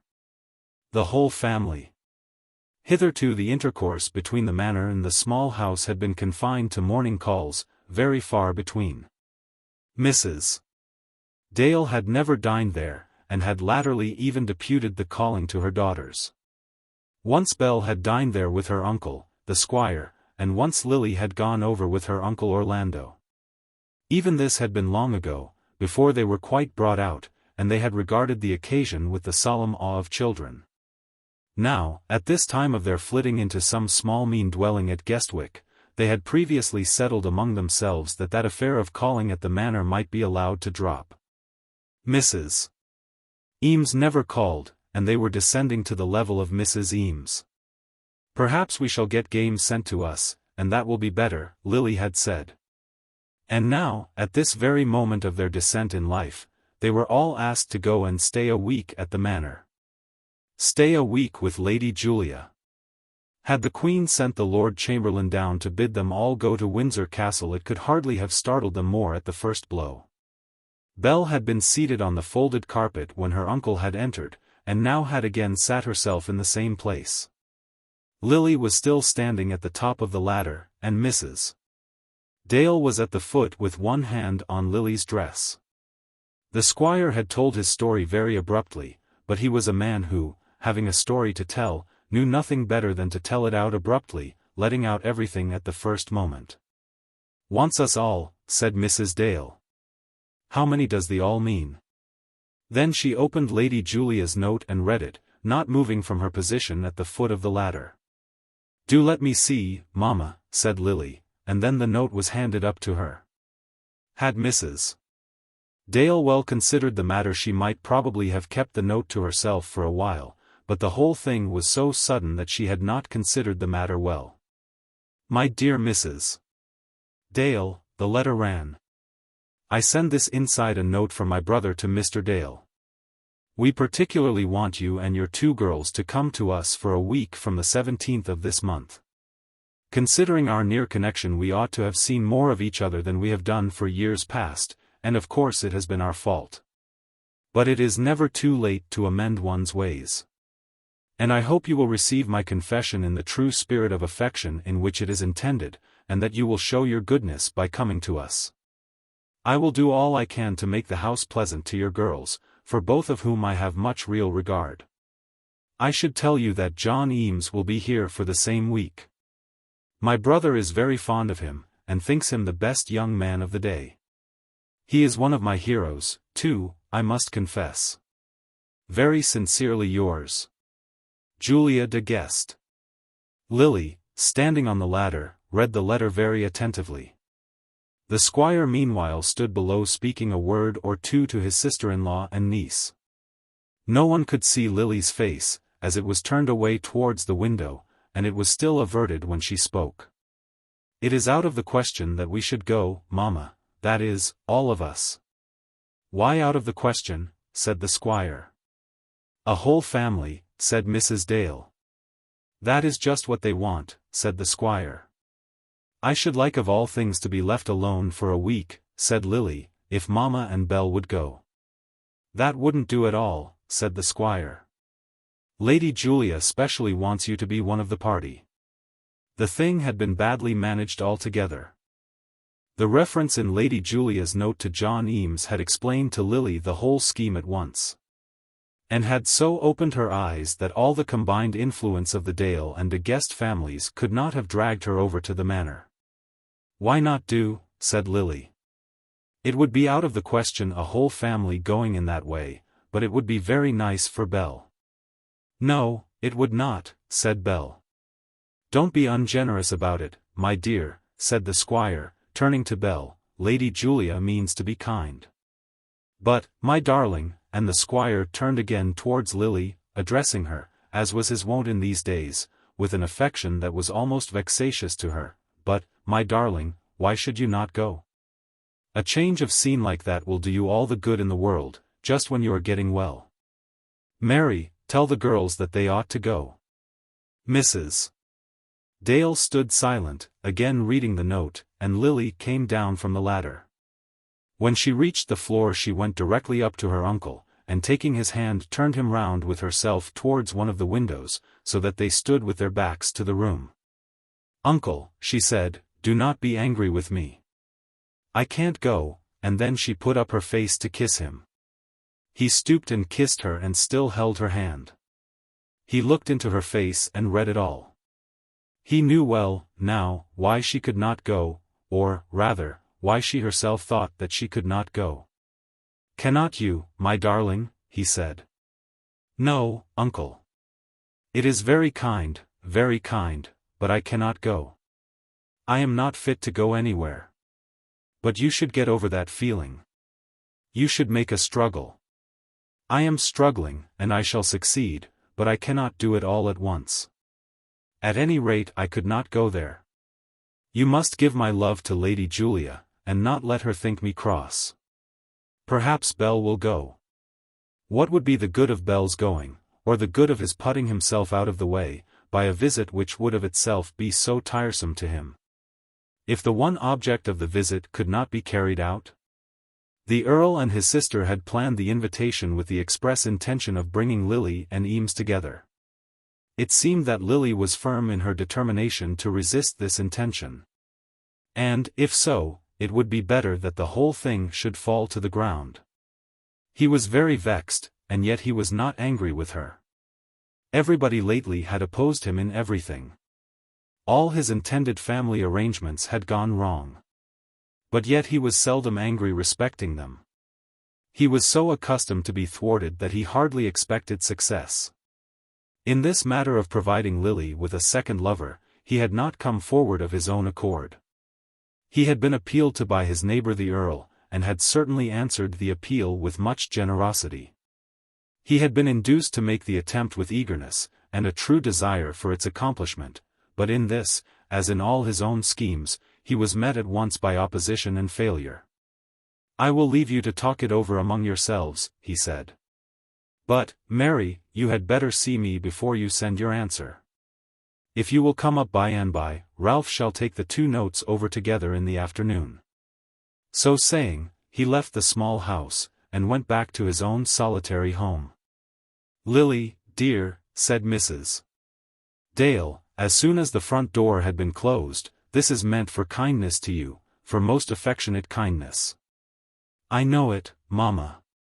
And you must go to Lady Julia, and must tell her that I know it. You must give her my love. And, indeed, I do love her now. But you won't go, Lily?" said Mrs. Dale, beseechingly. "No, mamma. Certainly I will not go." Then she escaped out of the room by herself, and for the next hour neither of them dared to go to her. Chapter 50. Mrs. Dale is thankful for a good thing.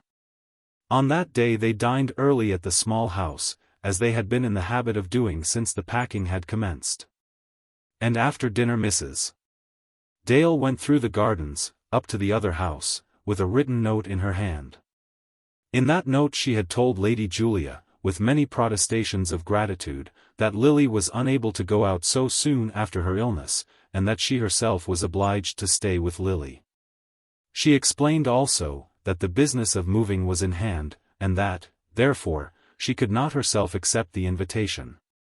But her other daughter, she said, would be very happy to accompany her uncle to Guestwick Manor. Then, without closing her letter, she took it up to the squire in order that it might be decided whether it would or would not suit his views. It might well be that he would not care to go to Lord de Guest's with Bell alone. "Leave it with me," he said, "that is, if you do not object." "Oh dear, no. I'll tell you the plain truth at once, Mary. I shall go over myself with it, and see the Earl. Then I will decline it or not, according to what passes between me and him. I wish Lily would have gone. Ah! She could not. I wish she could. I wish she could. I wish she could." As he repeated the words over and over again, there was an eagerness in his voice that filled Mrs. Dale's heart with tenderness towards him. "The truth is," said Mrs. Dale, "she could not go there to meet John Eames." "Oh, I know," said the squire, "I understand it. But that is just what we want her to do. Why should she not spend a week in the same house with an honest young man whom we all like? There are reasons why she would not wish it." "Ah, exactly. The very reasons which should make us induce her to go there if we can. Perhaps I had better tell you all. Lord de Guest has taken him by the hand, and wishes him to marry. He has promised to settle on him an income which will make him comfortable for life. That is very generous, and I am delighted to hear it, for John's sake. And they have promoted him at his office." "Ah. Then he will do well. He will do very well. He is private secretary now to their head man. And, Mary, so that she, Lily, should not be empty-handed if this marriage can be arranged, I have undertaken to settle 100 a year on her and her children, if she will accept him. Now you know it all.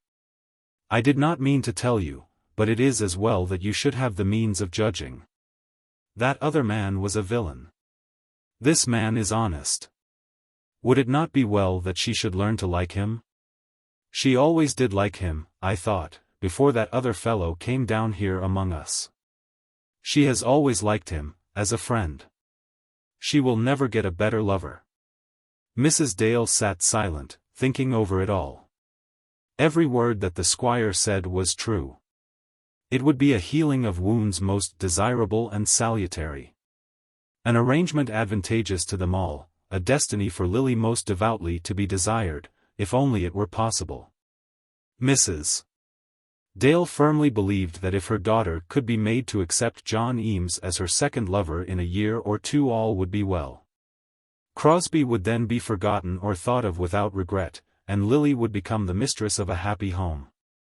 But there are positions which cannot be reached, though there be no physical or material objection in the way. It is the view which the mind takes of a thing which creates the sorrow that arises from it. If the heart were always malleable and the feelings could be controlled, who would permit himself to be tormented by any of the reverses which affection meets? Death would create no sorrow.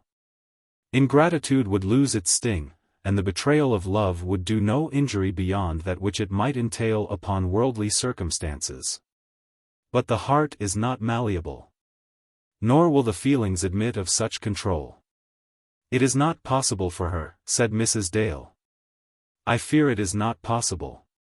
It is too soon." 6 months, pleaded the squire. "It will take years, not months," said Mrs. Dale. "And she will lose all her youth." "Yes, he has done all that by his treachery. But it is done, and we cannot now go back. She loves him yet as dearly as she ever loved him." Then the squire muttered certain words below his breath, ejaculations against Crosbie, which were hardly voluntary. But even as involuntary ejaculations were very improper. Mrs. Dale heard them, and was not offended either by their impropriety or their warmth. "But you can understand," she said, "that she cannot bring herself to go there." The squire struck the table with his fist, and repeated his ejaculations. If he could only have known how very disagreeable Lady Alexandrina was making herself, his spirit might, perhaps, have been less vehemently disturbed. If, also, he could have perceived and understood the light in which an alliance with the de Courcy family was now regarded by Crosbie, I think that he would have received some consolation from that consideration. Those who offend us are generally punished for the offense they give, but we so frequently miss the satisfaction of knowing that we are avenged. It is arranged, apparently, that the injurer shall be punished, but that the person injured shall not gratify his desire for vengeance. "And will you go to Guestwick yourself?" asked Mrs. Dale. "I will take the note," said the squire, "and will let you know tomorrow. The Earl has behaved so kindly that every possible consideration is due to him. I had better tell him the whole truth, and go or stay, as he may wish. I don't see the good of going. What am I to do at Guestwick Manor? I did think that if we had all been there it might have cured some difficulties. Mrs. Dale got up to leave him, but she could not go without saying some word of gratitude for all that he had attempted to do for them. She well knew what he meant by the curing of difficulties. He had intended to signify that had they lived together for a week at Guestwick the idea of flitting from Allington might possibly have been abandoned. It seemed now to Mrs.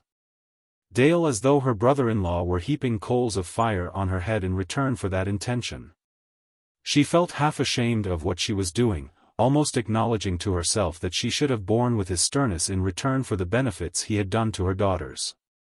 Had she not feared their reproaches she would, even now, have given way. I do not know what I ought to say to you for your kindness. Say nothing, either for my kindness or unkindness. But stay where you are, and let us live like Christians together, striving to think good and not evil. These were kind, loving words, showing in themselves a spirit of love and forbearance. But they were spoken in a harsh, unsympathizing voice, and the speaker, as he uttered them, looked gloomily at the fire.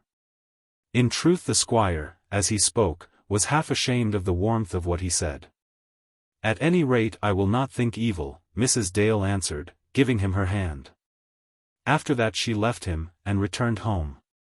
It was too late for her to abandon her project of moving and remain at the small house. But as she went across the garden she almost confessed to herself that she repented of what she was doing. In these days of the cold early spring, the way from the lawn into the house, through the drawing-room window, was not as yet open. And it was necessary to go round by the kitchen garden on to the road, and thence in by the front door. Or else to pass through the back door, and into the house by the kitchen. This latter mode of entrance Mrs. Dale now adopted. And as she made her way into the hall Lily came upon her, with very silent steps, out from the parlour, and arrested her progress. There was a smile upon Lily's face as she lifted up her finger as if in caution, and no one looking at her would have supposed that she was herself in trouble. "Mamma," she said, pointing to the drawing-room door, and speaking almost in a whisper, "you must not go in there, come into the parlour." "Who's there?" "Where's Belle, and Mrs. Dale went into the parlour as she was bidden. "But who is there?" she repeated. "He's there." "Who is he?" "Oh, mamma, don't be a goose. Dr. Crofts is there, of course. He's been nearly an hour. I wonder how he is managing, for there is nothing on earth to sit upon but the old lump of a carpet. The room is strewed about with crockery, and Belle is such a figure. She has got on your old checked apron, and when he came in she was rolling up the fire-irons in brown paper. I don't suppose she was ever in such a mess before. There's one thing certain, he can't kiss her hand. It's you are the goose, Lily. But he's in there certainly, unless he has gone out through the window, or up the chimney. What made you leave them?" "He met me here, in the passage, and spoke to me ever so seriously. 'Come in,' I said, 'and see Belle packing the pokers and tongs.' 'I will go in,' he said, 'but don't come with me.' He was ever so serious, and I'm sure he had been thinking of it all the way along." "And why should he not be serious?" "Oh, no, of course he ought to be serious, but are you not glad, mamma?" "I am so glad. We shall live alone together, you and I, but she will be so close to us. My belief is that he'll stay there forever unless somebody does something. I have been so tired of waiting and looking out for you. Perhaps he's helping her to pack the things. Don't you think we might go in, or would it be ill-natured?" "Lily, don't be in too great a hurry to say anything. You may be mistaken, you know. And there's many a slip between the cup and the lip." "Yes, mamma, there is," said Lily, putting her hand inside her mother's arm, "that's true enough." "Oh, my darling, forgive me," said the mother, suddenly remembering that the use of the old proverb at the present moment had been almost cruel. "Do not mind it," said Lily, "it does not hurt me, it does me good, that is to say, when there is nobody by except yourself. But, with God's help, there shall be no slip here, and she shall be happy." It is all the difference between one thing done in a hurry, and another done with much thinking. But they'll remain there forever if we don't go in. Come, Mamma, you open the door. Then Mrs. Dale did open the door, giving some little premonitory notice with the handle, so that the couple inside might be warned of approaching footsteps. Crofts had not escaped, either through the window or up the chimney, but was seated in the middle of the room on an empty box, just opposite to Belle, who was seated upon the lump of carpeting. Belle still wore the checked apron as described by her sister. What might have been the state of her hands I will not pretend to say. But I do not believe that her lover had found anything amiss with them. "How do you do, Doctor?" said Mrs. Dale, striving to use her accustomed voice, and to look as though there were nothing of special importance in his visit. "I have just come down from the great house." "Mamma," said Belle, jumping up, "you must not call him doctor any more." "Must I not? Has anyone undoctored him?" "Oh, Mamma, you understand," said Belle. "I understand," said Lily, going up to the doctor, and giving him her cheek to kiss. "He is to be my brother, and I mean to claim him as such from this moment.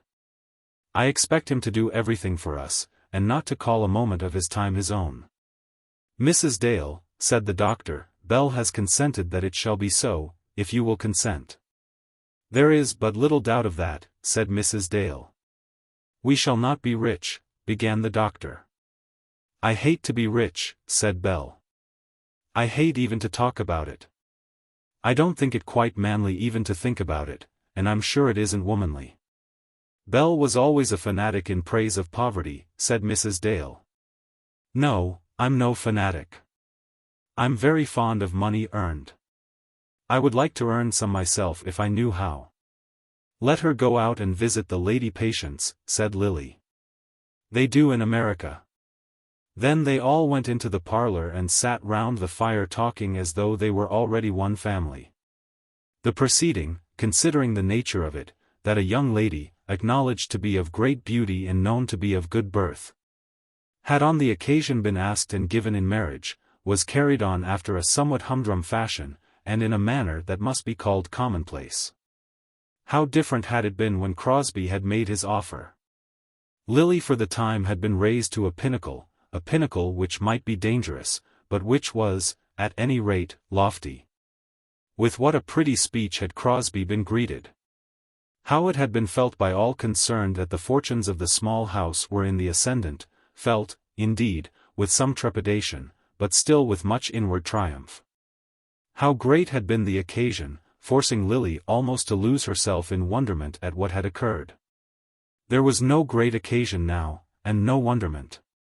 No one, unless it was Crofts, felt very triumphant. But they were all very happy, and were sure that there was safety in their happiness. It was but the other day that one of them had been thrown rudely to the ground through the treachery of a lover, but yet none of them feared treachery from this lover. Belle was as sure of her lot in life as though she were already being taken home to her modest house in Guestwick. Mrs. Dale already looked upon the man as her son, and the party of four as they sat round the fire grouped themselves as though they already formed one family. But Belle was not seated next to her lover. Lily, when she had once accepted Crosbie, seemed to think that she could never be too near to him. She had been in no wise ashamed of her love, and had shown it constantly by some little caressing motion of her hand, leaning on his arm, looking into his face, as though she were continually desirous of some palpable assurance of his presence. It was not so at all with Belle. She was happy in loving and in being loved, but she required no overt testimonies of affection. I do not think it would have made her unhappy if some sudden need had required that Crofts should go to India and back before they were married. The thing was settled, and that was enough for her. But, on the other hand, when he spoke of the expediency of an immediate marriage, she raised no difficulty. As her mother was about to go into a new residence, it might be as well that that residence should be fitted to the wants of 2 persons instead of 3. So they talked about chairs and tables, carpets and kitchens, in a most unromantic, homely, useful manner. A considerable portion of the furniture in the house they were now about to leave belonged to the squire, or to the house rather, as they were in the habit of saying.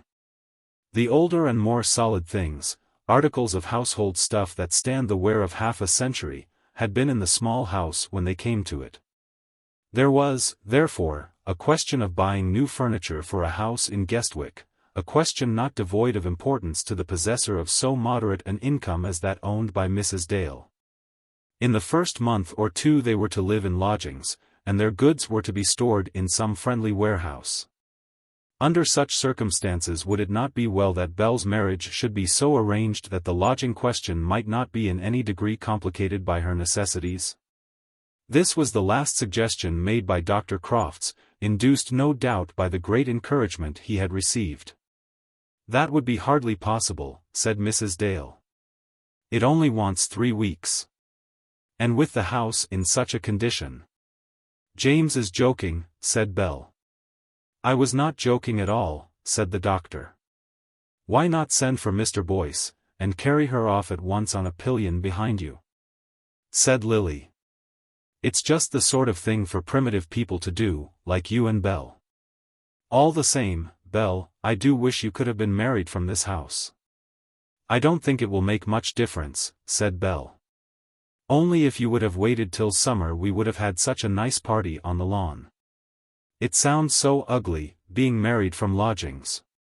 Doesn't it, Mamma? It doesn't sound at all ugly to me, said Belle.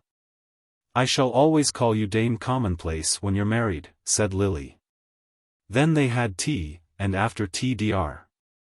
Crofts got on his horse and rode back to Guestwick.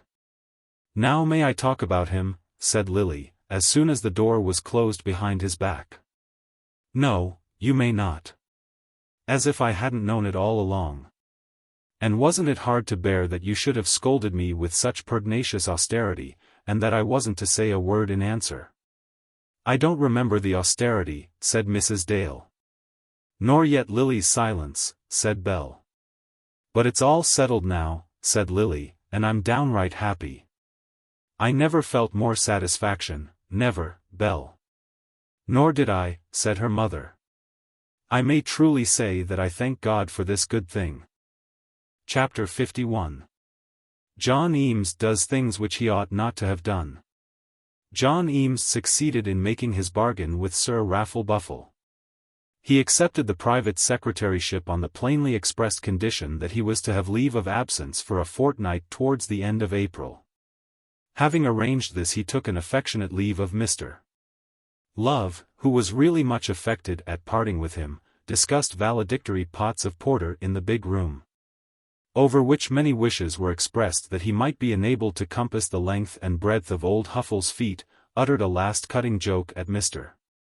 Kissing as he met that gentleman hurrying through the passages with an enormous ledger in his hands. And then took his place in the comfortable armchair which FitzHoward had been forced to relinquish. Don't tell any of the fellows, said Fitz, but I'm going to cut the concern altogether. My governor wouldn't let me stop here in any other place than that of private secretary. Ah, your governor is a swell, said Eames. I don't know about that, said FitzHoward. Of course he has a good deal of family interest. My cousin is to come in for St. Bungay at the next election, and then I can do better than remain here. That's a matter of course, said Eames. If my cousin were member for St. Bungay, I'd never stand anything east of Whitehall. And I don't mean, said FitzHoward. This room, you know, is all very nice, but it is a bore coming into the city every day. And then one doesn't like to be rung for like a servant. Not that I mean to put you out of conceit with it. It will do very well for me, said Eames. I never was very particular. And so they parted, Eames assuming the beautiful armchair and the peril of being asked to carry Sir Raffle's shoes, while FitzHoward took the vacant desk in the big room till such time as some member of his family should come into Parliament for the borough of St. Bungay. But Eames, though he drank the porter, and quizzed FitzHoward, and jibed at kissing, did not seat himself in his new armchair without some serious thoughts. He was aware that his career in London had not hitherto been one on which he could look back with self-respect. He had lived with friends whom he did not esteem. He had been idle, and sometimes worse than idle. And he had allowed himself to be hampered by the pretended love of a woman for whom he had never felt any true affection, and by whom he had been cozened out of various foolish promises which even yet were hanging over his head. As he sat with Sir Raffles' notes before him, he thought almost with horror of the men and women in Burton Crescent. It was now about 3 years since he had first known Credell, and he shuddered as he remembered how very poor a creature was he whom he had chosen for his bosom friend. He could not make for himself those excuses which we can make for him.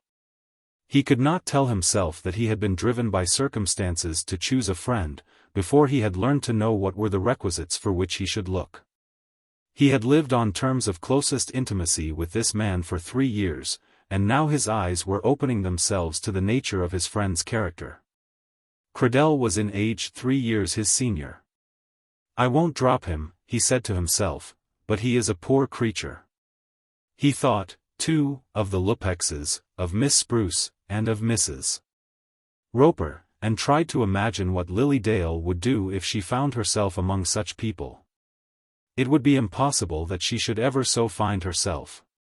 He might as well ask her to drink at the bar of a gin shop as to sit down in Mrs. Roper's drawing-room.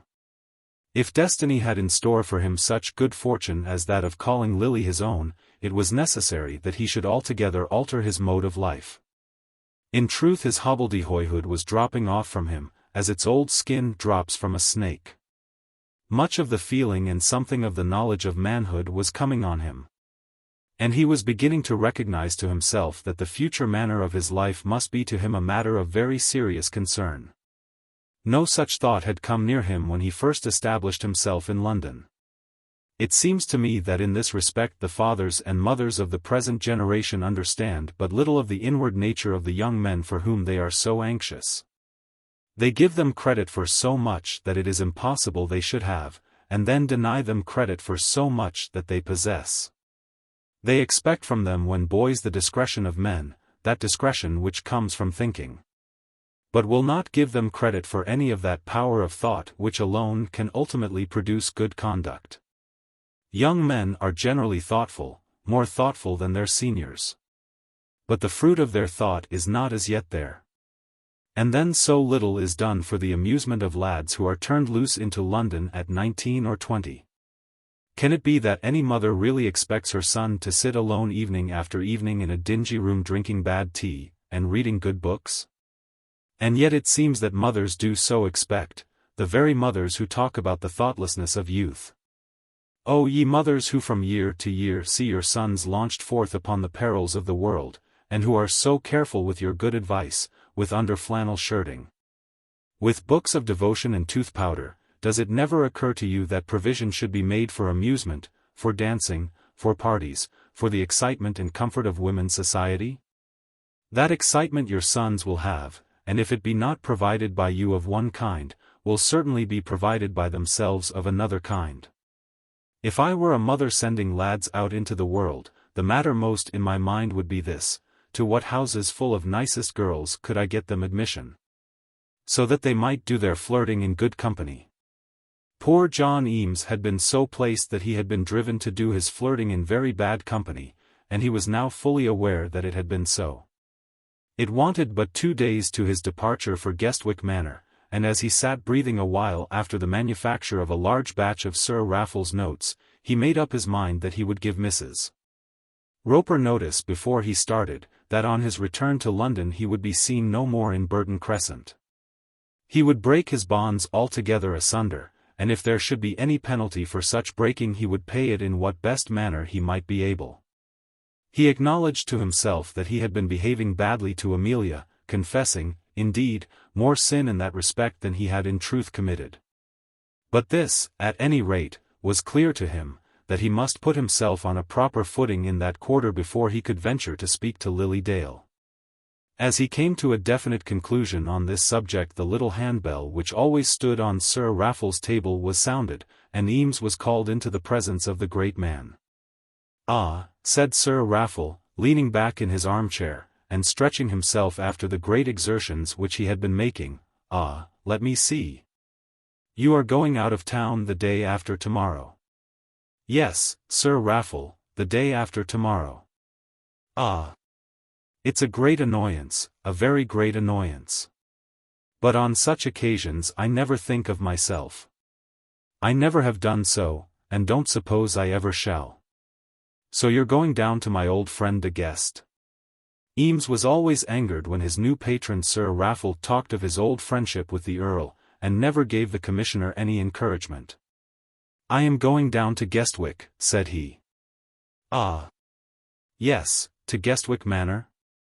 I don't remember that I was ever there." "I dare say I may have been, but one forgets those things. I never heard Lord de Guest speak of it." "Oh, dear, no. Why should his memory be better than mine? Tell him, will you, how very glad I shall be to renew our old intimacy. I should think nothing of running down to him for a day or two in the dull time of the year, say in September or October. It's rather a coincidence our both being interested about you, isn't it? I'll be sure to tell him. Mind you do. He's one of our most thoroughly independent noblemen, and I respect him very highly. Let me see, didn't I ring my bell? What was it I wanted? I think I rang my bell." "You did ring your bell. Ah, yes, I know. I am going away, and I wanted would you tell Rafferty to bring me, my boots?" Whereupon Johnny rang the bell, not the little handbell, but the other bell. "And I shan't be here tomorrow," continued Sir Raffle. "I'll thank you to send my letters up to the square. And if they should send down from the Treasury, but the Chancellor would write, and in that case you'll send up his letter at once by a special messenger, of course." "Here's Rafferty," said Eames, determined that he would not even sully his lips with speaking of Sir Raffle's boots. "Oh, ah, yes, Rafferty, bring me my boots." "Anything else to say?" asked Eames. "No, nothing else. Of course you'll be careful to leave everything straight behind you." "Oh, yes, I'll leave it all straight." Then Eames withdrew, so that he might not be present at the interview between Sir Raffle and his boots. "He'll not do," said Sir Raffle to himself. "He'll never do. He's not quick enough, has no go in him. He's not man enough for the place. I wonder why the Earl has taken him by the hand in that way." Soon after the little episode of the boots Eames left his office, and walked home alone to Burton Crescent. He felt that he had gained a victory in Sir Raffle's room, but the victory there had been easy. Now he had another battle on his hands, in which, as he believed, the achievement of victory would be much more difficult. Amelia Roper was a person much more to be feared than the Chief Commissioner. He had one strong arrow in his quiver on which he would depend, if there should come to him the necessity of giving his enemy a death wound. During the last week she had been making powerful love to Credell, so as to justify the punishment of desertion from a former lover. He would not throw Credell in her teeth if he could help it. But it was incumbent on him to gain a victory, and if the worst should come to the worst, he must use such weapons as destiny and the chance of war had given him. He found Mrs. Roper in the dining room as he entered, and immediately began his work. "Mrs. Roper," he said, "I'm going out of town the day after tomorrow." "Oh, yes, Mr. Eames, we know that. You're going as a visitor to the noble mansion of the Earl de Guest." "I don't know about the mansion being very noble, but I'm going down into the country for a fortnight. When I come back." "When you come back, Mr. Eames, I hope you'll find your room a deal more comfortable. I know it isn't quite what it should be for a gentleman like you, and I've been thinking for some time past. But, Mrs. Roper, I don't mean to come back here any more. It's just that I want to say to you. Not come back to the Crescent. No, Mrs. Roper. A fellow must move sometimes, you know, and I'm sure I've been very constant to you for a long time. But where are you going, Mr. Eames?" "Well, I haven't just made up my mind as yet. That is, it will depend on what I may do, on what friends of mine may say down in the country. You'll not think I'm quarrelling with you, Mrs. Roper. It's them Lupexes as have done it, said Mrs. Roper, in her deep distress. No, indeed, Mrs. Roper, nobody has done it. Yes, it is. And I'm not going to blame you, Mr. Eames. They've made the house unfit for any decent young gentleman like you. I've been feeling that all along. But it's hard upon a lone woman like me, isn't it, Mr. Eames? But, Mrs. Roper, the Lupexes have had nothing to do with my going. Oh, yes, they have, I understand it all. But what could I do, Mr. Eames? I've been giving them warning every week for the last 6 months, but the more I give them warning, the more they won't go. Unless I were to send for a policeman, and have a row in the house. But I haven't complained of the Lupexes, Mrs. Roper. You wouldn't be quitting without any reason, Mr. Eames. You are not going to be married in earnest, are you, Mr. Eames? Not that I know of. You may tell me, you may, indeed. I won't say a word, not to anybody. It hasn't been my fault about Amelia. It hasn't really. Who says there's been any fault? I can see, Mr. Eames. Of course it didn't do for me to interfere. And if you had liked her, I will say I believe she'd have made as good a wife as any young man ever took, and she can make a few pounds go farther than most girls. You can understand a mother's feelings, and if there was to be anything, I couldn't spoil it, could I, now? But there isn't to be anything. So I've told her for months past. I'm not going to say anything to blame you, but young men ought to be very particular, indeed they ought. Johnny did not choose to hint to the disconsolate mother that it also behoved young women to be very particular, but he thought it. I've wished many a time, Mr. Eames, that she had never come here. Indeed I have. But what's a mother to do? I couldn't put her outside the door. Then Mrs. Roper raised her apron up to her eyes, and began to sob. I'm very sorry if I've made any mischief, said Johnny. It hasn't been your fault, continued the poor woman, from whom, as her tears became uncontrollable, her true feelings forced themselves and the real outpouring of her feminine nature. Nor it hasn't been my fault. But I knew what it would come to when I saw how she was going on, and I told her so. I knew you wouldn't put up with the likes of her. Indeed, Mrs. Roper, I've always had a great regard for her, and for you too. But you weren't going to marry her. I've told her so all along, and I've begged her not to do it, almost on my knees I have. But she wouldn't be said by me. She never would. She's always been that willful that I'd sooner have her away from me than with me. Though she's a good young woman in the house, she is, indeed, Mr. Eames, and there isn't a pair of hands in it that work so hard, but it was no use my talking. I don't think any harm has been done. Yes, there has, great harm. It has made the place not respectable. It's the Lupexes is the worst. There's Miss Spruce, who has been with me for 9 years, ever since I've had the house. She's been telling me this morning that she means to go into the country. It's all the same thing. I understand it. I can see it. The house isn't respectable, as it should be, and your mamma, if she were to know all, would have a right to be angry with me. I did mean to be respectable, Mr. Eames. I did indeed. Miss Spruce will think better of it. You don't know what I've had to go through. There's none of them pays, not regular, only she and you. She's been like the Bank of England, has Miss Spruce. I'm afraid I've not been very regular, Mrs. Roper. Oh, yes, you have. I don't think of £1 or 2 more or less at the end of a quarter, if I'm sure to have it some day. The butcher, he understands one's lodgers just as well as I do. If the money's really coming, he'll wait, but he won't wait for such as them Lupexes, whose money's nowhere. And there's Cradell. Would you believe it, that fellow owes me £28. £28. Yes, Mr. Eames, £28. He's a fool. It's them Lupexes as have had his money. I know it. He don't talk of paying, and going away. I shall be just left with him and the Lupexes on my hands, and then the bailiffs may come and sell every stick about the place.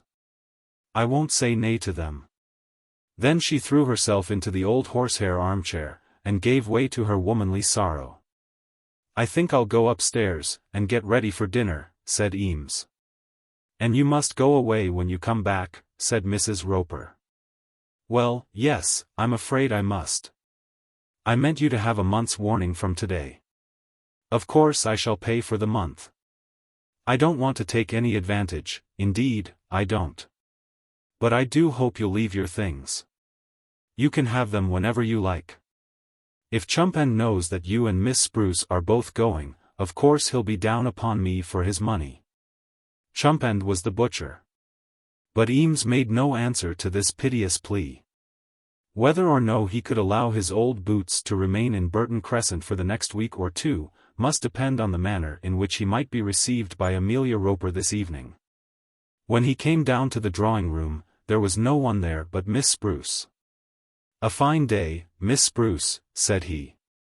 Yes, Mr. Eames, it is a fine day for London. But don't you think the country air is very nice? Give me the town, said Johnny, wishing to say a good word for poor Mrs. Roper, if it were possible. You're a young man, Mr. Eames. But I'm only an old woman. That makes a difference, said Miss Spruce. Not much, said Johnny, meaning to be civil. You don't like to be dull any more than I do. I like to be respectable, Mr. Eames. I always have been respectable, Mr. Eames. This the old woman said almost in a whisper, looking anxiously to see that the door had not been opened to other listening ears. I'm sure Mrs. Roper is very respectable. Yes, Mrs. Roper is respectable, Mr. Eames, but there are some here that, hush shsh. And the old lady put her finger up to her lips. The door opened and Mrs. Lupex swam into the room. How d'ye do, Miss Spruce? I declare you're always first. It's to get a chance of having one of the young gentlemen to yourself, I believe. What's the news in the city today, Mr. Eames? In your position now of course you hear all the news. Sir Raffle Buffle has got a new pair of shoes. I don't know that for certain, but I guess it from the time it took him to put them on. Ah. Now you're quizzing. That's always the way with you gentlemen when you get a little up in the world. You don't think women are worth talking to then, unless just for a joke or so. I'd a great deal sooner talk to you, Mrs. Lupex, than I would to Sir Raffle Buffle. It's all very well for you to say that. But we women know what such compliments as those mean, don't we, Miss Spruce? A woman that's been married 5 years as I have, or I may say 6, doesn't expect much attention from young men. And though I was young when I married, young in years, that is, I'd seen too much and gone through too much to be young in heart. This she said almost in a whisper. But Miss Spruce heard it, and was confirmed in her belief that Burton Crescent was no longer respectable. I don't know what you were then, Mrs. Lupex, said Eames. But you're young enough now for anything. Mr. Eames, I'd sell all that remains of my youth at a cheap rate, at a very cheap rate, if I could only be sure of. Sure of what, Mrs. Lupex? The undivided affection of the one person that I loved. That is all that is necessary to a woman's happiness. And isn't Lupex? Lupex. But, hush, never mind. I should not have allowed myself to be betrayed into an expression of feeling. Here's your friend Mr. Cradell. Do you know I sometimes wonder what you find in that man to be so fond of him? Miss Spruce saw it all, and heard it all, and positively resolved upon moving herself to those 2 small rooms at Dulwich. Hardly a word was exchanged between Amelia and Eames before dinner. Amelia still devoted herself to Cradell, and Johnny saw that that arrow, if it should be needed, would be a strong weapon. Mrs. Roper they found seated at her place at the dining table, and Eames could perceive the traces of her tears. Poor woman! Few positions in life could be harder to bear than hers. To be ever tugging at others for money that they could not pay, to be ever tugged at for money which she could not pay. To desire respectability for its own sake, but to be driven to confess that it was a luxury beyond her means. To put up with disreputable belongings for the sake of lucre, and then not to get the lucre, but be driven to feel that she was ruined by the attempt. How many Mrs. Ropers there are who from year to year sink down and fall away, and no one knows whither they betake themselves. One fancies that one sees them from time to time at the corners of the streets in battered bonnets and thin gowns, with the tattered remnants of old shawls upon their shoulders, still looking as though they had within them a faint remembrance of long-distant respectability. With anxious eyes they peer about, as though searching in the streets for other lodgers. Where do they get their daily morsels of bread, and their poor cups of thin tea, with perhaps a pennyworth of gin added to it, if Providence be good? Of this state of things Mrs. Roper had a lively appreciation, and now, poor woman, she feared that she was reaching it, by the aid of the Lupexes. On the present occasion she carved her joint of meat in silence, and sent out her slices to the good guests that would leave her, and to the bad guests that would remain, with apathetic impartiality. What was the use now of doing favour to one lodger or disfavour to another? Let them take their mutton, they who would pay for it and they who would not. She would not have the carving of many more joints in that house if Chumpend acted up to all the threats which he had uttered to her that morning. The reader may, perhaps, remember the little back room behind the dining parlour. A description was given in some former pages of an interview which was held between Amelia and her lover. It was in that room that all the interviews of Mrs. Roper's establishment had their existence. A special room for interviews is necessary in all households of a mixed nature. If a man lives alone with his wife, he can have his interviews where he pleases.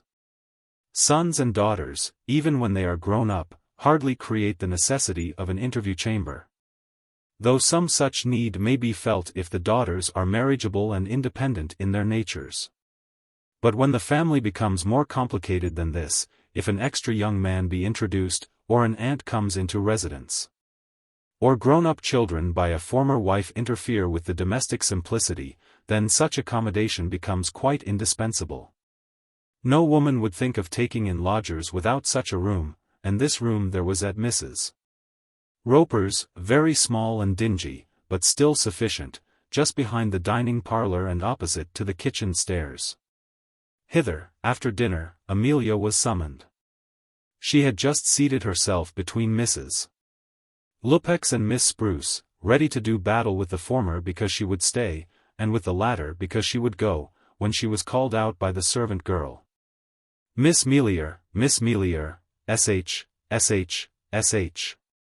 and Amelia, looking round, saw a large red hand beckoning to her. "He's down there," said Jemima, as soon as her young mistress had joined her, "and wants to see you most particular." "Which of 'em?" asked Amelia, in a whisper. "Why, Mr. Eames, to be sure." "Don't you go and have anything to say to the other one, Miss Melier, pray don't, he ain't no good, he ain't indeed." Amelia stood still for a moment on the landing, calculating whether it would be well for her to have the interview, or well to decline it. Her objects were two. Or, rather, her object was in its nature twofold. She was, naturally, anxious to drive John Eames to desperation. And anxious also, by some slight added artifice, to make sure of Cradell if Eames's desperation did not have a very speedy effect. She agreed with Jemima's criticism in the main, but she did not go quite so far as to think that Cradell was no good at all. Let it be Eames, if Eames were possible. But let the other string be kept for use if Eames were not possible. Poor girl! In coming to this resolve she had not done so without agony. She had a heart, and with such power as it gave her, she loved John Eames. But the world had been hard to her, knocking her about hither and thither unmercifully. Threatening, as it now threatened, to take from her what few good things she enjoyed. When a girl is so circumstanced she cannot afford to attend to her heart. She almost resolved not to see Eames on the present occasion, thinking that he might be made the more desperate by such refusal. And remembering also that Cradell was in the house and would know of it. "He's there awaiting, Miss Melior. Why don't you come down?" and Jemima plucked her young mistress by the arm. "I am coming," said Amelia. And with dignified steps she descended to the interview. "Here she is, Mr. Eames," said the girl. And then Johnny found himself alone with his ladylove. "You have sent for me, Mr. Eames," she said, giving her head a little toss, and turning her face away from him. "I was engaged upstairs, but I thought it uncivil not to come down to you as you sent for me so special." "Yes, Miss Roper, I did want to see you very particularly." "Oh, dear!" she exclaimed, and he understood fully that the exclamation referred to his having omitted the customary use of her Christian name. "I saw your mother before dinner, and I told her that I am going away the day after tomorrow. We all know about that, to the Earl's, of course." And then there was another chuck of her head. "And I told her also that I had made up my mind not to come back to Burton Crescent." "What? Leave the house altogether?" "Well, yes. A fellow must make a change sometimes, you know." "And where are you going, John?" "That I don't know as yet." "Tell me the truth, John, are you going to be married? Are you going to marry that young woman, Mr. Crosbie's leavings? I demand to have an answer at once. Are you going to marry her?" He had determined very resolutely that nothing she might say should make him angry, but when she thus questioned him about Crosbie's leavings, he found it very difficult to keep his temper. "I have not come," said he, "to speak to you about anyone but ourselves. That put-off won't do with me, sir. You are not to treat any girl you may please in that sort of way, oh, John." Then she looked at him as though she did not know whether to fly at him and cover him with kisses, or to fly at him and tear his hair. "I know I haven't behaved quite as I should have done," he began. "Oh, John," and she shook her head. "You mean, then, to tell me that you are going to marry her?" "I mean to say nothing of the kind. I only mean to say that I am going away from Burton Crescent. John Eames, I wonder what you think will come to you. Will you answer me this? Have I had a promise from you, a distinct promise, over and over again, or have I not? I don't know about a distinct promise." "Well, well. I did think that you was a gentleman that would not go back from your word. I did think that. I did think that you would never put a young lady to the necessity of bringing forward her own letters to prove that she is not expecting more than she has a right. You don't know. And that, after all that has been between us. John Eames." And again it seemed to him as though she were about to fly. "I tell you that I know I haven't behaved well. What more can I say? What more can you say?"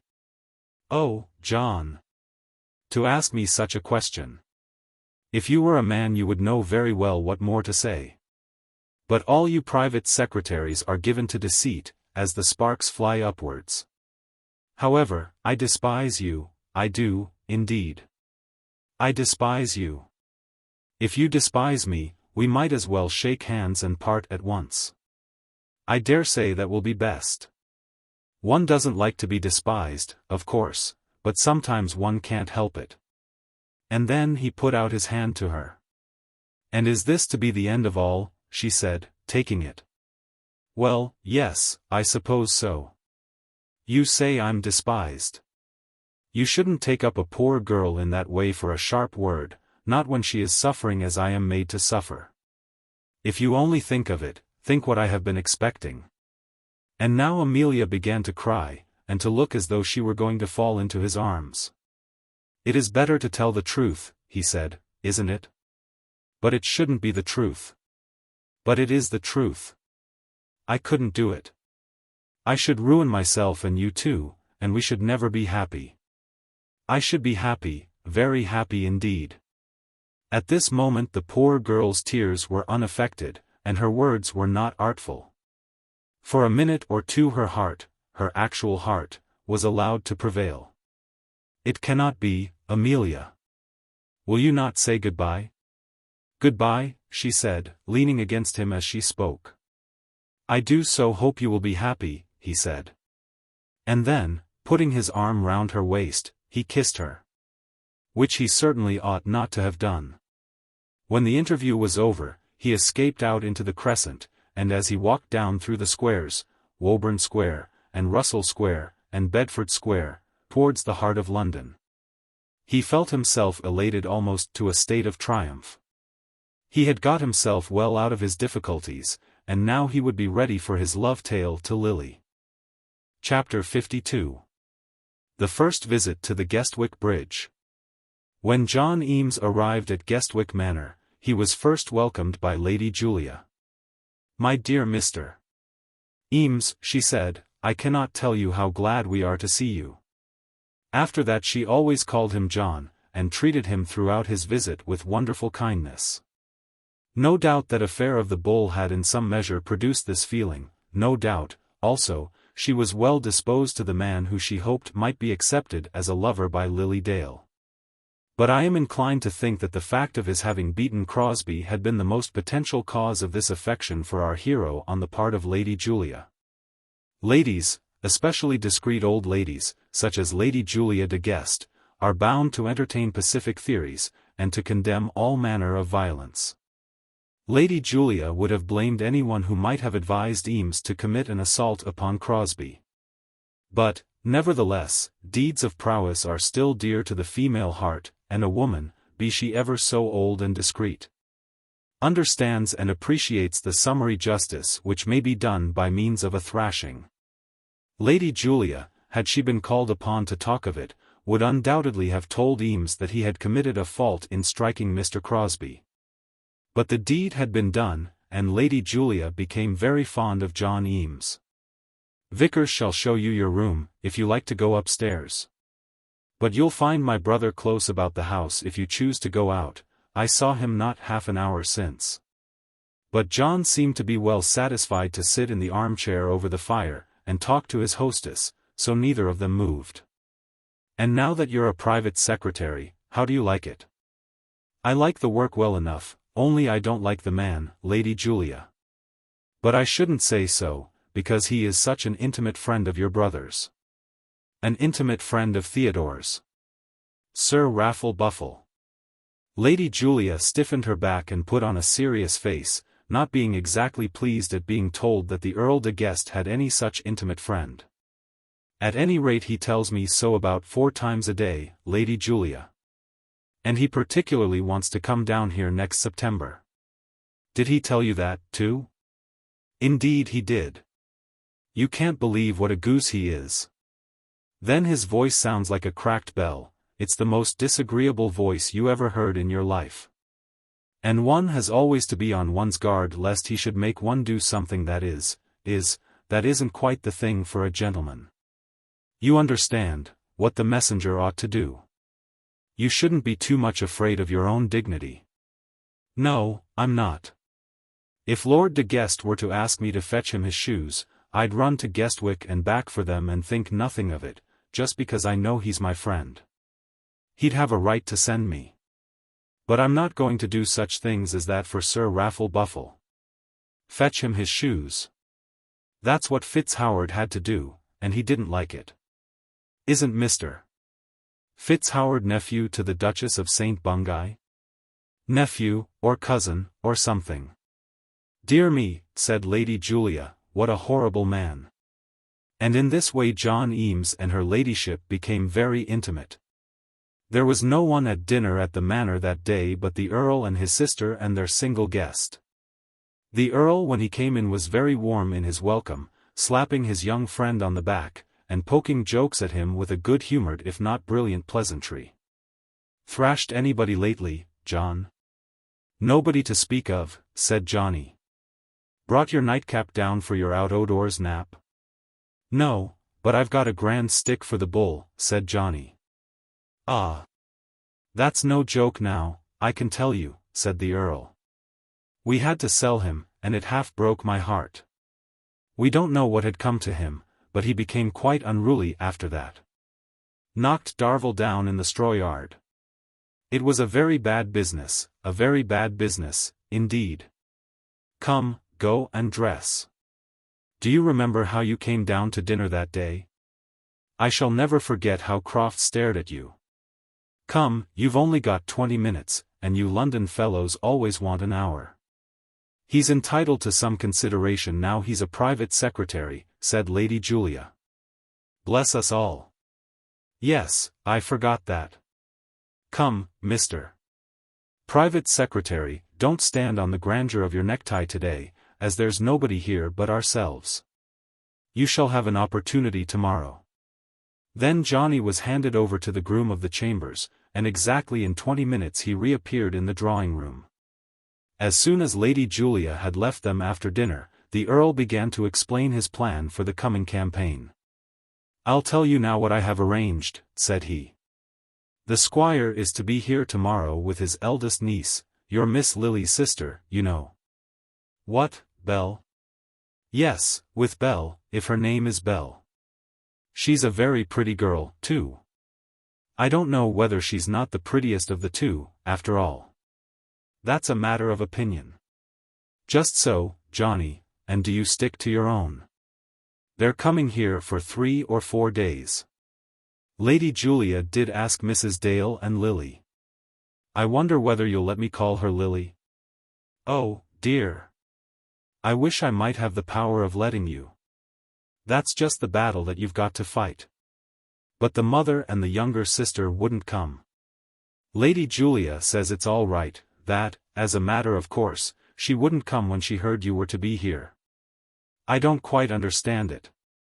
In my days the young girls were ready enough to go where they knew they'd meet their lovers, and I never thought any the worse of them for it. It wasn't because of that, said Eames. That's what Lady Julia says, and I always find her to be right in things of that sort. And she says you'll have a better chance in going over there than you would here, if she were in the same house with you. If I was going to make love to a girl, of course I'd sooner have her close to me, staying in the same house. I should think it the best fun in the world. And we might have had a dance, and all that kind of thing. But I couldn't make her come, you know. Oh, no, of course not. And Lady Julia thinks that it's best as it is. You must go over, you know, and get the mother on your side, if you can. I take it, the truth is this, you mustn't be angry with me, you know, for saying it. You may be sure of that. I suppose she was fond of that fellow, Crosbie. She can't be very fond of him now, I should think, after the way he has treated her. But she'll find a difficulty in making her confession that she really likes you better than she ever liked him. Of course that's what you'll want her to say. I want her to say that she'll be my wife, some day. And when she has agreed to the some day, then you'll begin to press her to agree to your day, sir. My belief is you'll bring her round. Poor girl. Why should she break her heart when a decent fellow like you will only be too glad to make her a happy woman? And in this way the Earl talked to Eames till the latter almost believed that the difficulties were vanishing from out of his path.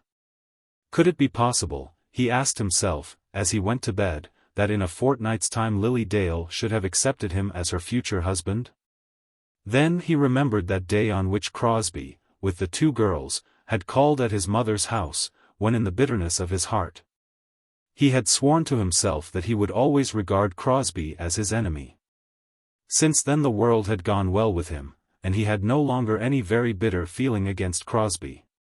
That matter had been arranged on the platform of the Paddington station. He felt that if Lily would now accept him he could almost shake hands with Crosbie. The episode in his life and in Lily's would have been painful. But he would learn to look back upon that without regret, if Lily could be taught to believe that a kind fate had at last given her to the better of her 2 lovers. I'm afraid she won't bring herself to forget him, he had said to the Earl. She'll only be too happy to forget him, the Earl had answered, if you can induce her to begin the attempt. Of course it is very bitter at first, all the world knew about it, but, poor girl, she is not to be wretched forever, because of that. Do you go about your work with some little confidence, and I doubt not but what you'll have your way. You have everybody in your favour, the squire, her mother, and all." While such words as these were in his ears, how could he fail to hope and to be confident? While he was sitting cosily over his bedroom fire, he resolved that it should be as the Earl had said. But when he got up on the following morning, and stood shivering as he came out of his bath, he could not feel the same confidence. "Of course I shall go to her," he said to himself, "and make a plain story of it. But I know what her answer will be. She will tell me that she cannot forget him." Then his feelings towards Crosbie were not so friendly as they had been on the previous evening. He did not visit the small house on that, his first day. It had been thought better that he should first meet the squire and Belle at Guestwick Manor, so he postponed his visit to Mrs. Dale till the next morning. "Go when you like," said the Earl. "There's the brown cob for you to do what you like with him while you are here." "I'll go and see my mother," said John, "but I won't take the cob today. If you'll let me have him tomorrow, I'll ride to Allington." So he walked off to Guestwick by himself. He knew well every yard of the ground over which he went, remembering every gate and stile and greensward from the time of his early boyhood. And now as he went along through his old haunts, he could not but look back and think of the thoughts which had filled his mind in his earlier wanderings. As I have said before, in some of these pages, no walks taken by the man are so crowded with thought as those taken by the boy. He had been early taught to understand that the world to him would be very hard. That he had nothing to look to but his own exertions, and that those exertions would not, unfortunately, be backed by any great cleverness of his own. I do not know that anybody had told him that he was a fool. But he had come to understand, partly through his own modesty, and partly, no doubt, through the somewhat obtrusive diffidence of his mother, that he was less sharp than other lads. It is probably true that he had come to his sharpness later in life than is the case with many young men. He had not grown on the sunny side of the wall. Before that situation in the income tax office had fallen in his way, very humble modes of life had offered themselves, or, rather, had not offered themselves for his acceptance. He had endeavored to become an usher at a commercial seminary, not supposed to be in a very thriving condition, but he had been, luckily, found deficient in his arithmetic. There had been some chance of his going into the leather warehouse of Messrs. Basil and Pigskin, but those gentlemen had required a premium, and any payment of that kind had been quite out of his mother's power. A country attorney, who had known the family for years, had been humbly solicited, the widow almost kneeling before him with tears, to take Johnny by the hand and make a clerk of him. But the attorney had discovered that Master Johnny Eames was not supposed to be sharp, and would have none of him.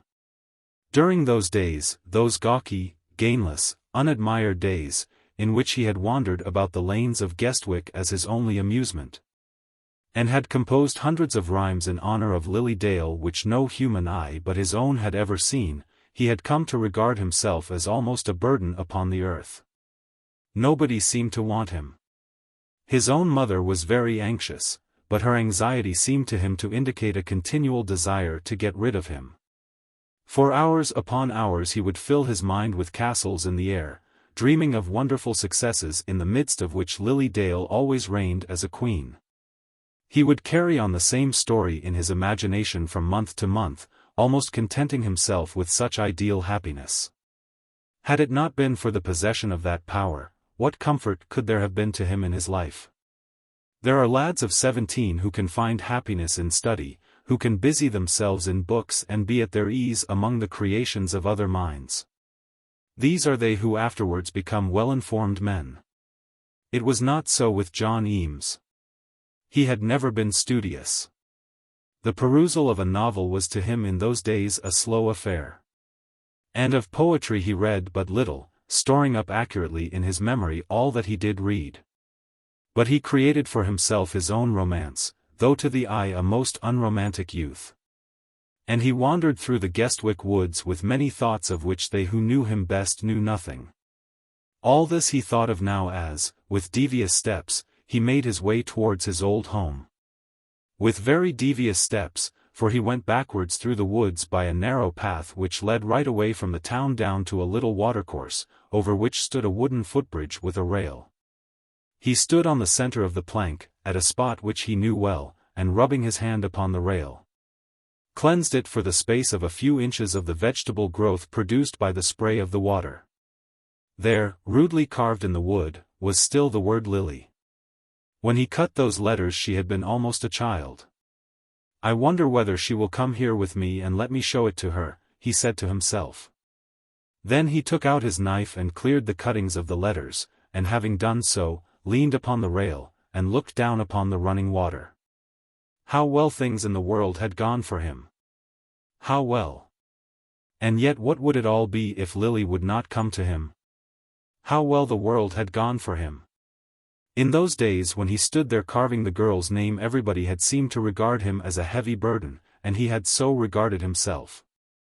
Now he was envied by many, respected by many, taken by the hand as a friend by those high in the world's esteem. When he had come near the Guestwick mansion in his old walks, always, however, keeping at a great distance lest the grumpy old lord should be down upon him and scold him, he had little dreamed that he and the grumpy old lord would ever be together on such familiar terms. That he would tell to that lord more of his private thoughts than to any other living being. Yet it had come to that. The grumpy old lord had now told him that that gift of money was to be his whether Lily Dale accepted him or no. "Indeed, the thing's done," said the grumpy lord, pulling out from his pocket certain papers, "and you've got to receive the dividends as they become due." Then, when Johnny had expostulated, as, indeed, the circumstances had left him no alternative but to expostulate, the Earl had roughly bade him hold his tongue, telling him that he would have to fetch Sir Raffles's boots directly he got back to London. So the conversation had quickly turned itself away to Sir Raffle, whom they had both ridiculed with much satisfaction. "If he finds his way down here in September, Master Johnny, or in any other month either, you may fit my head with a fool's cap. Not remember, indeed. Is it not wonderful that any man should make himself so mean a fool?" All this was thought over again, as Eames leaned upon the bridge. He remembered every word, and remembered many other words, earlier words, spoken years ago, filling him with desolation as to the prospects of his life. It had seemed that his friends had united in prophesying that the outlook into the world for him was hopeless, and that the earning of bread must be forever beyond his power. And now his lines had fallen to him in very pleasant places, and he was among those whom the world had determined to caress. And yet, what would it all be if Lily would not share his happiness? When he had carved that name on the rail, his love for Lily had been an idea. It had now become a reality which might probably be full of pain.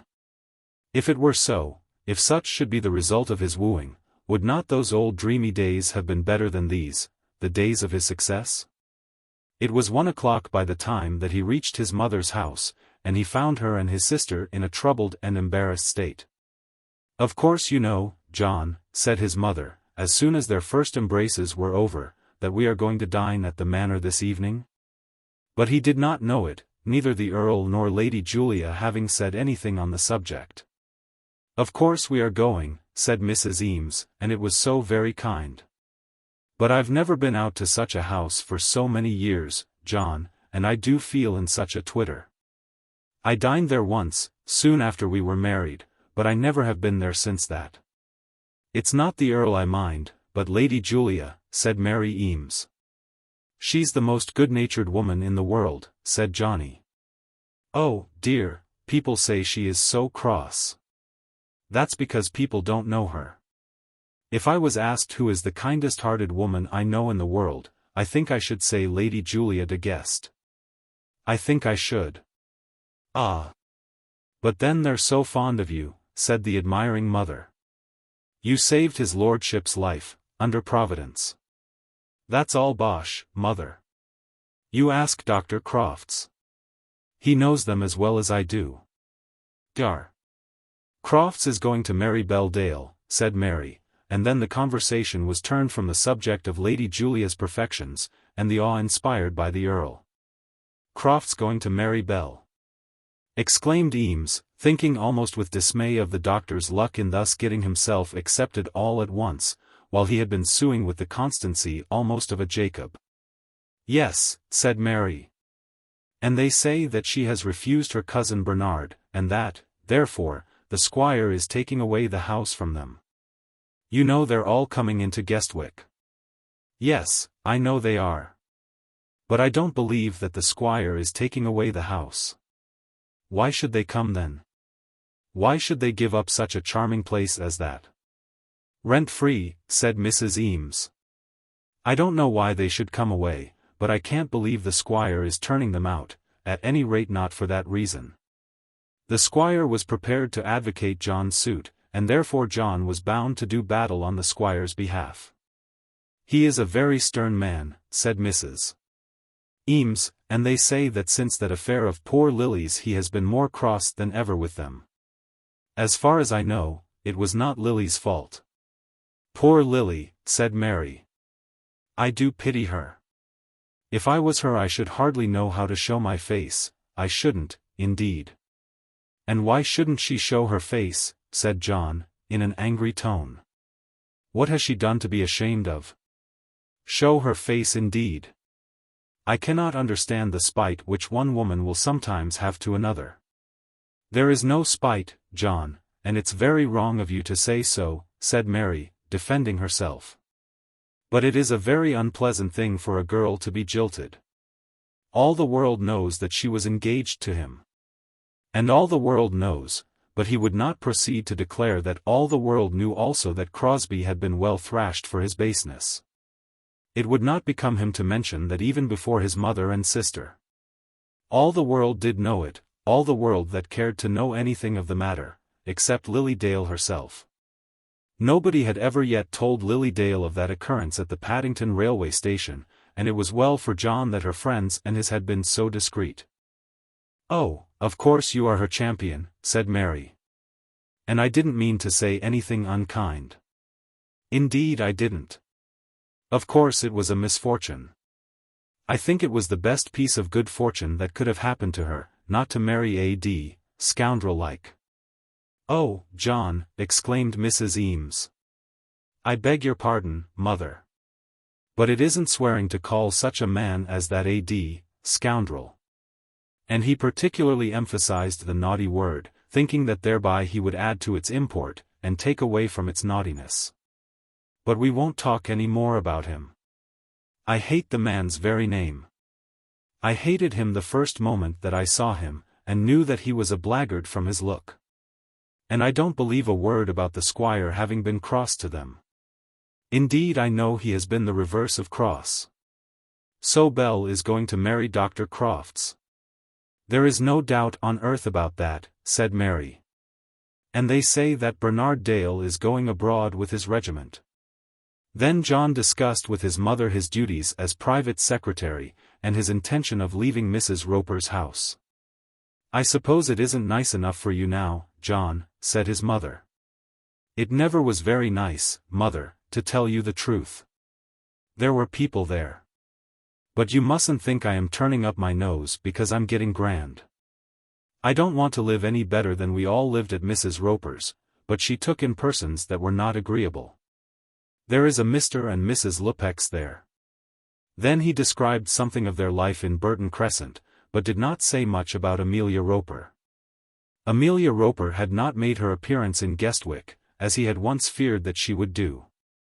And therefore it did not need that he should at present make known to his mother that episode in his life. When he got back to the manor house he found that Mr. Dale and his niece had arrived. They were both sitting with Lady Julia when he went into the morning room, and Lord de Guest was standing over the fire talking to them. Eames as he came among them felt terribly conscious of his position, as though all there were aware that he had been brought down from London on purpose to make a declaration of love. As, indeed, all of them were aware of that fact. Belle, though no one had told her so in direct words, was as sure of it as the others. "Here comes the Prince of Matadors," said the Earl. "No, my lord, you're the prince. I'm only your first follower." Though he could contrive that his words should be gay, his looks were sheepish. And when he gave his hand to the squire, it was only by a struggle that he could bring himself to look straight into the old man's face. "I'm very glad to see you, John," said the squire, "very glad indeed." "And so am I," said Bell. "I have been so happy to hear that you have been promoted at your office, and so is Mamma." "I hope Mrs. Dale is quite well," said he, "and Lily." The word had been pronounced, but it had been done with so manifest an effort that all in the room were conscious of it, and paused as Belle prepared her little answer. "My sister has been very ill, you know, with scarlatina. But she has recovered with wonderful quickness, and is nearly well again now. She will be so glad to see you if you will go over." "Yes. I shall certainly go over," said John. "And now shall I show you your room, Miss Dale?" said Lady Julia. And so the party was broken up, and the ice had been broken. Chapter 53. Loquitur Hopkins. The squire had been told that his niece Belle had accepted Dr.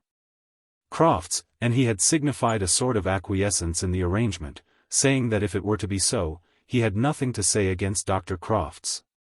He spoke this in a melancholy tone of voice, wearing on his face that look of subdued sorrow which was now almost habitual to him. It was to Mrs. Dale that he spoke on the subject. "I could have wished that it might have been otherwise," he said, "as you are well aware. I had family reasons for wishing that it might be otherwise. But I have nothing to say against it. Dr. Crofts, as her husband, shall be welcome to my house." Mrs. Dale, who had expected much worse than this, began to thank him for his kindness, and to say that she also would have preferred to see her daughter married to her cousin. But in such a matter the decision should be left entirely to the girl. "Don't you think so?" "I have not a word to say against her," he repeated. Then Mrs. Dale left him, and told her daughter that her uncle's manner of receiving the news had been, for him, very gracious. "You were his favorite, but Lily will be so now," said Mrs. Dale. "I don't care a bit about that, or, rather, I do care, and think it will be in every way better. But as I, who am the naughty one, will go away, and as Lily, who is the good one, will remain with you, doesn't it almost seem a pity that you should be leaving the house?" Mrs. Dale thought it was almost a pity, but she could not say so now. "You think Lily will remain," she said. "Yes, Mamma, I feel sure she will. She was always very fond of John Eames. And he is doing so well. It will be of no use, Mamma. She is fond of him, very fond. In a sort of a way she loves him, so well, that I feel sure she never mentions his name without some inward reference to her old childish thoughts and fancies. If he had come before Mr. Crosbie it would have all been well with her. But she cannot do it now. Her pride would prevent her, even if her heart permitted it. Oh, dear. It's very wrong of me to say so, after all that I have said before, but I almost wish you were not going. Uncle Christopher seems to be less hard than he used to be. And as I was the sinner, and as I am disposed of. It is too late now, my dear. And we should neither of us have the courage to mention it to Lily," said Belle. On the following morning the squire sent for his sister-in-law, as it was his wont to do when necessity came for any discussion on matters of business. This was perfectly understood between them, and such sending was not taken as indicating any lack of courtesy on the part of Mr. Dale. "Mary," he said, as soon as Mrs. Dale was seated, "I shall do for Belle exactly what I have proposed to do for Lily. I had intended more than that once, of course. But then it would all have gone into Bernard's pocket. As it is, I shall make no difference between them. They shall each have 100 a year, that is, when they marry. You had better tell Crofts to speak to me. Mr. Dale, he doesn't expect it. He does not expect a penny. So much the better for him, and, indeed, so much the better for her. He won't make her the less welcome to his home because she brings some assistance to it. We have never thought of it, any of us. The offer has come so suddenly that I don't know what I ought to say. Say nothing. If you choose to make me a return for it. But I am only doing what I conceive to be my duty, and have no right to ask for a kindness in return. But what kindness can we show you, Mr. Dale? Remain in that house. In saying these last words he spoke as though he were again angry, as though he were again laying down the law to them, as though he were telling her of a duty which was due to him and incumbent on her. His voice was as stern and his face as acid as ever. He said that he was asking for a kindness, but surely no man ever asked for kindness in a voice so peremptory. Remain in that house. Then he turned himself in towards his table as though he had no more to say. But Mrs. Dale was beginning, now at last, to understand something of his mind and real character. He could be affectionate and forbearing in his giving, but when asking, he could not be otherwise than stern. Indeed, he could not ask, he could only demand. We have done so much now, Mrs. Dale began to plead. Well, well, well.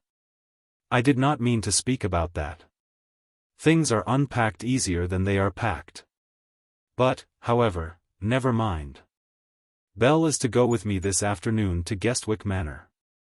Let her be up here at 2. Grimes can bring her box round, I suppose. Oh, yes, of course.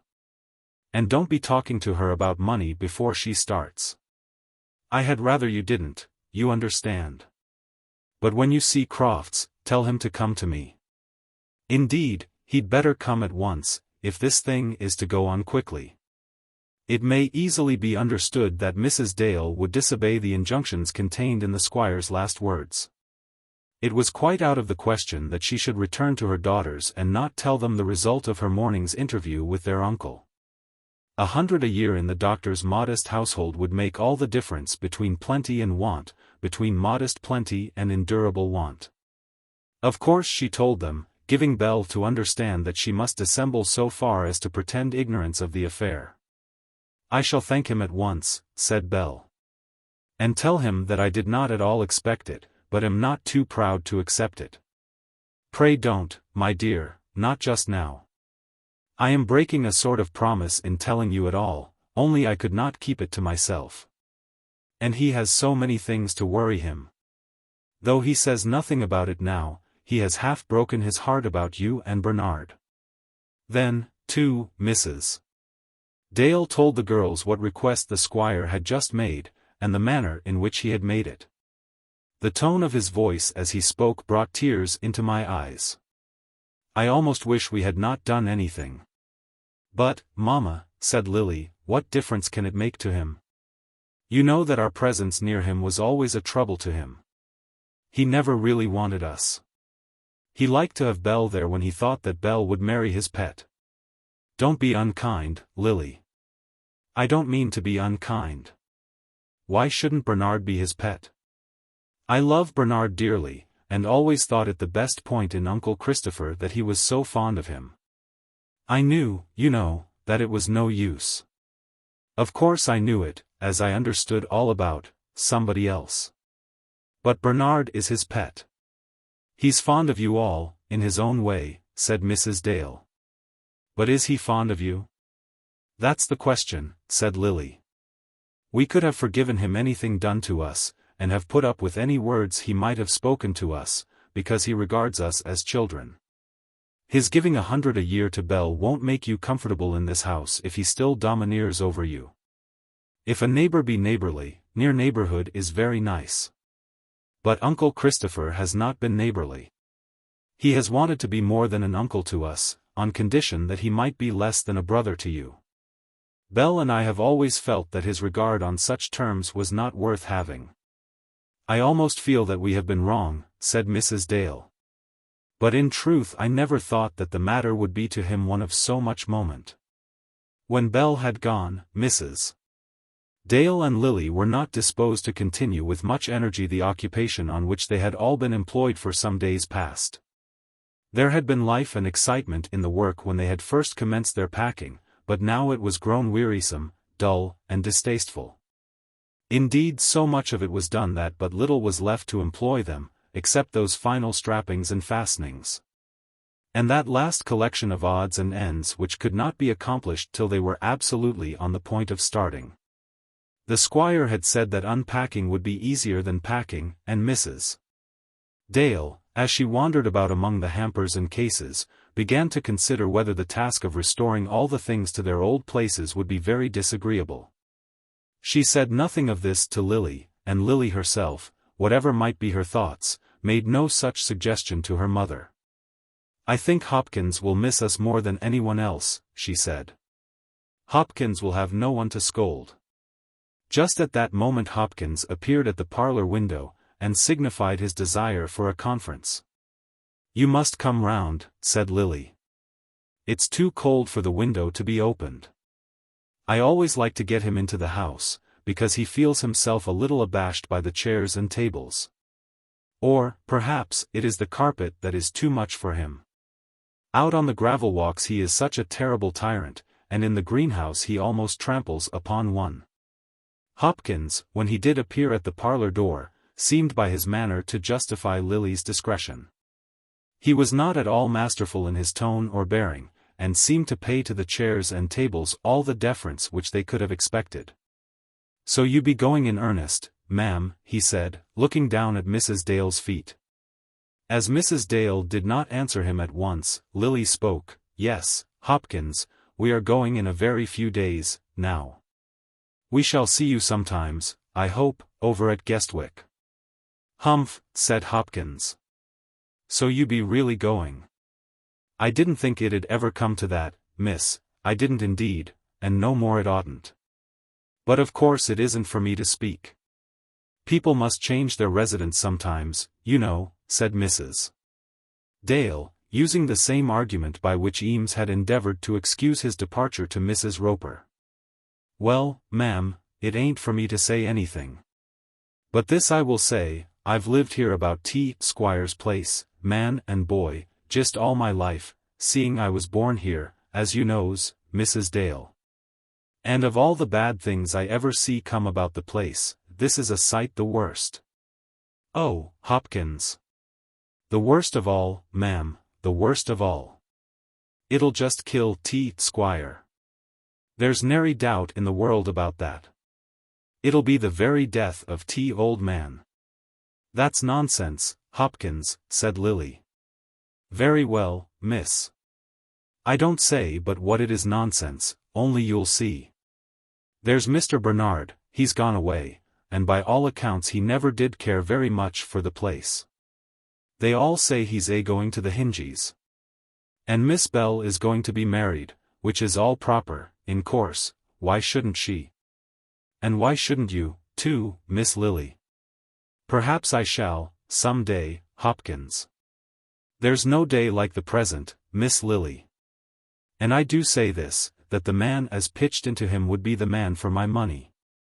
This, which Hopkins spoke in the excitement of the moment, was perfectly unintelligible to Lily, and Mrs. Dale, who shuddered as she heard him, said not a word to call for any explanation.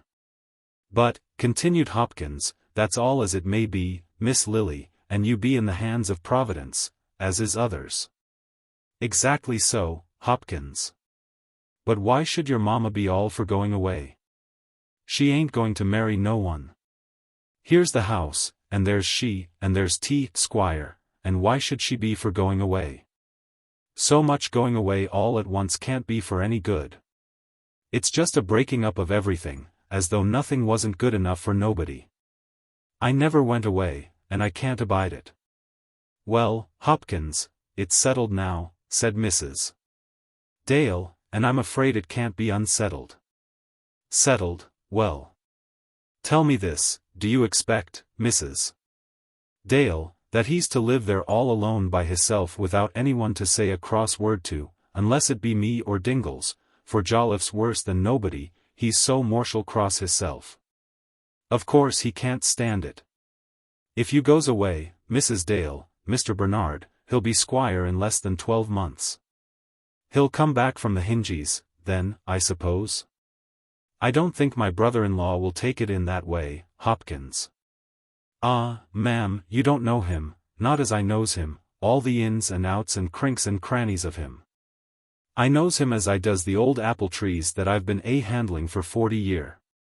There's a deal of bad wood about them old cankered trees, and some folk say they ain't worth the ground they stand on. But I know where the sap runs, and when the fruit blossom shows itself I know where the fruit will be the sweetest. It don't take much to kill one of them old trees, but there's life in them yet if they be well handled. I'm sure I hope my brother's life may be long spared to him, said Mrs. Dale. Then don't be taking yourself away, ma'am, into them gashly lodgings at Guestwick. I says they are gashly for the likes of a Dale. It is not for me to speak, ma'am, of course. And I only came up now just to know what things you'd like with you out of the greenhouse. Oh, nothing, Hopkins, thank you, said Mrs. Dale. He told me to put up for you the best I could pick, and I means to do it, and Hopkins, as he spoke, indicated by a motion of his head that he was making reference to the squire. We shan't have any place for them, said Lily. I must send a few, miss, just to cheer you up a bit. I fear you'll be very dolesome there. And the doctor, he ain't got what you can call a regular garden, but there is a bit of a place behind. But we wouldn't rob the dear old place, said Lily. For the matter of that, what does it signify? Squire'll be that wretched he'll turn sheep in here to destroy the place, or he'll have the garden ploughed. You see if he don't. As for the place is clean done for, if you leave it. You don't suppose he'll go and let the small house to strangers? Squire ain't one of that sort anyways. Ah me, exclaimed Mrs. Dale, as soon as Hopkins had taken himself off. What is it, mamma? He's a dear old man, but surely what he says cannot make you really unhappy. It is so hard to know what one ought to do. I did not mean to be selfish, but it seems to me as though I were doing the most selfish thing in the world. Nay, mamma, it has been anything but selfish. Besides, it is we that have done it. Not you. Do you know, Lily, that I also have that feeling as to breaking up one's old mode of life of which Hopkins spoke. I thought that I should be glad to escape from this place, but now that the time has come I dread it. Do you mean that you repent? Mrs. Dale did not answer her daughter at once, fearing to commit herself by words which could not be retracted. But at last she said, Yes, Lily, I think I do repent. I think that it has not been well done. Then let it be undone, said Lily. The dinner party at Guestwick Manor on that day was not very bright, and yet the Earl had done all in his power to make his guests happy. But gaiety did not come naturally to his house, which, as will have been seen, was an abode very unlike in its nature to that of the other Earl at Courcy Castle. Lady de Courcy at any rate understood how to receive and entertain a house full of people. Though the practice of doing so might give rise to difficult questions in the privacy of her domestic relations. Lady Julia did not understand it. But then Lady Julia was never called upon to answer for the expense of extra servants, nor was she asked about twice a week who was to pay the wine merchant's bill. As regards Lord de Guest and the Lady Julia themselves, I think they had the best of it, but I am bound to admit, with reference to chance guests, that the house was dull. The people who were now gathered at the Earl's table could hardly have been expected to be very sprightly when in company with each other. The squire was not a man much given to general society, and was unused to amuse a table full of people. On the present occasion he sat next to Lady Julia, and from time to time muttered a few words to her about the state of the country. Mrs. Eames was terribly afraid of everybody there, and especially of the Earl, next to whom she sat, and whom she continually called my lord, showing by her voice as she did so that she was almost alarmed by the sound of her own voice. Mr. and Mrs. Boyce were there, the parson sitting on the other side of Lady Julia, and the parson's wife on the other side of the Earl. Mrs. Boyce was very studious to show that she was quite at home, and talked perhaps more than anyone else. But in doing so she bored the Earl most exquisitely, so that he told John Eames the next morning that she was worse than the bull. The parson ate his dinner, but said little or nothing between the two graces. He was a heavy, sensible, slow man, who knew himself and his own powers. "Uncommon good stewed beef," he said, as he went home. "Why can't we have our beef stewed like that?" "Because we don't pay our cook £60 a year," said Mrs. Boyce. "A woman with £16 can stew beef as well as a woman with 60, said he. "She only wants looking after." The Earl himself was possessed of a sort of gaiety. There was about him a lightness of spirit which often made him an agreeable companion to one single person. John Eames conceived him to be the most sprightly old man of his day, an old man with the fun and frolic almost of a boy. But this spirit, though it would show itself before John Eames, was not up to the entertainment of John Eames's mother and sister, together with the squire, the parson, and the parson's wife of Allington. So that the Earl was overweight and did not shine on this occasion at his own dinner table. Dar. Crofts, who had also been invited, and who had secured the place which was now peculiarly his own, next to Belldale, was no doubt happy enough, as, let us hope, was the young lady also. But they added very little to the general hilarity of the company. John Eames was seated between his own sister and the parson, and did not at all enjoy his position. He had a full view of the doctor's felicity, as the happy pair sat opposite to him, and conceived himself to be hardly treated by Lily's absence. The party was certainly very dull, as were all such dinners at Guestwick Manor. There are houses, which, in their everyday course, are not conducted by any means in a sad or unsatisfactory manner, in which life, as a rule, runs along merrily enough, but which cannot give a dinner party, or, I might rather say, should never allow themselves to be allured into the attempt. The owners of such houses are generally themselves quite aware of the fact, and dread the dinner which they resolve to give quite as much as it is dreaded by their friends. They know that they prepare for their guests an evening of misery, and for themselves certain long hours of purgatory which are hardly to be endured. But they will do it. Why that long table, and all those supernumerary glasses and knives and forks, if they are never to be used? That argument produces all this misery, that and others cognate to it. On the present occasion, no doubt, there were excuses to be made. The squire and his niece had been invited on special cause, and their presence would have been well enough. The doctor added in would have done no harm. It was good-natured, too, that invitation given to Mrs. Eames and her daughter. The error lay in the parson and his wife. There was no necessity for their being there, nor had they any ground on which to stand, except the party-giving ground. Mr. and Mrs. Boyce made the dinner party, and destroyed the social circle. Lady Julia knew that she had been wrong as soon as she had sent out the note. Nothing was said on that evening which has any bearing on our story. Nothing, indeed, was said which had any bearing on anything. The Earl's professed object had been to bring the squire and young Eames together. But people are never brought together on such melancholy occasions. Though they sip their port in close contiguity, they are poles asunder in their minds and feelings. When the Guestwick fly came for Mrs. Eames, and the parson's pony phaeton came for him and Mrs. Boyce, a great relief was felt. But the misery of those who were left had gone too far to allow of any reaction on that evening. The squire yawned, and the Earl yawned, and then there was an end of it for that night. Chapter 54. The second visit to the Guestwick Bridge. Belle had declared that her sister would be very happy to see John Eames if he would go over to Allington. And he had replied that of course he would go there.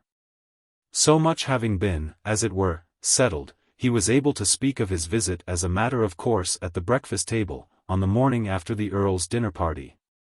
"I must get you to come round with me, Dale, and see what I am doing to the land," the Earl said. And then he proposed to order saddle horses. But the squire preferred walking, and in this way they were disposed of soon after breakfast. John had it in his mind to get Belle to himself for half an hour, and hold a conference with her. But it either happened that Lady Julia was too keen in her duties as a hostess, or else, as was more possible, Belle avoided the meeting. No opportunity for such an interview offered itself, though he hung about the drawing-room all the morning.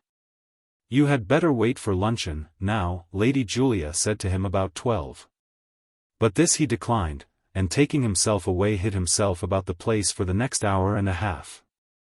During this time he considered much whether it would be better for him to ride or walk. If she should give him any hope, he could ride back triumphant as a field marshal. Then the horse would be delightful to him. But if she should give him no hope, if it should be his destiny to be rejected utterly on that morning, then the horse would be terribly in the way of his sorrow. Under such circumstances what could he do but roam wide about across the fields, resting when he might choose to rest, and running when it might suit him to run. And she is not like other girls, he thought to himself. She won't care for my boots being dirty.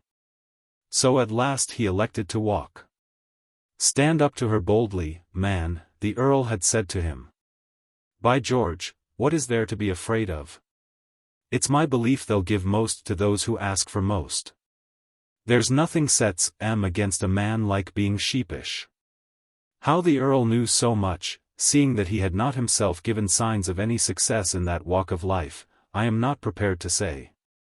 But Eames took his advice as being in itself good, and resolved to act upon it. "Not that any resolution will be of any use," he said to himself, as he walked along. "When the moment comes I know that I shall tremble before her, and I know that she'll see it, but I don't think it will make any difference in her." He had last seen her on the lawn behind the small house, just at that time when her passion for Crosbie was at the strongest.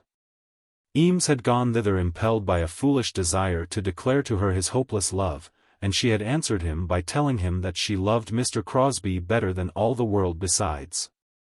Of course she had done so, at that time, but, nevertheless, her manner of telling him had seemed to him to be cruel. And he also had been cruel. He had told her that he hated Crosbie, calling him "that man," and assuring her that no earthly consideration should induce him to go into "that man's house." Then he had walked away moodily wishing him all manner of evil. Was it not singular that all the evil things which he, in his mind, had meditated for the man, had fallen upon him? Crosbie had lost his love. He had so proved himself to be a villain that his name might not be so much as mentioned. He had been ignominiously thrashed. But what good would all this be if his image were still dear to Lily's heart? "I told her that I loved her then," he said to himself, "though I had no right to do so. At any rate I have a right to tell her now." When he reached Allington he did not go in through the village and up to the front of the small house by the cross street, but turned by the church gate and passed over the squire's terrace, and by the end of the great house through the garden. Here he encountered Hopkins. "Why, if that be ain't Mr. Eames," said the gardener. "Mr. John, may I make so bold?" And Hopkins held out a very dirty hand, which Eames of course took, unconscious of the cause of this new affection. "I'm just going to call at the small house, and I thought I'd come this way." "To be sure, this way, or that way, or any way, who's so welcome, Mr. John. I envies you more than I envies any man. If I could a got him by the scuff of the neck, I'd a treated him just like any werman, would, indeed. He was werman. I always said it. I hated him always, I did indeed, Mr. John, from the first moment when he used to be nigging away at them faux balls, knocking them in among the rhododendrons, as though there weren't no flower blossoms for next year. He never looked at one as though one were a Christian, did he, Mr. John? I wasn't very fond of him myself, Hopkins. Of course you weren't very fond of him. Who was, only she, poor young lady. She'll be better now, Mr. John, a deal better. He wasn't a wholesome lover, not like you are. Tell me, Mr. John, did you give it him well when you got him? I heard you did. 2 black eyes, and all his face one mash of gore. And Hopkins, who was by no means a young man, stiffly put himself into a fighting attitude. Eames passed on over the little bridge, which seemed to be in a state of fast decay, unattended to by any friendly carpenter, now that the days of its use were so nearly at an end. And on into the garden, lingering on the spot where he had last said farewell to Lily. He looked about as though he expected still to find her there. But there was no one to be seen in the garden, and no sound to be heard. As every step brought him nearer to her whom he was seeking, he became more and more conscious of the hopelessness of his errand. Him she had never loved, and why should he venture to hope that she would love him now? He would have turned back had he not been aware that his promise to others required that he should persevere.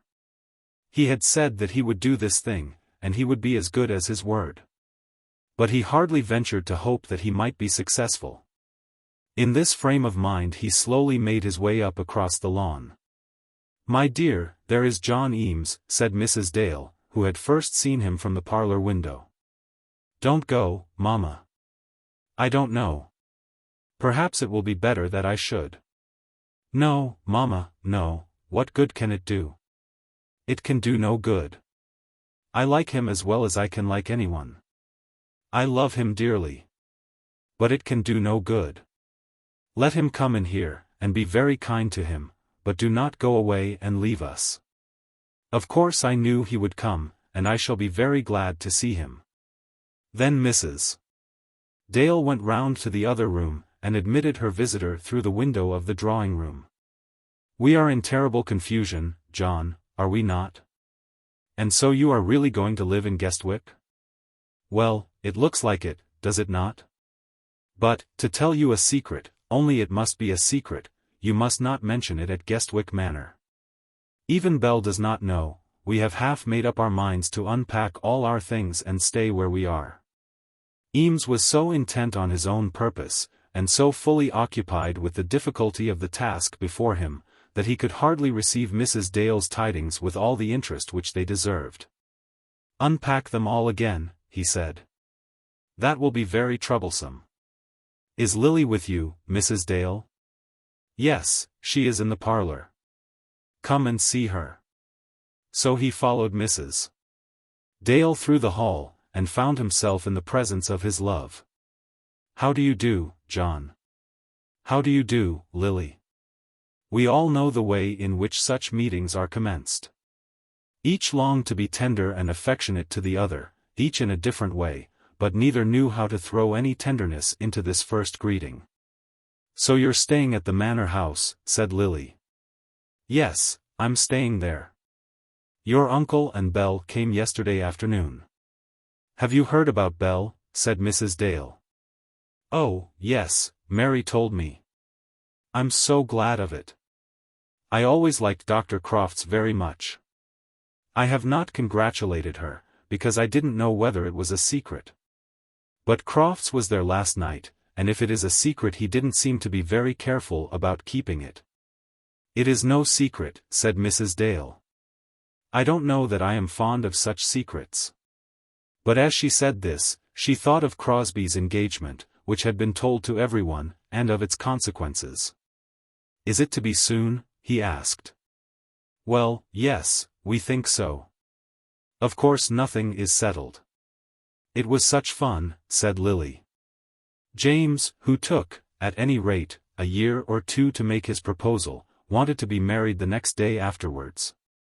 "No, Lily. Not quite that." "Well, Mamma, it was very nearly that. He thought it could all be done this week. It has made us so happy, John. I don't know anybody I should so much like for a brother. I'm very glad you like him, very glad. I hope you'll be friends always." There was some little tenderness in this, as John acknowledged to himself. "I'm sure we shall, if he likes it. That is, if I ever happen to see him. I'll do anything for him I can if he ever comes up to London. Wouldn't it be a good thing, Mrs. Dale, if he settled himself in London?" "No, John. It would be a very bad thing. Why should he wish to rob me of my daughter?" Mrs. Dale was speaking of her eldest daughter. But the very allusion to any such robbery covered John Eames's face with a blush, made him hot up to the roots of his hair, and for the moment silenced him. "You think he would have a better career in London?" said Lily, speaking under the influence of her superior presence of mind. She had certainly shown defective judgment in desiring her mother not to leave them alone, and of this Mrs. Dale soon felt herself aware. The thing had to be done, and no little precautionary measure, such as this of Mrs. Dale's enforced presence, would prevent it. Of this Mrs. Dale was well aware. And she felt, moreover, that John was entitled to an opportunity of pleading his own cause. It might be that such opportunity would avail him nothing, but not the less should he have it of right, seeing that he desired it. But yet Mrs. Dale did not dare to get up and leave the room. Lily had asked her not to do so, and at the present period of their lives all Lily's requests were sacred. They continued for some time to talk of Crofts and his marriage. And when that subject was finished, they discussed their own probable, or, as it seemed now, improbable, removal to Guestwick. "It's going too far, mamma," said Lily, "to say that you think we shall not go. It was only last night that you suggested it. The truth is, John, that Hopkins came in and discoursed with the most wonderful eloquence. Nobody dared to oppose Hopkins. He made us almost cry, he was so pathetic. He has just been talking to me, too," said John, "as I came through the squire's garden." "And what has he been saying to you?" said Mrs. Dale. "Oh, I don't know, not much." John, however, remembered well, at this moment, all that the gardener had said to him. Did she know of that encounter between him and Crosbie? And if she did know of it, in what light did she regard it? They had sat thus for an hour together, and Eames was not as yet an inch nearer to his object. He had sworn to himself that he would not leave the small house without asking Lily to be his wife. It seemed to him as though he would be guilty of falsehood towards the Earl if he did so. Lord de Guest had opened his house to him, and had asked all the Dales there, and had offered himself up as a sacrifice at the cruel shrine of a serious dinner party. To say nothing of that easier and lighter sacrifice which he had made in a pecuniary point of view, in order that this thing might be done.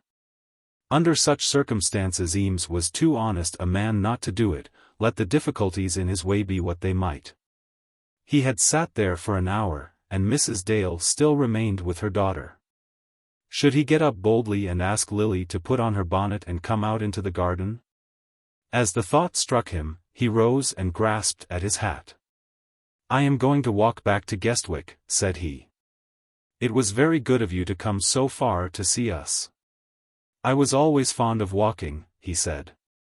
"The Earl wanted me to ride, but I prefer being on foot when I know the country, as I do here. Have a glass of wine before you go." "Oh, dear, no. I think I'll go back through the squire's fields, and out on the road at the White Gate. The path is quite dry now." "I dare say it is," said Mrs. Dale. "Lily, I wonder whether you would come as far as that with me." As the request was made Mrs. Dale looked at her daughter almost beseechingly. "Do, pray do," said he, "it is a beautiful day for walking."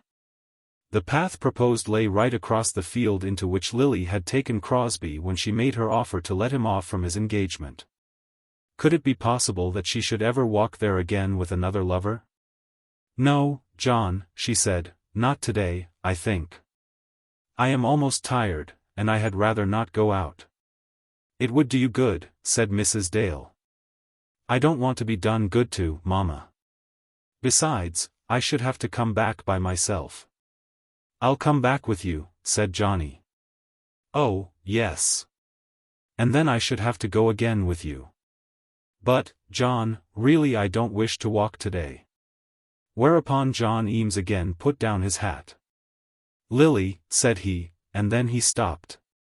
Mrs. Dale walked away to the window, turning her back upon her daughter and visitor. "Lily, I have come over here on purpose to speak to you. Indeed, I have come down from London only that I might see you." "Have you, John?" "Yes, I have. You know well all that I have got to tell you. I loved you before he ever saw you.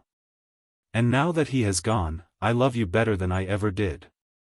Dear Lily," and he put out his hand to her. "No, John, no," she answered. "Must it be always no? Always no to that? How can it be otherwise? You would not have me marry you while I love another. But he is gone. He has taken another wife. I cannot change myself because he is changed. If you are kind to me you will let that be enough. But you are so unkind to me. No, no, oh, I would wish to be so kind to you. John, here, take my hand. It is the hand of a friend who loves you, and will always love you. Dear John, I will do anything, everything for you but that. There is only one thing, said he, still holding her by the hand, but with his face turned from her. Nay, do not say so. Are you worse off than I am? I could not have that one thing, and I was nearer to my heart's longings than you have ever been. I cannot have that one thing. But I know that there are other things, and I will not allow myself to be broken-hearted. You are stronger than I am, he said. Not stronger, but more certain. Make yourself as sure as I am, and you, too, will be strong. Is it not so, Mamma? I wish it could be otherwise, I wish it could be otherwise. If you can give him any hope. Mamma. Tell me that I may come again, in a year, he pleaded. I cannot tell you so. You may not come again, not in this way. Do you remember what I told you before, in the garden? That I loved him better than all the world besides? It is still the same. I still love him better than all the world. How, then, can I give you any hope? But it will not be so forever, Lily. Forever. Why should he not be mine as well as hers when that forever comes? John, if you understand what it is to love, you will say nothing more of it. I have spoken to you more openly about this than I have ever done to anybody, even to Mamma, because I have wished to make you understand my feelings. I should be disgraced in my own eyes if I admitted the love of another man, after. It is to me almost as though I had married him. I am not blaming him, remember. These things are different with a man. She had not dropped his hand, and as she made her last speech was sitting in her old chair with her eyes fixed upon the ground. She spoke in a low voice, slowly, almost with difficulty, but still the words came very clearly, with a clear, distinct voice which caused them to be remembered with accuracy, both by Eames and Mrs. Dale. To him it seemed to be impossible that he should continue his suit after such a declaration. To Mrs. Dale they were terrible words, speaking of a perpetual widowhood, and telling of an amount of suffering greater even than that which she had anticipated. It was true that Lily had never said so much to her as she had now said to John Eames, or had attempted to make so clear an exposition of her own feelings. I should be disgraced in my own eyes if I admitted the love of another man. They were terrible words, but very easy to be understood. Mrs. Dale had felt, from the first, that Eames was coming too soon, that the Earl and the Squire together were making an effort to cure the wound too quickly after its infliction. That time should have been given to her girl to recover. But now the attempt had been made, and words had been forced from Lily's lips, the speaking of which would never be forgotten by herself. I knew that it would be so, said John. Ah, yes, you know it, because your heart understands my heart. And you will not be angry with me, and say naughty, cruel words, as you did once before. We will think of each other, John, and pray for each other, and will always love one another. When we do meet let us be glad to see each other. No other friend shall ever be dearer to me than you are. You are so true and honest. When you marry I will tell your wife what an infinite blessing God has given her. You shall never do that. Yes, I will. I understand what you mean, but yet I will. Goodbye, Mrs. Dale, he said. Goodbye, John. If it could have been otherwise with her, you should have had all my best wishes in the matter. I would have loved you dearly as my son, and I will love you now. Then she put up her lips and kissed his face. And so will I love you, said Lily, giving him her hand again. He looked longingly into her face as though he had thought it possible that she also might kiss him, then he pressed her hand to his lips, and without speaking any further farewell. took up his hat and left the room. "Poor fellow," said Mrs. Dale. "They should not have let him come," said Lily. "But they don't understand. They think that I have lost a toy, and they mean to be good-natured, and to give me another." Very shortly after that Lily went away by herself, and sat alone for hours. And when she joined her mother again at tea-time, nothing further was said of John Eames's visit. He made his way out by the front door, and through the churchyard, and in this way on to the field through which he had asked Lily to walk with him. He hardly began to think of what had passed till he had left the squire's house behind him. As he made his way through the tombstones he paused and read one, as though it interested him. He stood a moment under the tower looking up at the clock, and then pulled out his own watch, as though to verify the one by the other. He made, unconsciously, a struggle to drive away from his thoughts the facts of the late scene, and for some 5 or 10 minutes he succeeded. He said to himself a word or two about Sir Raffle and his letters, and laughed inwardly as he remembered the figure of Rafferty bringing in the knight's shoes. He had gone some half-mile upon his way before he ventured to stand still and tell himself that he had failed in the great object of his life. Yes. He had failed, and he acknowledged to himself, with bitter reproaches, that he had failed, now and forever. He told himself that he had obtruded upon her in her sorrow with an unmannerly love, and rebuked himself as having been not only foolish but ungenerous. His friend the Earl had been wont, in his waggish way, to call him the conquering hero, and had so talked him out of his common sense as to have made him almost think that he would be successful in his suit. Now, as he told himself that any such success must have been impossible, he almost hated the Earl for having brought him to this condition. A conquering hero, indeed. How should he manage to sneak back among them all at the manor house, crestfallen and abject in his misery? Everybody knew the errand on which he had gone, and everybody must know of his failure. How could he have been such a fool as to undertake such a task under the eyes of so many lookers-on? Was it not the case that he had so fondly expected success, as to think only of his triumph in returning, and not of his more probable disgrace? He had allowed others to make a fool of him, and had so made a fool of himself that now all hope and happiness were over for him. How could he escape at once out of the country, back to London? How could he get away without saying a word further to anyone? That was the thought that at first occupied his mind. He crossed the road at the end of the squire's property, where the parish of Allington divides itself from that of Abbot's Guest in which the Earl's house stands, and made his way back along the copse which skirted the field in which they had encountered the bull, into the high woods which were at the back of the park. Ah, yes, it had been well for him that he had not come out on horseback. That ride home along the high road and up to the manor house stables would, under his present circumstances, have been almost impossible to him. As it was, he did not think it possible that he should return to his place in the Earl's house. How could he pretend to maintain his ordinary demeanor under the eyes of those two old men? It would be better for him to get home to his mother, to send a message from thence to the manor, and then to escape back to London.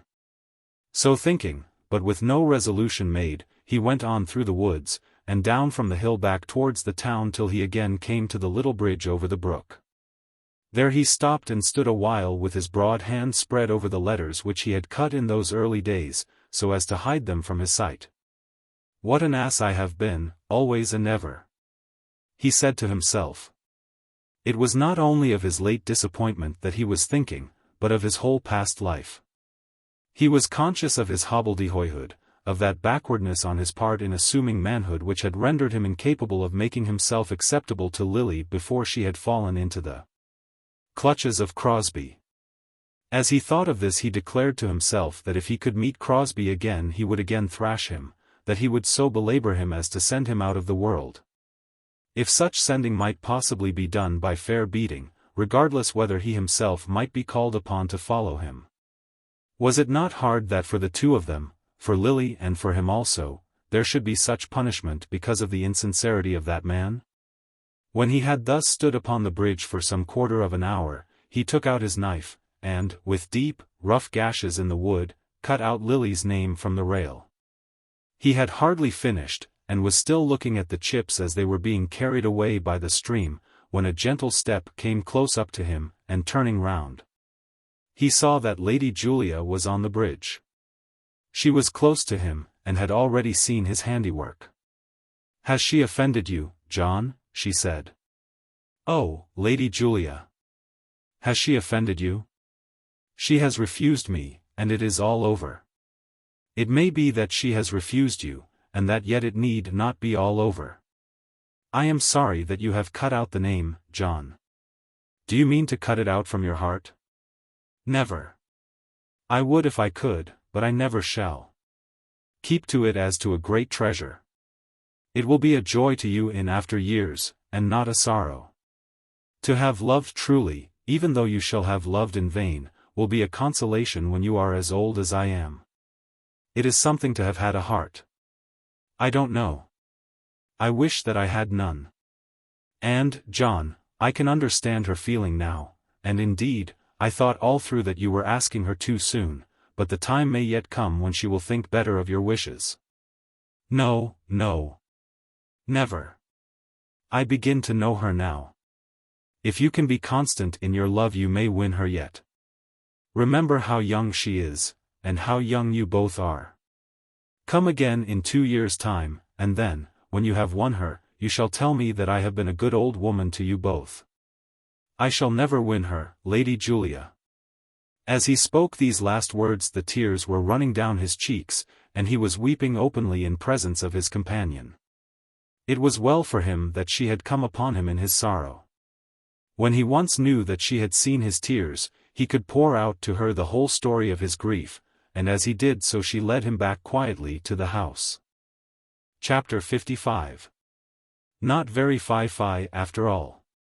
It will perhaps be remembered that terrible things had been foretold as about to happen between the Hartletop and Omnium families. Lady Dumbello had smiled whenever Mr. Plantagenet Palliser had spoken to her. Mr. Palliser had confessed to himself that politics were not enough for him, and that love was necessary to make up the full complement of his happiness. Lord Dumbello had frowned latterly when his eyes fell on the tall figure of the Duke's heir, and the Duke himself, that potentate, generally so mighty in his silence, the Duke himself had spoken. Lady de Courcy and Lady Clandidlem were, both of them, absolutely certain that the thing had been fully arranged. I am, therefore, perfectly justified in stating that the world was talking about the loves, the illicit loves, of Mr. Palliser and Lady Dumbello. And the talking of the world found its way down to that respectable country parsonage in which Lady Dumbello had been born, and from which she had been taken away to those noble halls which she now graced by her presence. The talking of the world was heard at Plumstead Episcopi, where still lived Archdeacon Grantley, the lady's father. And was heard also at the deanery of Barchester, where lived the lady's aunt and grandfather. By whose ill-mannered tongue the rumour was spread in these ecclesiastical regions it boots not now to tell. But it may be remembered that Courcy Castle was not far from Barchester, and that Lady de Courcy was not given to hide her lights under a bushel. It was a terrible rumour. To what mother must not such a rumour respecting her daughter be very terrible? In no mother's ears could it have sounded more frightfully than it did in those of Mrs. Grantley. Lady Dumbello, the daughter, might be altogether worldly, but Mrs. Grantley had never been more than half worldly. In one moiety of her character, her habits, and her desires, she had been wedded to things good in themselves, to religion, to charity, and to honest-hearted uprightness. It is true that the circumstances of her life had induced her to serve both God and Mammon, and that, therefore, she had gloried greatly in the marriage of her daughter with the heir of a marquis. She had revelled in the aristocratic elevation of her child, though she continued to dispense books and catechisms with her own hands to the children of the labourers of Plumstead Episcopi. When Griselda first became Lady Dumbello, the mother feared somewhat lest her child should find herself unequal to the exigencies of her new position. But the child had proved herself more than equal to them, and had mounted up to a dizzy height of success, which brought to the mother great glory and great fear also. She delighted to think that her Griselda was great even among the daughters of marquises. But she trembled as she reflected how deadly would be the fall from such a height, should there ever be a fall. But she had never dreamed of such a fall as this. She would have said, indeed, she often had said, to the Archdeacon that Griselda's religious principles were too firmly fixed to be moved by outward worldly matters. Signifying, it may be, her conviction that teaching of Plumstead Episcopacy had so fastened her daughter into a groove, that all the future teaching of Hartlebury would not suffice to undo the fastenings. When she had thus boasted, no such idea as that of her daughter running from her husband's house had ever come upon her. But she had alluded to vices of a nature kindred to that vice, to vices into which other aristocratic ladies sometimes fell, who had been less firmly grooved. And her boastings had amounted to this, that she herself had so successfully served God and Mammon together, that her child might go forth and enjoy all worldly things without risk of damage to things heavenly. Then came upon her this rumor. The Archdeacon told her in a hoarse whisper that he had been recommended to look to it, that it was current through the world that Griselda was about to leave her husband. "Nothing on earth shall make me believe it," said Mrs. Grantley. But she sat alone in her drawing-room afterwards and trembled. Then came her sister, Mrs. Arabin, the dean's wife, over to the parsonage, and in half-hidden words told the same story. She had heard it from Mrs. Proudie, the bishop's wife. "That woman is as false as the father of falsehoods," said Mrs. Grantley. But she trembled the more, and as she prepared her parish work, could think of nothing but her child. What would be all her life to come, what would have been all that was past of her life, if this thing should happen to her? She would not believe it. But yet she trembled the more as she thought of her daughter's exaltation, and remembered that such things had been done in that world to which Griselda now belonged. Ah! Would it not have been better for them if they had not raised their heads so high? And she walked out alone among the tombs of the neighboring churchyard, and stood over the grave in which had been laid the body of her other daughter. Could be it that the fate of that one had been the happier. Very few words were spoken on the subject between her and the Archdeacon, and yet it seemed agreed among them that something should be done. He went up to London, and saw his daughter, not daring, however, to mention such a subject. Lord Dumbello was cross with him, and very uncommunicative. Indeed, both the Archdeacon and Mrs. Grantley had found that their daughter's house was not comfortable to them. And as they were sufficiently proud among their own class, they had not cared to press themselves on the hospitality of their son-in-law. But he had been able to perceive that all was not right in the house in Carlton Gardens. Lord Dumbello was not gracious with his wife, and there was something in the silence, rather than in the speech, of men, which seemed to justify the report which had reached him. "He is there oftener than he should be," said the Archdeacon. "And I am sure of this, at least, that Dumbello does not like it." "I will write to her," said Mrs. Grantley at last. "I am still her mother, I will write to her. It may be that she does not know what people say of her." And Mrs. Grantley did write. Plumstead, April, 186-. Dearest Griselda, it seems sometimes that you have been moved so far away from me that I have hardly a right to concern myself more in the affairs of your daily life. And I know that it is impossible that you should refer to me for advice or sympathy, as you would have done had you married some gentleman of our own standing. But I am quite sure that my child does not forget her mother, or fail to look back upon her mother's love. And that she will allow me to speak to her if she be in trouble, as I would to any other child whom I had loved and cherished. I pray God that I may be wrong in supposing that such trouble is near you. If I am so, you will forgive me my solicitude. Rumors have reached us from more than one quarter that, oh, Griselda, I hardly know in what words to conceal and yet to declare that which I have to write. They say that you are intimate with Mr. Palliser, the nephew of the Duke, and that your husband is much offended. Perhaps I had better tell you all, openly, cautioning you not to suppose that I have believed it. They say that it is thought that you are going to put yourself under Mr. Palliser's protection. My dearest child, I think you can imagine with what an agony I write these words, with what terrible grief I must have been oppressed before I could have allowed myself to entertain the thoughts which have produced them. Such things are said openly in Barchester, and your father, who has been in town and has seen you, feels himself unable to tell me that my mind may be at rest. I will not say to you a word as to the injury in a worldly point of view which would come to you from any rupture with your husband. I believe that you can see what would be the effect of so terrible a step quite as plainly as I can show it you. You would break the heart of your father, and send your mother to her grave. But it is not even on that I may most insist. It is this, that you would offend your God by the worst sin that a woman can commit, and cast yourself into a depth of infamy in which repentance before God is almost impossible, and from which escape before man is not permitted. I do not believe it, my dearest, dearest child, my only living daughter, I do not believe what they have said to me.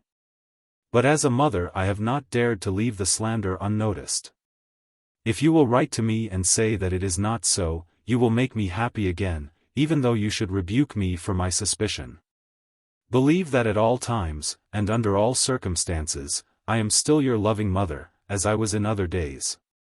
Susan Grantley. We will now go back to Mr. Palliser as he sat in his chambers at the Albany, thinking of his love. The Duke had cautioned him, and the Duke's agent had cautioned him. And he, in spite of his high feeling of independence, had almost been made to tremble. All his thousands a year were in the balance, and perhaps everything on which depended his position before the world. But, nevertheless, though he did tremble, he resolved to persevere. Statistics were becoming dry to him, and love was very sweet. Statistics, he thought, might be made as enchanting as ever, if only they could be mingled with love. The mere idea of loving Lady Dumbello had seemed to give a salt to his life of which he did not now know how to rob himself. It is true that he had not as yet enjoyed many of the absolute blessings of love. Seeing that his conversations with Lady Dumbello had never been warmer than those which have been repeated in these pages. But his imagination had been at work, and now that Lady Dumbello was fully established at her house in Carlton Gardens, he was determined to declare his passion on the first convenient opportunity. It was sufficiently manifest to him that the world expected him to do so, and that the world was already a little disposed to find fault with the slowness of his proceedings. He had been once at Carlton Gardens since the season had commenced, and the lady had favoured him with her sweetest smile. But he had only been half a minute alone with her, and during that half-minute had only time to remark that he supposed she would now remain in London for the season. "Oh, yes," she had answered, "we shall not leave till July." Nor could he leave till July, because of the exigencies of his statistics. He therefore had before him 2, if not 3, clear months in which to maneuver, to declare his purposes, and prepare for the future events of his life. As he resolved on a certain morning that he would say his first tender word to Lady Dumbello that very night, in the drawing-room of Lady de Courcy, where he knew that he should meet her. A letter came to him by the post. He well knew the hand and the intimation which it would contain. It was from the Duke's agent, Mr. Fothergill, and informed him that a certain sum of money had been placed to his credit at his banker's. But the letter went further, and informed him also that the Duke had given his agent to understand that special instructions would be necessary before the next quarterly payment could be made. Mr. Fothergill said nothing further, but Mr. Palliser understood it all. He felt his blood run cold round his heart. But, nevertheless, he determined that he would not break his word to Lady de Courcy that night. And Lady Dumbello received her letter also on the same morning.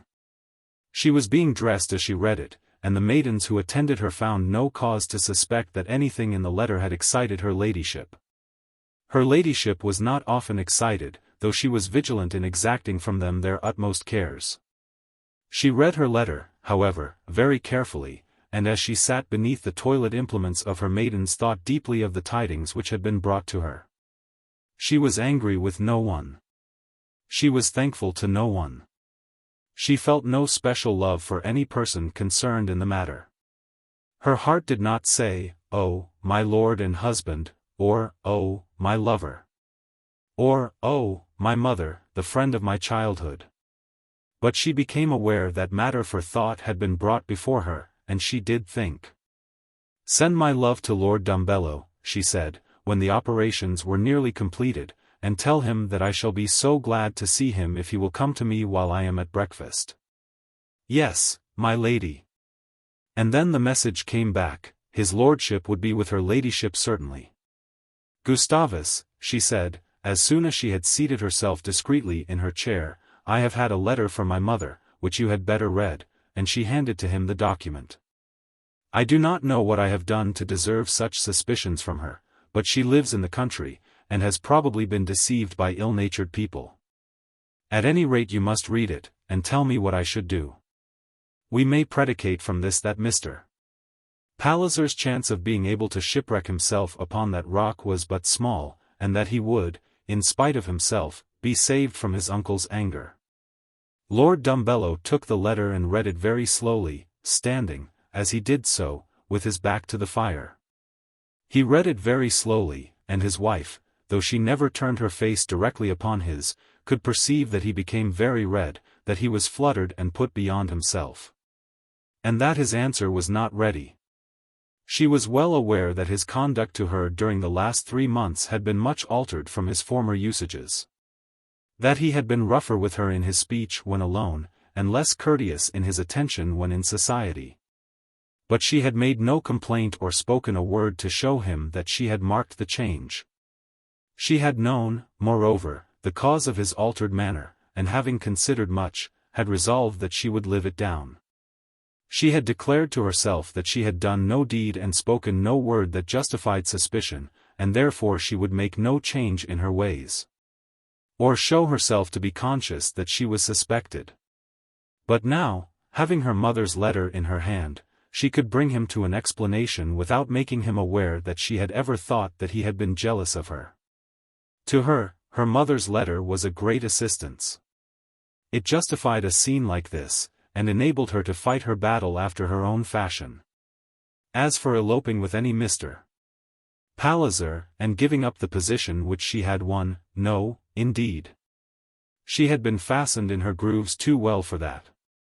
Her mother, in entertaining any fear on such a subject, had shown herself to be ignorant of the solidity of her daughter's character. Well, Gustavus, she said at last. You must say what answer I shall make, or whether I shall make any answer. But he was not even yet ready to instruct her. So he unfolded the letter and read it again, and she poured out for herself a cup of tea. It's a very serious matter, said he. Yes, it is serious. I could not but think such a letter from my mother to be serious. Had it come from anyone else I doubt whether I should have troubled you. Unless, indeed, it had been from any as near to you as she is to me. As it is, you cannot but feel that I am right. Right. Oh, yes, you are right, quite right to tell me. You should tell me everything. Them. But whom he meant to condemn he did not explain. I am above all things averse to cause you trouble, she said. I have seen some little things of late. Has he ever said anything to you? Who, Mr. Palliser? Never a word. He has hinted at nothing of this kind? Never a word. Had he done so, I must have made you understand that he could not have been allowed again into my drawing-room. Then again he read the letter, or pretended to do so. Your mother means well, he said. Oh, yes, she means well. She has been foolish to believe the tittle-tattle that has reached her, very foolish to oblige me to give you this annoyance. Oh, as for that, I'm not annoyed. By Jove, no. Come, Griselda, let us have it all out. Other people have said this, and I have been unhappy. Now, you know it all. Have I made you unhappy? Well, no, not you. Don't be hard upon me when I tell you the whole truth. Fools and brutes have whispered things that have vexed me. They may whisper till the devil fetches them, but they shan't annoy me again. Give me a kiss, my girl. And he absolutely put out his arms and embraced her. Write a good-natured letter to your mother, and ask her to come up for a week in May. That'll be the best thing, and then she'll understand. By Jove, it's 12 o'clock. Goodbye. Lady Dumbello was well aware that she had triumphed, and that her mother's letter had been invaluable to her. But it had been used, and therefore she did not read it again. She ate her breakfast in quiet comfort, looking over a milliner's French circular as she did so. And then, when the time for such an operation had fully come, she got to her writing table and answered her mother's letter. "Dear Mamma," she said, "I thought it best to show your letter at once to Lord Dumbello. He said that people would be ill-natured, and seemed to think that the telling of such stories could not be helped. As regards you, he was not a bit angry, but said that you and Papa had better come to us for a week about the end of next month. Do come. We are to have rather a large dinner party on the 23rd. His Royal Highness is coming, and I think Papa would like to meet him. Have you observed that those very high bonnets have all gone out? I never liked them. And as I had got a hint from Paris, I have been doing my best to put them down. I do hope nothing will prevent your coming. Your affectionate daughter, G. Dumbello. Carlton Gardens, Wednesday." Mrs. Grantley was aware, from the moment in which she received the letter, that she had wronged her daughter by her suspicions. It did not occur to her to disbelieve a word that was said in the letter, or an inference that was implied. She had been wrong, and rejoiced that it was so. But nevertheless there was that in the letter which annoyed and irritated her, though she could not explain to herself the cause of her annoyance. She had thrown all her heart into that which she had written, but in the words which her child had written not a vestige of heart was to be found. In that reconciling of God and Mammon which Mrs. Grantley had carried on so successfully in the education of her daughter, the organ had not been required, and had become withered, if not defunct, through want of use. "We will not go there, I think," said Mrs. Grantley, speaking to her husband. "Oh dear, no, certainly not. If you want to go to town at all, I will take rooms for you. And as for His Royal Highness, I have a great respect for His Royal Highness, but I do not in the least desire to meet him at Dumbello's table." And so that matter was settled, as regarded the inhabitants of Plumstead Episcopi. And whither did Lord Dumbello betake himself when he left his wife's room in so great a hurry at 12 o'clock? Not to the Park, nor to Tattersall's, nor to a committee room of the House of Commons, nor yet to the bow window of his club. But he went straight to a great jeweller's in Ludgate Hill, and there purchased a wonderful green necklace, very rare and curious, heavy with green sparkling drops, with 3 rows of shining green stones embedded in chased gold, a necklace amounting almost to a jewelled cuirass in weight and extent. It had been in all the exhibitions, and was very costly and magnificent. While Lady Dumbello was still dressing in the evening, this was brought to her with her lord's love, as his token of renewed confidence. And Lady Dumbello, as she counted the sparkles, triumphed inwardly, telling herself that she had played her cards well. But while she counted the sparkles produced by her full reconciliation with her lord, poor Plantagenet Palliser was still trembling in his ignorance. If only he could have been allowed to see Mrs. Grantley's letter, and the lady's answer, and the lord's present. But no such seeing was vouchsafed to him, and he was carried off in his brougham to Lady de Courcy's house, twittering with expectant love, and trembling with expectant ruin. To this conclusion he had come at any rate, that if anything was to be done, it should be done now. He would speak a word of love, and prepare his future in accordance with the acceptance it might receive. Lady de Courcy's rooms were very crowded when he arrived there. It was the first great crushing party of the season, and all the world had been collected into Portman Square. Lady de Courcy was smiling as though her lord had no teeth, as though her eldest son's condition was quite happy, and all things were going well with the de Courcy interests. Lady Margaretta was there behind her, bland without and bitter within, and Lady Rosina also, at some further distance, reconciled to this world's vanity and finery because there was to be no dancing. And the married daughters of the house were there also, striving to maintain their positions on the strength of their undoubted birth. but subjected to some snubbing by the lowness of their absolute circumstances. Gaesby was there, happy in the absolute fact of his connection with an earl, and blessed with the consideration that was extended to him as an earl's son-in-law. And Crosbie, also, was in the rooms, was present there, though he had sworn to himself that he would no longer dance attendance on the countess, and that he would sever himself away from the wretchedness of the family. But if he gave up them and their ways, what else would then be left to him? He had come, therefore, and now stood alone, sullen, in a corner, telling himself that all was vanity. Yes. To the vain all will be vanity, and to the poor of heart all will be poor. Lady Dumbello was there in a small inner room, seated on a couch to which she had been brought on her first arrival at the house, and on which she would remain till she departed.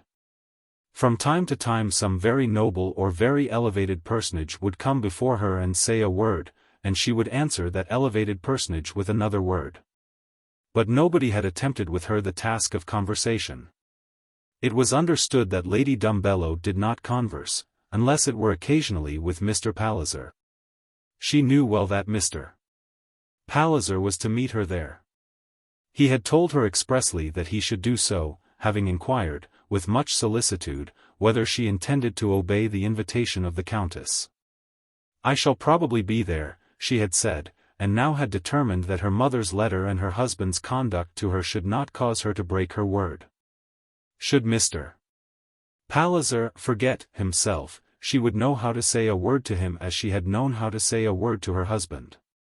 Forget himself. She was very sure that Mr. Palliser had been making up his mind to forget himself for some months past. He did come to her, and stood over her, looking unutterable things. His unutterable things, however, were so looked, that they did not absolutely demand notice from the lady. He did not sigh like a furnace, nor open his eyes upon her as though there were two suns in the firmament above her head, nor did he beat his breast or tear his hair. Mr. Palliser had been brought up in a school which delights in tranquillity, and never allows its pupils to commit themselves either to the sublime or to the ridiculous. He did look an unutterable thing or two, but he did it with so decorous an eye, that the lady, who was measuring it all with great accuracy, could not, as yet, declare that Mr. Palliser had forgotten himself. There was room by her on the couch, and once or twice, at Hartlebury, he had ventured so to seat himself.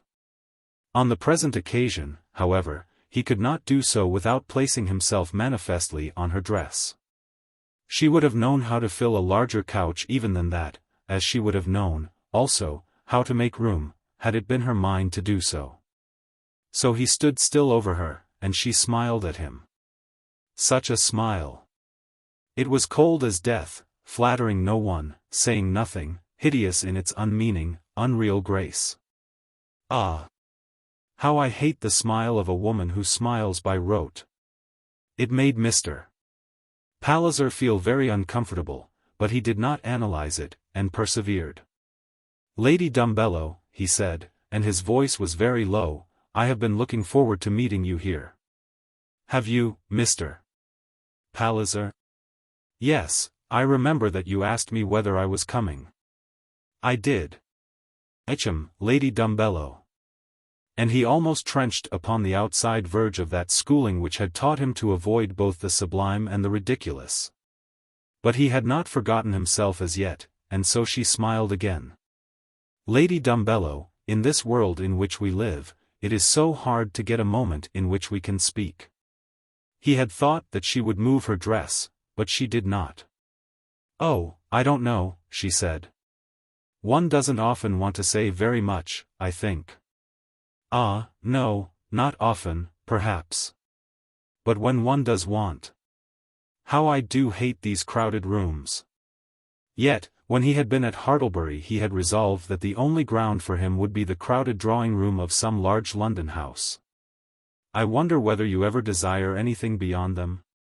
"Oh, yes," said she, "but I confess that I am fond of parties." Mr. Palliser looked round and thought that he saw that he was unobserved. He had made up his mind as to what he would do, and he was determined to do it. He had in him none of that readiness which enables some men to make love and carry off their Dulcineas at a moment's notice. But he had that pluck which would have made himself disgraceful in his own eyes if he omitted to do that as to the doing of which he had made a solemn resolution.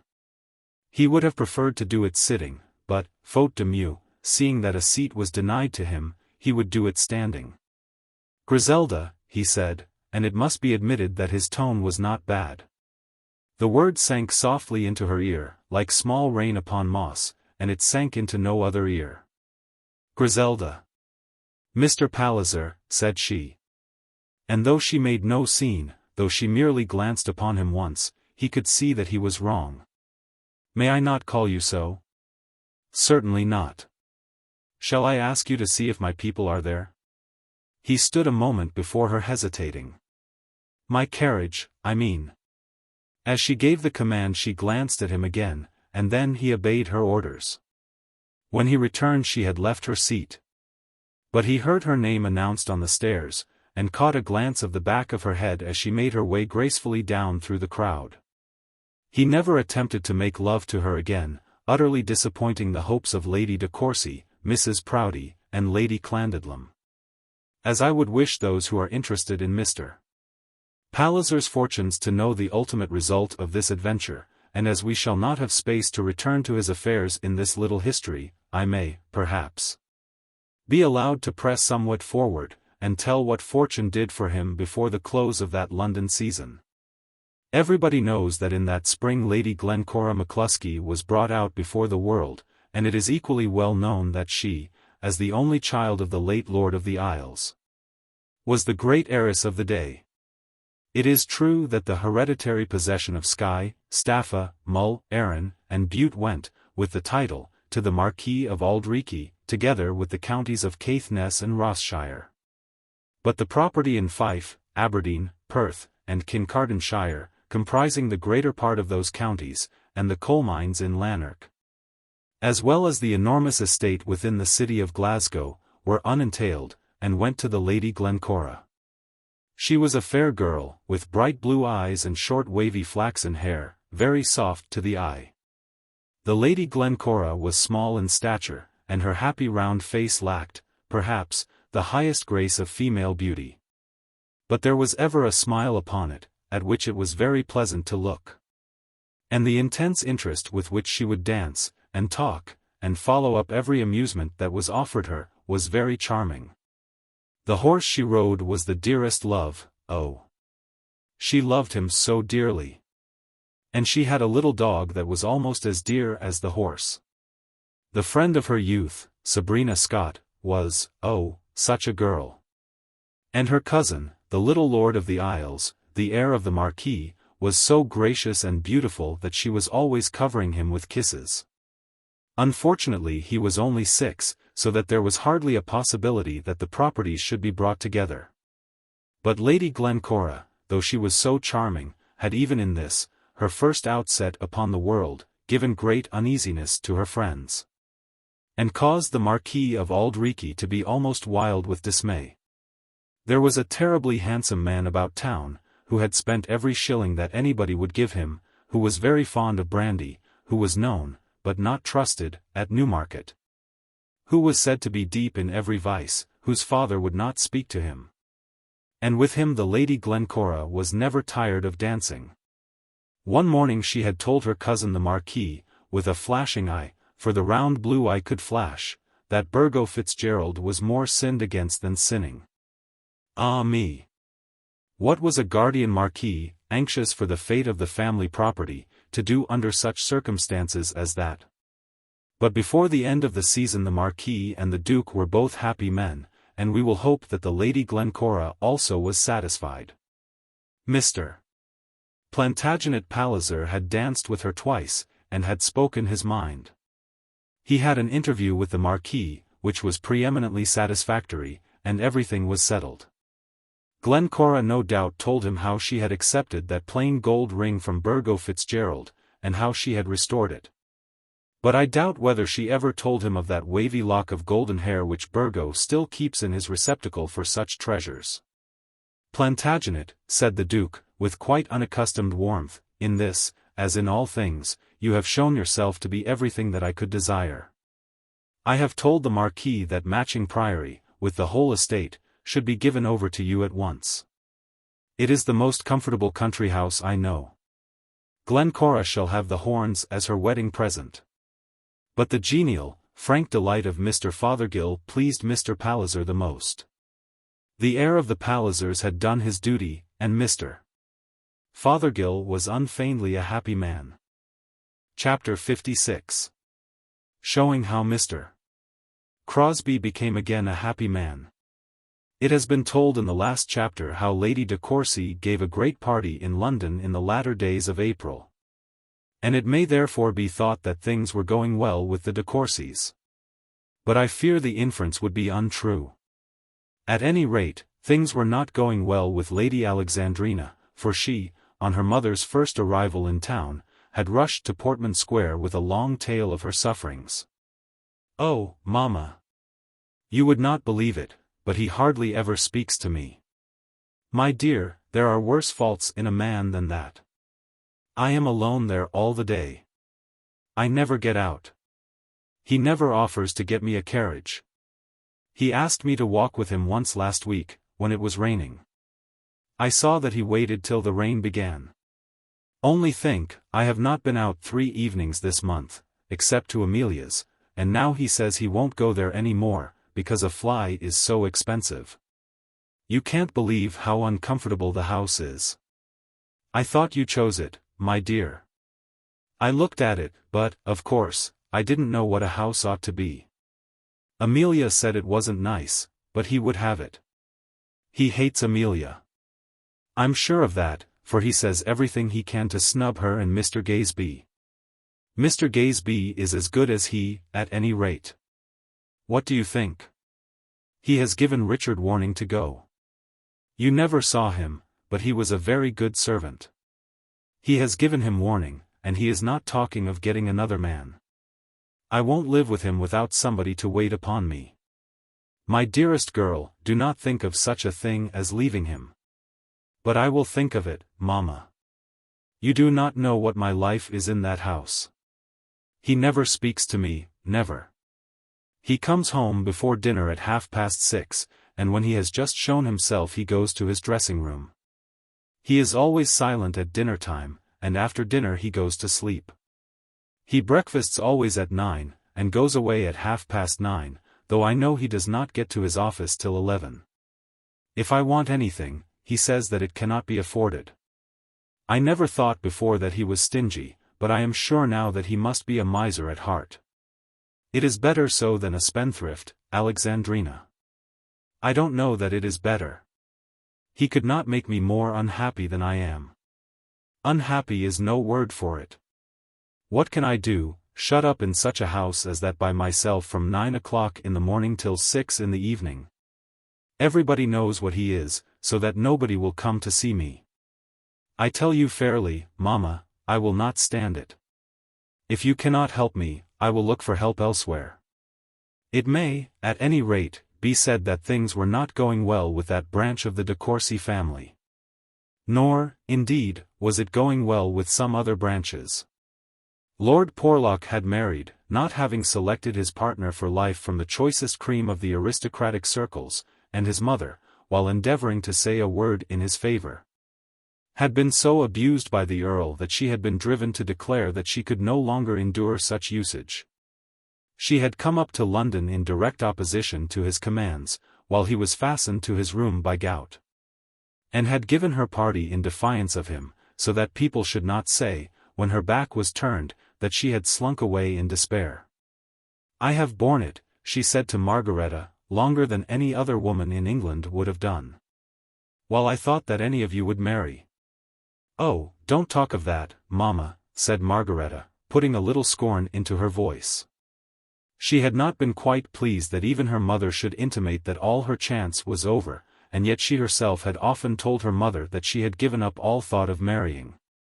Rosina will go to Amelia's, the Countess continued. Mr. Gaysby is quite satisfied that it should be so, and he will take care that she shall have enough to cover her own expenses. I propose that you and I, dear, shall go to Baden-Baden. And about money, mamma? Mr. Gaesby must manage it. In spite of all that your father says, I know that there must be money. The expense will be much less so than in our present way. And what will papa do himself? I cannot help it, my dear. No one knows what I have had to bear. Another year of it would kill me. His language has become worse and worse, and I fear every day that he is going to strike me with his crutch. Under all these circumstances it cannot be said that the de Courcy interests were prospering. But Lady de Courcy, when she had made up her mind to go to Baden-Baden, had by no means intended to take her youngest daughter with her. She had endured for years, and now Alexandrina was unable to endure for 6 months. Her chief grievance, moreover, was this, that her husband was silent. The mother felt that no woman had a right to complain much of any such sorrow as that. If her earl had sinned only in that way, she would have been content to have remained by him till the last. And yet I do not know whether Alexandrina's life was not quite as hard as that of her mother. She barely exceeded the truth when she said that he never spoke to her. The hours with her in her new comfortless house were very long and very tedious. Marriage with her had by no means been the thing that she had expected. At home, with her mother, there had always been people around her, but they had not always been such as she herself would have chosen for her companions. She had thought that, when married, she could choose and have those about her who were congenial to her, but she found that none came to her.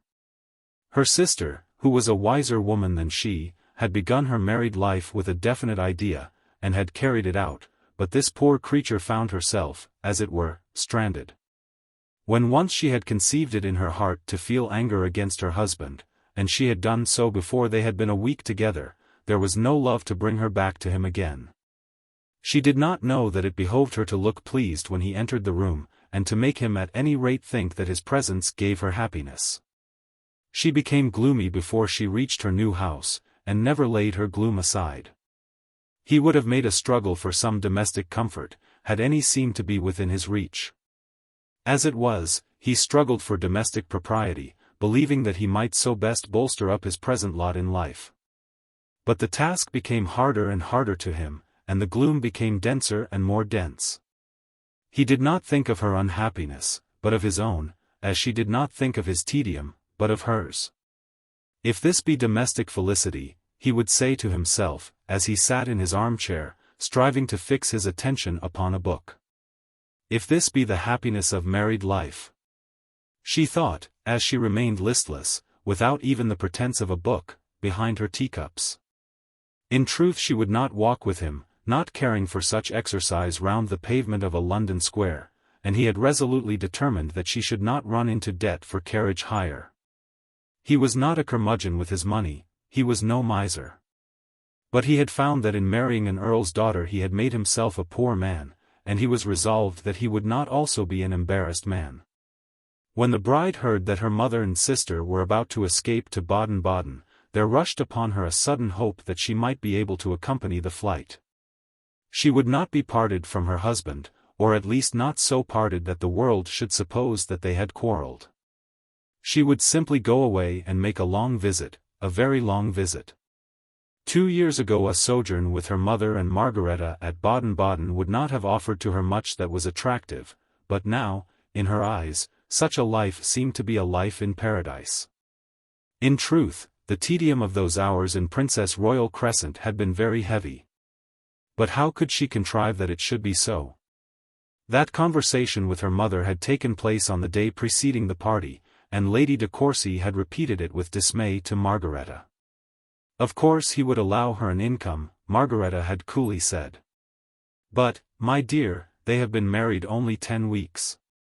I don't see why people are to be made absolutely wretched because they are married, Margaretta answered. I don't want to persuade her to leave him, but if what she says is true, it must be very uncomfortable. Crosbie had consented to go to the party in Portman Square, but had not greatly enjoyed himself on that festive occasion. He had stood about moodily, speaking hardly a word to anyone. His whole aspect of life seemed to have been altered during the last few months. It was here, in such spots as this that he had been used to find his glory. On such occasions he had shone with peculiar light, making envious the hearts of many who watched the brilliance of his career as they stood around in dull quiescence. But now no one in those rooms had been more dull, more silent, or less courted than he, and yet he was established there as the son-in-law of that noble house. Rather slow work, isn't it? Gaesby had said to him, having, after many efforts, succeeded in reaching his brother-in-law in a corner. In answer to this Crosbie had only grunted. As for myself, continued Gaesby, I would a deal sooner be at home with my paper and slippers. It seems to me these sort of gatherings don't suit married men. Crosbie had again grunted, and had then escaped into another corner. Crosbie and his wife went home together in a cab, speechless both of them. Alexandrina hated cabs, but she had been plainly told that in such vehicles, and in such vehicles only, could she be allowed to travel.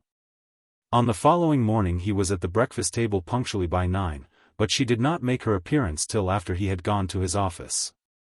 Soon after that, however, she was away to her mother and her sister, but she was seated grimly in her drawing-room when he came in to see her, on his return to his house.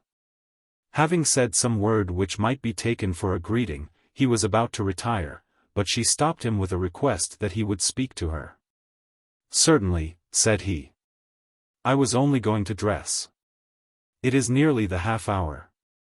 I won't keep you very long, and if dinner is a few minutes late it won't signify. Mamma and Margaretta are going to Baden-Baden." "To Baden-Baden, are they?" "Yes. And they intend to remain there, for a considerable time." There was a little pause, and Alexandrina found it necessary to clear her voice and to prepare herself for further speech by a little cough. She was determined to make her proposition, but was rather afraid of the manner in which it might be first received. "Has anything happened at Courcy Castle?" Crosbie asked. "No, that is, yes. There may have been some words between Papa and Mamma, but I don't quite know. That, however, does not matter now. Mamma is going, and purposes to remain there for the rest of the year. And the house in town will be given up." "I suppose so, but that will be as Papa chooses. Have you any objection to my going with Mamma?" What a question to be asked by a bride of 10 weeks' standing! She had hardly been above a month with her husband in her new house, and she was now asking permission to leave it, and to leave him also, for an indefinite number of months, perhaps forever. But she showed no excitement as she made her request. There was neither sorrow, nor regret, nor hope in her face. She had not put on half the animation which she had once assumed in asking for the use, twice a week, of a carriage done up to look as though it were her own private possession. Crosbie had then answered her with great sternness, and she had wept when his refusal was made certain to her. But there was to be no weeping now. She meant to go, with his permission if he would accord it, and without it if he should refuse it. The question of money was no doubt important, but Gaesby should manage that, as he managed all those things. "Going with them to Baden-Baden?" said Crosbie. "For how long?" "Well, it would be no use unless it were for some time." "For how long a time do you mean, Alexandrina? Speak out what you really have to say." "For a month?"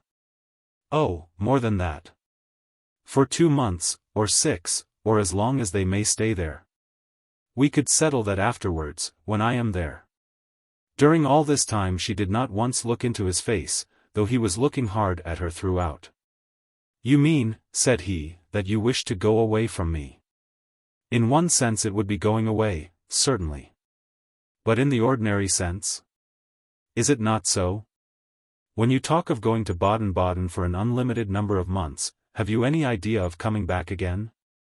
Back to London, you mean? Back to me, to my house, to your duties as a wife. Why cannot you say at once what it is you want? You wish to be separated from me? I am not happy here, in this house. And who chose the house? Did I want to come here? But it is not that.